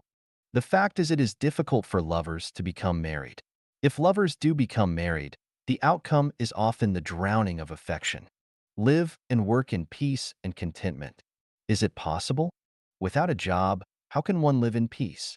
Would pies fall from the sky? It should be only by enjoying work can one live in peace. In today's world, many young people start their careers first and then start a family, which is correct. Safe and sound. Half right. Being safe leads to being sound, but being sound leads to being safe. Steel is refined through 100 trials. Try it. After 100 attempts, will it become steel or gas? Ever-changing. Yes, without rules to follow. Acting without rules, indeed it is ever-changing. Wisdom comes from experience. Must we experience everything to gain wisdom? Time flies, life is short. If we cannot cleverly make use of things, if we cannot learn from others' experiences and lessons and apply them to different situations to gain wisdom, and instead insist on trying everything by ourselves, isn't that foolish? The only way to catch tiger cubs is to go into the tiger's den. How many spy satellites are hovering over us, observing our every move? With interconnected computers, the world situation can be observed in an instant. In this era, do we still need to risk our lives to catch tiger cubs in their dens? Truth lies in the coffin. Don't expect to find truth just by closing the coffin. People will review history from thousands of years ago for comments. We should still follow Tao, and not care about the content of the eulogy when we die. Associate with the wise, and you become wise. Associate with the foolish, and you become foolish. Nuns think about having a drink in the lively place, and prostitutes want to get away early and cultivate virtue. There are many corrupt officials among the emperor's followers, and there is justice among the gangsters. Who says, associate with the wise, and you become wise. Associate with the foolish, and you become foolish? A newborn calf is not afraid of tigers. The opposite is, a newborn tiger is most afraid of cows. The viewer sees better than those involved. The truth is, those involved see better, while the viewer is confused. He who has the truth on his side has the majority. Aside from negative cosmic energy, the rest seems to be, the strong have more help, the weak have less help. A dog relies on its master's power. Similarly, people rely on the power of dogs. A bosom friend afar brings a distant land near. Without anyone recognizing oneself, one's neighbor is as distant as the ends of the earth. Once called, it comes. Once waved, it goes. It comes when called, but it's hard to make it go when waved. The strong wind reveals the sturdy grass. Sturdy grass recognizes the strong wind. Do not do unto others what you do not want done to yourself. What you do not want done to yourself, you easily do unto others. Listen to both sides, and you will be enlightened. Heed only one side, and you will be benighted. Heeding only one side leads to darkness, and listening to both sides also leads to darkness. If you want something, you must give something in return. If you give something, it's definitely in order to get something back. Exhaust oneself in service, and only rest in death. Exhaust oneself in service, merely for the sake of reputation. A long road tests the strength of a horse. Time reveals a person's heart. Carrying a heavy load tests the strength of a horse, and money reveals a person's heart. Better to be a shattered jade than an intact tile. Better to be an intact tile than a shattered jade. If the skin is gone, what can the hair attach to? If the hair is gone, where can the skin hide? A broken mirror can be put together again. It's hard to mend a broken mirror. People fear fame as pigs fear fattening. People want fame as pigs want to grow fat. Youth is wasted on the young. Workers don't work hard, and bosses suffer. He who sees the trend is a wise man. He who sees the trend is a smooth talker. If one separates himself from physical labor, he cannot differentiate between the 5 grains. If one separates himself from physical labor, there will be an abundant harvest of the 5 grains. The whole year's work depends on a good start in spring. The whole year's work depends on a good start in winter. All crows are black. All crows are not as black. To spin a cocoon and trap oneself in it. To spin a cocoon for self-defense. Of the 36 strategies, running away is the best. Of the 36 strategies, intangibility is the best. 3 shoemakers surpass Zhuge Liang. 3 shoemakers are still shoemakers. Traveling 1,000 miles is better than 10 years of reading. 1 year of reading is better than traveling 1,000 miles. If you don't listen to the old man, suffering is in front of you. If you only listen to the old man, suffering lies ahead. 颠倒思维, reverse thinking. 斜think. Translation edited by Chinyo. Not having is having is not having. Up is down is up. Success is failure and failure is success. Gain is loss is gain. You are me and I am you. Humans are Buddhas, and Buddhas are humans. People are ghosts, and ghosts are people. Humans are demons, and demons are humans. Life is death, and death is life. Moving forward is moving backward, and moving backward is moving forward. Destruction is construction, and construction is destruction. Being intelligent is being foolish, and being foolish is being intelligent. Science is a form of superstition, and superstition is a form of science. Politics involves governing people, and governing people involves politics. Workers are laborers, and cadres do nothing. Disorder is order, and order is disorder. A child is an old person, and an old person is a child. The infinitely large tends towards the infinitely small, and the infinitely small tends towards the infinitely large. The darker the place, the brighter it seems, yet the brighter it appears, the darker it becomes. The slower, the faster, and the faster, the slower. The richer one is, the more distressed one becomes, and the more powerful one is, the more dangerous one becomes. The kinder you are, the more foolish you may seem. Yet the more foolish you appear, the wiser you may be. The poorer one is, the less trustworthy one is perceived, and the richer one is, the greedier one becomes. The more useless something seems, the more useful it may be, and the less one possesses, the freer one may be. The more enticing something appears, the more it may consume one's life, and the more delectable something seems, the more it may harm one's health. The more one has, the more one will gain, and the less one has, the less one will be bestowed. Looking at people from afar, they appear beautiful, but up close, they seem ugly. Similarly, pigs appear hateful from a distance, yet charming up close. The nourishment for humans is not food, but the different molecular structures of energy, qi, within food. If one consumes this energy directly, they may bypass the need for food altogether. When God created humans, humans began creating gods. When humans raise cows, cows start to raise humans. When humans invent computers, computers will eventually invent humans. Because we have eyes, we don't see what we should see, but we see what we shouldn't see. Because we have mouths, we don't eat what we should eat, but we eat what we shouldn't eat. Those who achieve success early often decline early. Early intelligence can lead to early confusion. Early sorrow can turn into early joy, and early happiness can turn into early sorrow. Those who rise early tend to sleep early, and those who sleep early often rise late. The more one loses, the more one gains. Conversely, the more one gains, the more one loses. In having nothing to lose, one has nothing to gain, yet in losing everything, one gains everything. The ultimate objective of life is not to approach death, but to journey towards another world.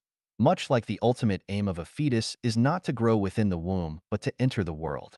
Thus, human society acts as a grand womb, through which individuals must pass, seemingly through the gateway of death, to reach another world. Consequently, death is not the end, but rather the beginning. The you in dreams is not your true self. The true self slumbers in the real world. Similarly, the you in the present is not the true self. The true self is sleeping in another world. The dream, you, is unaware that your real self is slumbering in the real world, just as the present you is unaware that the true self sleeps in another world. Upon awakening, the dream ends. When the true self awakens in another world, life concludes. If one dies suddenly, it is because the true self in another world did not awaken naturally but was abruptly awoken by others. Thus, regardless of age or manner, death is not an inherently negative event, and the living need not sorrow but should rejoice in their timely cessation of illusion. From the perspective of conventional thinking, the sun unquestionably revolves around the earth, as observed rising from mountains, water, and the horizon, and setting on the opposite side at dusk. The ancient text, Shan Hai Jing, contains a fable titled Quafu Chasing the Sun, wherein the protagonist Quafu perishes due to his adherence to conventional thinking. Similarly, Copernicus was burned alive for expressing a treasonous and heretical notion. The earth revolves around the sun, rather than the sun around the earth. Consequently, conventional thinking is often the folly of fools. We frequently refer to sea level, yet it is not a level surface but rather a curved one. When traveling by Boeing 747 from Johannesburg to Hong Kong via Bangkok, the altitude of the plane remains relatively constant, leading us to assume it flies straight and parallel. However, the flight path is not linear but rather curved. You take a globe, imagine yourself standing in Oslo, Norway, and then picture the people in Cape Town, South Africa. Can you tell me who is on top, who is on the bottom? If you consider yourself on top, then the people in Cape Town would be below.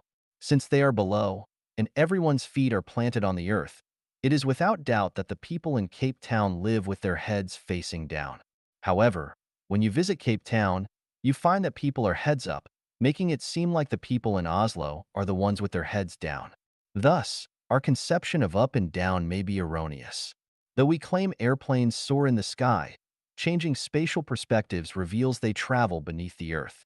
Extending from the spatial positions of up and down to the abstract concepts of high and low, we often say, the greater the hardships endured, the more esteemed the person, man struggles upwards, water flows downwards. This erroneous perception of hierarchy makes people forget the meaning of life, trapped in the quagmire of upward ascent since childhood, unable to extricate themselves. By the time old age approaches, they still don't understand, remaining confused, thus muddling their once very beautiful lives. The more energetic a person is, the more susceptible they are to straying from the path, and the smarter and more talented a person is, the easier it is for them to become ensnared in the mundane. Conversely, those who are frequently ill, seemingly hopeless, are more likely to grasp the truth. This is reflected in the Taoist saying, illness breeds Tao in the mind, and the reason lies therein. Let's look at time again. We say, today is March 3rd, 2004, and 10 years from today will be March 3rd, 2014. Upon waking in the morning, we glance at the clock and exclaim, ah, it's already 7 o'clock. When conversing with friends, one might remark, time flies so quickly. I'm almost 40 years old. We feel as though we're swimming in the vast ocean of time. Life is fleeting, and the years are unforgiving. The older one gets, the more prone they are to sighs and regrets. The sunset is infinitely good, but it's almost dusk. Knowing today, why regret yesterday? Time, like a demon or cancer cell, consumes people's happiness, hope, and lives. But let me ask you, where does time come from? Does time truly exist in the universe? Is time really so precious? You may find yourself perplexed. If I were to tell you, time is a construct of humanity, it doesn't truly exist in the universe, and time isn't inherently valuable, you might find it puzzling. If I were to further assert, you've created time as this specter, this illusion, to intimidate and torment yourself, you might begin to question my sanity. Delving deeper, have you ever dreamt of deceased loved ones? The relatives you see in your dreams aren't truly dead. They've merely transitioned to a different realm of existence or shifted to another space. Would you then consider me delusional, spouting nonsense? The truth is, if you were to think so, you'd be correct, indicating your normalcy, practicality, and rationality, but lacking the concept of unconventional thinking. 3 meals a day are considered essential. The diet should be varied. Otherwise, malnutrition may ensue. This is conventional wisdom. If you firmly believe it to be an absolute truth, then indeed it is. You become accustomed to 3 meals a day. Should you miss one, you'll feel hunger and uneasy. If you believe 2 meals a day suffice, then indeed they do. If one day you were to consume an extra meal, you'd experience stomach discomfort. If you believe 1 meal a day is adequate, then it is.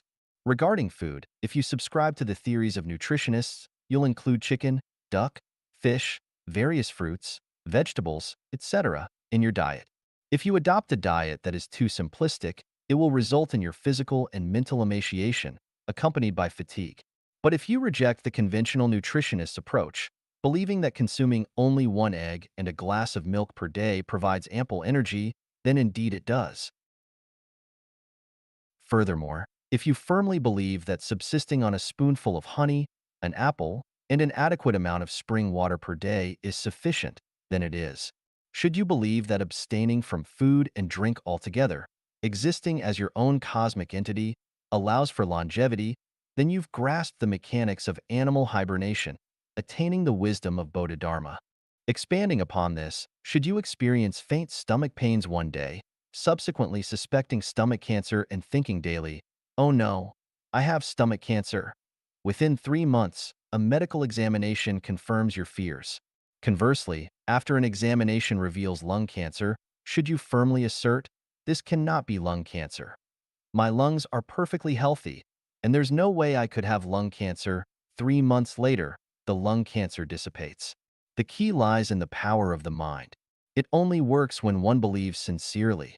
With sincerity, one can split gold. I'm old. I'm no longer capable. I'm already 40. What else can I do? This life is what it is. If there's an afterlife, I must. I'm already 80. This illness cannot be cured. This is impossible. This is too fantastical. These sentiments, born of conventional thinking, lead one down a path of negativity, a suicidal mindset, a misconception of human nature, a spreading virus. Some may argue, I'm already in my 70s, nearing the end. Even if I were to break free from conventional thinking, what good would it do? Let me tell you, every day of a person's life, every age, marks both an end and a new beginning. Each day heralds the birth of a new self. People can live not only to 100, but even 200 years. The reason for disbelief lies in the millennia of conventional thinking constraining minds and thoughts, coupled with the misleading notions of shallow science, claiming a pituitary gland at the back of the brain secretes a fluid controlling lifespan and asserting that humans undergo only 7-cell divisions from birth to death. These are all negative inductions. Be practical and realistic. Don't aim too high. Human lives rarely exceed 70. You're almost 80. Be content. Do you really believe in a second youth? The next time someone dares to preach such wisdom, tell them to take their ignorant babble elsewhere. An elephant can be tied to a stake with only a thin rope. A farmer can be tied to the ground with only a bit of land. A worker can be tied to a workshop with only a few sets of tools and a workplace. An intellectual can be tied to a job with only a few hundred yuan salary in the hope of being promoted. A businessman can be tied to a business field with only a little profit. A follower of a religion can be bound within a certain religion by a scripture, and an official can be tied to a post with only one position. The moral creed of children whose parents are still alive should not travel too far away from their parents has tied a high school outstanding classmate of mine near his home forever. The absurd causal preaching of there are 3 forms of unfilial conducts, having no male heir is the gravest of the 3, has made countless respectable people suffer from inner torment forever. For their parents, for relatives and friends, for children, for traditional virtues, for reputation, countless men and women who do not love each other silently endure and live together for a lifetime. Everyone is more or less tied by invisible ropes, and everyone's mind is covered by an invisible net of thinking. Everyone is carrying a heavy cross, but they can't feel it. Or they can feel it, but do not have the strength and courage to break through the fetters. Seeing that the people around them are living like this, they feel at ease, get used to it, become numb, so they bear it. Someone asked me, it's easy for an elephant tied by a string to break free, but where will it go if it breaks free? Yes, if you break free, where can you go? With no fodder, no jobs, no wages, no position, and even no housing and the surrounding relationships, how can one survive? There was a group of swans. Every autumn, they flew over thousands of mountains and rivers in a group, singing songs all the way, admiring the green mountains and blue waters under their wings, and going to the far south to open up new living areas. A few of them were captured and fed by humans. They grew fatter and fatter, having no worry about food and drink and carefree. Even in the cold wind and snow, there was a shelter protecting them from the wind. As time went by, they got used to the food given by the master and got used to the joy with the chickens, ducks, pigs, and dogs. Their brothers and sisters flew back the next year, and they met with a burst of kisses and hubbub. Autumn was here again, and the brothers and sisters came to encourage them to fly to the warm south together. But they advised their brothers and sisters in turn, stay here, there is food, drink, and housing here. Why bother to fly back and forth every year? Besides, the place you fly to may not necessarily be lush with water and grass. Even if the food is abundant, you have to find food yourself. How can it compare to us here having food and drink and being free and easy? The brothers and sisters shook their heads in puzzlement, one by one. They spread their wings and flew away. In the 3rd year, spring had come, and the flowers were in bloom. The brothers and sisters flew back again with singing. But except for 2 nephews and nieces, their original brothers and sisters were nowhere to be seen. They asked their dirty nephew, where did your uncles and aunts go? The lame niece rushed to cry. A few uncles were killed by the master to entertain guests.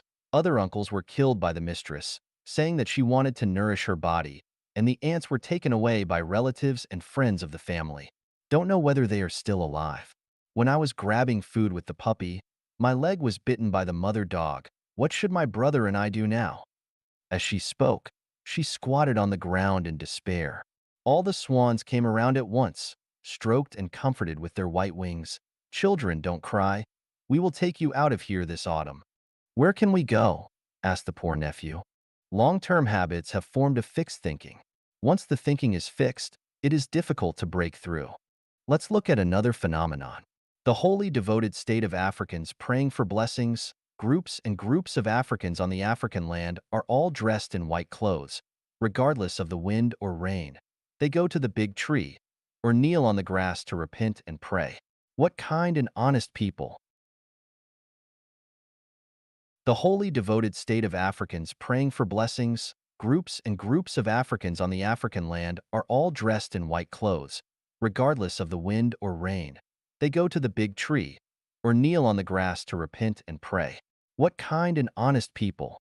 I respect these kind-hearted people and hope that all people will go to mosques, Buddhist temples, Taoist temples, churches, and kingdom halls to participate in activities and listen to teachings.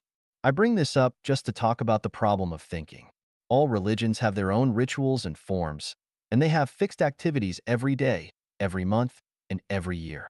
What I want to ask is, can these rituals, forms, and activities alone enable you to be liberated, reborn in heaven, in the Elysium world or the Millennium world?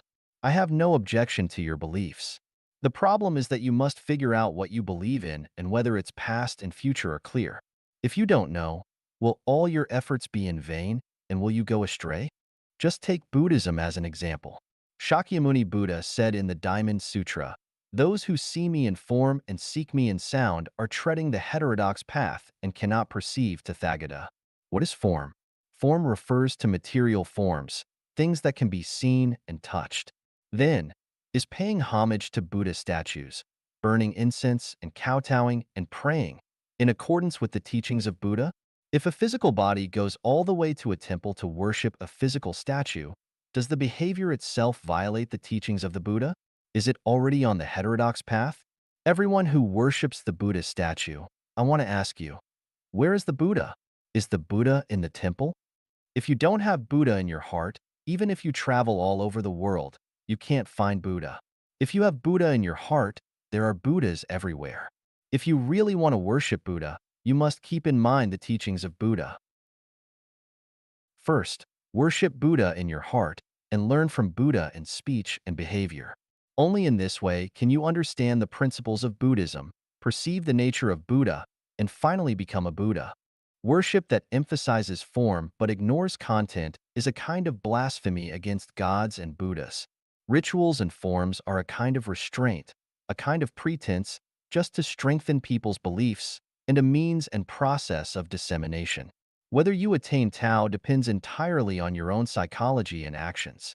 If you don't have it in your heart, it is useless, and not even if you burn incense and kowtow every day. Go to temples and Taoist churches to worship statues of gods every day. If you have it in your heart, even if you have never been to a temple or church, you can become a loyal disciple of gods and Buddhas. Due to the limitation of conventional thinking, most people think that gods and Buddhas are in temples. Just like a networked computer, the program has been determined, and it all depends on how you apply it. It is impossible to get away with it if you want to be opportunistic. The great world seems chaotic, complicated, unpredictable, and elusive, but it is actually very simple. Our every word, deed, every action, every thought is recorded on our body without omission.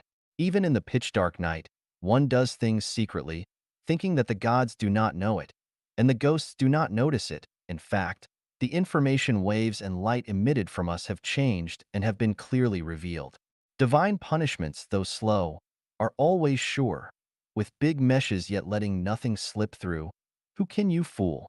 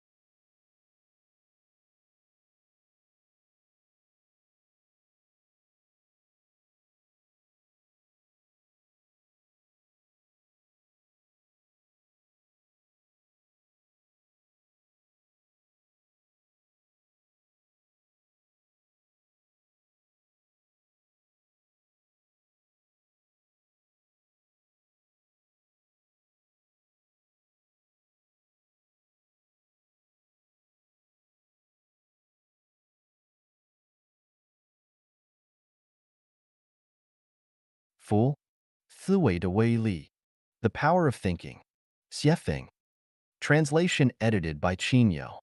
Let me begin with an example. In the fifth issue of Reader in 1997, there was a short article with the following content. One day, during a casual conversation, Zhang Jindua asked Lu Jimin, "Do you know how one can die the most peaceful death?" Jimin was at a loss for words. Jindua remarked, "The best way for someone to die is by falling from an airplane. It's the most peaceful death."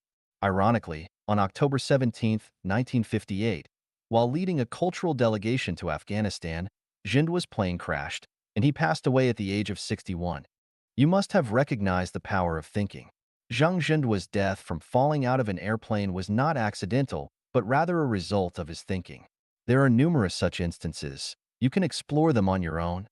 Thinking is a form of non-material that communicates with negative cosmic energy. The path ahead of us is not determined by our actions, but rather controlled by our thinking. Whether positive or negative, once our thinking is set, the energy of the negative universe will fully align to achieve our goals.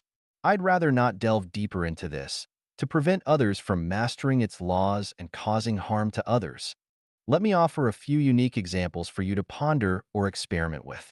Take a piece of paper the size of a bank check and firmly believe in your mind that it's a flawless bank check with the exact amount written on it.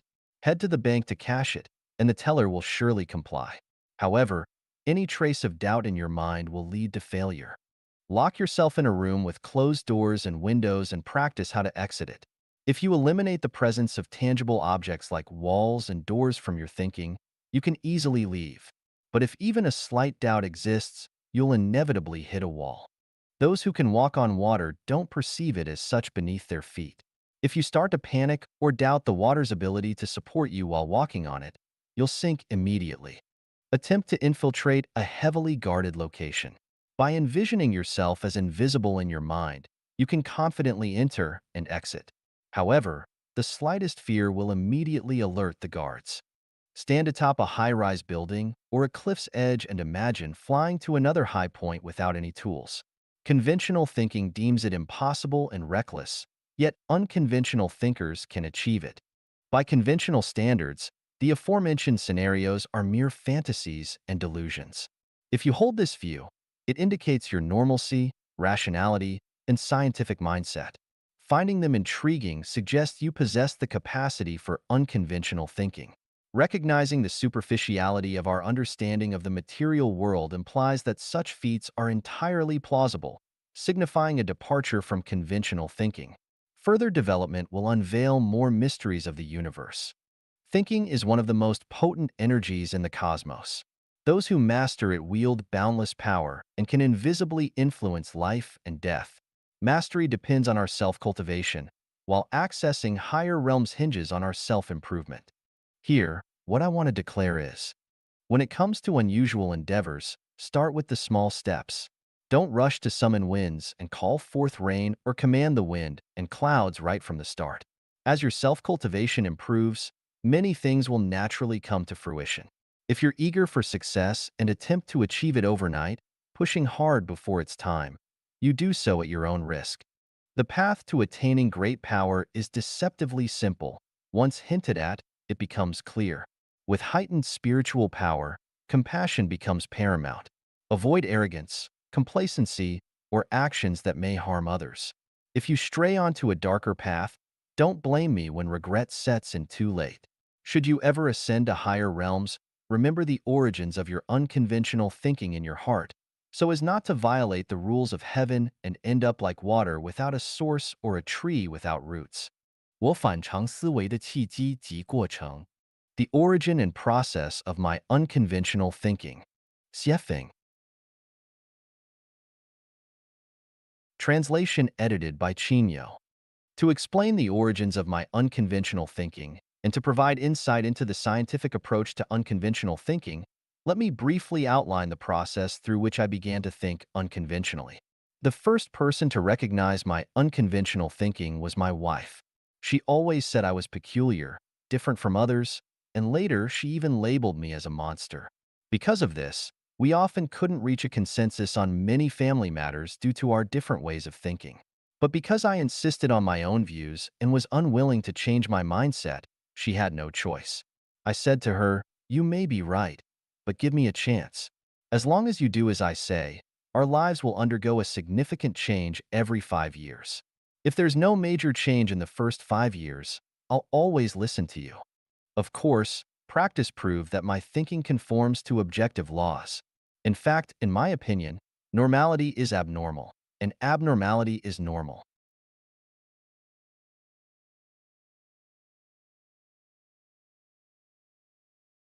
The thinking of ordinary people is confused by dazzling surface phenomena, focusing only on immediate interests and the present time and space, without understanding what emptiness is, what reality is, what existence is, and what non-existence is, so they cannot understand unconventional thinking.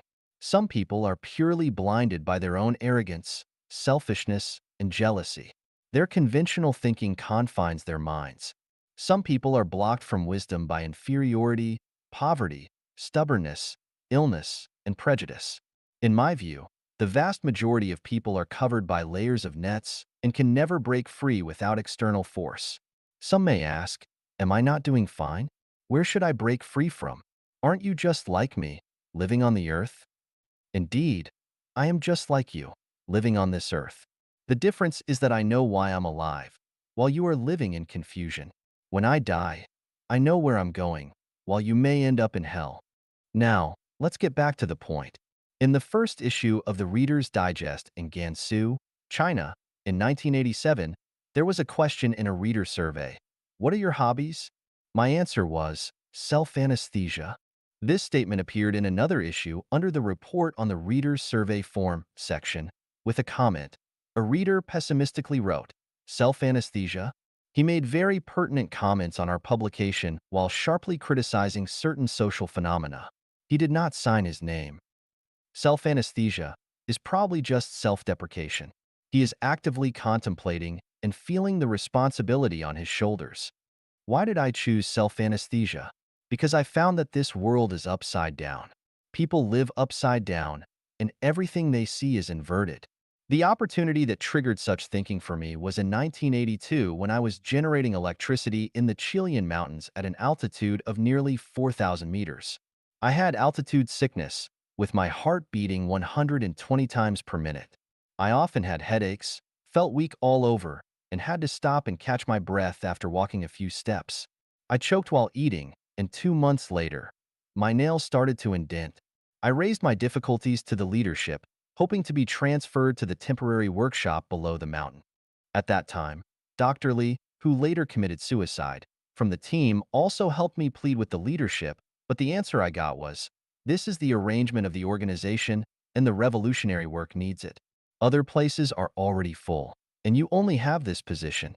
At that time, the leader who had previously worked as a laborer and later became a political instructor stabbed me, saying, "You have no sense to appreciate favors."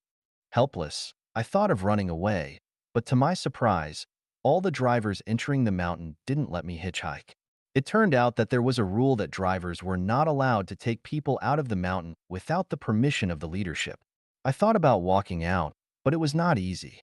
Trucks from Human City, where Iron Man, Wang Jinsi had worked, would take nearly 7 hours of bumpy driving to reach our work site.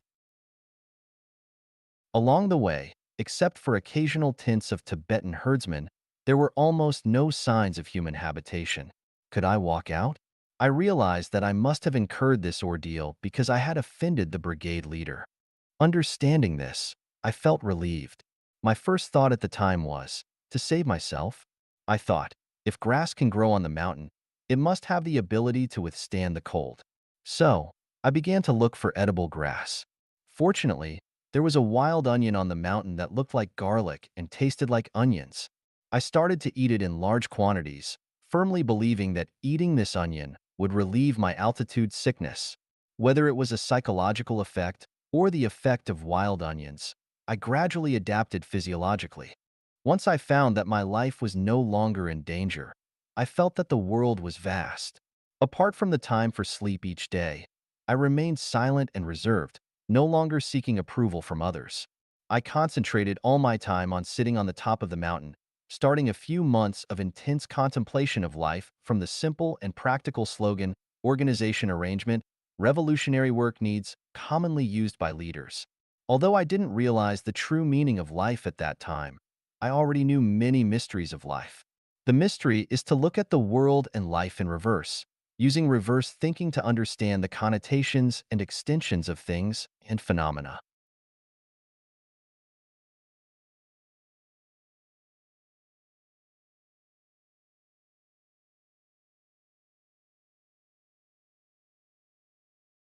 For example, organization arrangement, revolutionary work needs can be understood as personal arrangement, leadership needs.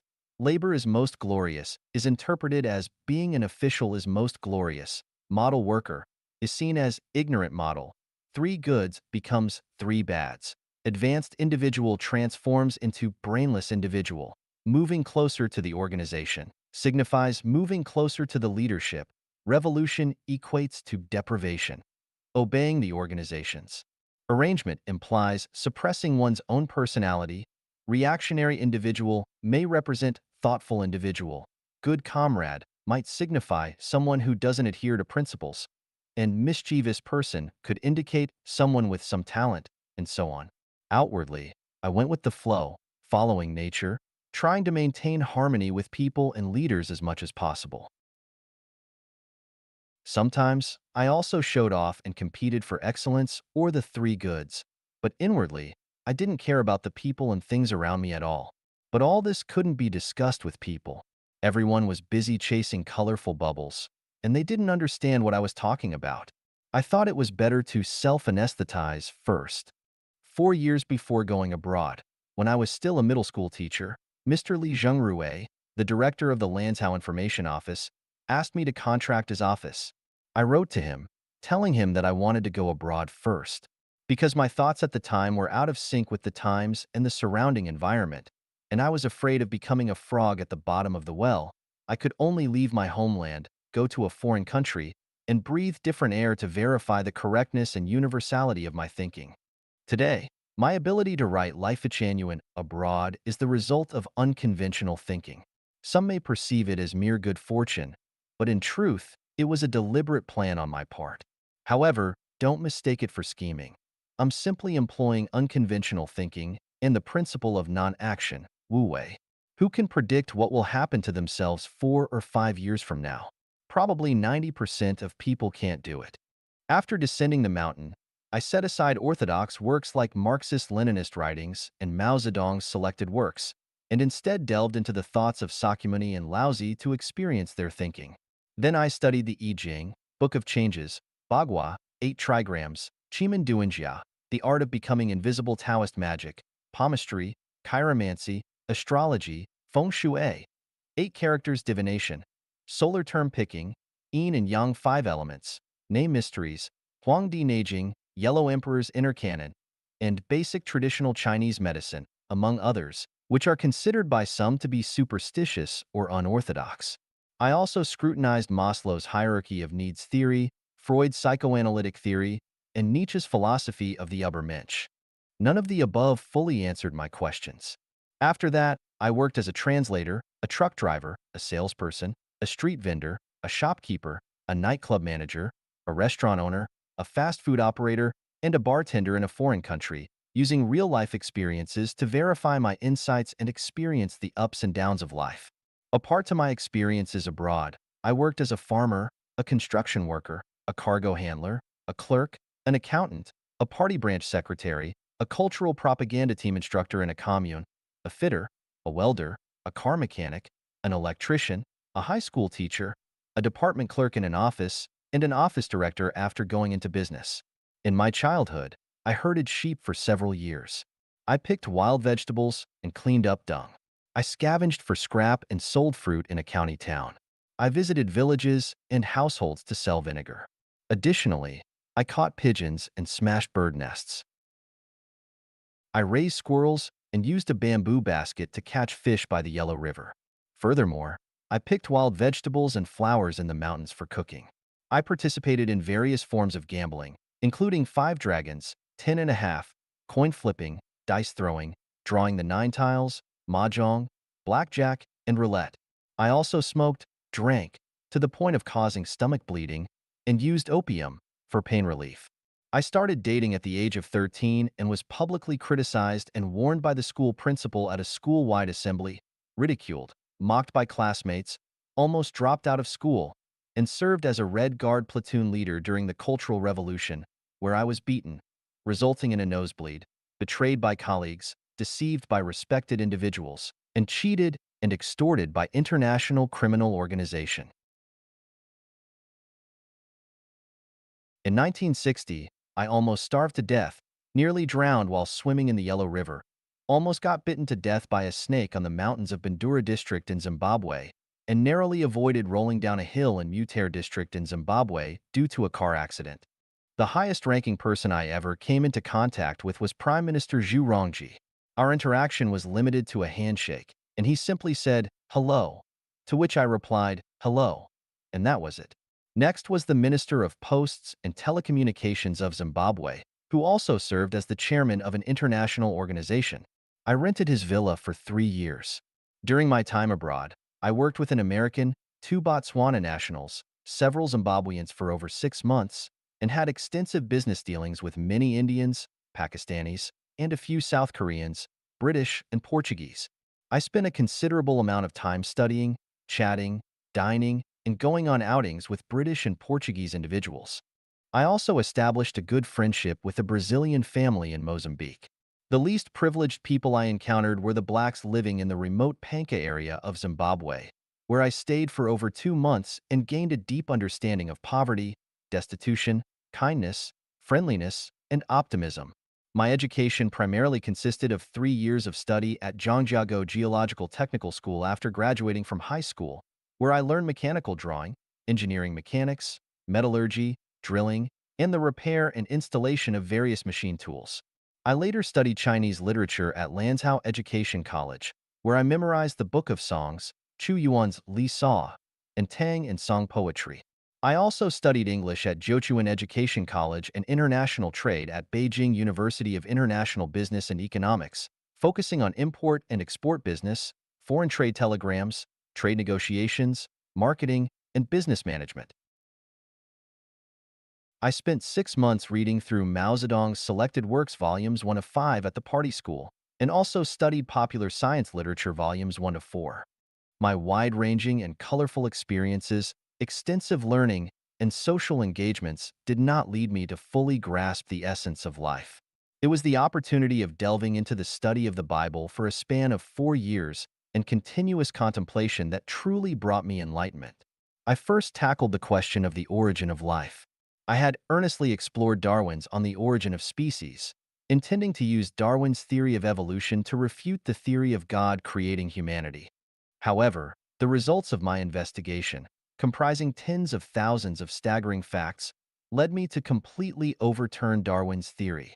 I came to a profound realization that Darwin merely scratched the surface on the question of the origin of life and fundamentally failed to grasp the essence of life. Richard Dawkins' theory regarding the origin of life from water was pure nonsense. Fortunately, Darwin and Richard were individuals with scientific acumen and self-awareness.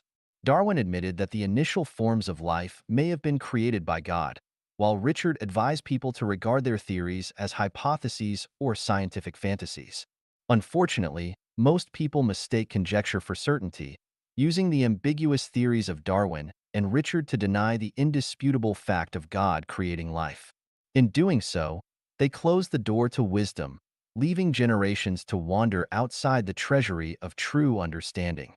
The treasury of wisdom refers to entering a higher level of thinking, which is the state of mind described by Buddha Shakyamuni as abiding nowhere and generating the mind. It is also the kind of thinking advocated by us communists as seeking truth from facts. Of course, many communists say one thing and do another, which is another matter. It is to enter the universe's way of thinking scientifically, devoutly, selflessly, and non-actionably, entering the way of thinking of Jesus, Buddha Shakyamuni, and Laozi, entering the thinking of the greatest creator, and in this way, to understand the universe, life, and the things that are invisible to the naked eye, inaudible to the ear, and imperceptible to the body, but still affect the material world. To validate that one has entered this advanced thinking state, there is a very obvious change that everyone can try. Our usual dreams are mainly in black and white, and the scenes, emotions, and people we encounter in dreams are closely related to our real life and the world. However, when we enter an advanced thinking state, our dreams are different from before. The majority of our dreams become colorful, and the people encountered in dreams are ones we have never thought of or seen before. The environments in dreams are unimaginable, some are horrifying, and some are incredibly beautiful. As our thinking delves deeper, the mysteries of the universe will unfold one by one before us, and the 36-dimensional spaces will appear clearly. We will discover that we possess many extraordinary abilities. Soaring through the clouds, walking on water, passing through walls, becoming invisible, flying, and more. Here, I raise the issue of time once again. We typically think that a matter of seconds is just a snap of the fingers, but within this mere instant, we can experience intricate events in our dreams and even enjoy a long passage of time. We transcend time that cannot be measured in space that is infinite. The original title of my book is Trip of Transcending Time and Space, and I hope everyone can grasp the mysteries within it. Well, that's the journey of my unconventional thinking. Whether you believe it or not, it's up to you to ponder. Unconventional thinking is the best way to explore the mysteries of the universe and find the true meaning of life.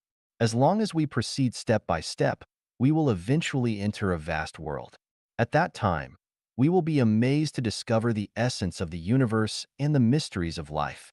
We will be excited about the beautiful celestial realm of the afterlife and will love life and humanity even more, cherishing the present life more than ever. The purpose of unconventional thinking is to explore the mysteries of the universe, the role and value of time and space. Let's now move on to the second chapter of Life Chanyuan, the Universe, Time and Space chapter, to explore its mysteries. Fan Chang Si Wei 18 Tao, 18 Items of Unconventional Thinking. Xiefeng, October 8, 2005. Translation edited by Chinyo. There is no absolutely closed space. Time does not exist. Everyone is a cell of the greatest creator. Going straight forward, one will return to the origin. You can put on your shoes first and then your socks. Rotating 360 degrees, one cannot return to the origin. Stones can also cross rivers. Life is not life, but death. Death is not death, but life. Parallel lines can intersect. What the eyes see is not real. Human beings cannot manage themselves well. Man has no original sin, only primitivity. Consciousness determines everything. Paradise exists in every possible way. Truth and falsehood, good and evil, beauty and ugliness, love and hatred coexist with each other. There is no absolute truth, goodness, beauty, and love, nor absolute falsehood, evil, ugliness, and hatred. What the brain can imagine is real. The more you possess, the more you lose. People can live completely in consciousness. Entering Life Genuine without new content may disappoint visitors. Today, I don't feel like writing an article, so let's just piece something together and consider it plain water to drink. 两点之间直线最长曲线最短. Between 2 points, the straight line is the longest and the curved one is the shortest. Xiefeng, April 25, 2007. Translation edited by Chinyo. Between 2 points, the shortest distance is a straight line. This is common sense in mathematics, and I have no objection. I'm just thinking about it from another angle. I tried to connect the 2 points of Beijing and New York with a straight line, because the straight line between the 2 points is the shortest, but after tossing about for a long time, I found that the straight line between the 2 points is the longest. The principle is that the Earth is round, and there is no straight line connection between any 2 points. Once you want to connect with a straight line, the connection must go straight out along the tangent, and it is difficult to connect with another point. Only a curved connection represents the shortest distance. I took a Coca-Cola bottle and marked 2 points on its surface and tried to connect the 2 points with a straight line but failed. The result still proved that the straight line between the 2 points was the longest, and the curve was the shortest.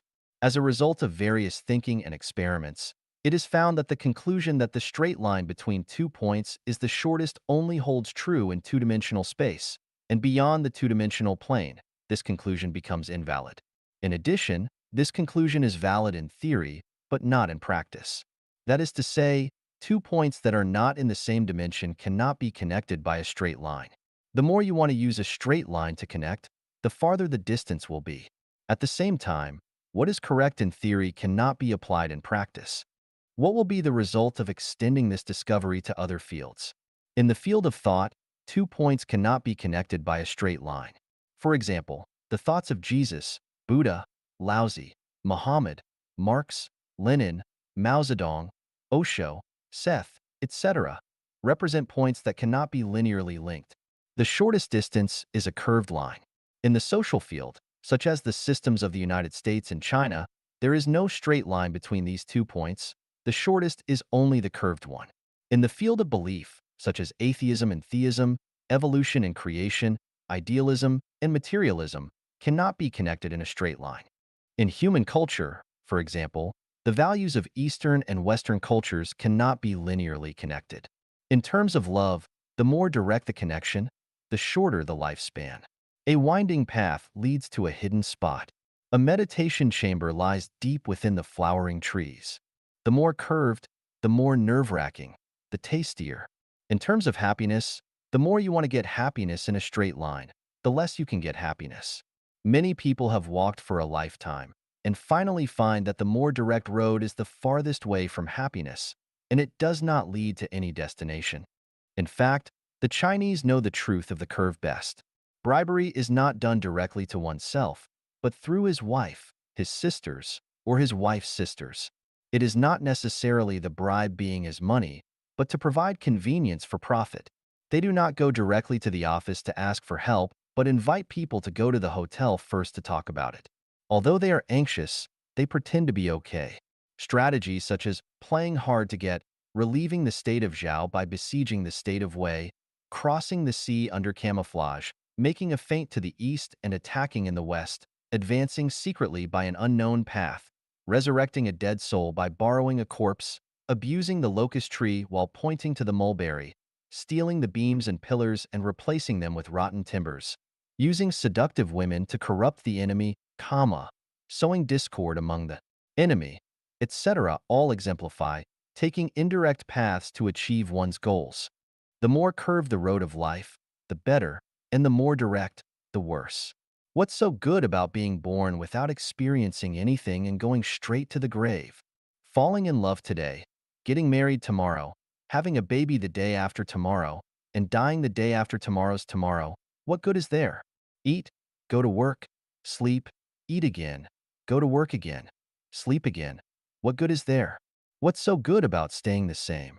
A great man once said, "While the prospects are bright, the road has twists and turns." Reversing of this sentence is a truth. The road has twists and turns, but the prospects are bright.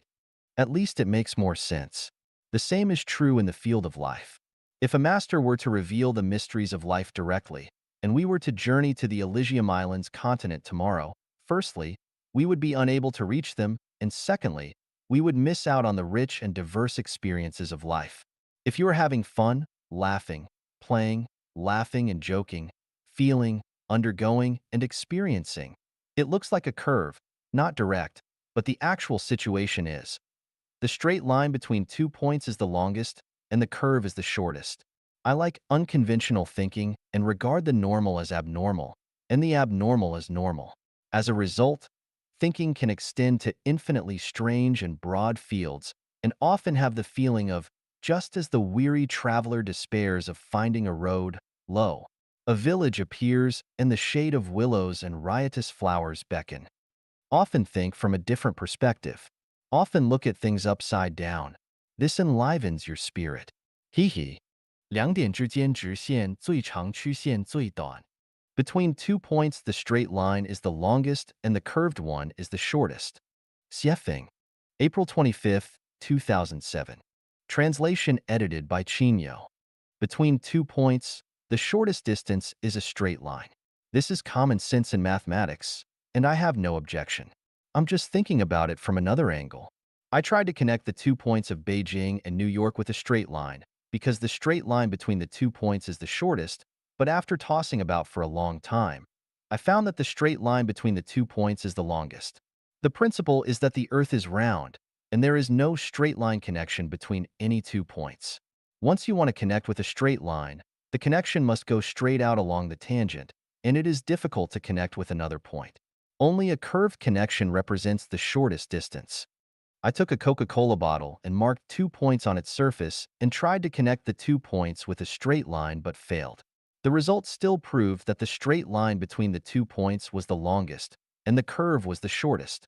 As a result of various thinking and experiments, it is found that the conclusion that the straight line between 2 points is the shortest only holds true in two-dimensional space, and beyond the two-dimensional plane, this conclusion becomes invalid. In addition, this conclusion is valid in theory, but not in practice. That is to say, 2 points that are not in the same dimension cannot be connected by a straight line. The more you want to use a straight line to connect, the farther the distance will be. At the same time, what is correct in theory cannot be applied in practice. What will be the result of extending this discovery to other fields? In the field of thought, 2 points cannot be connected by a straight line. For example, the thoughts of Jesus, Buddha, Laozi, Muhammad, Marx, Lenin, Mao Zedong, Osho, Seth, etc., represent points that cannot be linearly linked. The shortest distance is a curved line. In the social field, such as the systems of the United States and China, there is no straight line between these 2 points. The shortest is only the curved one. In the field of belief, such as atheism and theism, evolution and creation, idealism and materialism, cannot be connected in a straight line. In human culture, for example, the values of Eastern and Western cultures cannot be linearly connected. In terms of love, the more direct the connection, the shorter the lifespan. A winding path leads to a hidden spot. A meditation chamber lies deep within the flowering trees. The more curved, the more nerve-wracking, the tastier. In terms of happiness, the more you want to get happiness in a straight line, the less you can get happiness. Many people have walked for a lifetime and finally find that the more direct road is the farthest way from happiness, and it does not lead to any destination. In fact, the Chinese know the truth of the curve best.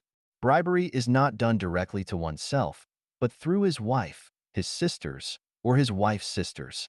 It is not necessarily the bribe being his money, but to provide convenience for profit. They do not go directly to the office to ask for help, but invite people to go to the hotel first to talk about it. Although they are anxious, they pretend to be okay.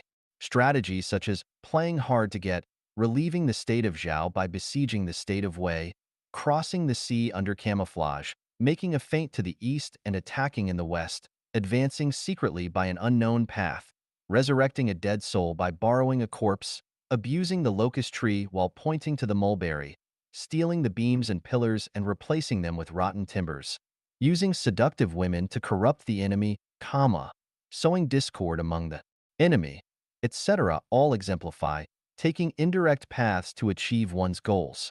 The more curved the road of life, the better, and the more direct, the worse. What's so good about being born without experiencing anything and going straight to the grave? Falling in love today, getting married tomorrow, having a baby the day after tomorrow, and dying the day after tomorrow's tomorrow, what good is there? Eat, go to work, sleep, eat again, go to work again, sleep again. What good is there? What's so good about staying the same? A great man once said, "While the prospects are bright, the road has twists and turns." Reversing of this sentence is a truth. The road has twists and turns, but the prospects are bright. At least it makes more sense. The same is true in the field of life.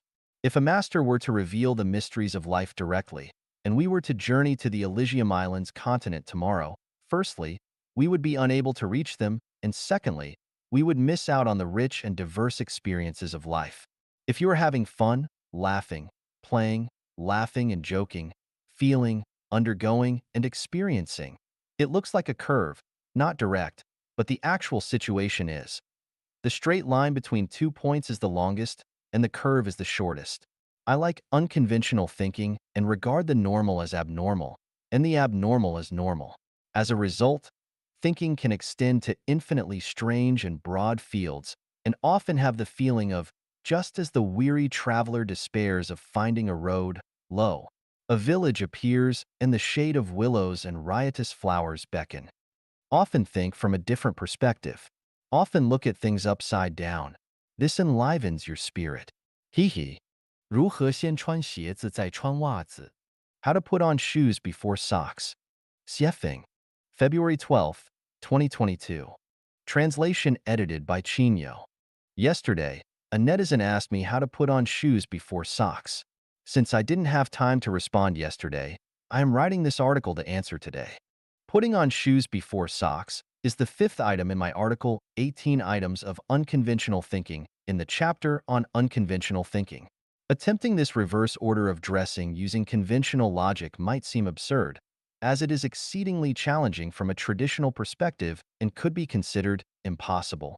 To tackle this unconventional concept, one must employ unconventional thinking.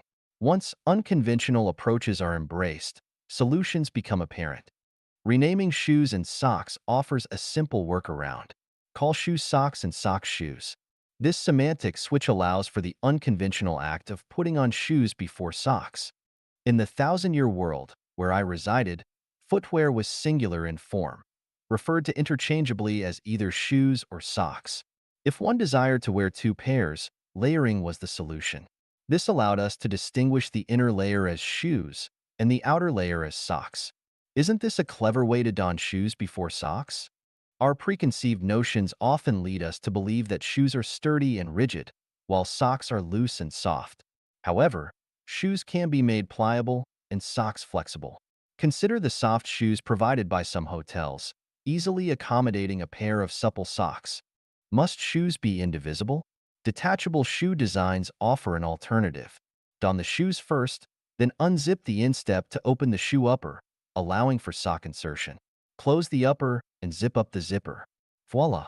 Shoes before socks. Every phenomenon should be considered within a realm of possibility.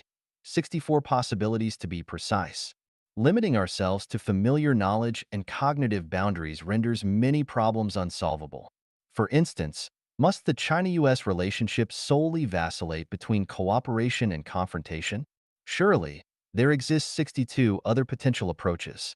Similarly, must human relationships be confined to just acquaintances and strangers, relatives and foes, or rich and poor? By embracing unconventional thinking, we unlock a myriad of solutions to seemingly insurmountable challenges. Must we adhere to the notion that human society's survival mode must either be capitalism or socialism? Is communism the only future for humanity? Many seemingly unsolvable or difficult problems can only be resolved or answered through unconventional thinking. 情感依赖妨碍人类进入高级文明.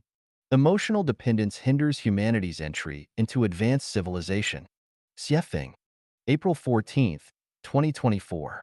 I recently watched videos on WeChat from both Captain Awakening and Kai Ming, each discussing the topic of relationships between parents and children, and I deeply resonated with it. So, inspired by it, I would like to share my understanding as well. I describe the relationships between parents and children, spouses, siblings, and even between masters and disciples as forms of emotional dependency. Emotional dependence has a comforting and numbing effect on people, but at the same time, it hinders personal growth and the realization of potential. The more one depends on emotions, the more one loses independent consciousness, the more one degenerates and becomes parasitic, which is bad for everyone. Harmful to parents, children, husbands, wives, and everyone. The pinnacle of civilization that humanity can attain is exemplified by the model of the thousand-year world in heaven. From the perspective of this pattern, the main factor that hinders and prevents humanity from entering an advanced state of civilization is the emotional dependence between people. To be more thorough, the core factor that hinders and prevents humanity from entering an advanced civilized society is the institution of marriage and family. Within the framework of the family, an individual's autonomy, independent consciousness, and freedom are restricted and determined by the emotional relationships among family members. Everyone, whether parents or children, husbands or wives, is actually in a relationship of emotional hostage-taking. Parents take their children hostage. Children take their parents hostage. Husbands take their wives hostage, and wives take their husbands hostage. This reciprocal emotional hostage situation erodes individual autonomy, independent thought, and personal freedom. The more incompetent the parents are, the more severe the hostage-taking of the children. The more incompetent the children are, the more severe the hostage-taking of the parents. The more incompetent the husband is, the more severe the hostage-taking of the wife. The more incompetent the wife is, the more severe the hostage-taking of the husband. The more capable the parents are, the less aware the children are of their incompetence. The more capable the children are, the less aware the parents are of their incompetence. The more capable the husband is, the less aware the wife is of her incompetence. The more capable the wife is, the less aware the husband is of his incompetence. Parasites never know that they survive by sucking the blood of their hosts. When the host is weak, parasites not only fail to be grateful to the host, but also complain and condemn the host for lacking blood. Doesn't the neat generation mirror parasites feeding off their parents? Aren't parents who live off their children's support like parasites living off their children? The same applies to the relationship between spouses. Humanity has existed for nearly 5,000 years. Who has lived a life of happiness, joy, freedom, and bliss? No one, right? Why not? It's because emotional dependence is blocking the way. Let every person be independent. This way, the pain of parents will not be passed on to children, the pain of children will not be passed on to parents, the pain of husbands will be borne by themselves, and the pain of wives will be borne by themselves. There will no longer be emotional dependence between people. In short, without the program of marriage and family, everyone is born independent and free, not dependent on each other, and the result will be that everyone lives happily, joyfully, freely, and blissfully. Don't think this is a fantasy or a pipe dream. The thousand-year world is just such a state. So everyone in the thousand-year world has become celestial being, and the thousand-year world has become heaven. On Earth, in the second home living model created by Life Genuine, people's suffering has been greatly reduced. This is because the second home lacks the traditional constructs of marriage and family. Everyone is independent, everyone is free, and of course, life is especially beautiful and comfortable. People living in the world. Who is really hindering the realization of your ideals? Who is preventing you from becoming independent and free? Christ Jesus told us, a man's enemies will be the members of his own household. Realizing this truth and freeing oneself from emotional dependence early on will lead everyone to heaven.